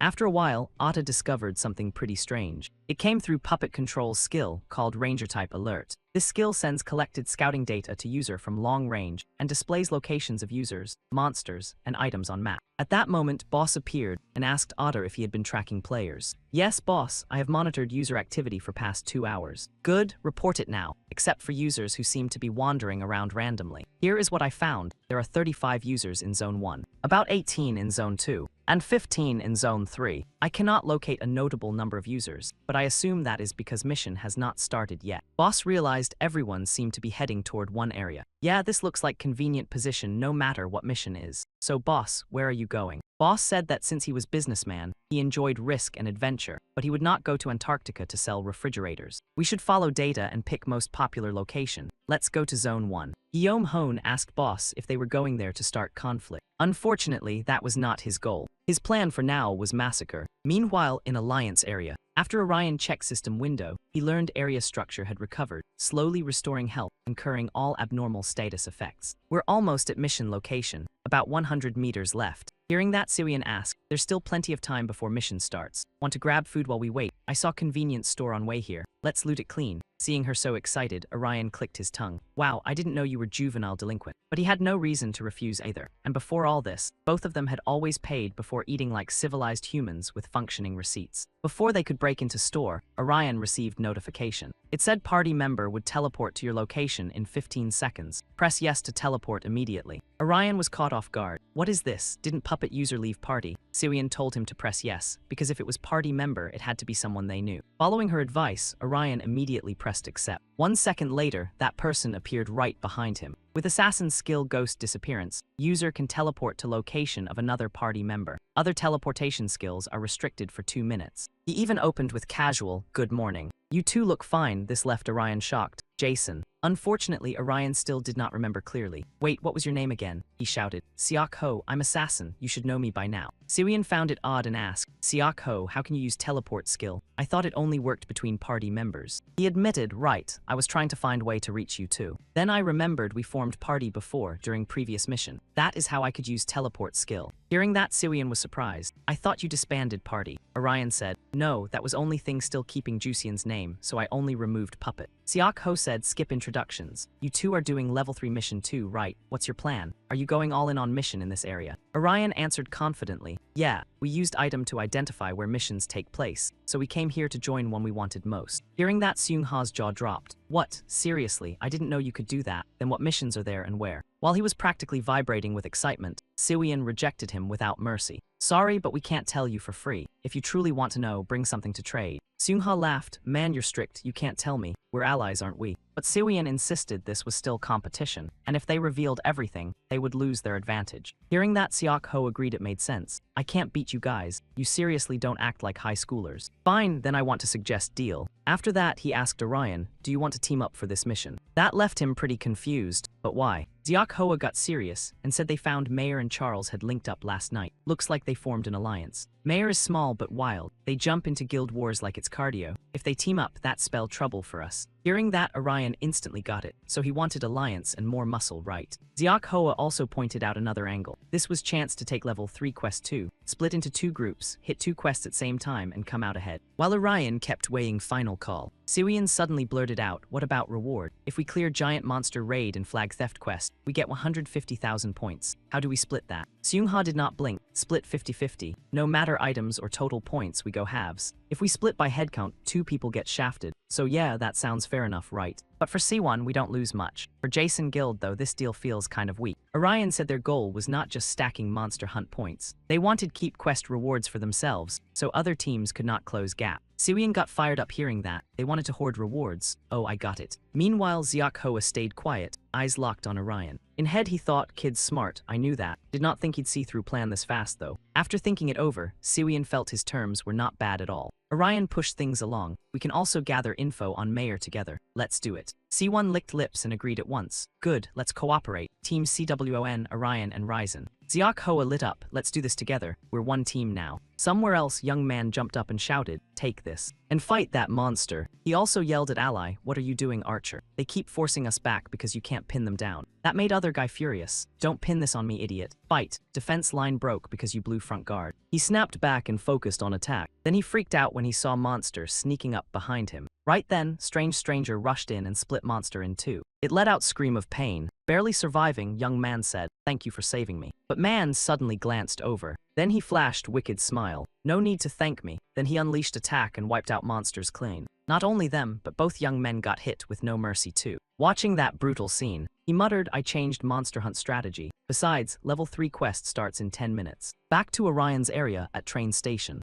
He stood at gate, nerves kicking in. Seung-ha noticed and asked, why do you look so tense? You worried or thinking about Suian since you got split up? Orion laughed it off. No, I'm just checking terrain. Orion and Suian had allied with Vezin Guild. This alliance would split players between two quests. They planned to send high-damage fighters into Giant Monster Raid and finish it fast. For Flag Theft Quest, which demanded lots of direct clashes and mobility, they picked close-range fighters with good dodge skills for spread-and-strike tactics. Orion came up with plan. Jason Guild finished squad around his idea. Seung-ha teased him with a grin. Should I leave you with Suian? You seem worried about being split up. Orion laughed. Nah, I'm fine. She's stronger than me and ranked higher too. I think she should be worried about me. Seung-ha laughed too. Okay, so no drama. I thought you two would roast me for splitting team like this. But Suian was privately fuming. That evil witch, how dare she split us up? System announced quest would start in 2 minutes. System also said it would explain quest rules fast before start. Goal of this quest is collecting flags. Quest ends when each person brings 4 flags to one rally point. There are 6 flag spots on battlefield. If one flag gets taken, it will not respawn at same spot. Flag will pop up somewhere else, keeping 6 flags on field until quest ends. Players must collect flags. They're also called wish-granting shell eggs. Item can only be carried by hand. If hit by another player or monster, it breaks. If broken, it cannot be delivered to rally point and will respawn at starting spot. After rules dump, Seung-ha looked doubtful. So we don't just grab flags, we gotta protect them too. Orion nodded. Yep, someone will camp rally points and steal flags from others. System then counted down. Quest starts now. Orion instantly used Guide Light skill. It blasted straight up into sky. That shocked Seung-ha. You use scouting skill to find flag location. Orion confirmed. Yeah, but only borrowed version, so it is weaker than normal. I can only feel rough direction. Then Seung-ha shouted orders. You heard him, people. XU takes 9 o'clock route, while Seung-ha heads toward 11 o'clock. Both move fast, like GPS got replaced by survival instincts. With Orion, team goes opposite direction, and he follows order without turning it into group project drama. Right then, Jae-hun shows up, and Seung-ha looks shocked enough to deserve slow-motion zoom. He wastes 0 time and launches straight attack at her. Seung-ha instantly starts reading his motive, because random murder attempts usually come with fine print. Suddenly, Seung-ha smirks, and says she did not expect to bump into Big Shot player this early. He is Mayor Guild Red Team Captain, Jihoon-ha, Master Weapon Class, current rank 14. Basically, walking boss fight with premium subscription. Jae-hun looks surprised too and says they know him, then claims he feels honored. Seung-ha Jo from Fashion Guild stands there, and then someone wonders who mystery guest is. Situation gets tense fast, like someone hit mute before boss music drops. Seung-ha throws shade, saying ambushing them like this explains plenty. Seung-ha says Mayor has teamed up with that trashy bunch. Jae-hun looks stunned, then figures there is no point hiding it anymore. He admits it, saying they were promised revenge against Lao. Seung-ha mocks him hard, saying Mayor is one of top 3 guilds, so should they not get whatever they want by winning fair and square? Jae-hun hesitates, then says maybe, but he threw away pride of high-ranked player when joining forces with Charles. Still, none of that matters now, because he wants to fight her. He has wanted this for ages, and wild part is Jae-hun also has master weapon skill. Weapon counter number 3 turns player right hand into machine gun that fires for 8 seconds. He instantly unloads bullets at terrifying speed. Orion jumps up right away and dodges shots. Seung-ha reacts fast too, swatting bullets away like angry mosquitoes. Seizing chance, Seung-ha activates skill, Queen Road. Then she rushes in to attack Jae-hun, but surprise decides to ruin schedule. He reveals another master weapon skill, Hidden Blade Spear. This counter skill turns user left hand into sword, letting them defend and strike for 15 seconds. Suddenly, Jihoon slams kick into Seung-ha. He mocks her, asking if that is all she has, saying people warned him about her, so he expected way more. Rumor called her one of top 3 guild monsters after all. Turns out it was all hype, or so Jae-hun says, before going wild and swinging like Blender with anger issues. Seung-ha has nowhere left to escape. Right then, Orion charges in from behind, with surprise attack. He uses skill double slash. Jihoon is shocked and wonders if he is swordsman. Then he questions if he is Avenger. Stunned, he failed to recognize one of Jason Guild Corps members as Avenger. Orion does not stop and keeps rushing into close combat. Jae-hun wonders who this guy is. He is only using basic attacks with no flashy skills, but every move feels solid. Meanwhile, Orion notices huge change and thinks his body feels insanely light. Orion realizes Gi-yun crystal added to his weapon boosted all his stats. It raised speed and attack power, meaning he can finally surpass this guy. On every front, the main follows up with fierce strike. Impact makes everything explode. Jae-hun clicks his tongue and thinks the guy is strong. He cannot beat him while holding back. Time to go full power. Jae-hun decides to use higher level ultimate master weapon skill, weapon counter number 4, flamethrower, which fires long-range fire magic attacks. Orion is stunned, sensing real danger from that weapon. Jihoon grins and says to take this as his way of showing respect. No hard feelings, Avenger. Master weapon skill, weapon counter number 9, magic bullet attack. Jae-hun fires non-stop, and battlefield sinks into smoke, flame, and earth-shaking explosions. Heat spreads brutal and merciless. Jihoon thinks that hit must have done some damage. This time, Seung-ha suddenly launches counterattack. Domain skill, Queen Garden. She keeps casting moves and presses Jae-hun hard. He panics, wondering if he has to deal with Seung-ha now too. Constantly switching opponents mid-fight is seriously annoying. Better find where Avenger is, in case he tries another backstab special. Seeing Jihoon lose focus, Seung-ha snaps, asking where he thinks he is looking. She tells him not to get distracted and to focus only on her, because that is how he can tell real one from fake. With that, she activates skill, Queen Lullaby. This Queen Guard skill, Queen Lullaby, empowers normal attacks with 120% magic attack power, and pierces 40% of enemy defense. Jihoon suddenly screams in pain. Meanwhile, Orion is protected behind Seung-ha magic shield. She tells him she can take him down, so Orion should go grab Gate. Still, he worries and asks what about her. He thinks Jae-hun might get past her, so they should move together. But Seung-ha refuses, saying it may sound childish, but he truly made her furious. He provoked her and insulted their guild, so she must stay and teach him lesson. She will show him who she is and what kind of guild Jason truly is. Then Seung-ha takes initiative, attacking with sharp, precise strikes and leaving no opening at all. Jihoon silently admits she is strong. She is completely different from earlier, and he figures this must be her real playstyle. On top of that, she never tried to drop her opponent with one big hit. She stacked skills little by little, until they ended up on their knees. I should not have slept on her, just because of that one skill she opened with. At last, Jihoon spoke up. Fine, I admit it, Seung-ha.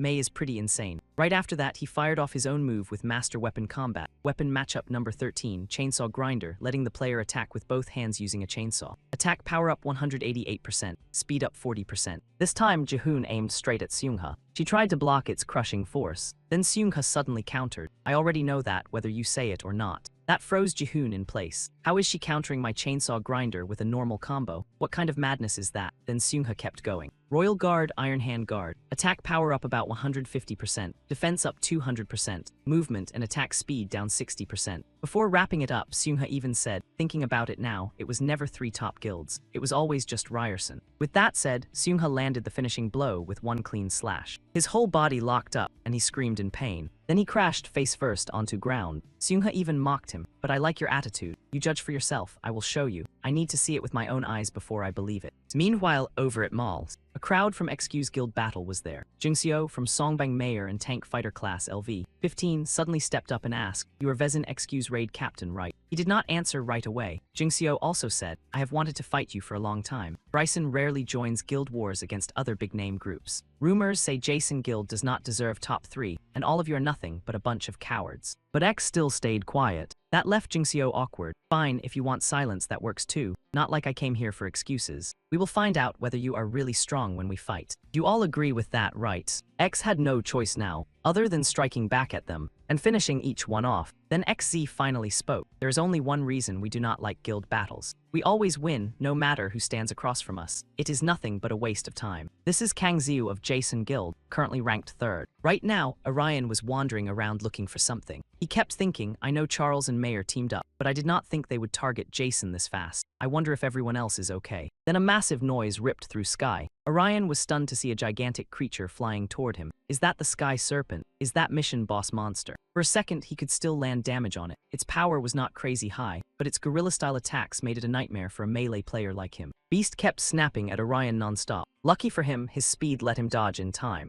Orion stayed confident, that does not mean I cannot win. In that instant, Orion quickly climbed onto its head. At same time, he spotted Sky Serpent's fatal weak point. Smash red crystal stones on its back, and it would pass out. While it was blinded, he leaped in and unleashed Flame of Fury. That is how I am sending it back down from sky. Serpent got blasted straight into ground, and still it kept acting feral, like it had no clue what planet it was on. Now Orion had full control of fight. Now I just need to unload one brutal combo before it wakes up. Orion rushed in like a man possessed, carving thousands of slashes across its body. In end, he used Twin Dragon ultimate skill and finally took it down. Orion was fired up. Nice, I won. He was shocked by his new weapon. This upgraded thing is crazy good. Sky Serpent has a huge health pool, so I usually need to use that move 2 or 3 times. With this weapon, I am confident I can take on Boss Guy. After walking for a bit, Orion spotted Wish Fruit. He rushed over and grabbed it, buzzing with excitement. I found it, Wish Fruit. If we can bring this to someone at Rendezvous Point, then we finish mission. Not long ago, others already headed out. At this pace, we will wrap up faster than I thought. Then I will use that assassin skill to teleport and help Suian.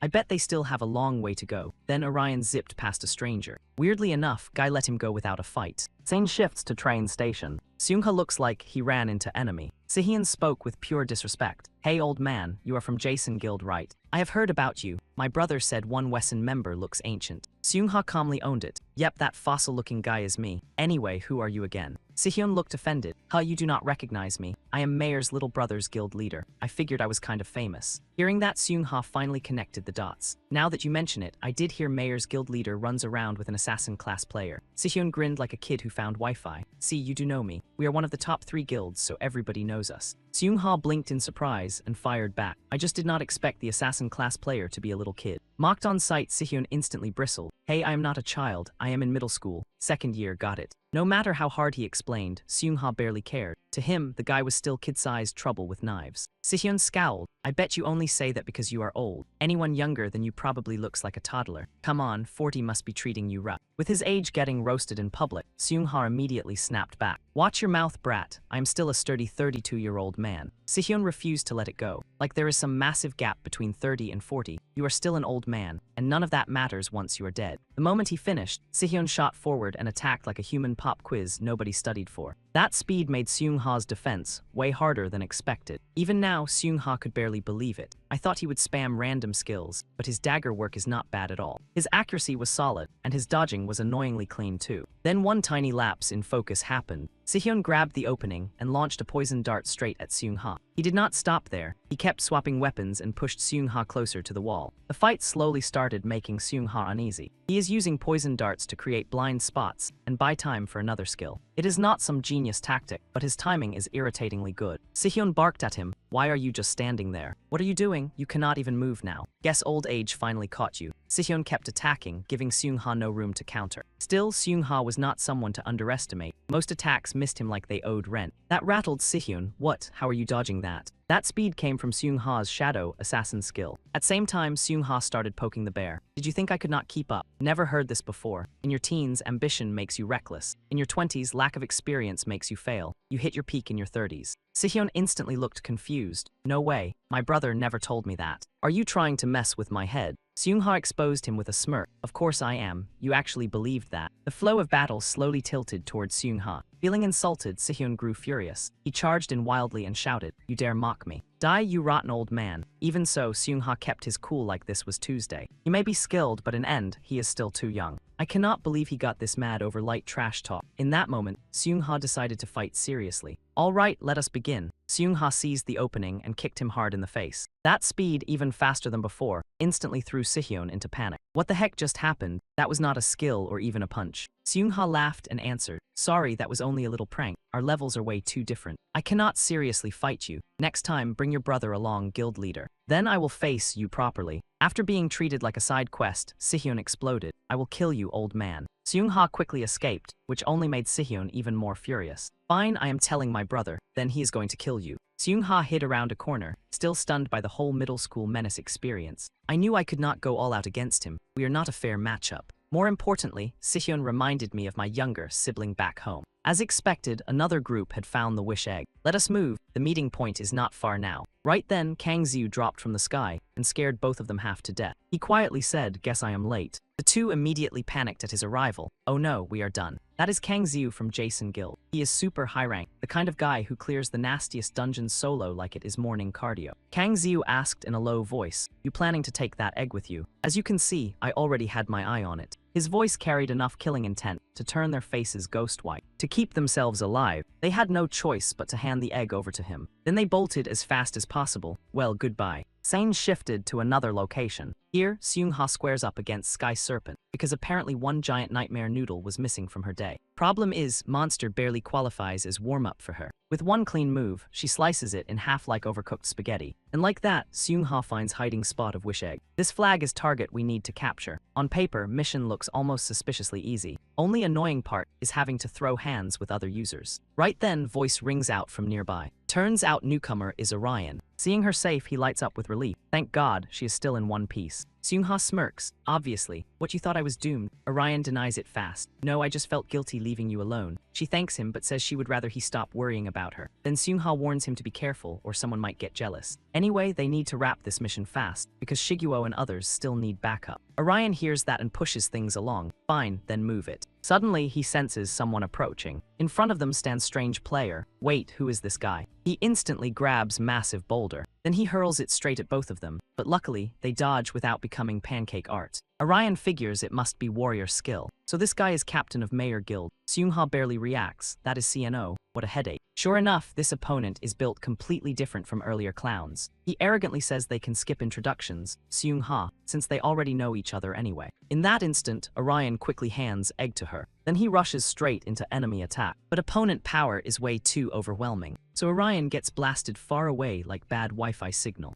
Even so, Guy still manages to hold on. Damn it, if I take warrior skill head-on, I will get knocked back. Normally, Avenger blocks first attack, then counters. This is bad. Before long, enemy keeps attacking. Then he suddenly thinks, hold on. This Avenger is not countering anymore. He is only dodging my hits and swinging knife at me. He mocks Orion. I guess you noticed my attacks have knockback effects, so you adjusted your movement. Battle between them returns to even ground. Even then, opponent still looks way too relaxed. Close range attack with ranged properties. Yeah, that is weird in worst possible way. Orion calls out to Seung-ha, take egg and head to meeting point. If it breaks, we have to restart mission. Leave this fight to me, I will stall him. With no better option, Seung-ha follows his plan. But she warns him to be careful, because that guy is high-rank player too. Orion answers with confidence, I will hold him until mission ends. Seeing Seung-ha leave, enemy laughs with pure sarcasm. Leaving already, we barely started. After saying that, he instantly throws cut. Pillar flies toward her, but Orion reacts fast and blocks it for her. Seeing that, Han looks impressed. He managed to change its trajectory.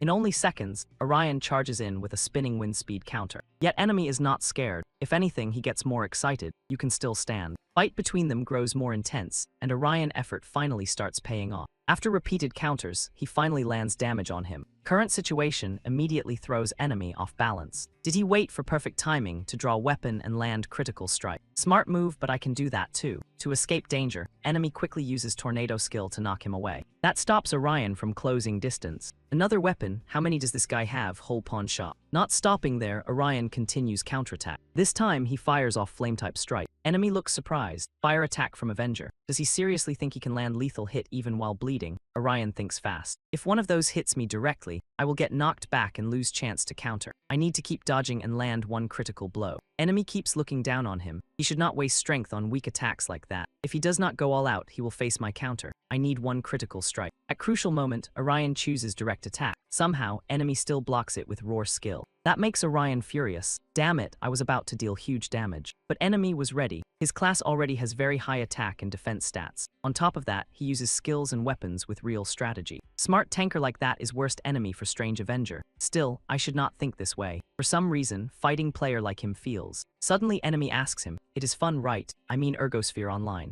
Best game ever, you think so too? Orion seemed to agree, and honestly so did I. Fighting him was fun. Fun enough to make me forget I was fighting for survival. Everything around Battlefield looked like it got flipped upside down. Orion kept tanking hit after hit from Guild Master. Then both rushed in again, ready to crash headfirst. Guild Master changed tactics. He switched to attack skills from Mage Kit. That move cut defense by 70%, while boosting attack speed and power by 135%. Backed by Guild Master Mayor, he hit back hard. Orion could only dodge to stay alive. After keeping safe distance, he countered with dagger in hand. Orion hurled it straight at Guild Master. He caught on fast, but he barely conjured small axe and knocked Orion's dagger away. Then he used same trick on Orion perfectly. It missed vital spot, but Orion still took damage on arm. The moment he landed, Guild Master smirked and said, "You threw dagger to block my view, then aimed for my blind spot." Orion was shocked. He never thought Guy could read his move that fast. Turns out Guild Master had seen trick before. He said he taught little brother same cheap stunt. Orion went from shocked to grinning like maniac. Fight exploded again. Both charged like predators spotting lunch. Guild Master grabbed pillar weapon and swung at Orion. Orion caught opening every time opponent attacked. Orion seized chance and triggered Fire Vortex counter skill. Massive pillar of blazing fire swallowed Battlefield. Guild Master Mayor got caught in it and thrashed in pain. Orion gave him no breathing room. He rushed in with Phantom Blade and carved a clean slash across opponent. The moment Guild Master opened eyes, Orion had already ended skill. But opponent was not that easy. Strange glow appeared across Guild Master body.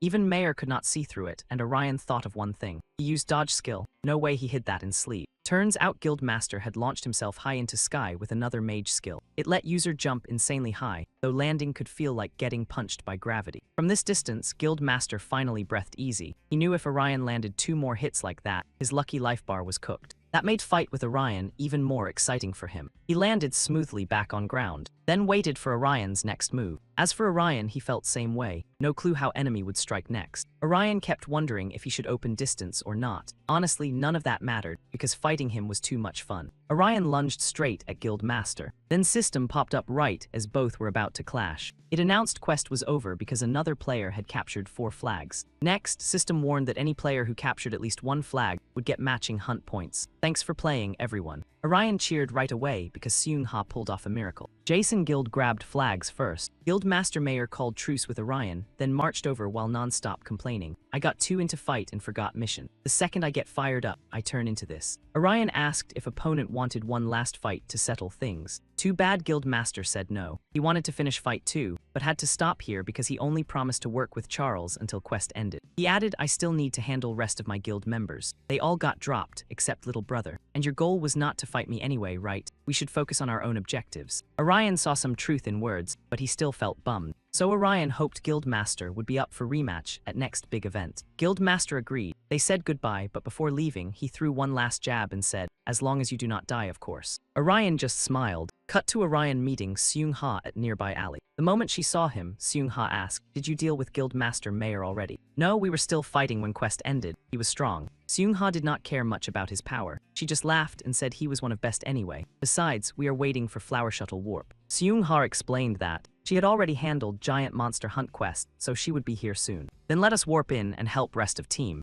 Orion figured things were going pretty well. Earlier, he had worried when he heard Charles and Mayor teamed up. Seung-ha shut down his worries and said their alliance was strongest. Then she asked, "Where did you go last night? You were with Sijin, right?" "Last night, well." Orion froze for a second, trying to think. "We were with Jae-yoon. Can I tell Seung-ha about that?" Asking Jason Guild for help is fastest way to finish Jae-yoon's quest, but she is hiding, so maybe not smart to spread word about her. Orion hesitated, and Seung-ha finally realized she was being nosy. "Sorry, I should not pry into you kids like that. You lot are way too fired up." Right then, Kangxiu cut off Orion's train of thought and snapped in his face, telling him not to do that because this was seriously not the time. Orion realized everyone had completely misread the situation, turned beet red, and rushed to explain that it was absolutely not what Kangxiu was thinking. "We did not do anything. I swear on every awkward misunderstanding in webtoon history. We got pretty close to crossing the line, sure, but we did not actually cross it." Seung-ho instantly switched into teasing mode, smiled at Orion, and asked what that was supposed to mean. Before he could defend himself in court, the system sent Si Eung-ho a request. When she opened it, she saw a party member had sent a teleport request. A teleport request? You got here faster than I expected. With things heating up, Si Eung-ho decided to put Orion's spicy little explanation on pause. She told Orion they would continue that conversation after the mission. Fine by him, since this disaster buffet was not exactly going anywhere. Si Eung-ho tapped, except without wasting another second. In an instant, the whole group got teleported to another location.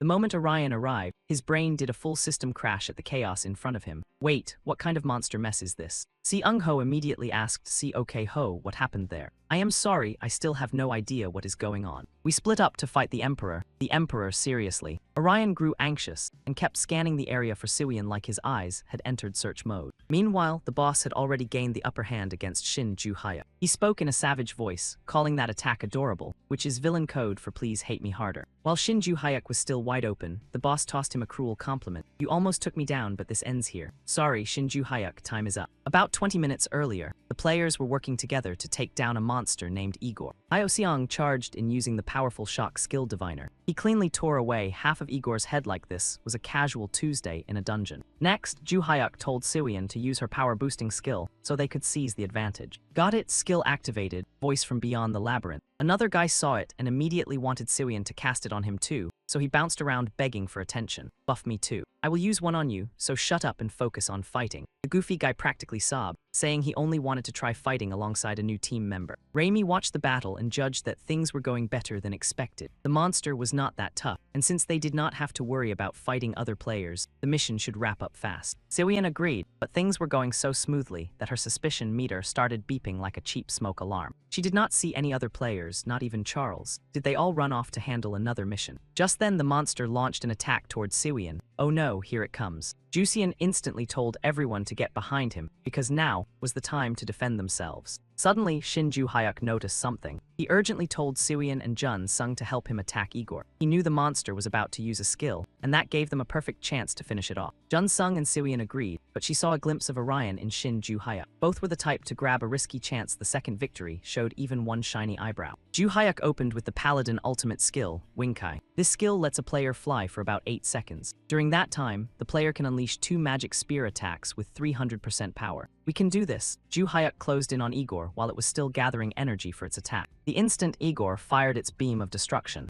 Shin Ju-hyuk was already fully prepared. With his wings active, he dodged every blast like the attack had sent him a polite calendar invite. Then he dove straight into the monster and stabbed it, making it scream in pain. Jusian could not hold back his joy. It is dead. Just as Shin Ju-hyuk was about to celebrate, he suddenly spotted the boss standing not far away. The boss was holding his weapon in one hand and wearing a twisted smile that screamed premium nightmare subscription. The boss used the skill Overloss Power, and Shin Ju-hyuk was caught in a powerful explosion. This skill is a directed long-range attack, and besides boosting destructive force, it also adds extra magic damage. Siwian and the others panicked as the shockwave from the explosion slammed through the area. Was that the Emperor's long-range skill? No way did that creep finally decide to show up. Luckily, Ju-hyuk was still fine. The boss slowly walked toward him, muttering that he had finally found the Jason Guild and thought he would not see them until the event ended. The boss scanned the area for someone, then pressed them with a question. Anyway, I do not see Si Eung-ha here. Is she dead? Shin Ju-hyuk could not answer because he was no longer part of that guild. Still, he baited the boss by saying who knows, maybe she was behind them, waiting for the perfect moment to attack. Junjung activated Tatagata Palm and circled behind the boss to finish him off. After the hit landed, the boss lost his balance and stumbled forward. At that moment, the other players attacked the boss one after another, forming a pincer move. Cha Sing-ti activated Dragon Steel Violent Collision and slammed it straight into him. Even after getting hit, the boss stayed annoyingly relaxed and mocked them. They're using crowd control skills to force me to move. Ah, are they trying to push me out of the battlefield? He had guessed Siwian's group's plan exactly. Raimi would deliver the final move. She planned to fire a smoke bomb and buy everyone enough time to escape. Their endgame was to regroup with everyone else after clearing the mission. Classic squad efficiency with fewer headaches. Siwian figured that was smartest move, since nobody needed to waste stamina fighting Bugman right this second. But leaving that creep alone here sounded like asking for premium grade disaster. Shin Ju-hyuk was not buying it. He insisted group deal with boss right now, because if they left him alone, he could come back later and ruin other missions like unwanted DLC. He wanted to keep boss pinned here here until another team arrived. Siwian already saw this argument coming, so all she could do was sigh. Yep, she knew he would say that. Jian glared at Shin Ju-hyuk, clearly annoyed, and asked how they were supposed to beat him without plan, unless getting flattened again was suddenly strategy. Luckily, Shin Ju-hyuk already had decent idea cooking, and not microwave trash kind. Boss circled around several times, but Siwian group was nowhere in sight. He wondered if they were planning sneak attack, or if they had already run away with their dignity tucked under arm. Suddenly Shin Ju-hyuk's voice rang out. Over here, what are you looking for? You thought we ran away. Running is valid option, honestly, I would not judge. Shin Ju-hyuk casually swung his sledgehammer. How generous. You are supposed to provoke me, you know. You are villain here. I would provoke you if I were villain, but sadly, I am humble merchant. Boss instantly charged at Shin Ju-hyuk and launched attack. Two clashed like starving tigers, fighting over last snack in whole jungle. Shin Ju-hyuk confidently activated skill Golden Hammer. One hit could blast enemy away, and worse for them, it ignored defense like rent collector ignores excuses. Boss was no pushover. As soon as he regained balance, he countered with skill Emperor's audience. He and his weapon closed distance on Shin Ju-hyuk with scary ease. Facing that danger, he activated Test Strike of Fate, forming cross-shaped barrier to intercept attack. Situation flipped so fast Boss had no time to react. He wondered how Shin Ju-hyuk could still move after getting caught by Emperor's audience. No, impossible. He must have prepared weakening skill that cancels my ability. He planned countermeasures against me after our last fight. Boss revealed wicked grin. Good, now things finally get interesting. This was real contest, exactly how it should be. He rushed in and used Machiavellianism with power of iron, firing off heavy punches at Shin Ju-hyuk nonstop.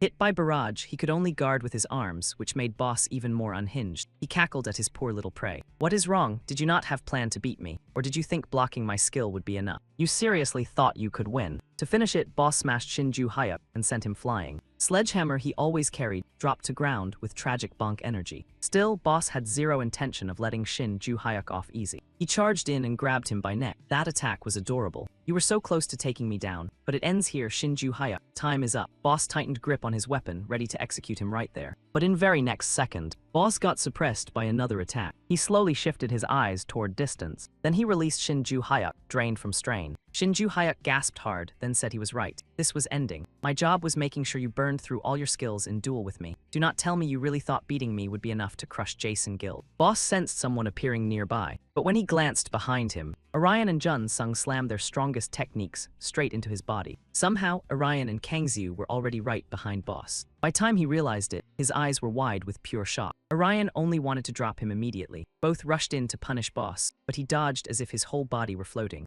Orion and Kangxiu did not hesitate and launched relentless attacks. Orion used skill Phantom Vengeance Blade. Kangxiu arm produced Mega Hook. Then came combo from both techniques, surprisingly clean, like they practiced instead of yelling in chaos. Boss reflexes were ridiculously flexible, so he dodged with annoying ease. He swept his hand out and activated Skill Royal Road. Earth roared with heavy thud. Orion stayed focused, watching every single movement. Then Orion jumped from rock to rock and shot forward fast. Sound of two weapons clashing echoed through area. Swamp beneath them, created by Boss, helped him recover balance after duel with Orion. And it still was not over, because behind Boss, one more person wanted piece of him. Only now did he understand, so that was their plan. They were trying to jump me as group. Earlier, Shin Ju-hyuk had already laid out plan. No need to rush him all at once. Emperor had tons of long-range skills and nasty status effects. We need to take turns attacking him. That way, he will burn through those annoying skills one by one. Siwian seemed to understand. If we keep fighting him like that, eventually we can disarm that freak. Jusian aimed his massive sword straight at Boss. He activated skill Breaking the Dragon Song. Breaking tier Dragon Sword Slayer skill boosts chance to hit specific area, raises attack power by 130%, and slightly cuts attack speed. Siwian gets pumped like someone just handed him premium loot. But Shin Ju-hyuk looks a little tense and asks if our plan will even work. Now comes moment where Jusian gets shoved straight into Trouble City. Wait, that is a teleport box. Sword scrapes against the box and triggers God Cat Trickmaker skill. Ryuzeon's voice suddenly pops back in, asking if Boss is okay. Orion spins around on reflex to look at him, clearly not expecting this plot grenade. Boss grins smugly and says yeah, he is fine. Thanks, View Jusian. Ryuzeon asks if he needs anything else. Seeing Boss look that confident says plenty. Do what you do best, go wild and wreck the place with style. Ryuzeon is not alone either. Boss faction members are all standing here like surprise party from hell. Orion snaps in anger and throws out one sharp hello. New plan lights up in Boss's head. We do not have enough people, so maybe I should help them a little. Ultimate skill, the arrival of the Imperial Army. Heavy impacts echo as statues rise one after another from ground. Jusian panics hard, yelling that boss used his ultimate skill and his army is rushing in. Kang Xiu, meanwhile, stands tougher than anyone and says there is nothing to fear. We knew this day could come. We break through and beat him once and for all. Ultimate skill, supreme Mahaparinirvana. Jusian does not look thrilled about that monk-flavored announcement. Dude, I told you to stop talking like a holy man doing voiceover for a temple ad. Meanwhile, Orion keeps eyes on his friend. Siwian, are you okay? Are you hurt? Siwian may be a girl, but her courage has steel-plated abs. She says she is totally fine, honestly in peak condition, and they need to drop him fast to finish Jayun's mission. Miss this chance now, and who knows when they will see him again. Seeing her stand firm makes Orion regain confidence. Yeah, he was thinking same thing. Seungha feels uneasy, but tells everyone to charge in so Emperor's skill does not crush them. If anyone retreats, he will erase that person. She will support everyone from rear, so nobody should worry about formation. Time to teach him lesson and attack together. We win this fight, no matter what bill comes due. Boss controls creations like Evil Conductor, leading Nightmare Orchestra. Problem is, his teammates are starting to hit some nasty turbulence. Kang Xiu charges like Predator and uses Oxford Kick. Masked Guy cannot even block before cursing his luck. Shinju Hyuk and Seungha rush in together with smooth teamwork. They activate the saber of Zoltan's secret check at same time. Siwian also runs into her own personal boss fight. Necromancer attacks Siwian from above. Woman laughs loud and says it has been ages, and hey, did she gain weight? Guess hunting is not tiring without me around. Siwian obviously does not fold. She tells her to cut it out and stop acting like they are close. She will never call a trashy jerk like her friend. Bringing up Siwian's weight is forbidden territory. She says she already lost 2 kilograms, and for record, all blame belongs to them. Necromancer finally gets a little scared. What is this? Why is she so strong? Her magic just shattered my shield. Did she get better weapons since our last fight? No way, impossible, totally unfair. Boss starts having real trouble, and his control begins wobbling like cheap table. They are pushing us back. We have fewer people, and their members are seriously skilled. Especially Avenger, he is even more terrifying than last time. At this pace, he will break through soon.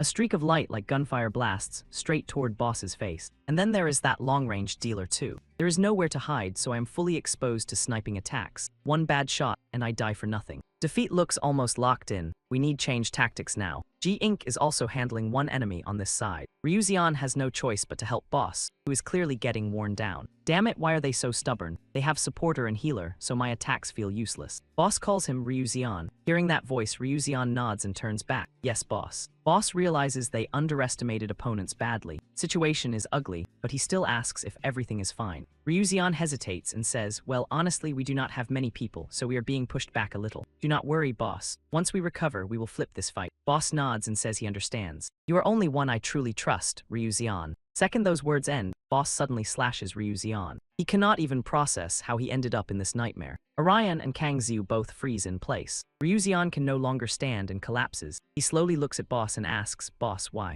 Boss smiles like villain who rehearsed this in mirror. Thanks for loyalty and support, Ryusei. You can leave rest to me. A small door appears behind Boss. Ryuzian's eyes go wide, back door. Wait, so condition for Emperor to become transcendent class is death of party member with highest stats. Guillaume Hone laughs like he saw this coming from episode 1. Of course that is it. Keeping most loyal follower as sacrifice was his plan from start. You were fool for trusting him blindly, absolute fool. Anyway, we finally get showdown between Class Superhuman Squad and Jason Crew. No clue who walks out smiling. So what now, Jason Crew? And Lyrium, if you lose this fight, whole world is toast. I am locked in and watching. Boss guy old life shaped who he is now. Turns out, nobody always wants to live in game mode. At first, they only needed me as assistant for Professor Maria's new project, space simulation stuff. But deeper I dug, more I got sucked into those games. I could not quit loving them. To me, they were pure utopia. No class split there, everybody got same shot. Cleanest, fairest world ever. To build society like that, to break past lame reality limits, I would burn anything. I could betray coworkers, chase my dark fantasy, paint my hands with blood, if that is price for new world. Back in reality, Boss Guy said, of course, we are always ready to take responsibility for any risk. Then he used skill, this is war. That power blasted Seo Young clear back. What is that? Seungha recognized it. That thing belongs to Emperor. Orion could not believe something that brutal was happening right in front of him. That is superhuman rank. Superhuman rank, war god status. Boss Guy's hand was gripping absurdly powerful spear. Heart Crush battle skill, and it rocketed straight toward Jun Sung. Getting dizzy, Jusian called out in panic, voice shaking hard. Seungha gritted his teeth. We pushed too fast, and rear line got exposed. Support team is wide open now. Only one person can get back and protect them. Raimi grabbed rifle and sprinted over. Leave it to me. This job belongs to long-range damage dealers. Burst hot skill number 9. Jamie's attack was right in front of Boss Guy, but his sword slash erased everything. And now he locked onto next prey. Boss Guy was already right on Raimi. She could not block in time. No way, he is too fast. Then huge explosion ripped through spot where Jamie stood. Hyun Seung, stop everything right now. He shouted her name, Raimi. Boss Guy's teammate took chance and charged in. That is all she wrote. Rough break, Nature's Fury skill. Golem Custer's skill adds extra combo damage in attack range, creating shockwaves around target to pin enemy down. Hyun Seung got pushed back. He snapped, glare blazing. Shut up and get out of way. Thousand Arm Guanyin Bodhisattva skill. Monk rank. Thousand Arm Guanyin Bodhisattva skill lets player attack up to 1,000 times. Every time 5% of total damage gets spent, every hit stacks a pushback effect and pins enemy to ground. That guy knew his ending the second he pissed off Hyun Seung. Blast Sight went dead silent. Not even Breeze had courage. Boss had just finished flexing nasty magic power. Raimi faced off against monster way above her. His weapons were locked straight into her body. Dark Boss laughed at her. You think you can stand up to me with junk like that? Spellcaster, your magic resistance is nice and all, but come on. Jamie's eyes narrowed. Then she unloaded shot after shot into Boss's body. But it did nothing to him. Weak attacks like that were only good for an itch scratch. Arrows slammed into Jamie's body, one after another. Boss forced them in deeper. Plus this close, you get hard countered, girl. Raimi smirked. I know, moron, I am top player too. Did not see that coming. Every move I make got purpose. Wrathfire, Grudge, Infernal Blaze. Orion appeared from behind. I do not know what level he reached in Transcendent rank, so I need to end him in one shot. I will pour everything I have into this attack. Orion's sword got locked down by Boss's grip. Hero types may be great at counterattacks, but first strike, not their playground. Game was fair, funny joke. Skill of God's Fury countered. Orion got trapped, he threw move too fast, no time to dodge. Then Boss charged in with non-stop pressure on Orion. Orion had zero clue how to get out of his reach. Kang Xiu's fist slammed straight into Boss's face with full force. Lightning crackled up from that arm. Ultimate step, fall of former god. Boss was still grinning. Soul fighter. Beating this clown is easier than beating those heroes. X's punch hit hard, but Boss was on whole other level, like times 10 and still not enough. Kang Xiu screamed in pain. Jun Sung still felt ache in his hip. Looks like Kang Xiu got completely wrecked by that hit. Seungha called out to Ikdu, worried. Orion felt like they were tiny ants. Damn, he was way too strong. Not even close to rookie death tier, who somehow broke into Transcendent rank. Emperor knew Transcendent rank inside out, so he fit into it like glove. What do I do? Should I fall back and fight with everyone? No, that would drag down support. I need to stop him. But how? Boss grabbed back his weapon. Then he turned to Orion and asked where that explorer buddy from last time went. Then he sneered, guess that guy got erased, huh? Fair enough, he was weak. What goes around comes around. Game was fair. Now it was Hoxer's turn to attack Boss. Skill's silent departure. Of course Boss would notice it in few seconds. Seungha ended up just like X from before. Damn, he saw my attack. Orion, run. Stop standing there like target dummy. Boss moved like he was on vacation. Skill atheism. How many times did Orion have to watch friends get dragged into danger while he stood frozen? No, I only got one move left. Only way to overpower Emperor. Siwian looked at Orion. Behind Boss, door appeared again, same as before. Oh, backdoor, you finally starting real fight. This time Orion locked in. No, I will beat you. Time for revenge. Orion unleashed one terrifying sword strike packed with raw power. Boss below casually blocked it with sword in hand. He laughed with pure disrespect. Revenge, for who? You mean those players I already smoked. Right after saying that, Boss swung hard and flung Orion backward. Boss's madness kept climbing. He kept screaming in Orion's face. If you cannot play, then die. Nope, Boss kept firing up Death Hammer skill. He swung a masterful slash, but Orion was no pushover. The guy blocked strike with his own sword. While fighting, he said, but they are still flesh and blood. Right after that, he carved out vicious slash that even Boss had trouble handling. Once he landed safe, he shot back at Orion. Do not try emotional card on me. So you were having fun with this game all along, huh? Wow, Oscar-worthy fake innocence. I hate arrogant frauds who act humble while hiding ambition big enough to need its own zip code. Both sides charged back in, turning the fight into pure chaos. The boss kept yapping that once you join the game, you follow the rules. How long are you going to play clueless? You are a player too, and you chose to enter this contest. The boss unleashed attack after attack, and their clash started wrecking everything outside too. Then came an explosion so massive the planet probably filed a complaint. That crushing strike sent Orion skidding across the ground like a badly parked sports car. He glared at the boss and answered, "You are right, I was having fun. I had fun in my own ways, for my own reasons, and that is exactly why I am furious now." Done holding back, he activated Shatter into 100 images. The sword in his hand instantly twisted into a bizarre new shape. Thousands of slashes burst forward, forcing the boss to dodge like rent was due. Rebel class skill, Shatter into 100 pieces, deals slash damage when the user's attack stats reach 120% in random directions. Each hit slightly knocks the target back. The boss stood in the middle of Orion's attacks, using raw power to hold them off. A sudden thought flashed through the boss's mind. He activated "This is War" and rocketed toward Orion without warning. The boss's attack slammed down, blasting a blinding beam of light into the ground. Orion could not react in time and got launched away. Every time he saw him fail miserably, the boss laughed and mocked him. "Enjoying our little battle? We can spar as much as you want." Orion stared at the boss with eyes burning in rage. He shouted back and rejected the offer. "No. Players never fully die in games. There is always another chance. That is why it is fun. As a game publisher, how do you not know something that basic?" Orion activated Change the Tide, and a swirling vortex wrapped around his sword. He kept slashing at the boss, but every strike got dodged. Even in that spot, the boss still strutted around and mocked him. "Your attacks are painfully slow." He barely finished trash-talking before Karma slapped him with same-day delivery. Orion carved straight into the boss's forearm, leaving him stunned. "What? Am I the slow one here? Does that brat use that sword to slow time around the area it damages?" Orion did not stop there and gifted him another slash across the face. Still, the boss showed not even a crumb of fear. Instead, he found the whole thing even more interesting. "Now I know how to bring this guy down." He used his own skill and zipped behind Orion in a flash. The guy snapped his head back, visibly annoyed. Meanwhile, the boss kept grinning like he was playing cat and mouse, except the cat had premium villain DLC. The boss suddenly appeared right above Siwian. He had switched targets to her. The moment Siwian dropped her guard, he delivered a polished slash. Siwian could barely defend herself with only the sword in her hand. The boss smirked with nasty meaning. A hero's weakness is their pitiful friends.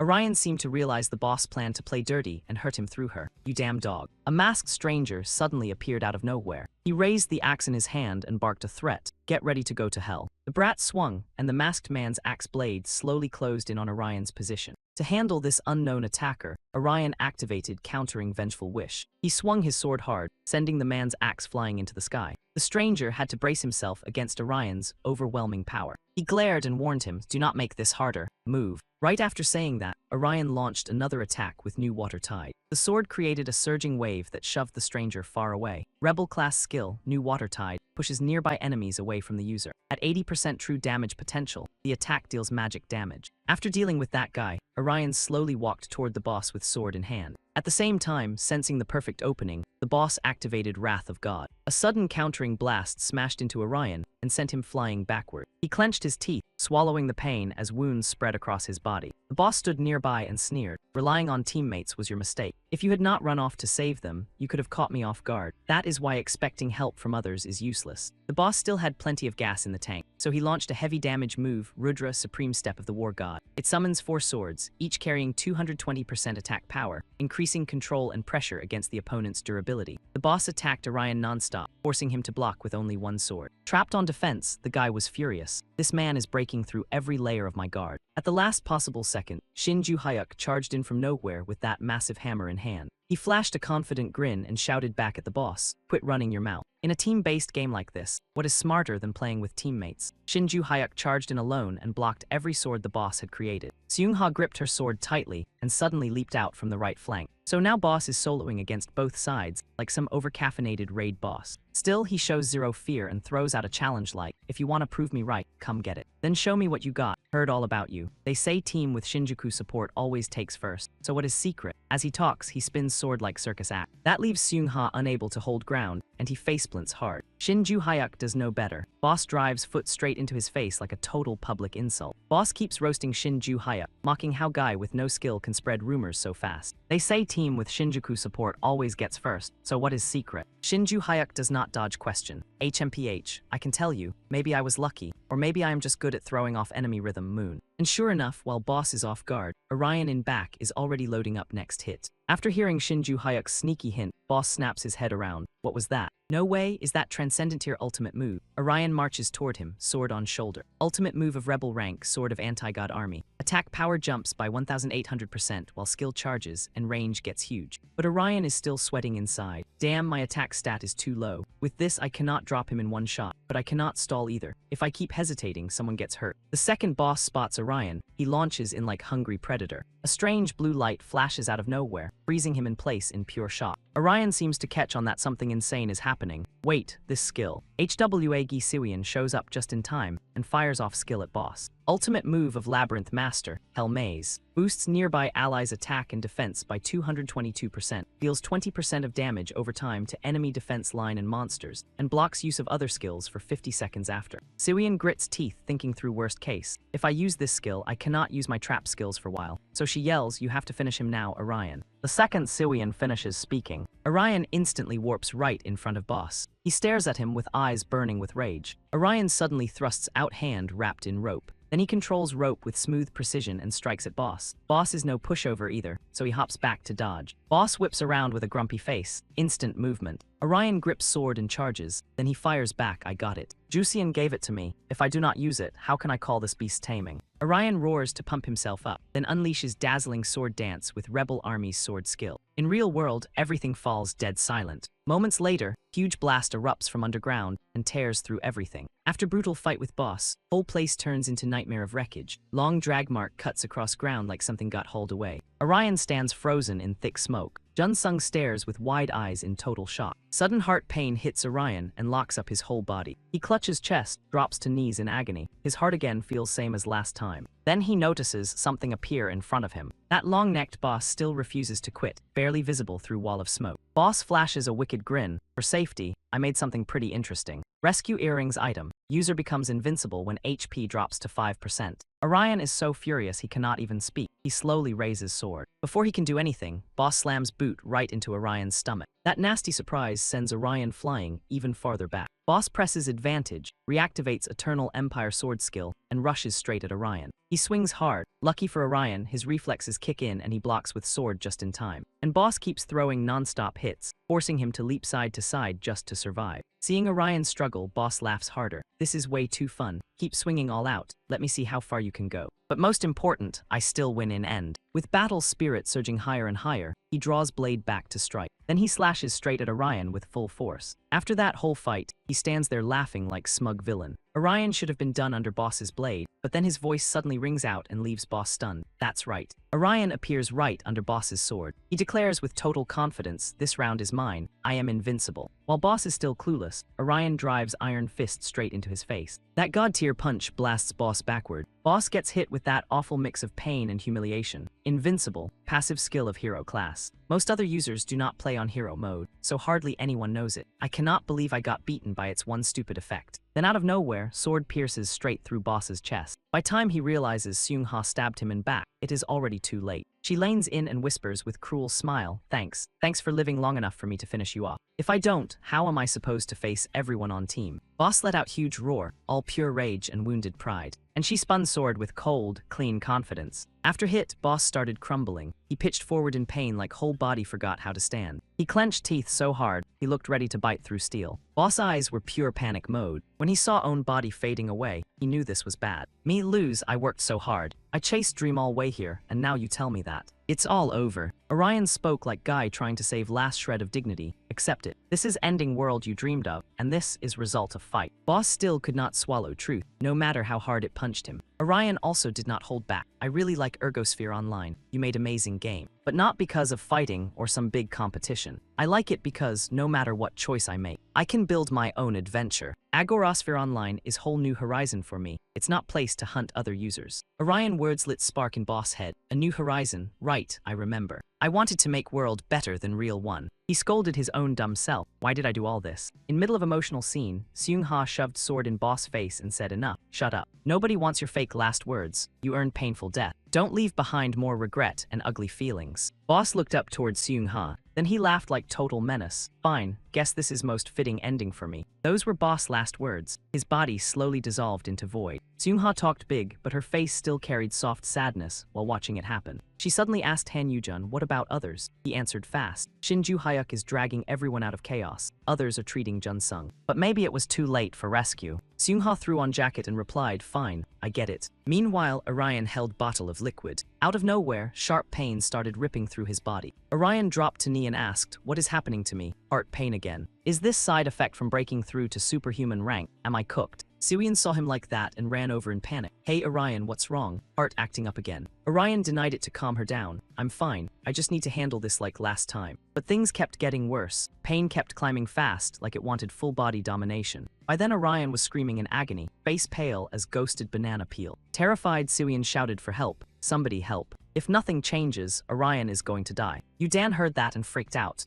But we don't know what to do. Should we use healing item? Seungha told him to go get Jun Sung. Maybe he can help. Yudan instantly obeyed. Got it. Guillaume Hone suddenly appeared, grinning like trouble. Don't waste energy on useless hope. I told you already. This is bug that can't be fixed. Seungha drew sword and pressed it to Guillaume Hone neck. Full threat mode. So you do know something, then help Orion. Ata answered coolly. Maybe I know one or two things, but I can't help. Hacking software and breaking bugs are two different worlds. So that's it, nobody can save him. Suyin kept shaking Orion, horror in her voice. No Orion, don't go. You can't die for nothing like this. Please, you're not leaving me alone, right? There's still whole day before event ends. Don't do this. Suyin remembered happy times between them. You weren't going to leave me, right? Orion, don't go. Hang on for one more second. Please. She said it while folding inward in crushing pain. Orion's body slowly faded away, same as boss. Tears filled Suyin eyes. She could only scream into emptiness. Orion. Seungha and Guillaume Hone also stood frozen, watching Orion disappear in front of them. Seungha could not believe her eyes. What the hell just happened?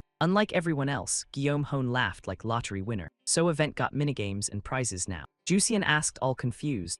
Hold on. What is going on, Orion? Still shrunk down, Suyin answered through tears. No, he didn't shrink. This is Orion main character. He's back in his original body, Suyin said, gently patting his head like he was fragile cargo. Scene shift, apartment block. In Center District, everything sat dead and dark. Suyin worriedly reached out and checked Orion's forehead. Seeing him struggle to breathe at her feet, she thought. His fever was dropping and breathing looked steadier. Maybe he's okay now. After confirming he was fine, Suyin quietly left room. Seungha asked with worry, are you sure you can stay here? It's a bit far, but I can always take you to our faction's safe zone. Suyin answered with zero drama, I'm fine. We're here already, and these buildings are still standing, so there probably aren't many monsters left. Hearing that, Seungha got even more worried and suggested, then let's leave few team members here. Charles' faction may not be attacking now, but who knows? Suyin looked down, then replied worriedly, thanks, but Orion and I don't want that. She said it dead serious. Everyone needs keep playing so first place doesn't land in some random stranger's hands. Jusian blurted out, wait, that means we're out of contest. Suyin no longer cared about game. She said coldly, yes, I'll wait until Orion wakes up then decide, but we probably won't join anymore. Raimi shouted in shock, why, you two are strong. Think about how much work you poured into this game. Even Shinju Hyuk found it strange and asked, you're worried about Orion, right? Suyin answered quietly, yes. If I don't quit, he'll keep fighting beside me in that original body. Everyone looked stunned by her answer. Seeing she could not be talked down, Seungha said, fine, we get it. Then we need fight even harder for first place. Hearing that plan, Suyin blinked in surprise. Whoa, you going full gamble mode? You kidding me? Seungha shook head and answered right away, no, I'm thanking you. Getting first place is how we repay you too. She said lightly, thinking of team members and their effort. Then we fight until end. She remembered Seungha, injured but still smiling warmly at her. Suyin got thoughtful then said, all right, then make sure you win. Not gloomy for long, she grinned. If you win, you owe me ice cream. You hear me? Might as well since you're loaded. Hearing that teasing jab, Seungha laughed and said gently, deal. I'll buy you best ice cream in world. Scene shift, outside building.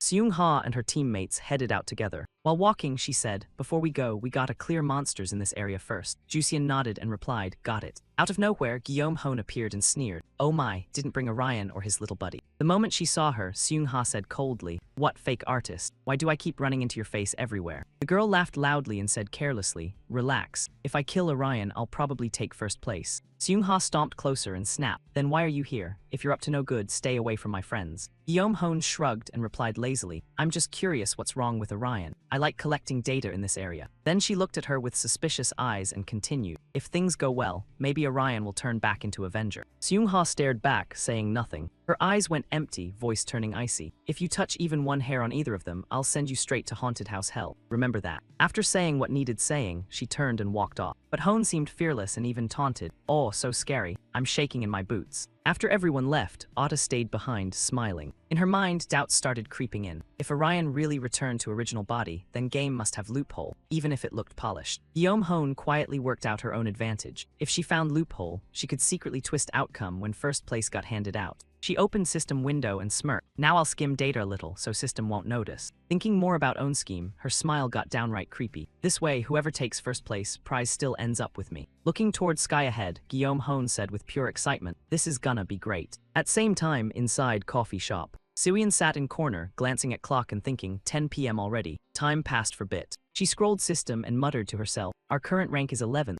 We dropped fast." Seeing rank improve in shocking fashion, Suyin guessed, "Top team has 222,000 points right now. If everyone on our team pitched in, maybe it'd be higher, huh? Right now looks impossible to catch up." Suddenly she slapped herself awake. "No, now's not time to be pessimistic. I already decided I'll stay and take care of Orion." After clearing head, Suyin turned to watch Orion lying beside her. Looking at him, she commented, "Seeing him like this, he looks skinnier. Before this mess, I never paid attention to him, so I didn't even know." She kept sitting there quietly beside him. Suyin felt sorry for him, and thoughts filled her mind. He had gone through way too much in that small body. It must have been brutal. The more she thought about his situation, the sadder she felt. No one helped him. How lonely had he been? Suyin's eyes started stinging with tears for Orion. While drowning in gloomy thoughts, she suddenly remembered something and shouted, "Ah, right. Jai Yun Ma." She suddenly remembered person who could help him. Like she had uncovered something huge, Suyin stood up and said loudly, "Come to think of it, he's in body of his own substitute character too. Maybe he'll know how to handle this, and maybe even how Orion can turn back into Avenger."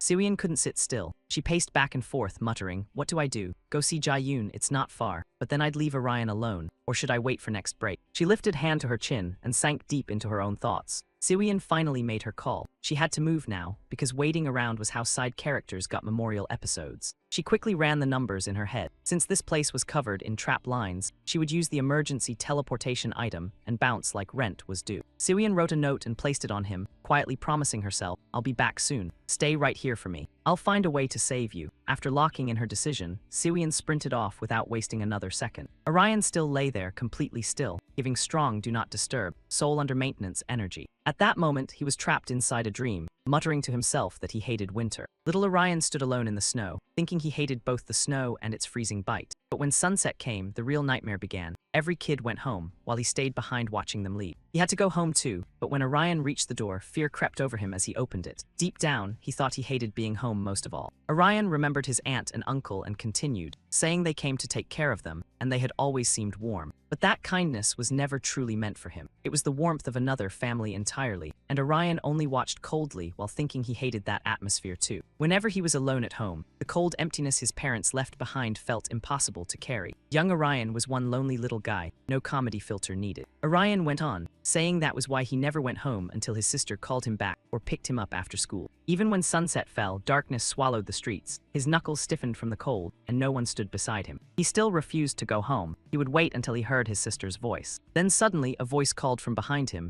"Hey, Orion." Orion snapped awake from the dream like his brain had hit the emergency reboot button. Orion shot upright and immediately regretted it as pain stabbed through his head. Holding his skull, he groaned, "What happened to my head?" While clutching his head, Orion suddenly spotted the note Suyin had left behind. He blinked and muttered, "Huh." Orion picked up the note in surprise. It was from Suyin saying, "I'm going to meet Jijian, but I'll be back soon, so stay put." After reading it, he frowned and wondered why she was going to see Jijian. Then Orion sensed something was off. His body felt weird, his muscles were gone, and his arms and legs had shrunk like somebody hit the downgrade patch. A terrible realization hit him, and his eyes darkened as he thought, "Wait." Orion stared at his hands in shock and wondered if he had returned to his old body. Suddenly, he broke into a violent coughing fit. After the coughing finally stopped, Orion decided he needed something to drink while thinking he had no clue what was happening anymore. Scene shift outside in the hallway of the shopping mall's central area. Orion dragged himself forward step by step, leaning on anything that looked sturdy enough to survive the plot. As he walked, he suddenly had to stop.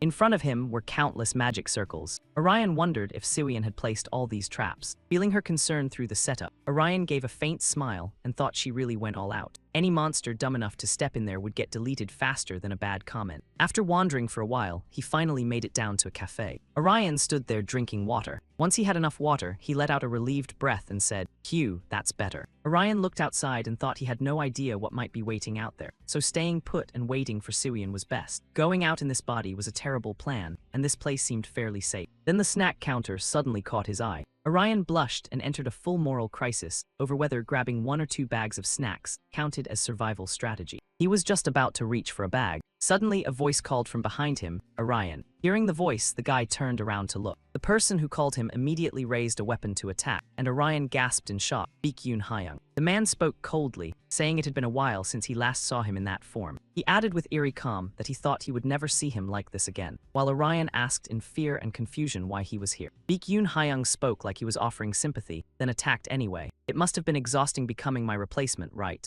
Isn't that right, Orion?" Hearing that, the main was completely stunned. Orion sank into an old memory, back to a day when he was playing and heard someone call, "Hey, Orion." Young Yoon Hyung stepped closer and asked what he was doing here alone. Orion turned in surprise, and as he remembered it, the thought came back clearly. On another day, Yoon Hyung brought a game console and invited him over, saying if he had free time, he could watch him play and even try it out. Orion drifted deeper into thought. He couldn't remember exactly when they became friends. They just had no reason to go home early, so they stayed together while he stared at him in disbelief. His thoughts continued, saying that was how easily they became friends. During those dull, lonely days, even if Orion never said it out loud, he had already decided Yoon Hyung was his friend. Back in the present, Orion now had that same friend aiming an arrow straight at him. He asked in disbelief, "Baekhyun Hyung, how did you know I was here?" Baekhyun Hyung smiled and answered that a shaman had told him, and he figured Orion knew who he meant. Orion repeated, "A shaman." The answer clicked instantly, and he cursed inwardly, realizing that woman must have been following them. Baekhyun Hyung spoke coldly, saying there was no need for small talk anymore. His gaze sharpened as he ordered Orion to hand over all his hunting points, or he would finish him on the spot. Orion backed away in shock and repeated, "My hunting points." Inside, he screamed, wondering what he should do, then froze as he realized he was far too weak now and had no strength left to fight. Seeing him hesitate, Baekhyun Hyung got angry and fired a shot into the air as a warning. Baekhyun Hyung said coldly, "Don't overthink it, moron. I already gave you the best option." Orion held his stance but froze at the man's next words. "Do what I tell you, like you always did." Hearing that, he only got madder and knit his brows even tighter. Suddenly, Orion fired back with pure attitude. "Nope, I'm not handing my points to you." His voice got louder from rage. "I'm not doing what you say, I can beat you." Baekhyun Hyung did not buy it and sneered, an illusion about strength. He said nothing more and went straight on the attack, spraying shots at him and leaving the guy nowhere to dodge. Orion refused to fold and summoned his weapon on the spot. He swung back hard with his weapon, then Orion froze in shock. One block was enough to damage his weapon. He stared in disbelief and thought, "Hold up, what is this? A low-rank Heller weapon." Orion finally panicked, so not only my body changed, my rank did too. No other move left, he had to run. Orion tried to use what little strength he had to block attack. Orion triggered skill Light of Life. System showed skill info for Heller rank, Light of Life. Used against enemies, it deals 80% magic damage based on total attack stat. Used on allies or normal people, it heals their wounds. Baekhyun Hyung mocked him, pathetic, weak as hell. He showed no mercy and used 5-point arrow skill. A giant pentagram appeared and slammed into Orion. He braced himself thinking, "Damn, hope I can tank this." To feel safer, he used Breath of Mother Mary. Orion squeezed his eyes shut and took attack head-on. System popped up skill info again for Heller rank, Breath of Mother Mary, raising chance to nullify ranged skills by 20%. Baekhyun Hyung's hit too hard, leaving Orion badly hurt. He thought, even after blocking, that still hurts. This ain't about rank or skill anymore. Our levels are way too far apart. Orion's mind raced. What now? Hellers are not built for offense, so they can't do much. I need way to fight him on even ground. While dodging, Orion suddenly figured something out. Got it. As he ran, an arrow shot down from above at lightning speed. Orion's eyes went wide in shock. Luckily, he dodged attack in time. Holding item, he felt a spark of hope. It worked. Rank may be gone, but my items are still here. Baekhyun Hyung was stunned he dodged that hit. He thought, did he just use teleport? Orion turned and bolted again. Seeing that, he chased after him, yelling, "You little bastard, that spot's dead end." Orion spun around in panic. He said coldly, "Boom." Power blasted up from below, and he got hit before he could react. Baekhyun Hyung groaned in pain and thought, "Wait, is this Dungeon Master trap skill?" Orion quietly calculated, "If I use trap Suian set, I might actually take him down." Then he pulled out bomb and thought, not only that. Without overthinking it, he tossed bomb toward Baekhyun Hyung. Explosion roared, and blast forced him to struggle just to hold his ground. Then tons of traps got triggered too. Orion smirked and thought, if I use items I've got, I can line them up with these traps and boost accuracy. After getting wrecked nonstop, Baekhyun Hyung yelled at him, "You sneaky little punk." His eyes turned vicious as he asked, "You think you can mess with me?" Baekhyun Hyung grabbed his crossbow and fired at Orion. He panicked and stammered, "And no way." He stared at him and wondered, is he trying to blow up me and all traps too? Baekhyun Hyung coldly used Dragon Spear skill. That attack hit with massive force. Right then, a huge explosion blasted out. Baekhyun Hyung tried to stand, coughing nonstop through dust and smoke. He looked ahead with icy eyes. Ahead of him was nothing but empty space. No sign of Orion. He muttered, did Orion run again? But in front now was only void. Nobody there. Same cut to movie theater. Orion had run inside it. He frowned and thought, now what? Suion's traps are blown apart and I can't block any real combat attacks. After thinking it through, he chose best move. Sneak out and run. But Hellers can't move that fast. He'll be here soon. Then I'll use item. Suddenly an explosion rang out. Orion turned back in shock. Baekhyun Hyung looked like predator on hunt. He said coldly, I knew you were here. Come out. Orion shot nervous glance around, fear doing full cardio. He was spiraling hard, wondering what in dungeon disaster he was supposed to do. Once afternoon timer ended, that guy would blast this place into premium rubble. He panicked inside, thinking, what about Suion now? When would he come back? If he were here, they could cook up plan instead of emotional soup. Feeling helpless, he smacked his own head like broken vending machine. Come on, brain, work. Diorium, I cannot save everyone by waiting and looking decorative. His eyes hardened as he decided to squeeze every drop of value from his items. If backup was late, he would beat that guy himself. Orion had resolve, sure, but no clue what button to press next. Motivation was roaring, strategy was still buffering.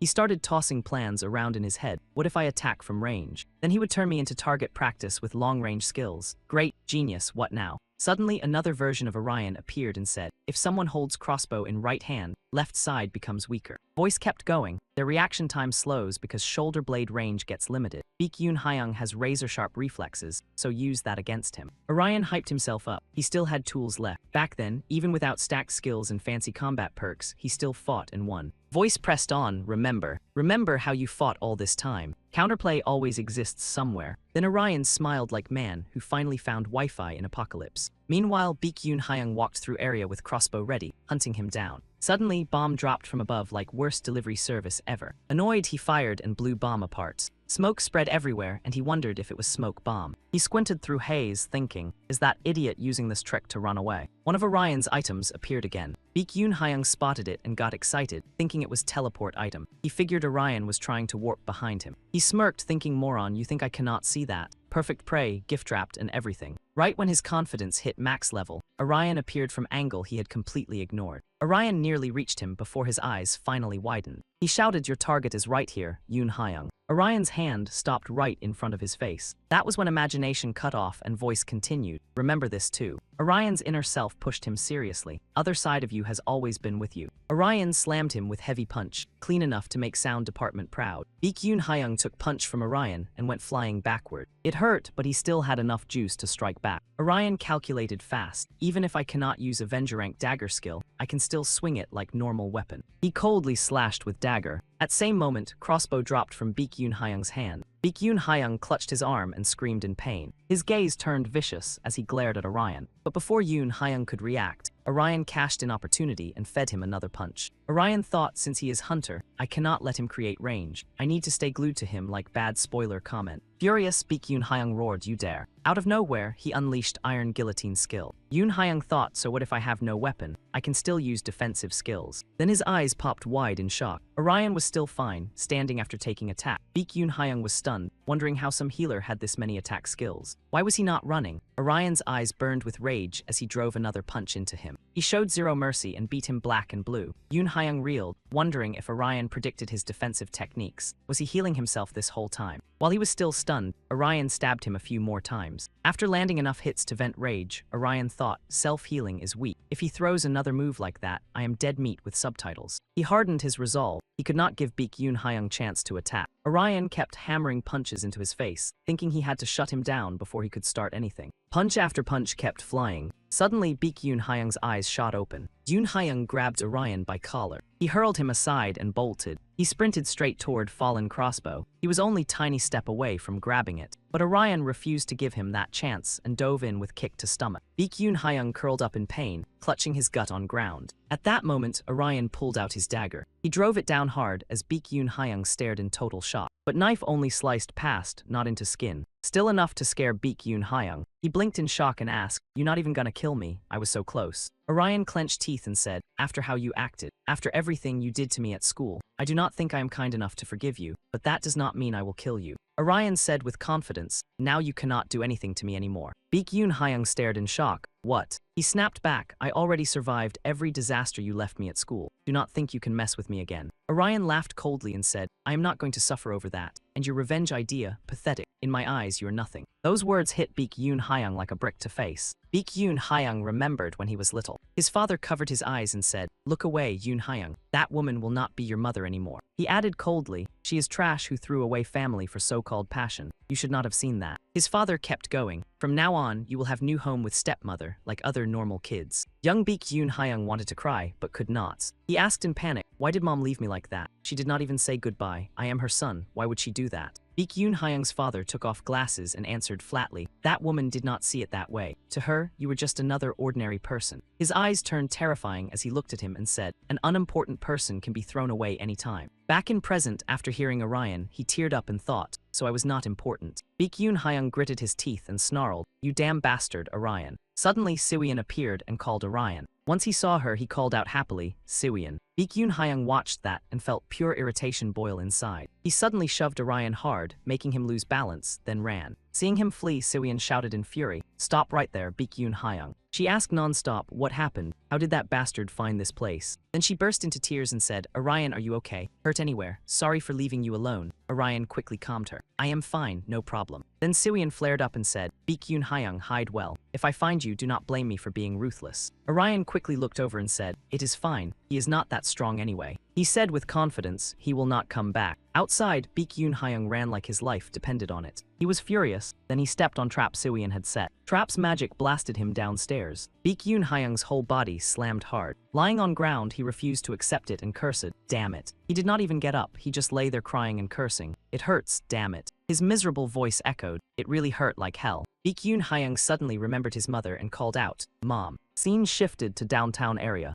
Jae-yoon ran as fast as he could. Once he arrived, he rushed to ask, "Orion, are you okay?" Orion looked up in surprise and called, "Jae-yoon." He stared in shock and said, "Wow, your body changed for real. Are you even Orion?" Orion scratched his head awkwardly. "If not me, then who? Kinda embarrassing. It has been long since I was in this form." Siwian looked at them with worry and annoyance. He turned in surprise and asked, What is it?" She said, "At first I thought something big, but you look adorable like this." Orion asked, "Huh," she kept going. "I think my taste changed." He asked awkwardly, "Taste? What kind?" Jae-yoon no longer chased around and turned to Jae-yoon to ask, "Hey, do you know if it is possible to move someone from original body into substitute character form? You were thinking while walking, right?" Jeong answered lazily, "About that, you are talking about game, right?" Siwian nodded fast, "Yeah, but this is death game." He asked in surprise, "Then why not leave original body and log back in through substitute character?" Both stared blankly at that suggestion. Siwian yelled in shock, "Wait, that easy. Sounds logical though." Orion said cluelessly, "Try it. I think it might work." He shouted, "System, log me out of main account Heller, then log me into alternate account Avenger." System started processing. Suddenly, tons of warning sounds exploded. System reported error 345. Cannot log in as substitute CHR. Orion wilted at once. "Nope, not happening, that sucks." Seeing that, Siwian comforted him. "I knew it could not be that easy." Then Jae-yoon said, "Error 345A looks like system locked your account. I guess your CHR stays sealed until bug gets fixed." Siwian asked anxiously, "So what do we do now? No other way." He chewed food and answered, "In theory, we could hack system and unlock it, but I am not programmer, so that is rough." Suddenly, voice came from behind three, "Need hand." Incoming person was none other than Ji-ong-hoon. All three blurted out together, "Master liar." Ji-ong-hen said, "I overheard your chat by accident and looks like you need hacker." Siwian clenched teeth in annoyance and wondered, where did this creep crawl out from? Ta act like everybody else does not exist, then keep talking like Orion already knows I am hacker, even if that not my lane. Guillaume-hoon yells out, "So what do you little punks think? Want me to lend hand? Chill, I do not stab from back, promise." At last, Guillaume-hoon shows up.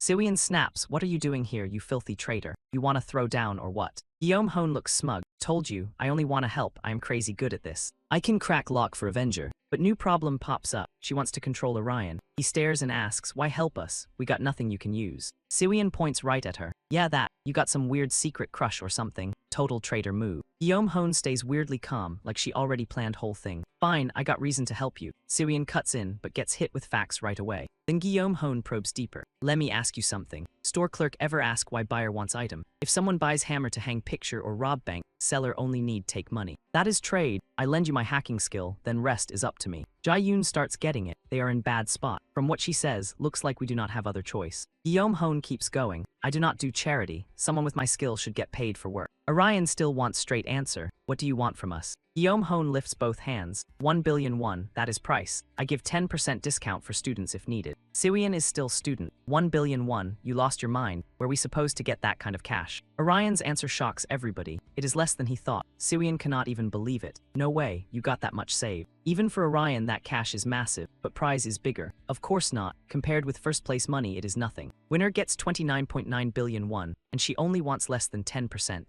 Siwian nods. Yeah, now that sounds way more reasonable. But what if we do not place first? Orion just laughs it off. Then we are cooked, obviously. Guillaume Hone still waits for answer. So, talk. If you do not want deal, fine, I am leaving. Kim Siwell and Orion both hesitate, still weighing deal. Then Orion speaks up. Fine, we agree, but there is one more condition. Until event ends, you join our team and Zai Yuan becomes leader. You help us. Siwian feels like lab rat. Huh, why? I do not want to sit at same table with her. Orion tries to calm her down. No need. We just add her to team list and watch what scheme she is running. Besides, she can control passive skill only usable with doll teammate. We can indirectly share with Puppet Master even if split up. After thinking it over, Siwian nods. Fair enough, that might work. Guillaume Hone shrugs. Whatever, final boss is dead. No customers left anyway, so I might as well play with you kids. Jian uses brain next. Neorium sounds fine, but do not forget, hacking is dangerous trade. It messes with system electric circuits. One mistake and it blows up, wipes us all out. You get it. Orion knows that. Still, he hates sitting still. I get it, but I cannot just sit there and do nothing. Might as well try. Siwian calls out softly. Hey Orion, I want to ask you something. Is reason you do all this because you like me? Orion's face turns red. Huh, what did you just say? It takes Siwian real effort to bring it up. Last time you said you liked me, so I thought that was reason you pushed this far. I was ready to drop out if you did not wake up sooner. You did not have to go this far for me. Orion finally relaxes and explains things to Siwian. If I say I am not doing this because of you, that does not mean you are not part of reason. There is one thing I need to finish. I want first place no matter what. Siwian laughs with relief. Okay, if that is what you want, I am with you all the way. Then she turns to Guillaume Hone. Alright, deal. You filthy puppet master, crack Orion's system lock and get moving. I will give you 1 billion won. Guillaume Hone's mouth curls into grin. Now we are talking, leave it to me. Scene shifts to city that feels weirdly peaceful. Elsewhere, thick smoke and fog still swirl non-stop. Man in office sits with heavy mood, looking pretty down. This is Ong Su, Prime Minister. Assistant jolts him out of thoughts. Sir, research team has returned. Ong Su looks curious. They are sure. Assistant checks files in hand. Report says their electronics cannot get any closer to strange object, so they could not figure out what it is. The more he hears, the worse Ong Su feels. Any word on survivors? Assistant shakes head. No report on that, sir. Ong Su can only think miracle might still happen. It has been 2 days since crisis started. So nobody made it out of that black sphere. Not one. After long pause, Ong Su finally gives answer. Alright, I will wash up and come back. Report everything to council. Assistant nods. Yes, sir, Prime Minister. After that, Ong Su stays in restroom for quite long time. When he comes out, he lets out long sigh. Suddenly, woman appears and calls, Prime Minister. You are acting president and commander-in-chief now, right?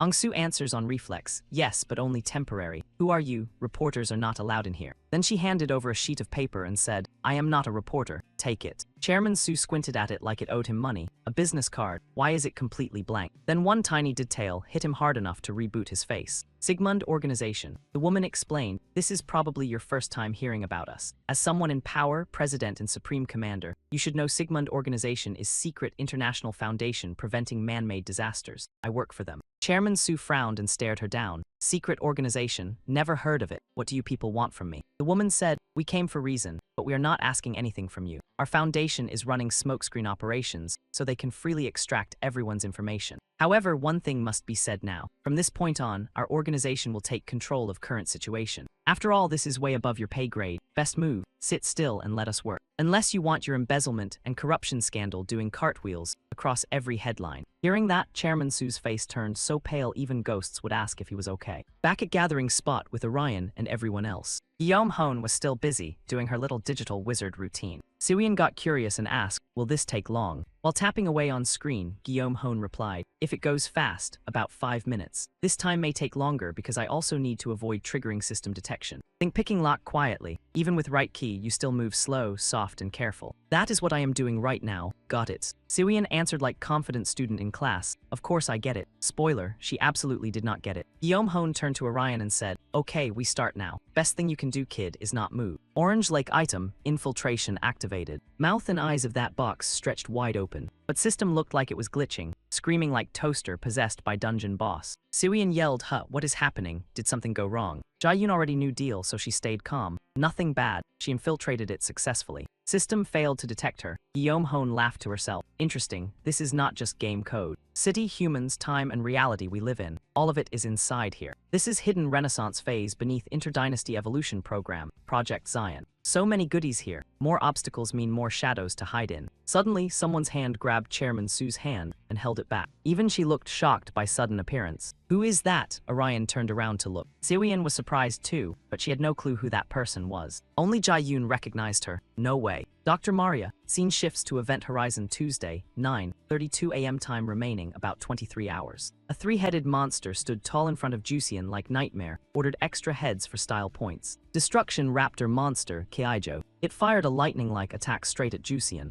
He watched it for a moment, then finally got ready to strike. Jusian used skill, Wyvern Takedown. Monster instantly ate entire sword strike before it could even process bad life choices. Hyeon Seung and Jae-in also rushed forward. Both used skill, Chain Neck Slash, cutting it into pieces. And Monster exploded into chunks, like overdramatic piñata. Jusian celebrated with pure morning energy. Nice, mission complete. Not bad way to kick off morning. Hyeon Seung walked over and scolded him. Hey Woo Jian, stop charging ahead like that. It makes supporting you way harder. Jae-in agreed. Exactly. You have been pushing yourself since yesterday. Try some teamwork, please. Jusian's victory mood lasted about 3 seconds before he snapped. Fine, I get it. Criticism this early in morning. Wow, breakfast of champions. Fine, I can slow down a little. Geez, what a buzzkill. Hyeon Seung thought Woo Jian was acting childish, but still said, he is good person, so we should understand him. Jae-in did not add much. Yeah, I know. He only acts like that because Seo Ok-ho died. Scene shifts to Seung-ha, Ju Hyuk, and Yoon-jong on rooftop. Seung-ha asked with curiosity, Jun-sung, what is our guild's total score now? Jun-sung opened screen and checked. Around 1.8 to 1.9 million points. Overall, first place is pretty much ours. Seung-ha looked satisfied. Good, now we do not need to worry about chaos. We just keep score steady until event ends. However, Ju Hyuk was not ready to pop champagne. Still, we cannot get careless. Point gap from 2nd to 10th place is not that huge. Also, players outside top 10 could team up at last minute. If they pool points, they could flip whole table. Seung-ha said,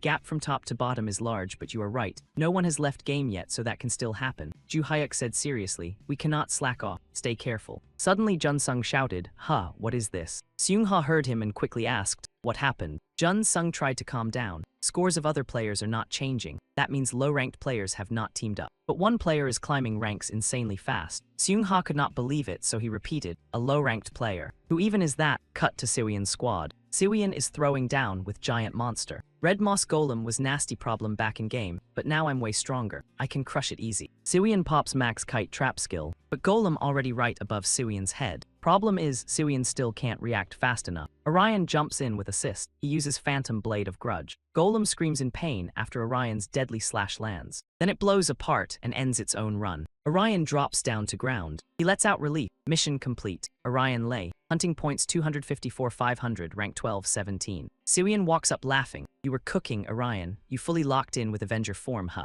Orion is loving it. I've been in this body long enough to get used to it. Feels way lighter now, too. No idea why, but I like seeing world from this height better. Suiyan pouts. If I had bullied you harder as kid, you'd be less full of yourself now. Run along, horse of mine. Orion goes, huh, bully me. Was that thought always part of package? Suian feels way more relaxed. Anyway, good thing you turned back into Avenger. Our ship got taken out too, you know. Orion quietly thanks himself. Yeah, me too. Orion remembers back when Guillaume Hone was around. Dr. Maria suddenly rushes out. Guillaume Hone is furious over interruption. Who is it? NBC or data leak? Maria says calmly, if you try unlocking from outside, system will notice right away. Guillaume Hone doesn't buy it. What? Maria says let me handle it, don't touch anything. Maria focuses and flips numbers on screen. Everything obeys Maria's command. Guillaume Hone is still stunned. Hold up this code. It doesn't just unlock system, it erases whole concept of it. Jai Yoon rushes up to Dr. Maria. You're Dr. Maria, right? Maria laughs without saying word. Then Maria seems to merge with system itself. Jian watches Maria's silhouette. I thought he was dead. Why is he inside game? Wait, don't tell me. He uploaded his consciousness into game system after all. Orion and Suian keep staring at electronic screen. Jai Yoon's voice rings from far off. Hey, wait up. Jai Hyun is huffing when she reaches them. I told you I can't keep up with you. Slow down. Suian freaks out at sight of Jai Yoon. I told you to stay at base. Out here is dangerous. She fires back. I also said I had something to check. No way, we move together. Guillaume Hone shows up again. Don't worry about Jai Yoon. I'm watching her from back here. Suian glares at her. What are you doing here? You said you wouldn't follow us, even after joining squad. Guillaume Hone puts hand on Jai Yoon's shoulder. I'm not following anyone. We're just headed same way. Besides, with me here, you can hunt more freely, right? Don't get so prickly. But Jin still doesn't like Guillaume Hone at all. No need to worry. Those two are more trouble than monsters. Jai Yoon can handle herself anyway, so keep distance from us. Get too close and danger starts. Jai Yoon pushes up glasses. Don't worry, I won't get in way. I'm cheering for you guys to take first place. Suian answers with heart-shaped hands. Suian turns to Orion. Where to next? We need move fast if we want enough points. Orion points at screen. Next spot is here. Reincarnation Tower mission. Player will try to conquer every floor of tower. Clear it, and you get hunting points worth 10 times current amount. Suian thinks it through. So it's tower. That means special dungeon, right? Probably gonna take forever to reach top. That okay.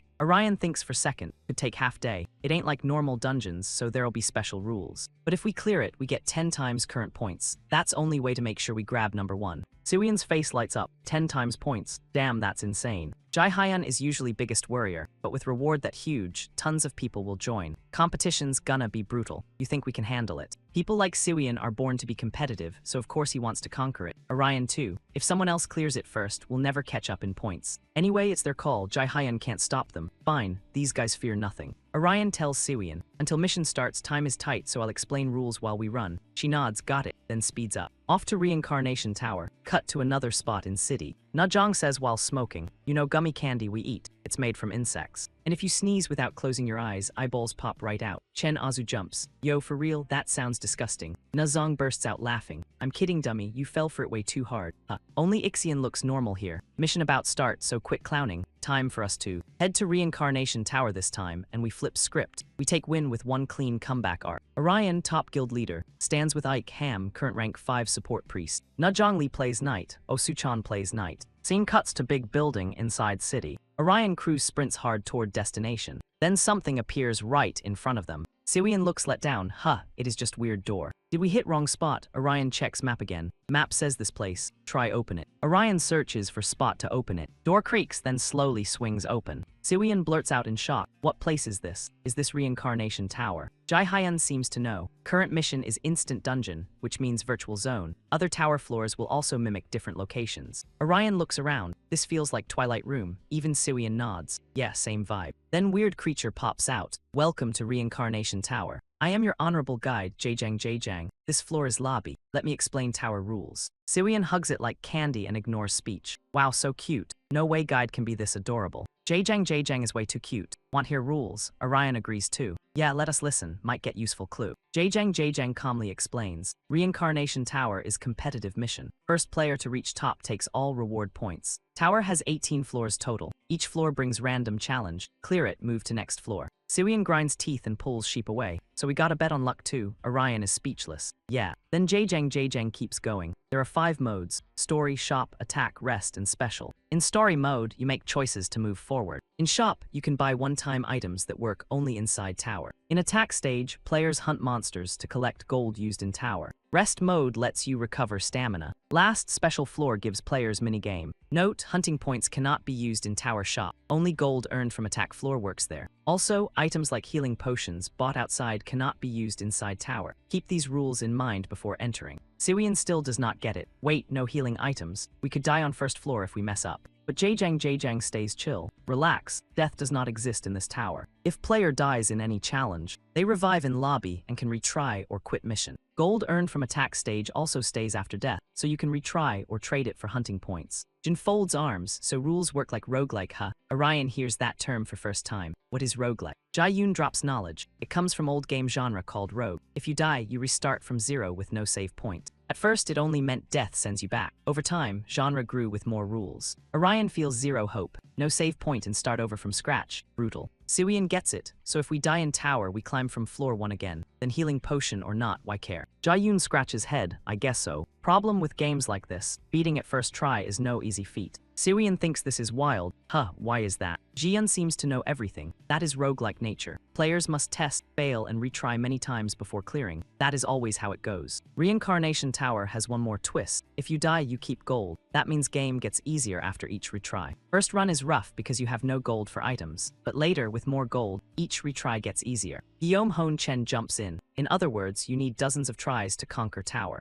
Siwian thinks that is insane. Dozens of tries, that is way too much time. Guillaume Hone loves missions like this. Do not forget, this is competitive mission. If we waste time farming gold, someone else hits top first. Siwian clicks tongue. So what do we do? If we waste too much time here and still score nothing, then what? Quiet One finally speaks. No, there is still one way to win. We just clear tower on first try. Siwian stares at him like he lost his mind. They just told us that is insanely hard. Jian cannot even buy it. Are you listening to me? Orion thinks fast, so he sounds like that. If challenge is too hard, first try clear is impossible. But if problem is only no healing potions, we can still do it. Besides, we have support for that. Jian feels better after hearing that. Oh right, we also have cute Orion. Jian has no clue what she means. Cute Orion. Orion feels mission in pocket now. Plus, we have puppet control skill, so damage spreads out. Nobody dies from one nasty crit. Guillaume Hone laughs. Yep, at your service. Orion trusts red-haired buddy too. On top of that, we have Jian who can fix broken weapons. She nods blankly.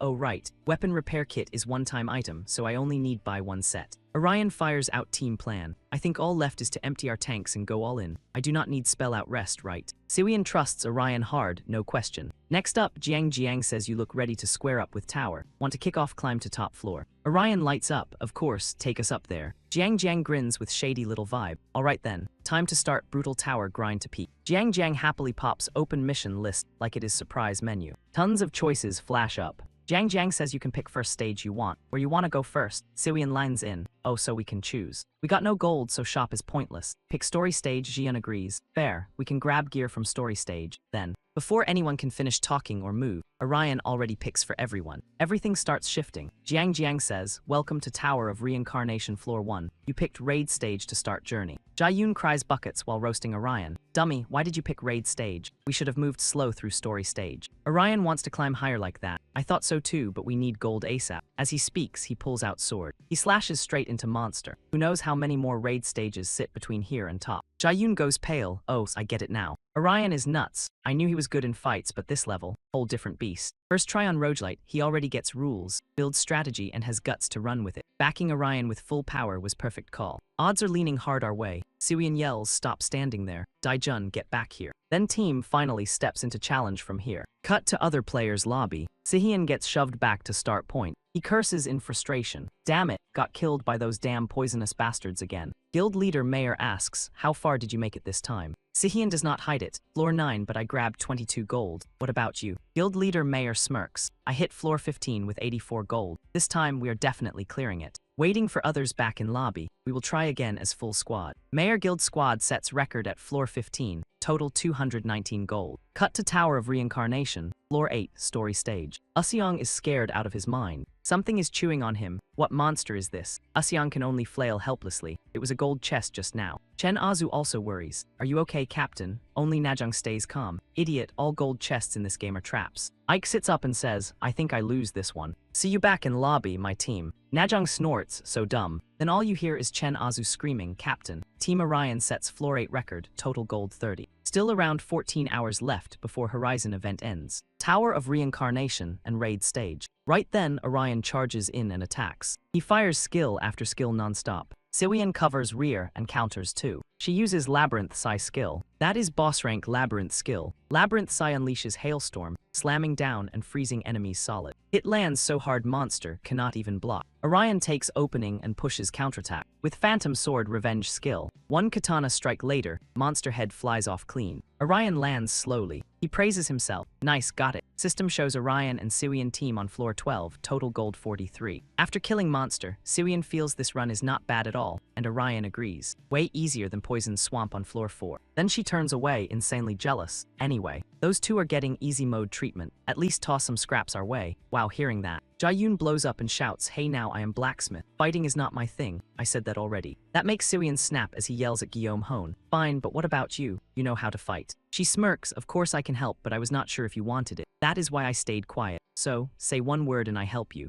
Siwian explodes. Damn it, creepy game bully freak. Orion watches and thinks, man, that nickname keeps getting longer. Right then, Jiang shows up. Congrats, you cleared the stage. Now you can pick reward. Orion freezes. Reward. Wait, raid stages only give gold, right? Jiang keeps going. After floor 10, you get pick at certain floors. I think you will like options. Go ahead, choose. Rewards include 36 gold, plus Ancient Relic that boosts attack by 20%, but lowers attack speed by 20% while equipped. Siwian knows it is buff item for crit hits. Not bad at all. But why even want it? You already got top tier support on your side. So Orion nodded. Yeah, taking gold looked like smartest move right now. Still, one question kept bugging him. Why would Tower throw us such weird choice? Ancient Relic good for crit hits, sure, but we do not need it. I bet everybody would pick gold. It is way too obvious. So why give us this choice? Seeing Orion tense up, Jian walked over and asked what he was thinking. Pick fast and move on. Hearing that, Orion clicked his tongue. Siwian instantly caught on and asked if he wanted to gamble on Ancient Relic. Orion hesitated. Should I go all in? If I were game dev, I would not hand out choice this obvious. Usually bigger risk means bigger reward. If we take risk and pick wrong answer, maybe we still profit somehow. Hearing that, Siwian asked to make sure he meant they were trying to trick us, and he said probably. Then she cut in and said there is also saying path to life is narrow, and gate into it is cramped. Maybe you got point. Risky pick might be right move. After all, nobody wins game without taking risks. Siwian agreed with her too. Right. After a bit of thinking, Orion finally spoke. I decided. Reward I want for clearing this stage is Ancient Relic. Jiang immediately confirmed. Good, you already got it. Take your items. Move on to next floor. After saying that, Jiang used spatial teleport energy. Once they arrived, Siwian panicked. Graveyard, is this raid or what? Jiang appeared and said this was shop. Feel free to buy whatever you need before next floor. Hearing that, Orion let out huge sigh of relief. Shop. Man, I thought something crazy. You almost scared me to death. Siwian, on other hand, blew up. Then if it is shop, why does it look like trash? You trying to scare us or what? Right then, stranger walked in. It was NPC, Wandering Tomb Raider and Rusty Old Grump. NPC flashed greasy smile. Welcome to my little shop. Adventurers, I got plenty of useful treasures. Take a look. Gold only. But when he saw what Orion was holding, his eyes nearly popped out. Huh, wait, is that Ancient Relic? Orion hesitated. Yeah, why? Once he realized it was insanely valuable, NPC instantly switched up. Oh my, sorry for not recognizing such honored guest. I cannot sell like some street peddler to someone like you. Here, please take this. NPC handed over item with deep respect. 40% reduced crit rate for player and teammates. Tower grows and changes each day like child. Maybe it is World of Dreams. But one look made Siwian frown. What kind of garbage is this? Creepy and useless. Jaihyun said, I think final item reward is trap. But Orion suddenly started thinking about Tower Core. Right then, system popped up notification. Quest Reincarnation Tower. Player must conquer all floors of tower. On completion, reward will be 10 times current hunt points. After reading it, Orion fell into thought. This is roguelike game where I have to retry over and over. I can only choose reward on certain floors, and special item ties into reward. Then he realized something bad. So he told Siwian, I feel like this quest is different. She looked confused. Huh, what are you talking about? Now Orion was sure Reincarnation Tower was not dungeon quest. Whole tower was monster. That shocked Siwian and her too. Suddenly Jae-yoon said, wait, you mean we are inside monster right now? Siwian freaked out hard. For real, Jiang. Meanwhile, she walked over and asked Orion what made him say that. Just Tower Core.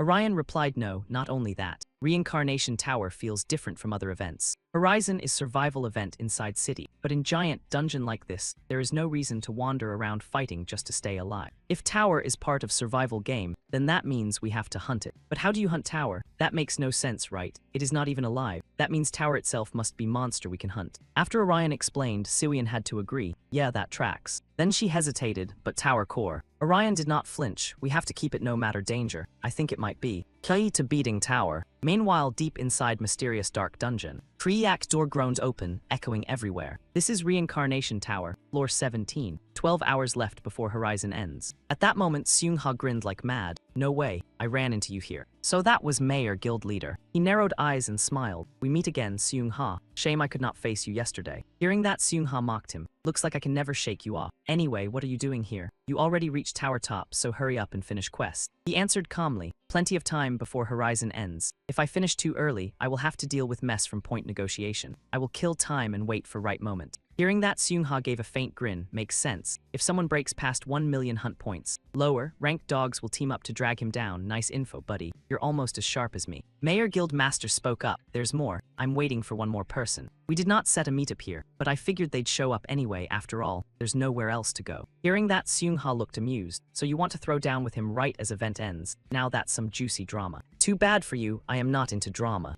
So I assume you will not mind if I walk right through, yeah. Without hesitation, he accepted challenge. Fine, try me if you can. With those words, battle exploded. Both rushed in and unleashed brutal attacks. Scene shift to floor 16 of Reincarnation Tower. 11 hours remain until horizon ends. Orion's group and Siwian got space, shifted once more. After reaching safe spot, Jiang announced, "Welcome to floor 16 of Reincarnation Tower. This floor belongs to Story Zone. To clear this floor, you must cross maze and reach exit. Gold coins and items hide inside, but watch out for death traps." Orion finally realized it was maze this time. Siwian also wondered, should we use left-hand rule? It may take forever though. Left-hand rule is maze method where you keep left hand on wall. Since walls in normal maze connect, following them should lead out, but if maze gets weird, method may fail. Siwian added, I do have pathfinding skill, but it only works when maze has one exit. Want to try it? Orion agreed right away. Sure, let's try. Maybe maze has extra clues. Right then, Guillaume Hone spoke up. Let me handle it. Then she used long-range espionage skill. She said, I'll use this skill to send my puppets into maze. They'll map route for us, so we do not need to wander like lost NPCs. Hearing that, Jian got excited. Nice. Super convenient. Zijin, though, looked hesitant. Seeing their reactions, Guillaume Hone smiled in satisfaction. No need to thank me. I just hate walking around like dumb tourist. Siwian pouted. Do not tell me what to do if I want to say thanks. I will. Orion laughed. You sure focus on weird stuff. After some time, she finally finished. Maze map was complete. Looks like it is only 2D maze. Thank goodness. If it were 3D,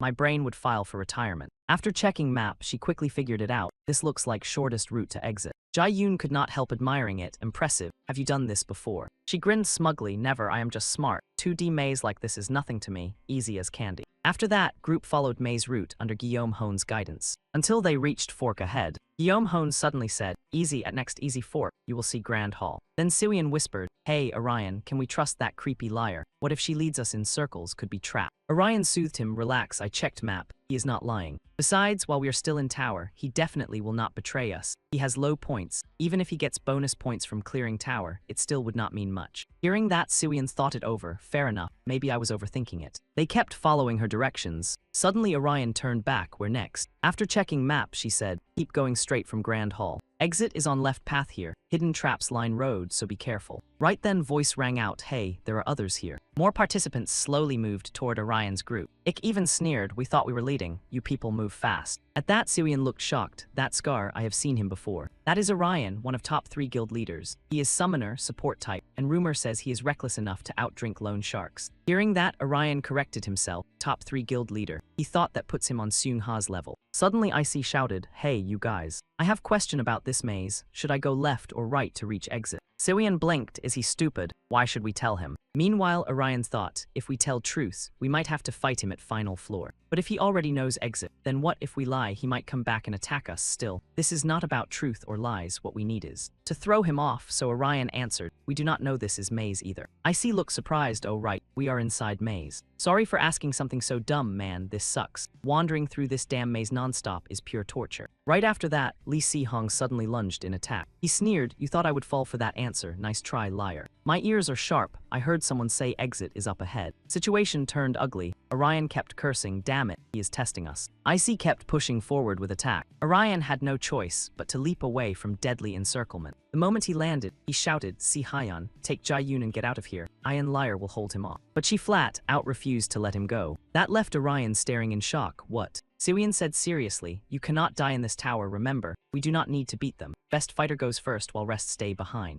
Then Jae-yoon spoke up. I agree too. You understand how roguelike games work, so you have to keep moving forward. Orion thought it over. They were not wrong. Survival was online right now. Only thing that mattered was getting at least one person out alive into top floor. At last Orion nodded. Fine, I go first. See you later. Siwon told him not to worry, saying they would catch up fast. Before leaving, Orion even ordered D-1 Isu. Help Siwon fight. Good luck. Guillaume Hone grinned. Relax, I am no rookie. My pride is online, so I will go all out, as long as you pay me fair. Then Orion bolted. But Wai Xiong did not let him slip away that easy. Where do you think you are running? Match is not over yet. He instantly used summon skill, Severus. But bad luck hit hard. Aisung's finisher got blocked. That pissed him off. What with D-1 Isu? She taunted him, then why not try another summoner? No matter match, I will drag it into overtime. How about that? Meanwhile, Siwon was locked in fight with other two. Then Najong spoke up. You know what? Support guy cannot beat two top-tier attackers. Junsung Oswald agreed. Yeah, that is common sense. Only our leader can pull off move like that, or some full-on legend. Ignoring mockery,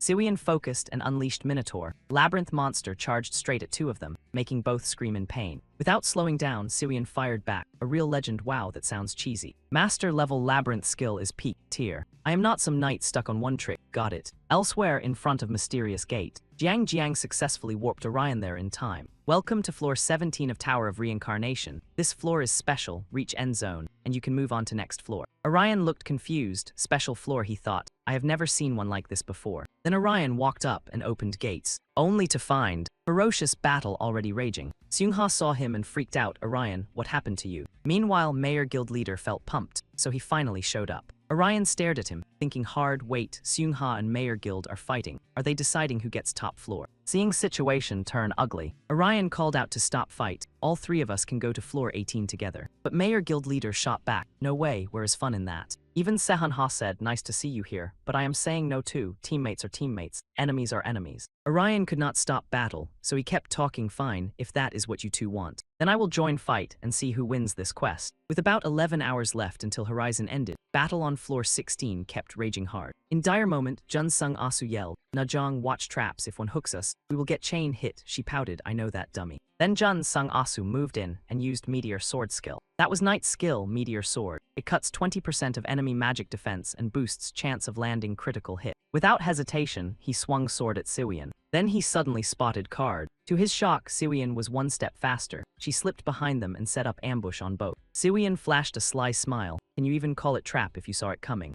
With that, magic exploded. In seconds, it wrapped around both of them. Junsung Asu and Najong froze in shock. Siwon smirked, I got gift for you. It is whole batch of fun little traps. Dodge them if you can. Then she yanked massive mysterious box toward herself and triggered it, sending battle straight into chaos. In another corner, D-1 Isu stayed, locked onto her own fight. She kept directing puppets into battle against savage monsters. Things got even more intense, and Aisung blurted out, not bad, you are good enough to make me a little nervous. About as nervous as me, before eating bowl of spicy ramen. Suddenly, Wai Xiong slid back a step. Then Guillaume Hone noticed teleport item. Wait, no. He had already used skill to summon himself behind her. Before she could react, Wai Xiong kicked her hard. One head flew clean off body. Only then did he realize it was Puppet. I guess she was too scared to fight back. Then he froze in shock. Puppet arms were locking down Usyong's legs. And right in front was Puppet Master. Not even a shred of fear, Usyong smirked. I was not expecting you to spring trap like this, my bad. I lowballed you. Guillaume Hone fired back. No need to apologize, die. With that said, she used Song of Puppets. Master skill of Puppet class, Kyuka summons endless puppets to attack one target. Faced with deadly pressure, Aisung flashed confident grin and unleashed his trump card with Vanta Black summon skill. That stunned Guillaume Hone. What in world is going on? I can't see anything.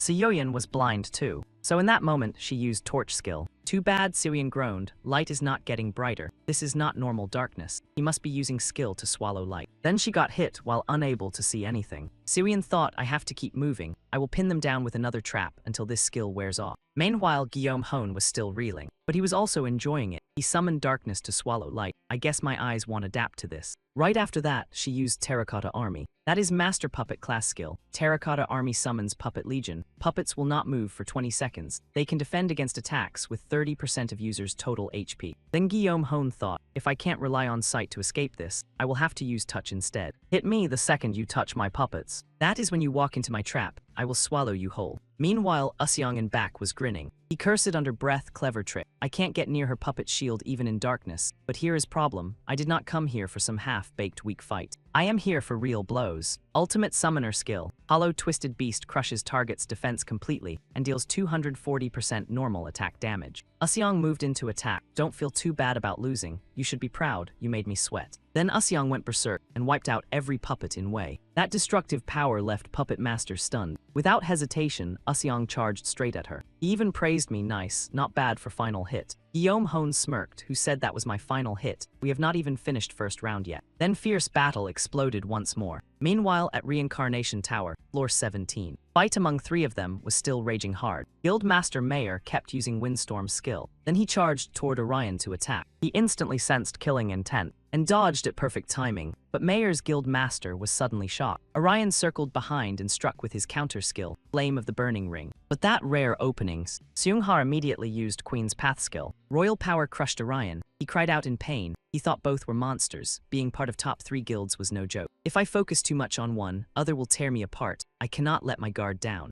Plus, both guilds Orion was fighting, he thought. I want Rison and Mayor to wipe each other out while I stay out of it. But that would make them hate each other, so they would ignore me now. Still, I am not in full disadvantage. Right away, Orion unleashed Grudge Harmony, Beast Claw, counter skill. That left Guildmaster Mayor pretty shocked. A double counterattack. Meanwhile, Seung-ha found it fun. He used our attack against him to counter both of us at once. That is classic beast counter technique, but his timing was perfect. I knew it, he will not go down easy, even with 2 of us. Fight kept getting more intense. Orion could not hide his shock. Magic Stone. Right then, Usyong's voice rang out, "Hey, don't hog all fun." That shocked everyone. Ikong added, "Let me join, I am warmed up too." Seeing him, Orion could not help wondering. "What are you doing here?" Asked like that, Usyong played innocent. "What do you mean? You worried something happened to your friend?" "I sent them back to town already, yeah. They're probably waiting for you now." Hearing that, Orion clenched his teeth, pure fury flashing in his eyes. Usyong waved it off. "Hey, don't get so mad. They went with my friend. Eye for an eye. Besides, you can't really die in this tower, right? So relax. I am not even mad. One thing does bug me, though you guys went ahead without me.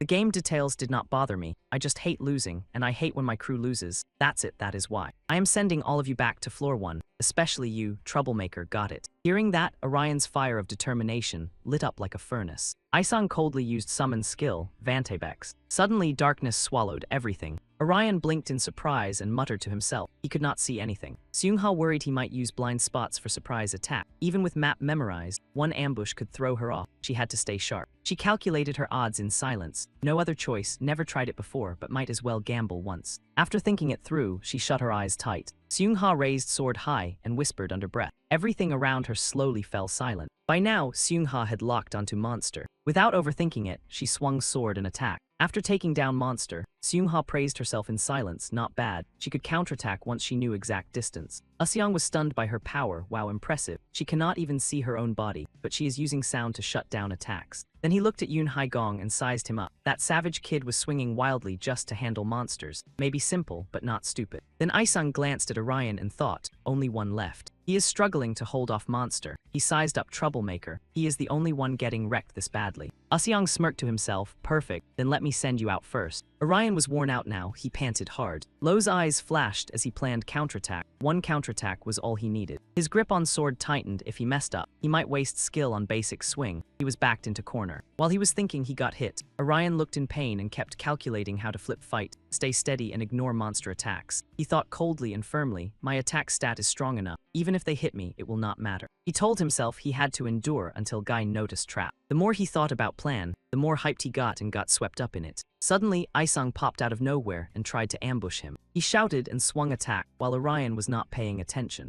He froze, staring as blades slowly closed in on him. Usyong's sword was just inches from his neck. Orion suddenly jumped back and used Beast Tamer counter skill. Isung did not expect him to counter. He frowned, wondering, what the hell, a counterattack. His eyes stayed hard, not enough. I found his position, now I need to hit harder. Then Orion used Revenge skill, Hellfire Frenzy. Skill's power hit too hard, and Isung screamed in shock. At same time, Seung-ha appeared and stabbed him once. She said coldly, you should not be that loud. I know exactly where to find you. Seeing her, Usyong snapped and yelled, Usyong-ha. But then he activated Battlefield skill. He poured in power and summoned Monster. Summoned Spring God Flora. System popped up with skill info. Area summon. Spring God Flora unleashed a dazzling cherry blossom storm that slowed anyone it touched. Orion was shocked and judged debuff skill. Oh no, my body is already starting to feel heavy from carrying debuff item this whole fight. He remembered heart-shaped item he had been holding. Suddenly, Yoon Haiyong appeared from behind. Without saying word, he attacked. Orion was too tired to do more than block those attacks. While fighting, he mocked him, slower than yesterday, you okay over there? Orion smiled and answered, I am just carrying too much junk in my bag, way more than usual, honestly. His mind was a tangled mess. What was he supposed to do, surrounded on all four sides like this? He barely had chance to land killing blow. Looking at chaos before him, Orion thought hard. He needed strategy. What was best way to break this mess? He sank into his own thoughts. Then Orion muttered, forget it. I do not even want to think anymore. This is survive or die. Without overthinking, he charged in with Beast Tamer Rage skill. He fought Yun Haiyang while Seung Ha battled Usyang on other side. But then she got hurt after taking hit from him. Right then, he showed up and struck back at Usyang. His eyes now burned with sharp killing intent. Though caught off guard, YZO still blocked it. He grinned inside, dummy. Now you're moving slower because you rushed into my skill zone without thinking. Seeing that, he used his high-tier summon skill, 4 Great Dragon Gods. At the same time, the system popped up with an explanation. If all 4 hits land, each strike deals 70% of magic power, for total damage of 310%. Orion looked totally dazed. Seeing him like that, YZO got even cockier and kept attacking. That hit shattered the ground where he stood, kicking up a thick cloud of dust. At that same moment, Orion jumped high into the air. He was still smiling when he froze. I didn't know this Avenger guy had teleport skills. Yingzai-yo-o watched from outside, grinning, wait, he's not just attacking randomly. He was stunned by his own guess. He was dragging the resurrection guy into battle, just to find a shot, climbing to floor 18. Seung Ha was shocked too and said, I should have seen it coming from Orion A, but do you really think you can slip through like that, if you plan to jump in? Without warning, all 3 of them charged him at once. Seung Ha added, we'll give you one nasty beatdown. Their combined force blew up that whole spot. Orion got launched far away and screamed in pain. Even covered in wounds, Orion still forced himself back up. Seung Ha and Yuan Haiyou just stood there, dumbfounded. Then a stone slab appeared before them. Seung Ha said in shock, that gravestone, is this the Avengers' finishing move? She suddenly realized something and thought, so he wasn't trying to break past us to reach floor 18, he was doing something else. He was trying to gather all 3 of us in one place. Orion smiled and explained, I have a debuff item, so I can't attack like usual. His eyes turned calm as he went on, that's why I had to run like crazy to get away. It gave me a chance to use my ultimate move. Yuan Haiyou asked in shock, so you weren't trying to escape just now? Orion quickly shook his head, of course not. He lifted his sword high and said with conviction, I have one goal, kill you. Everyone went silent after hearing that. Then Orion launched his attack at all 3 of them. Another explosion hit, and this one sounded even louder. Cut to another place, Siwian sat there full of nerves. Guillaume Hone laughed and asked, you worried? You think he'll lose to Orion? She thought for a moment and answered, I'm not worried about that. What I'm worried about is... She blurted out her concern. What if a bunch of hotties at final floor try to seduce him with sexy dances? Guillaume Hone burst out laughing. What, so that's what's got you stressed? Siwian trusted Orion completely and said, besides that, I'm not worried about anything else right now. I honestly can't picture him losing to anyone. In another corner, Jai Yun lay flat on ground, exhausted and bitter over shock of losing. Sane shifted to door. Inside was Jiang Jiang, now at Rebirth Tower floor 18. Jiang Jiang suddenly said, welcome to top of tower. Orion looked wrecked, but Jiang Jiang kept talking Orion. Hearing that, he smiled with relief. Jiang Jiang kept going, let me explain this floor's game. Final challenge you must pass is attack trial. Jiang Jiang was still explaining, you'll use shards of destruction to hunt during attack. At same time, system appeared with explanation. Exclusive Rebirth Tower item, destruction shard, kill instantly anyone pierced by shards. Shards vanish after use. Orion listened in shock as Jiang Jiang said, monster you must beat is Rebirth Tower itself. It's the tower. He stayed silent for a long moment before saying I. Orion blinked and asked, huh? Jiang Jiang smiled and repeated, I'm Jiang Jiang, your guide. I'm also soul of Rebirth Tower. Orion clenched magic stone in his hand, still not getting any of this. Orion asked suspiciously, so I just kill you with this thing? Jiang Jiang nodded fast, correct. If you kill me, you'll clear floor 18, then you'll get reward in return to starting floor. Orion stared blankly, thinking, what in world is happening? I don't want to kill Jiang Jiang. Something SO, what did I miss? Seeing him freeze up, Rang Rang tried to calm him, don't overthink it, it's all illusion anyway. Orion blinked, illusion. It smiled and explained, yep, everything you've experienced in Tower is my dream. If it's Tower's dream, none of it matters. Jiang Jiang kept explaining, I was cursed by wizard association. Now I'm forced to relive same dream forever. That's why I'm stuck here, not alive, not dead. Ignoring his stunned face, Jiang Jiang went on, even if you finish me, I won't truly die, dream just ends, so don't torture yourself, just kill me. Orion could hardly believe what he was hearing. Then he asked, even if it's all an illusion, nothing will go back to how it was before, right? Holding stone tight, he smiled and said, I mean, even if it's just dream or illusion, I can still see and feel it. Orion voiced his doubts, that's why I feel torn, but I can't help. The emotions are real too. Orion said with a smile after laying it out. Jiang stared for a while, then answered, I get it, still, you have to kill me if you want to pass this stage mit. Orion laughed helplessly and said, that's problem, I want to clear this stage fast, but you're too cute, I'm not sure I can do it. But he still had doubts, thinking something about this felt off. Seeing him stuck in his own thoughts, she warned him time was limited. He had to move fast, this was a competitive game, so other players could show up anytime. If someone else cleared this floor, he would get sent back to floor 16. Orion replied with total chill, other players, I do not care. I already killed everyone on floor 17. He said it with full confidence before I came up here. Then a blade suddenly pierced through him. Orion stared in shock, unable to believe what was happening. Seung-ha appeared and said sorry for the trouble, but I have to keep going. While Orion was still stunned, she used skill Queen's Dominance. System notice appeared. Queen's Dominance, Queen's Protection, temporarily immobilizes enemy with attacks from behind. Orion groaned from pain. Seung-ha laughed and said sorry, Orion, if you had moved a little faster, you could have grabbed top rank. Orion shouted in shock, Seung-ha, what are you doing here? I beat you on floor 17. She answered his question, lucky for me. I picked up item called Aaron the Witch's Meat. During my climb up tower, I can use it to revive once at spot where I died. System info appeared again. Tower of Rebirth, exclusive item from Aaron the Witch. Lets user revive at spot where they died. Aaron the Witch succeeded in creating spell that brings user back from dead, but revival is not a freebie. Orion asked through pain, a revive item in his mind. He cursed at himself, damn, I had no idea stuff like this existed. Seung-ha shrugged and said anyway, do not get in my way. It already hurt when you hit me with max damage on both body and heart. Sorry, buddy. She walked over coldly, pulled out stone, and said, and now to reach finish line, I just need to kill this cute little thing, right?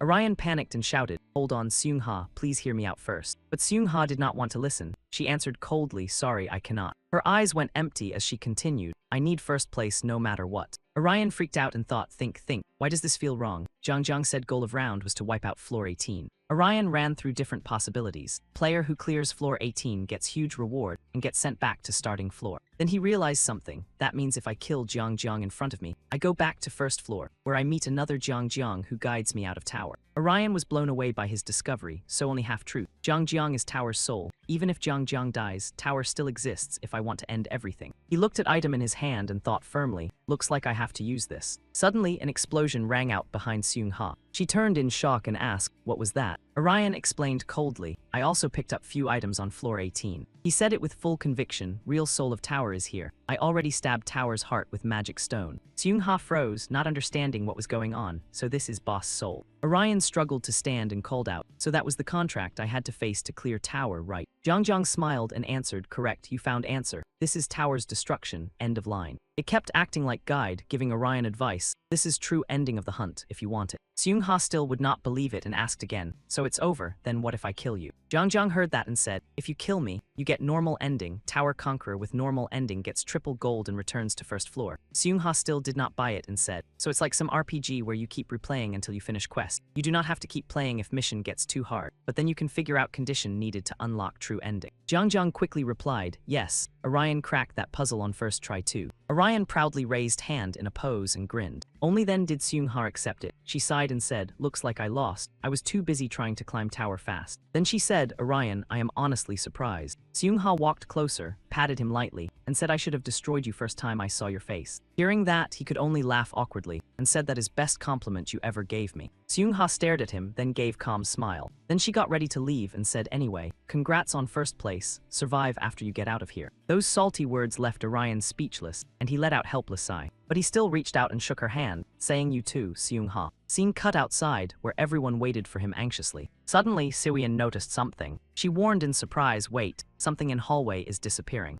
Hon stood up stretched, and said looks like mission is done. Now I am curious who took first place. Suddenly, Siwian felt someone appear beside her. Seeing who it was, all three shouted at once, Orion. Jae-yoon rushed over worried and asked, what happened, did you clear floor 18? There was no cute girl up there, right? Then Jae-yoon also lunged in and asked, what about that mascot, did you run into it, did you kill it? Orion awkwardly wondered in his head, cute girl. But he gave no answer, only made quiet sign for silence. Suddenly, he waved hand and opened system. Siwian stared wide-eyed in shock. She yelled in disbelief, 610, 0 points. That was a landslide victory. Orion asked with confidence, what do you think, not bad right? Siwian turned red, tears welling up. She rushed in and hugged him, saying you are number 1. He held her close and smiled. System notice appeared, Orion Lei, rank 12 th1st. Scene cuts outside area where everyone is hanging out. Najong stared at leaderboard and whistled. new update dropped, and top player was sitting on 610, 0 kill points like it was pocket change. She turned to teammate and asked, "You know anything, even if we add up all our points, we still will not touch that number." Jun-sung Asu stared in shock, and Najong could only sigh in disgust. What a letdown. Jun-sung Asu heard that and worriedly asked group leader, "What do we do now? We will lose if we do nothing." Ikong leaned back and replied, "No doubt about it. Avenger is taking first place at this speed, so we have to hunt that guy down." Jun-sung Asu panicked and asked, "What a trap, for real?" Najong nodded and said, "Isn't this a little too much?" Seeing teammates push back, he smirked and said, "I never said we would kill him ourselves. We just need other players to do it for us." Asyang's face grew nastier as he said, "Once they see his score, they will be trembling in their boots. No way he earned 2 million points by farming monsters alone." He held out his hand and kept going. That means other players will do one of 3 things. They will quit together, try to negotiate, or get even more savage. Wei Xiong stayed quiet for a moment, then said, "We can use our 3-man advantage. Start by telling them Avenger is in first place and make them go after him." Wei Xiong laid out plan carefully. He may be talented, but there is no way he can handle dozens of people at once. Suddenly his voice got louder. "That is when we show ourselves, threaten him, or try to cut a deal. We have to catch Avenger." Jun-sung Asu hurriedly said, "Yes sir." Nagan casually answered, "Got it." Ikong said coldly, "Until event ends, we are playing survival game." Ikong flashed a sharp grin and added, "Then we see who lives and who dies." Far away, Orion was still having fun with Suian, clueless about danger creeping in. Inside subway tunnel, Orion kept moving fast, grinding forward like his life depended on it. Suddenly, bad vibes hit him like a brick. Right behind him, Giant Bear suddenly appeared. It charged at him like it wanted him for lunch. Seemed like another player with beast transformation skill. He sprinted at Orion and snapped, "Where do you think you are going?" The guy still reacted fast, using Red Thorn to stop him from closing in. At same time, he fired back with counterattack skill and slammed heavy momentum into him. Not stopping there, Archer suddenly appeared behind him. He used Sky Rending Arrow skill and shot straight at Orion. But the guy still managed to block it with Phantom Revenge technique. 2 hours earlier, Siguo Orion, we have about 8 hours left. We are fine as long as we keep current rank. The guy calmly replied, "Right, stay sharp and play safe until event ends." Guillaume Hone suddenly laughed, "You too sure it is that easy? You guys are winning hard, score gap this crazy will make people lose their minds. Other players will start changing moves once they see first. Play score, clear now." Shiguo immediately frowned. "What do you mean? You think they will try to flip table?" But Jai-yoon cut in. She was saying they might target Orion. Still, Shiguo could not get it. If they attack him, they still cannot steal kill points, right? Yi-yun confidently said, "Exactly. And that is why it gets extreme, in theory. Nobody can win anymore. So they will either give up or decide to drag everyone down with them. During final hours of event, those players might ignore quests and focus on hunting Orion." Shiguo heard that and slowly got it. "Yep, totally Josh style." Orion looked conflicted. "Fine, try it like this then." Back in present, he faced 2 enemies at once, but Orion was not getting bullied that easily. At that moment, he used Memorial Flame skill. That left both enemies struggling like cats in bathtub. "This is my chance." Even so, both of them stayed stubborn and kept chasing him as he tried to escape. At same time, Ike Ong's group also made it to subway tunnel. Jun-sung Asu was bursting with hype. "Told you so." Other players are spreading word that Avenger is at top of leaderboard, and now they are hunting him down. Wei Xiong could not hide his grin. "I said it. Told you my prediction was dead on." Najong saw it differently. They are no match for Revenge Guy. I doubt they catch him before mission ends. But Asyong did not care much. This is psychological warfare. Najong looked confused. "What do you mean?" He smirked. "When someone is being chased, survival instinct beats hunger for victory. We win as long as we push him into corner mentally. Then we negotiate. That is only way to make him surrender." Back to Orion, he still felt uneasy. "Did I shake them off? I thought Ritz would be fast enough to keep up, but looks like I am faster than I thought. I need to control movement speed, or whole plan is cooked." I knew guilds would come for me, but I did not expect solo players too. Must be guilds spreading rumor to bait others into hunt. Right then, one player appeared and rushed him head on. Lucky for him, good reflexes let him slip away. "Wait, is that Necromancer skill?" Sure enough, he ran into Necromancer again. She looked thrilled, "So we meet again. This time I will crush you. This will be last time I cross paths with you." She instantly cast Bone Fury skill and slammed him with a lightning fast attack. Even though Therium kept trying to talk sense into him, Joss's dead leader refused to stop. "Back off. Hitting me will not help anything. Your little speech is not changing her mind. You sure about this?" She says killing you would feel ridiculously refreshing. In end, she still goes for that 100-person mushroom move, boxing him in like rent is due. With no way out, he fires back using ultimate blood tier technique. She cannot react in time, eats full hit clean, and drops unconscious on spot. "I told you already that stuff does not matter. You are not my opponent. So keep trying if you want, but beating me is not on your menu." Scene shifts outside city. Orion is still wandering around, trying to find way like GPS lost signal. 3 hours left, no, closer to 2. Good news, leaderboard has not changed yet. Second place has 200 points, probably shared score from Jason's guild. They are right behind me, so I need to watch out. They may try to jump ahead at final chart. But this time, luck seems to ghost him. He accidentally runs straight into Orion's guild. Ground around him suddenly explodes. He instantly panics. Magic stones, great. Now my speed is getting nerfed. At same time, Usyong appears with calm voice. Relax. We did not come here to fight. We only want to make deal, okay? Situation leaves him blinking in confusion. Deal. Usyong openly admits it. I watched them. Other players are hunting you in circle. So here is offer. Give us what we want, and we protect you until event ends. Orion starts connecting dots. So these guys leaked that I am ranked first. Then he asks, fine, what do you want? Usyong lays out proposal right away. Half your hunting points. In return, we give you temporary allies and protect you until event ends. How does that sound? Offer makes him hesitate. Half my hunting points. Right then, voice rings out. Look, I found Avenger with pressure closing in. Usyong keeps pushing him, so you may be good, but no way you win if they all team up. After thinking it over, he decides to accept. Fine deal, let us become allies. I am getting sick of being chased like limited edition merch. His choice clearly pleases Usyong. Smart pick. Welcome aboard. Orion says, we become allies once I send points. Right, Usyong answers. We sing happy friendship songs as soon as I get points. But he has no clue it is all a setup. Idiot. I do not need ally once I have your points. First chance I get, I will toss him to those fools outside. Do not feel too bad, kid. You are still young. Adults climb ladders by stepping on mud and calling it strategy. A moment later, Orion finishes transfer. I sent it. Usyong says, good, let me check. But then Usyong's face twists into pure villain math, because he only received 5 points. Usyong explodes. What kind of nonsense is this? I did not ask for pocket change. You were supposed to send at least 1 million points. Can you not do math?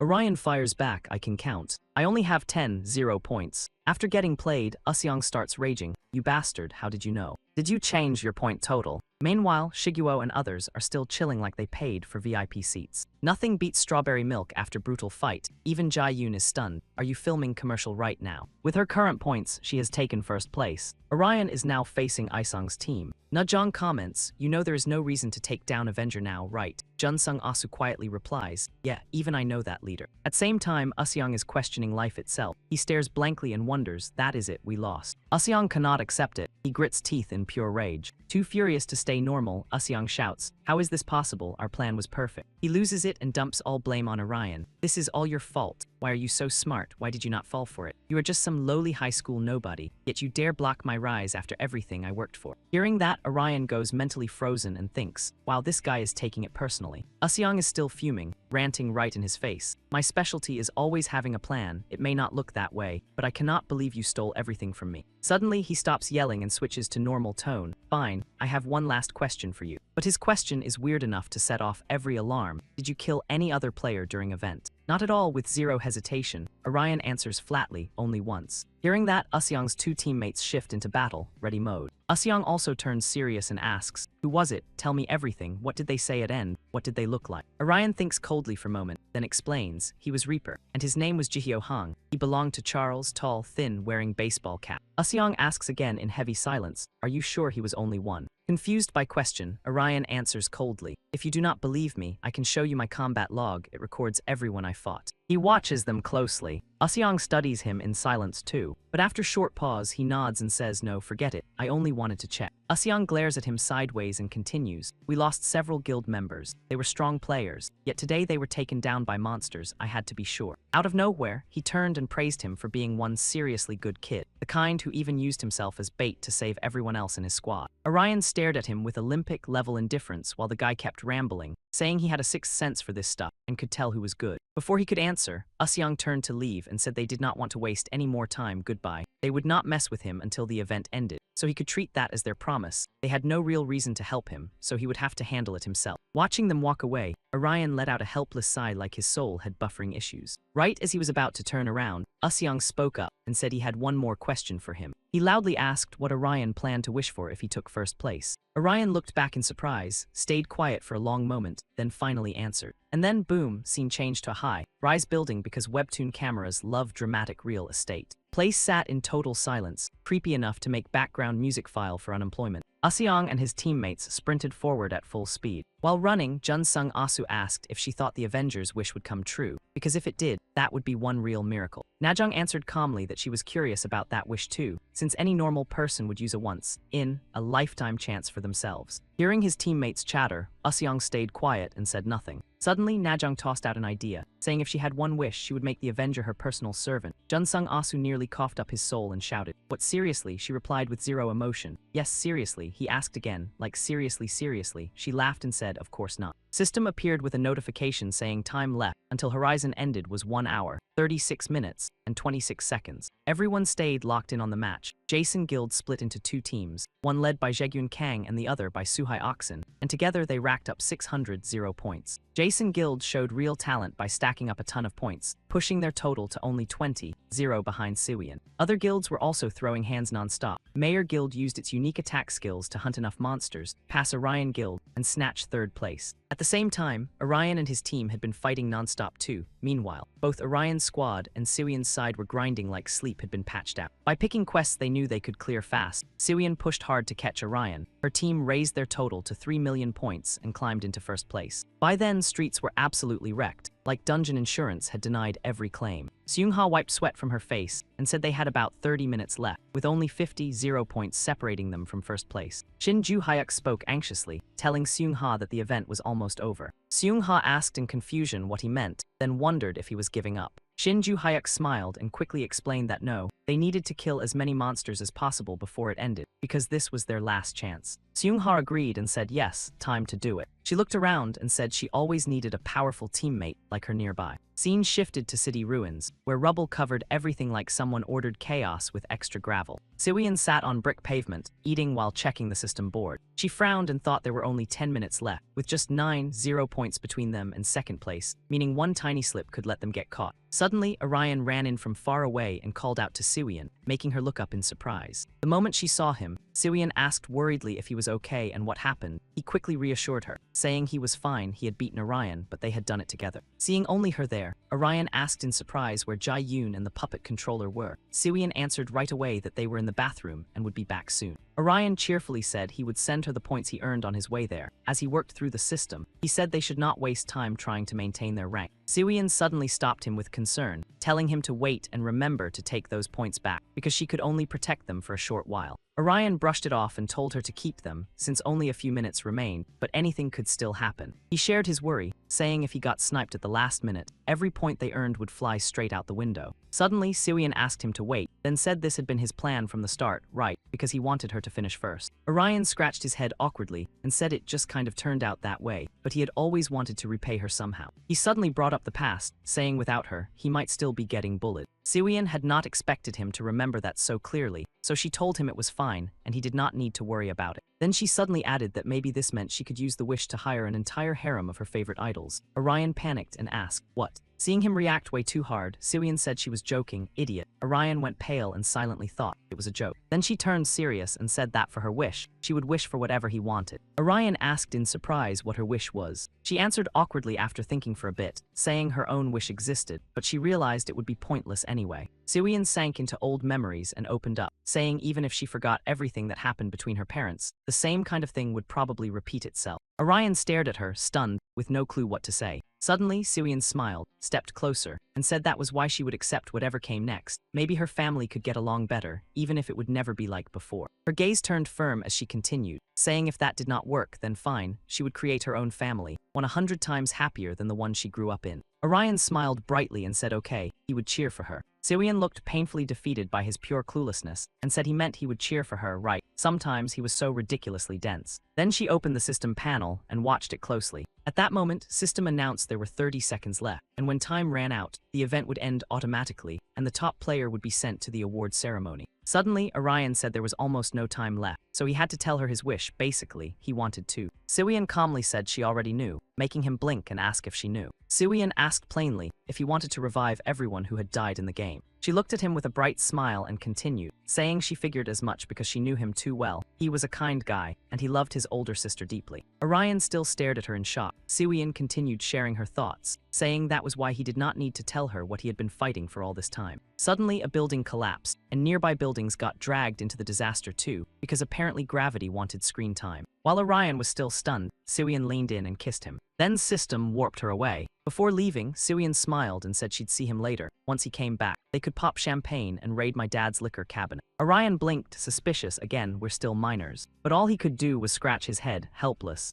Orion sighed and answered, yeah, I guess. Just once, probably fine. Right after that, Siwian got teleported out. Orion watched her go and muttered, well, that's that. He looked up as sky slowly shifted blue and laughed. End of horizon, huh? Suddenly someone called Orion. He turned and saw Jae-yoon. In shock, Jae-yoon pointed at Sky and said, look at Sky behind you. Orion froze and looked up. Stars. Scene before him left Orion speechless. Weird cube appeared in Sky. With one eye in center, Orion blinked and whispered, what in world? Strange entity suddenly showed up in Sky. Orion could not hide his shock. What is that? Looks like event is not over yet. At same time, system info panel popped up. Update will begin immediately. At this point, he still could not figure out what was happening. Did I revive boss with my wish? Is that why this is happening after all? He was just admin, wait. Looks like Jusian and Siako are still dead. Guess my wish still has not come true. What is going on? At same time, Jae-yoon warned Orion. That means boss is not admin. Jae-yoon started getting nervous. No, that means nothing, doctor. Maria and boss are only two allowed to use AI. Suddenly, Orion felt uneasy. So he turned and grilled her. Hey, Jae-yoon, where did controller go? But she stayed calm and said, she was right behind me 1 second ago. Then he turned around and saw nobody. That sent Orion deep into thought. Right then, a stranger approached them. Lucky for Orion, he still dodged in time. He stared at his face, full of suspicion. Who was that? One of Cho's people. She quickly summoned weapons and attacked him non-stop. In just seconds, Orion regained his cool and fired back with a skill. His hit seemed to damage him, even with Z24 Simulator. I can't beat someone already evolved. Suddenly, Jae-yoon shouted for both to stop. Who are you? Why are you doing this? Event is over. But she stayed ice cold. Event may be over, but game sure isn't. You should know Jae-yoon. Her words instantly scared him. How did she recognize me? I changed whole body and face. She seemed to know everything about both of them. Then she softly told Orion, I did not come here to fight you. You do not need to get so excited. Even so, he still had no clue what her goal was. What are you saying? Are you one who recruited me? But she denied it. That was just one step to prove your strength. I'll overlook apology. Orion was getting more and more worked up. Then who are you? What do you want from us? Yet Assassin answered calmly, I'll explain everything, but not here. Area is by Hoi Sup Lake. I want you to come with me. We should not plan your refusal. Right then, a barrage of lasers locked onto Jae-yoon. It instantly threw him into chaos. Orion was furious. Damn it, I can use my skill to block bullets, but with Jae-gyun I can't. Even now, she stayed firm. I have no intention of killing you. We are only proving our organization's ability. In real fight, we would not care about using lasers. Best thing is cooperate and come with us. We will not give you trouble. Do not start pointless fight. After all, neither of us gains anything from war. Elsewhere, Shiguo was suddenly teleported to huge mansion. She could not help staring at luxury around her. Where am I, palace? Does this mean I finally got recognized as queen? Sure enough, a boy came up to greet her a few seconds later. He explained this was Light Palace, place where rewards were handed out. My name is Kui, I handle prize distribution. Shiguo was a little surprised by him. That voice sounds like QT system. Did system turn into NPC? Fine, give me reward. We then announced, highest ranking player, you receive $9 billion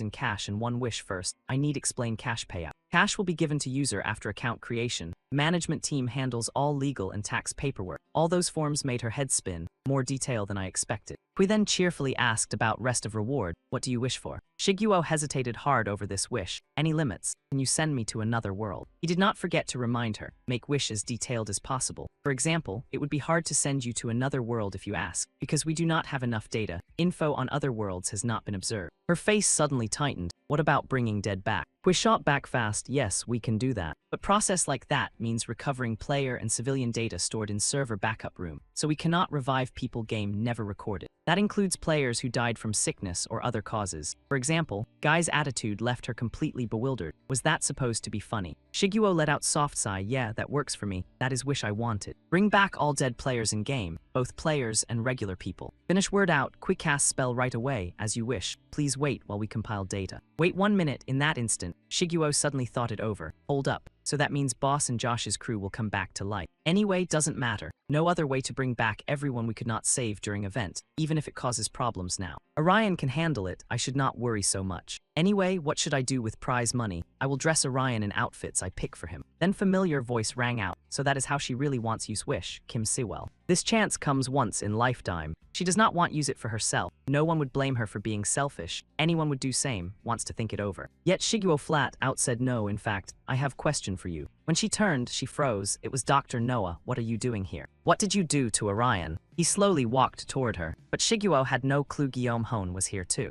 Now she flashed sly grin. I did it. Grit's game show is a success. I was worried system security would catch me, but I got in with Orion's backup data path. I always had another way in. Now all I need is use admin rights. Easy. They still have not noticed I am here. Soon enough I will become god of New World. I will have butterfly. Dr. Noah gently advised Shiguo. You will not need worry about Orion or anyone else. They have been shifted into wormhole or somewhere. You should know that they are in virtual space called afternoon room. Shiguo instantly wore suspicious face. What are you talking about? I thought people who passed through wormhole zone were moved out of event area. Yet he still denied it. Everyone who escaped was sent into virtual world. Better to let them leave. There they do not feel fear, hunger, or invasion from anyone. That is what I would do if you want. Shiguo looked more and more stunned. So that is why we could not enter afternoon back then. She suddenly yelled, but why did you need to do all that? It would have been safer to take them out of event zone. But Dr. Noah stayed calm. I already told you, that was my decision. End of world is coming, and I need prepare. Like you thought, COVID world will not last much longer. It will be reborn. Like new world with no sorrow or pain. Siwian clenched teeth and glared at Anoa. She broke into cold sweat. Wait, what will happen to world? He answered, this world will be destroyed and rebuilt. Like update. Siwian made disgusted face. An update? Why would you do that? Anoa pushed up glasses and said, simple. I want make better world. World like game, where one potion can cure every disease. Even bring dead back. She pursed lips. Sounds ideal, but game also full of danger, monsters and all that. What do you plan do with them?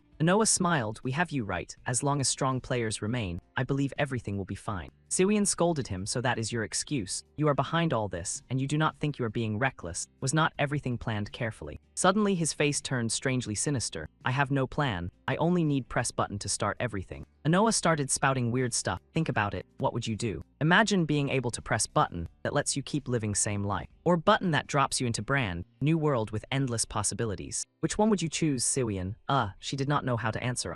He put hand on chest. No need answer. You already made choice. You picked button that bet your whole life for thrill of living. Different one. She fired back at once. Those two are not same. I gambled my life, not someone else's. Anoa gave example. But what about all people dragged into this without knowing? What will you tell them? That it was not your intent. Even though Siwian was furious, she could not do anything to him. Anoa crossed arms. Blaming each other means nothing. Our decisions are never based on logic. When she heard that, she had no comeback. Anoa continued. See Hyon. Do you know most important thing for doctor? Siwian pictured surgeon getting ready with spotless hands.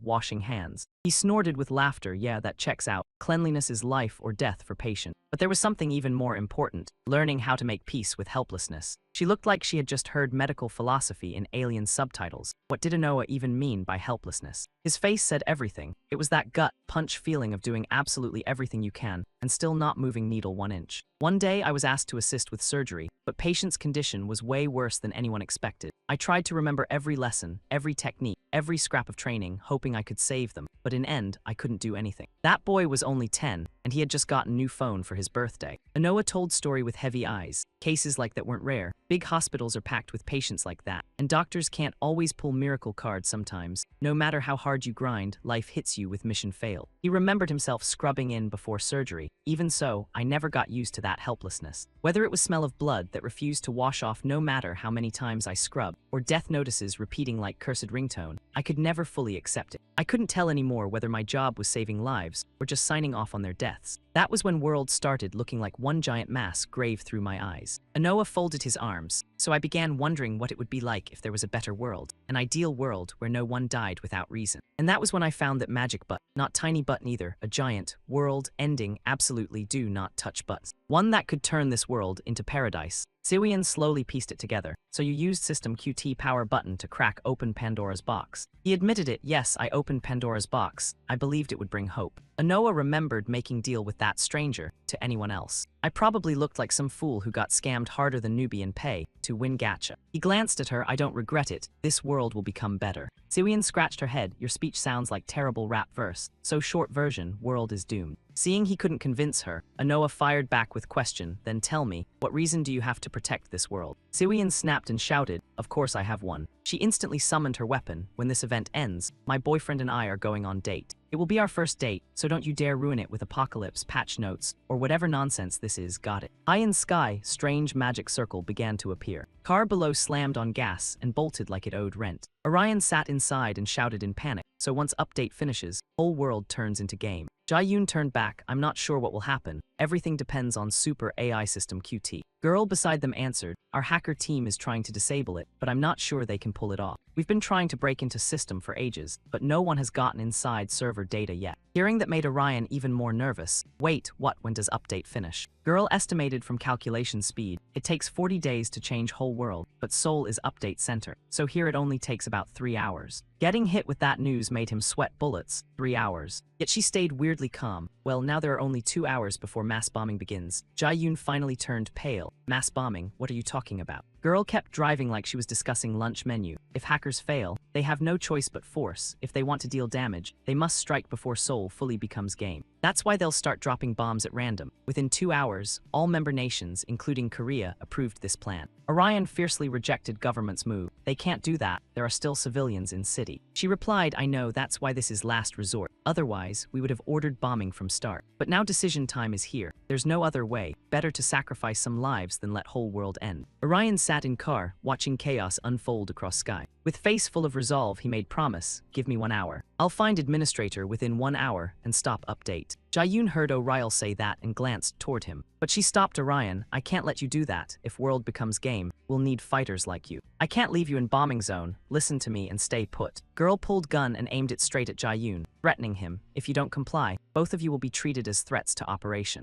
Cornered with no good move, he could only sit there and stare at her, helpless. Orion's mind spiraled. What should I do if my wish was accepted? Then people who died at our school, and everyone else too, must have come back to life. If we leave them behind, they'll get caught in bombing and die all over again. He stared at her in shock, but if I fight back, Jae-yoon dies. What do? I can't think of anything. I'm out of moves. Think, come on. Suddenly, spark flashed through Orion's mind. Then system window popped up right in front of him. Orion read each line. A party member has sent teleport request. Do you accept? Perfect chance landed in his lap, but he hesitated. Wait, this skill. Suddenly, Jian shouted, Orion, and snapped his attention back. He guessed, I don't know who administrator is, but I bet that bastard is inside that 4D CPU floating over there. If whole world goes through update 2.0, that place will be only thing unchanged and still safe. Stop administrator, hurry, I'm counting on you, he shouted with full conviction. He was stunned to see Jae-yoon trusting him that much. Jae-yoon. Girl kept threatening him, don't do anything you'll regret, Orion, otherwise your friend dies. But this time Jae-yoon flips the script and throws down a challenge. If you want to kill me, then go ahead and do it. I'm engineer who built VVR4. I know tech that can stop this world from collapsing. He drops threat with all confidence, like villain with diploma.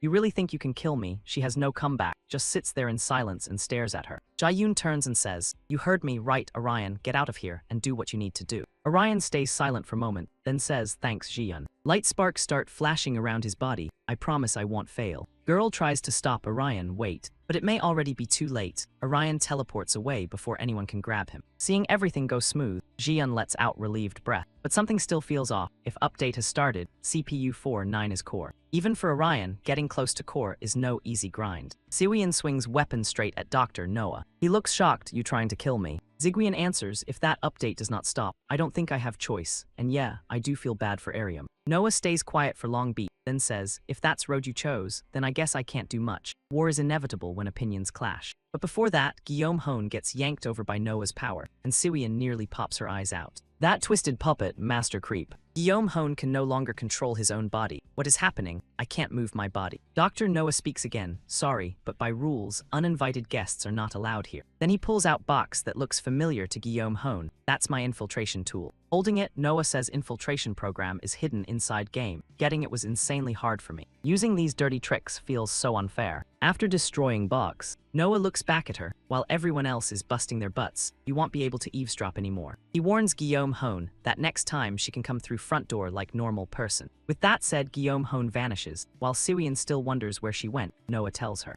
I deleted her with admin privileges. I can do that here. Admin privileges, Siwian realizes that means her skill won't work on Noah. Right now, she's staring down disaster. A bunch of thoughts hit Siwian's head. I can fight him if he's normal or if he's killer. Come to think of it, admin is basically God to everyone else. So is there really no way to win? Scene shifts, Orion gets moved to another spot in city. He looks around like detective on caffeine, but still has no clue where he is. Where am I? I thought it'd get teleported to stadium. Orion spots Seung-ha and shouts her name, plus rest of Jason Guild members. Few faces I have never seen before. In confusion, Seung-ha introduces them to him. These are guild members you saved. Orion, seeing familiar face, gets bright smile. So you remember my name after all. Anyway, I heard about it. I heard you took first place and used your wish to bring back everyone who died in game. Pretty wild stuff. Orion replies, I didn't know if wish would come true, but I still wanted to try. I am glad it did. Seung-ha cuts in. She was looking for Siwyeon's whereabouts and asks Orion about her. What about Siwyeon? I think Seok-ho summoned her. Orion quickly realizes situation and yells at everyone. Now is not time for this. Crowd gets confused by Orion's reaction. He moves with everyone to different spot and explains upcoming event. Bombing in 2 hours, plus updated news. If all that is true, we only have about 90 minutes. That's why we need to reach CPU 4D. We do not have time to waste. If we take down admin, we can stop update. I mean, we don't even know if admin is there. This is all guesswork. If admin is hiding in some other shelter, then we're cooked. Guillaume comes back to group covered in wounds. She continues, Orion is right. Admin is inside CPU, that's Puppet Master.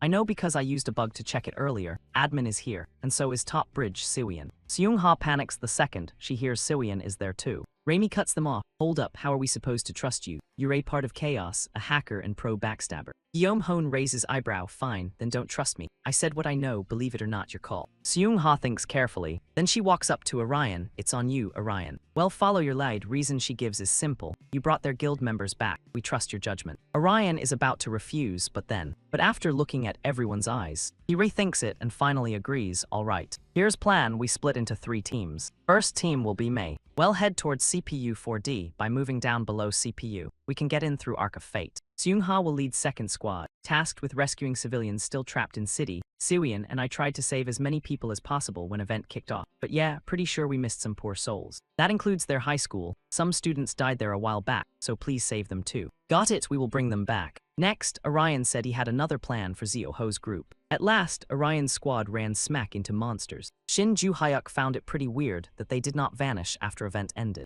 Only Orion knew what was going on. It matched exactly what Jian said. Whole world was being turned into a game, and CPU was core. Orion fired everyone up and shouted that they would grind these things down until they reached area beneath CPU. Still, do not push too hard if things get dangerous. We cannot bring everyone back if we die right here. Ayang instantly caught hype and said, all right, let's do this. Someone please keep him from turning into fireworks again. Whole crew jumped into battle, each member dropping strongest skills like they had rent due. But monsters Orion fought were different. Not super strong, sure, but there were way too many like Bargain, Bin Nightmare Buffet. Based on stats alone, they could not push us back or kill us, but breaking through would eat up ridiculous amount of time. What now? Should we ignore them and keep moving? No, we cannot. They will surround us, and then moving forward gets way messier. Then how do we flip this situation? While Orion was busy thinking, monsters counterattacked and threw formation into chaos. New player entered scene and saved disaster from becoming group obituary. Mayor guild leader blocked hit for Orion and said he had no clue what was happening, but it looked fun. Mind if I join with my guild, of course. Waves of monsters appeared, bringing their rage like they had bad customer service experience. But to Mayor guild leader, they were nothing more than harmless ants. He activated Cyclone skill.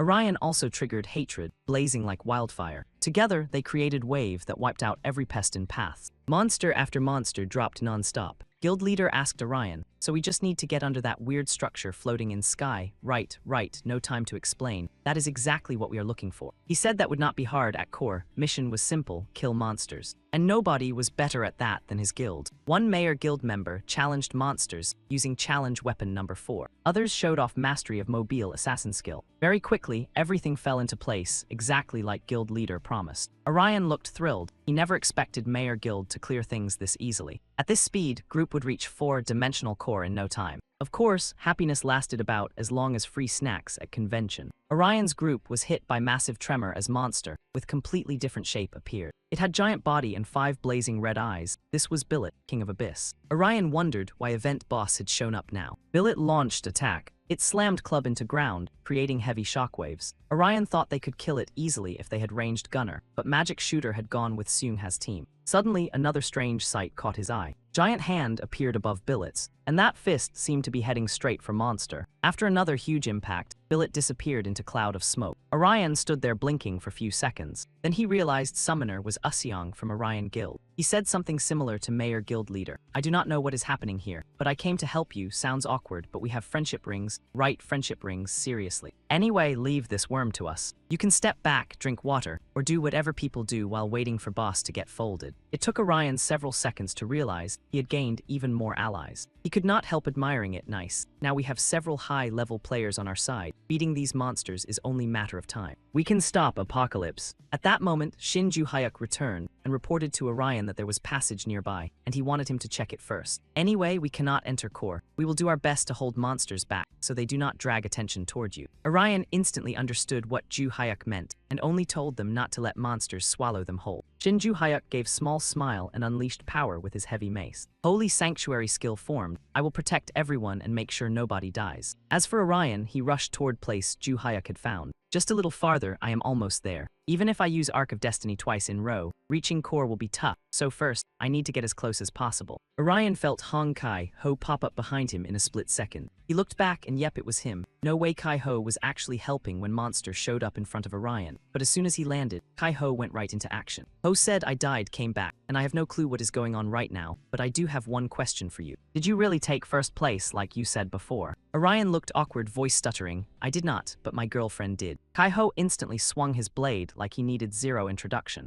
Orion nodded like, fair enough, then he explained, I shared my points with Suian, we both finished first. Either way, my wish was never just for you. Every player who died in game came back. If you think about it. Ho sighed, I do not need orders from some loudmouth who only talks and never moves. I will figure out how I want live after all this ends. With that, he slipped back into fight mode, and Orion quietly celebrated inside. Scene shift, Suian started fighting Noah with arrow trap skill. But when arrows landed, they did nothing to him. Noah chuckled, sorry admin, you can tweak game settings to allow attacks, but I am terrible at fighting, so I doubt I will even bother returning your trash talk. That was why. Kim Sewell's staff vanished without warning. Noah was reason behind it. He pointed at Suian. I will use my admin privileges to beat you. I cannot even take down high-rank player after all. Then system window popped up with save, log tab. Suian saw her day one assets disappear for no reason. So how do you like that? It is not too late to stop fighting. Why not drink tea until all this blows over? Suian's eyes went cold. This is bad. I cannot attack admin as player. What do I do? Should I run? No, I cannot. I do not know if I can come back. I need to think of something. I need stop him with spear. In the end, Suian came up with spike trap plan and used it. And that hit could actually strike Noah. He clutched pain and had no clue why he was taking damage. Then Dr. Maria appeared. She said, anonymous admin is hiding in data space, so I am not sure, but I get feeling you are behind this. Noah dropped into guilt spiral. What is happening? I thought Dr. Maria was dead. What is she doing here? Maria handed staff back to Suian. I am not used to game, so I will not fight well. But I can revoke his system admin rights in data space, then you can attack admin too. After getting staff back, Maria invited Suian to join fight. We will make great duo. It got messy, but at least Suian understood Maria's plan and what she wanted. She replied, I think you already know what I am about to say, even if you cannot play well. You have been watching from far this whole time. Noah also created decoy through Space Gate. Now 2-on-2 battle officially kicked off. Suian in new form used all resources to unleash Labyrinth Fury. Spell fired off, making Punk dodge like his life depended on it. But Power had more tricks. Ground started warping and launched him skyward. Kui in instinct regained balance and rushed in with surprisingly slick counter slash. Suian stepped back a few paces, then fired back with Thunderbolt. A storm burst around him, along with Supreme Lightning. That move looked effective, but instead it made Kui even more hyped. He transformed into monster far more terrifying. Suian freaked out at his new form. She realized he had turned into area monster. Worse, Noah was using game system to tilt match in his favor. Luckily, stuck as they were, Maria used her learned knowledge to tell Suian that Kui was NPC mimicking admin mental state. Maria told her to ignore Kui and focus on attacking admin. Easy to say, how am I supposed to ignore him? She snapped. Monster charged at Suian in full frenzy. Its wrestling-style hits turned Battlefield into pure chaos. By then Maria's body had started to fade. She said, I do not want to bother you too much, but while you fight, do not forget we are running out of time.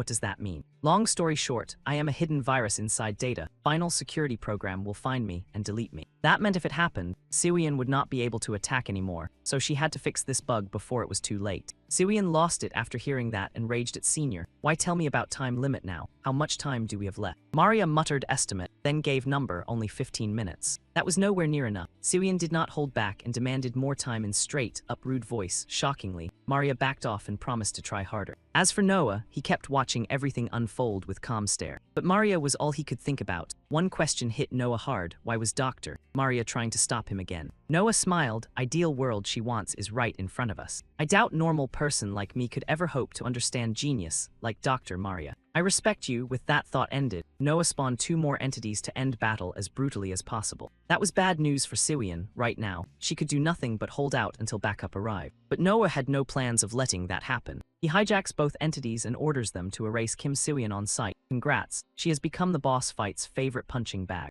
Cut to Hong Kai-ho, who is going full Winter Hunter card mode and bullying monsters like they owe him rent. He and Orion keep pushing closer to Siwian's location. Hong Kai-ho says, so this ends if we stop the administrator. Right, Orion answers. Whether the city gets flattened is not my problem. Does that even matter right now? But I guess I'll stick around until the curtain drops. I've got my own part to play anyway. Another giant monster blocks both players. Completely unaware it is about to become premium, grade ground beef. He and Orion launch toward the monster like 2 missiles, with anger issues. Then they slice it clean in half like a coupon nobody asked for. Right then, Mihian's teammate shows up again and goes straight for Orion. Lucky for him, Kai-ho steps in and helps him keep distance from that walking problem. Mihian's teammate spots Kai-ho and gets weirdly excited. He sneers. What's this, Kai-ho? You teaming up with Disaster Squad now? Hong Kai-ho answers by swinging his bat hard enough to file a complaint with physics. Don't make me puke. You seriously think I'd team up with someone that pathetic? Orion hears that rude little review from nearby and looks emotionally stabbed. More accurately, embarrassed. Hey, I heard that. Orion's opponent pulls out command cards, his voice getting nastier by second. Whatever, I truly don't care, my world already collapsed, so I'm thrilled to find another target to dump my rage on. Cards split apart and fire toward Orion, powered by opponent's magic card, throwing skill. Hong Kai-ho knows if they waste time arguing with this clown, they are cooked, so he steps in to fight and tells Orion to go ahead. Wait, what? He'll pin me down here, so go do what you have to do. Orion may not fully get it, but he is seriously grateful to Kai-ho. He bolts away from fight right in front of enemy. Opponent sees him run and smirks. Where do you think you're going? Stage 3 magic skill, phase cut, activates and tentacles start spilling out of magic circle like nightmare spaghetti. Target is Orion, way over there. But Kai-ho shuts down that nasty plan, making opponent absolutely furious. Kai-ho tells his old teammate to stop, because he is sick of pointless PK battles. Through absolute chaos and incoming attacks, Orion keeps moving. At last, he is almost close enough to catch up. Seeing core grow larger, he realizes he is finally close enough to touch it. Orion activates Fate Bow item, but before he can strike, strange light blasts toward him. He dodges to side and wonders what kind of nonsense just tried to delete him. At that exact moment, giant dragon rockets in from behind. It is ancient Kaikatsu type monster. Smart cut, nice, except this disaster was nowhere in Orion's plans. He starts spiraling. Damn it, why show up now? What do I do? Killing raid monster like Kaikatsu alone will take forever. But if I use Fate Bow and dragon blocks my attack, I'll have to wait for cooldown. What do I do, man? I wish I had party member with me right now. Right as darkness begins swallowing Orion's body, a flash of aura suddenly sparks from tip of a blade. Orion snaps back to himself. As he falls backward, he realizes person in front of him is Juician. Turns out Juician had been watching Orion's journey from start, and this dramatic entrance is his way of opening path forward. With light in his hand, Juician says, now is your chance. We'll distract it while you enter 4-dimensional core. What are you doing here, Juician? Seung-ha and others reveal themselves one by one. She tells Orion, sorry, I tried to evacuate explorers like you asked, but he insisted on helping after learning what was happening. I used assassination skill so we could sneak here undetected. Anyway, go, we'll distract monsters and escape. With everyone backing him up, Orion gets that fresh main, character battery charge. He agrees and promises he'll come back later. But before Orion leaves, Juician tosses him a small pouch. Orion catches pouch and instantly recognizes it. Juician explains it was restored after I was revived. You know that thing, it is still inside too. Make sure you use it at right moment, don't forget. Orion answers, got it, I'll use it when I need it. Orion reactivates his skill. He knows hesitation could cost him everything. Time to stop overthinking and charge forward. He blasts higher into sky than anyone thought possible. Orion and his weapon shoot upward like danger got sponsored. Meanwhile, Kim Siwian is still struggling against seriously nasty opponents. Machine Trap gets deployed, but somehow situation gets even worse, because of course it does. Another monster appears beside Siwian, aiming to crush her on spot. Siwian realizes she has been marked as target, but she no longer has strength to fight back. At most desperate moment, Orion bursts in through window. He slammed door so hard glass shattered like it owed him money. Then Orion asks Siwian to lend him hand. Together, they dropped Monster right in front of Dr. Noah, who looked ready to uninstall reality. After that ugly beast got exposed, nobody looked more shocked than Noah. Orion and Noah finally came face to face. Orion was probably stunned too after learning Noah was puppet master behind whole disaster. Noah spoke first, I am not sure why, but it feels like it has been ages since I last saw you. Something about your face is different. Orion calmly admitted that way too much had happened over past 2 days. You do not seem that surprised to see me here. Did you already know I was administrator? I figured that might be case. Still, I was hoping I was wrong. Noah praised Orion, saying he was pretty sharp. He added that he had hidden it rather well. Orion paused for few seconds, tightening up his courage like armor. Then he had few questions ready for him. Orion's gaze turned deadly serious. First question, what did his sister mean to Noah, and was Noah planning to end this madness right now? Let me answer both at once. Noah said, I am serious about both. I truly like Ariam. That is exactly why I cannot stop now. I want to give her miracle, world where everyone can live happily with people they love. Right as air went quiet enough to hear bad decisions brewing, Siwian cut in because nobody had time for villain TED Talk. Since full explanation was messy, she summed it up, wait too long, and fighting Noah would become impossible. Orion gripped his sword tight, likely having found answer he needed. Now came time for both of them to fight Noah. Orion asked Siwian for backup, then charged straight at him with sword ready. Those strange entities appeared again, and this time their numbers had leveled up like annoying side mobs. Those creepy little punks surrounded Orion like he was entertainment, then started giggling in sync. One of them shot upward and fired blinding beam of light straight at Orion. Attack quickly closed in around him, but Orion willpower refused to let him fold. Eye for eye, Orion unleashed spherical slash that blasted energy outward. Damage was top tier, yet those brats still only got scraped up. They used that same creepy laugh again to create monster and send it after Orion. He dodged instantly, while Siwian supported him by locking monster movements in place. Orion nailed timing perfectly. Then he swung once and split monster body clean in two. Orion quickly targeted brat standing right in front of him, but this one also had transformation ability, and this time it copied none other than Paladin. Hard to believe those little gremlins could even copy players now. Luckily, Orion kept his head clear. He forced himself not to panic, because only thing that mattered now was winning this fight. Orion fought fake Paladin head on. If I back down now, everything becomes meaningless. No retreat, no panic. After knocking weapon from fake Paladin hands, Orion got targeted by 3 more of those creepy brats. They attacked without hesitation, swallowing him in cloud of smoke. When smoke finally cleared, Orion appeared with stakes driven into his back. After that attack, he had no time to dodge and paid heavy price. Still, Orion forced himself to keep fighting. His resolve burned clear in his eyes. Final move done best way he knew how. Orion activated Pavan Dance of Dead. Death blades appeared inside formation and shot toward those monsters. Even Noah got caught in aftermaths. Then Orion aimed at Noah with nothing but small knife. Noah quickly realized that at this speed, he had no choice but to restart administrator system. But before his plan could finish loading, everything twisted. He had fallen into trap Siwian had planted earlier. Did she put this here hoping I would get pushed back? Now Noah had no way to escape Orion's slash. He attacked Noah with brutal force. Then he pulled out item and drove it straight into him. Magic circle appeared behind Noah. Wait, this is... Noah stared carefully at cylindrical object shape. Old memories suddenly flooded back. When Noah was still teenager, stranger approached him. Even worse, that stranger handed Noah a mysterious tool that looked exactly like this. The moment bag was ripped open, that tool snapped clean in half right in Noah's hands. The bag was returned to Orion too, because apparently even cursed chaos respects lost and found rules. Back in reality, Noah realized it was the encryption key all along. Noah collapsed onto the ground like his save file had been deleted. He muttered, I always knew you were good at this game, Orion, exactly like Ariam once told me. Orion dropped his weapon, completely drained. He opened up to Noah and admitted, I used to think meeting you was the luckiest thing that ever happened to me. You comforted me when I failed to protect those kids at school. I thought you were a gift from God, not only to me, but to everyone who ever sat in that chair. Siwian quietly stepped beside Orion, giving support without turning it into a whole motivational TED Talk. Noah answered, I appreciate those kind words, but some people cannot be saved with pretty speeches or one helpful hand. All I wanted was to help them, even if that meant stealing power from a god. Before Maria vanished, she asked Noah to hand over the administrator authority he possessed. She would remain inside data space, control the AI system, and only use Z-24's power to help people when truly needed. Of course, I will not use it as much as you think. I will not become a god. Humanity has to save itself. That is only way any of this has meaning. My job is only to give people enough drive so they do not give up. After all, game ending still depends on player, right?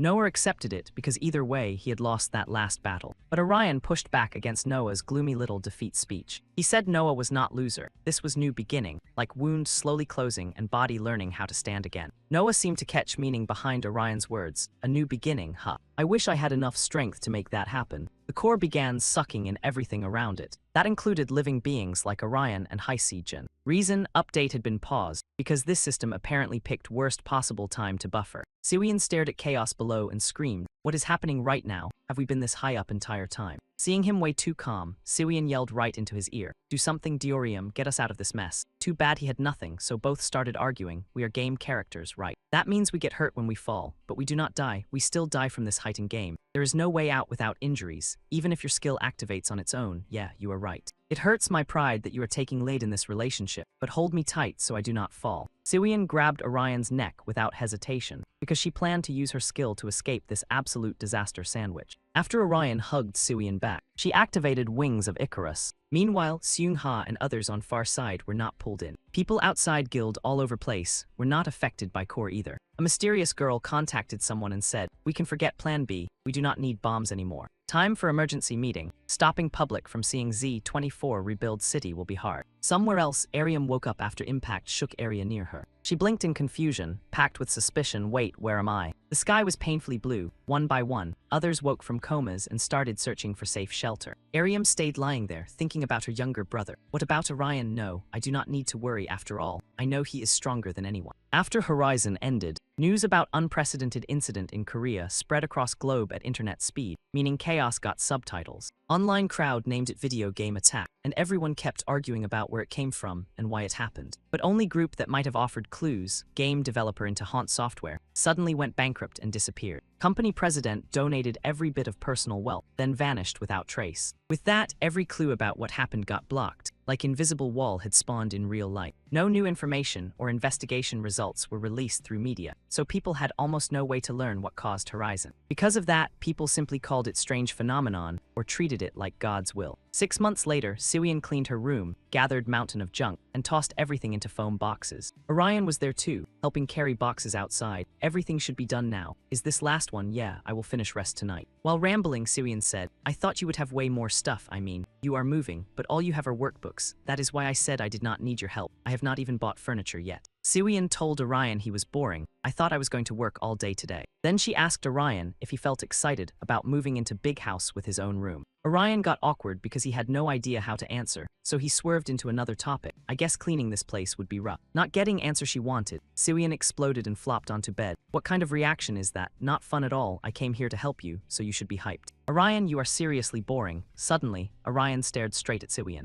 Not only that, he moved closer, making Siwian instantly flustered. What are you doing? It is only you outside there. Orion replied, did you not want me to be more fun? You started this, so do not blame me. Are you crazy right now of all times? Distance between them kept shrinking, making it look like something much spicier was about to happen. Ariam, not knowing any better, barged right in while still rambling about placing the food order like she owned the hallway. Then her eyes got sucker, punched by a very questionable man-woman bed situation. Ariam slammed the door shut and rapid-fired apologies. I need to go buy something. I'll be back in 20 minutes. Wait, no, 50. Wait, Ariam, Orion yelled after her, insisting they were only messing around. Siwian said they should apologize to Ariam for that disaster of a scene, but since that ship had sailed, she decided to pack everything up before Ariam returned. Part of the rush came from Siwian already promising to spend the evening with her parents. You've been seeing them a lot lately, huh? Does that mean things are finally getting better? Siwian nodded. It's not like before, but I can tell they're trying. That's why I keep going with them, even if it still feels awkward enough to make my soul leave my body. Someday, my family will get used to this again. That's why we have to keep trying. Nothing magically fixes itself, unless this suddenly turns into fantasy with a system. Orion felt that one hit a little too close to home. Suddenly, noise outside the door grabbed both their attention. Siwian rushed over to open it, assuming Orion's sister had come back early. But the moment he looked toward the doorway, he recognized the woman with the scar near her eye. "It's you," the woman said. "Long time no see, Orion. Looks like Siwian is here too." Siwian was probably the most shocked person in the room, because she never imagined this scarred mystery lady and Orion knew each other. The woman ignored Siwian's presence and invited Orion for a short walk, saying she had a few things to discuss with him. She added, "I won't take no for an answer, though I'm guessing threats like that don't scare you anymore." In the end, Orion agreed to hear her out, and all three took a few laps around the park. After listening for a while, Siwian summed it up. "So basically, you're saying Sigmund is a secret global spy network." The woman replied, "Not exactly a spy network. We operate quietly in many roles to protect humanity's future. Usually that means investing in people or supporting new research. You're seriously spilling classified secrets out loud. It's fine, even if people heard this, they couldn't do much with it." Then the woman dropped another bombshell. "About Dr. Maria," she explained. "Maria was one of the promising scientists we funded, but our views eventually split too far apart, so she found another independent sponsor and cut contact. We were also working on the online biosphere back then. It was called Project Z, though the final result became completely different from our original plan."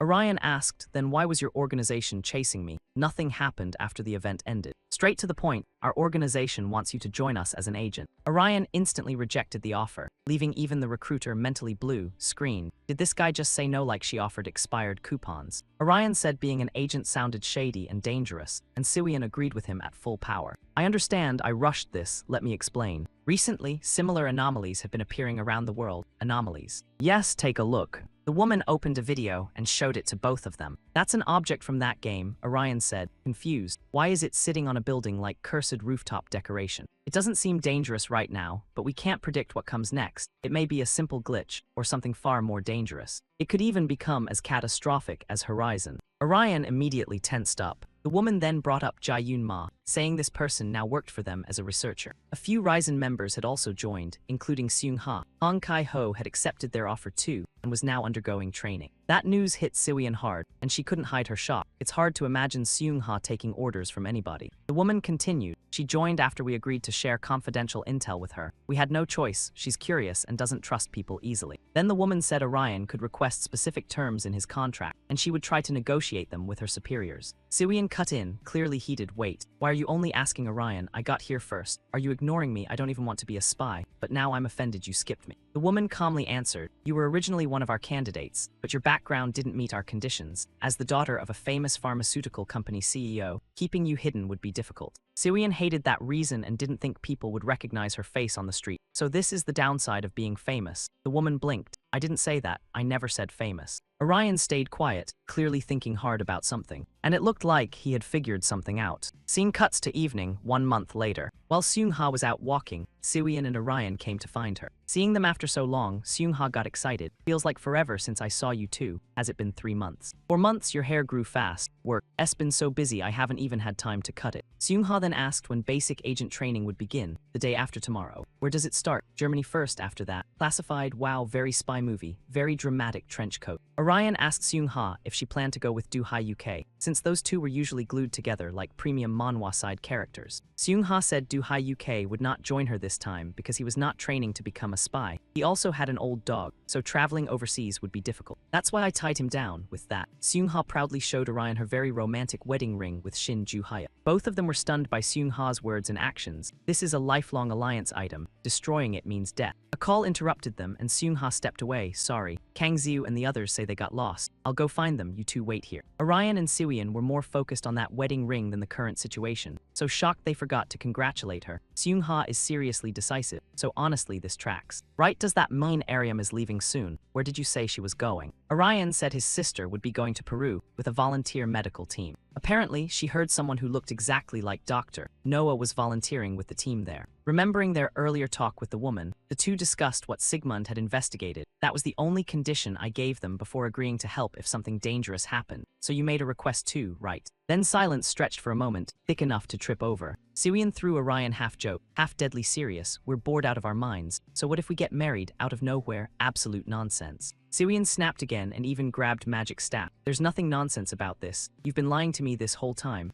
We're still not adults yet. Besides, you and I can't get married just because we're bored. And since we're on this topic, I've got something to say too. You always give me more than I can ever give back." Siwian burst out laughing. And with that, anger vanished. I know that. I'm your exception, right, of course. Now stop flirting with me. But truth was, he was the only one for her. The only one who knew how hard she had fought. She was the only one who knew his real self. Both traded sweet words, then headed toward people who once fought beside them. Happy, content, like two winners who knew they had finally caught their reward.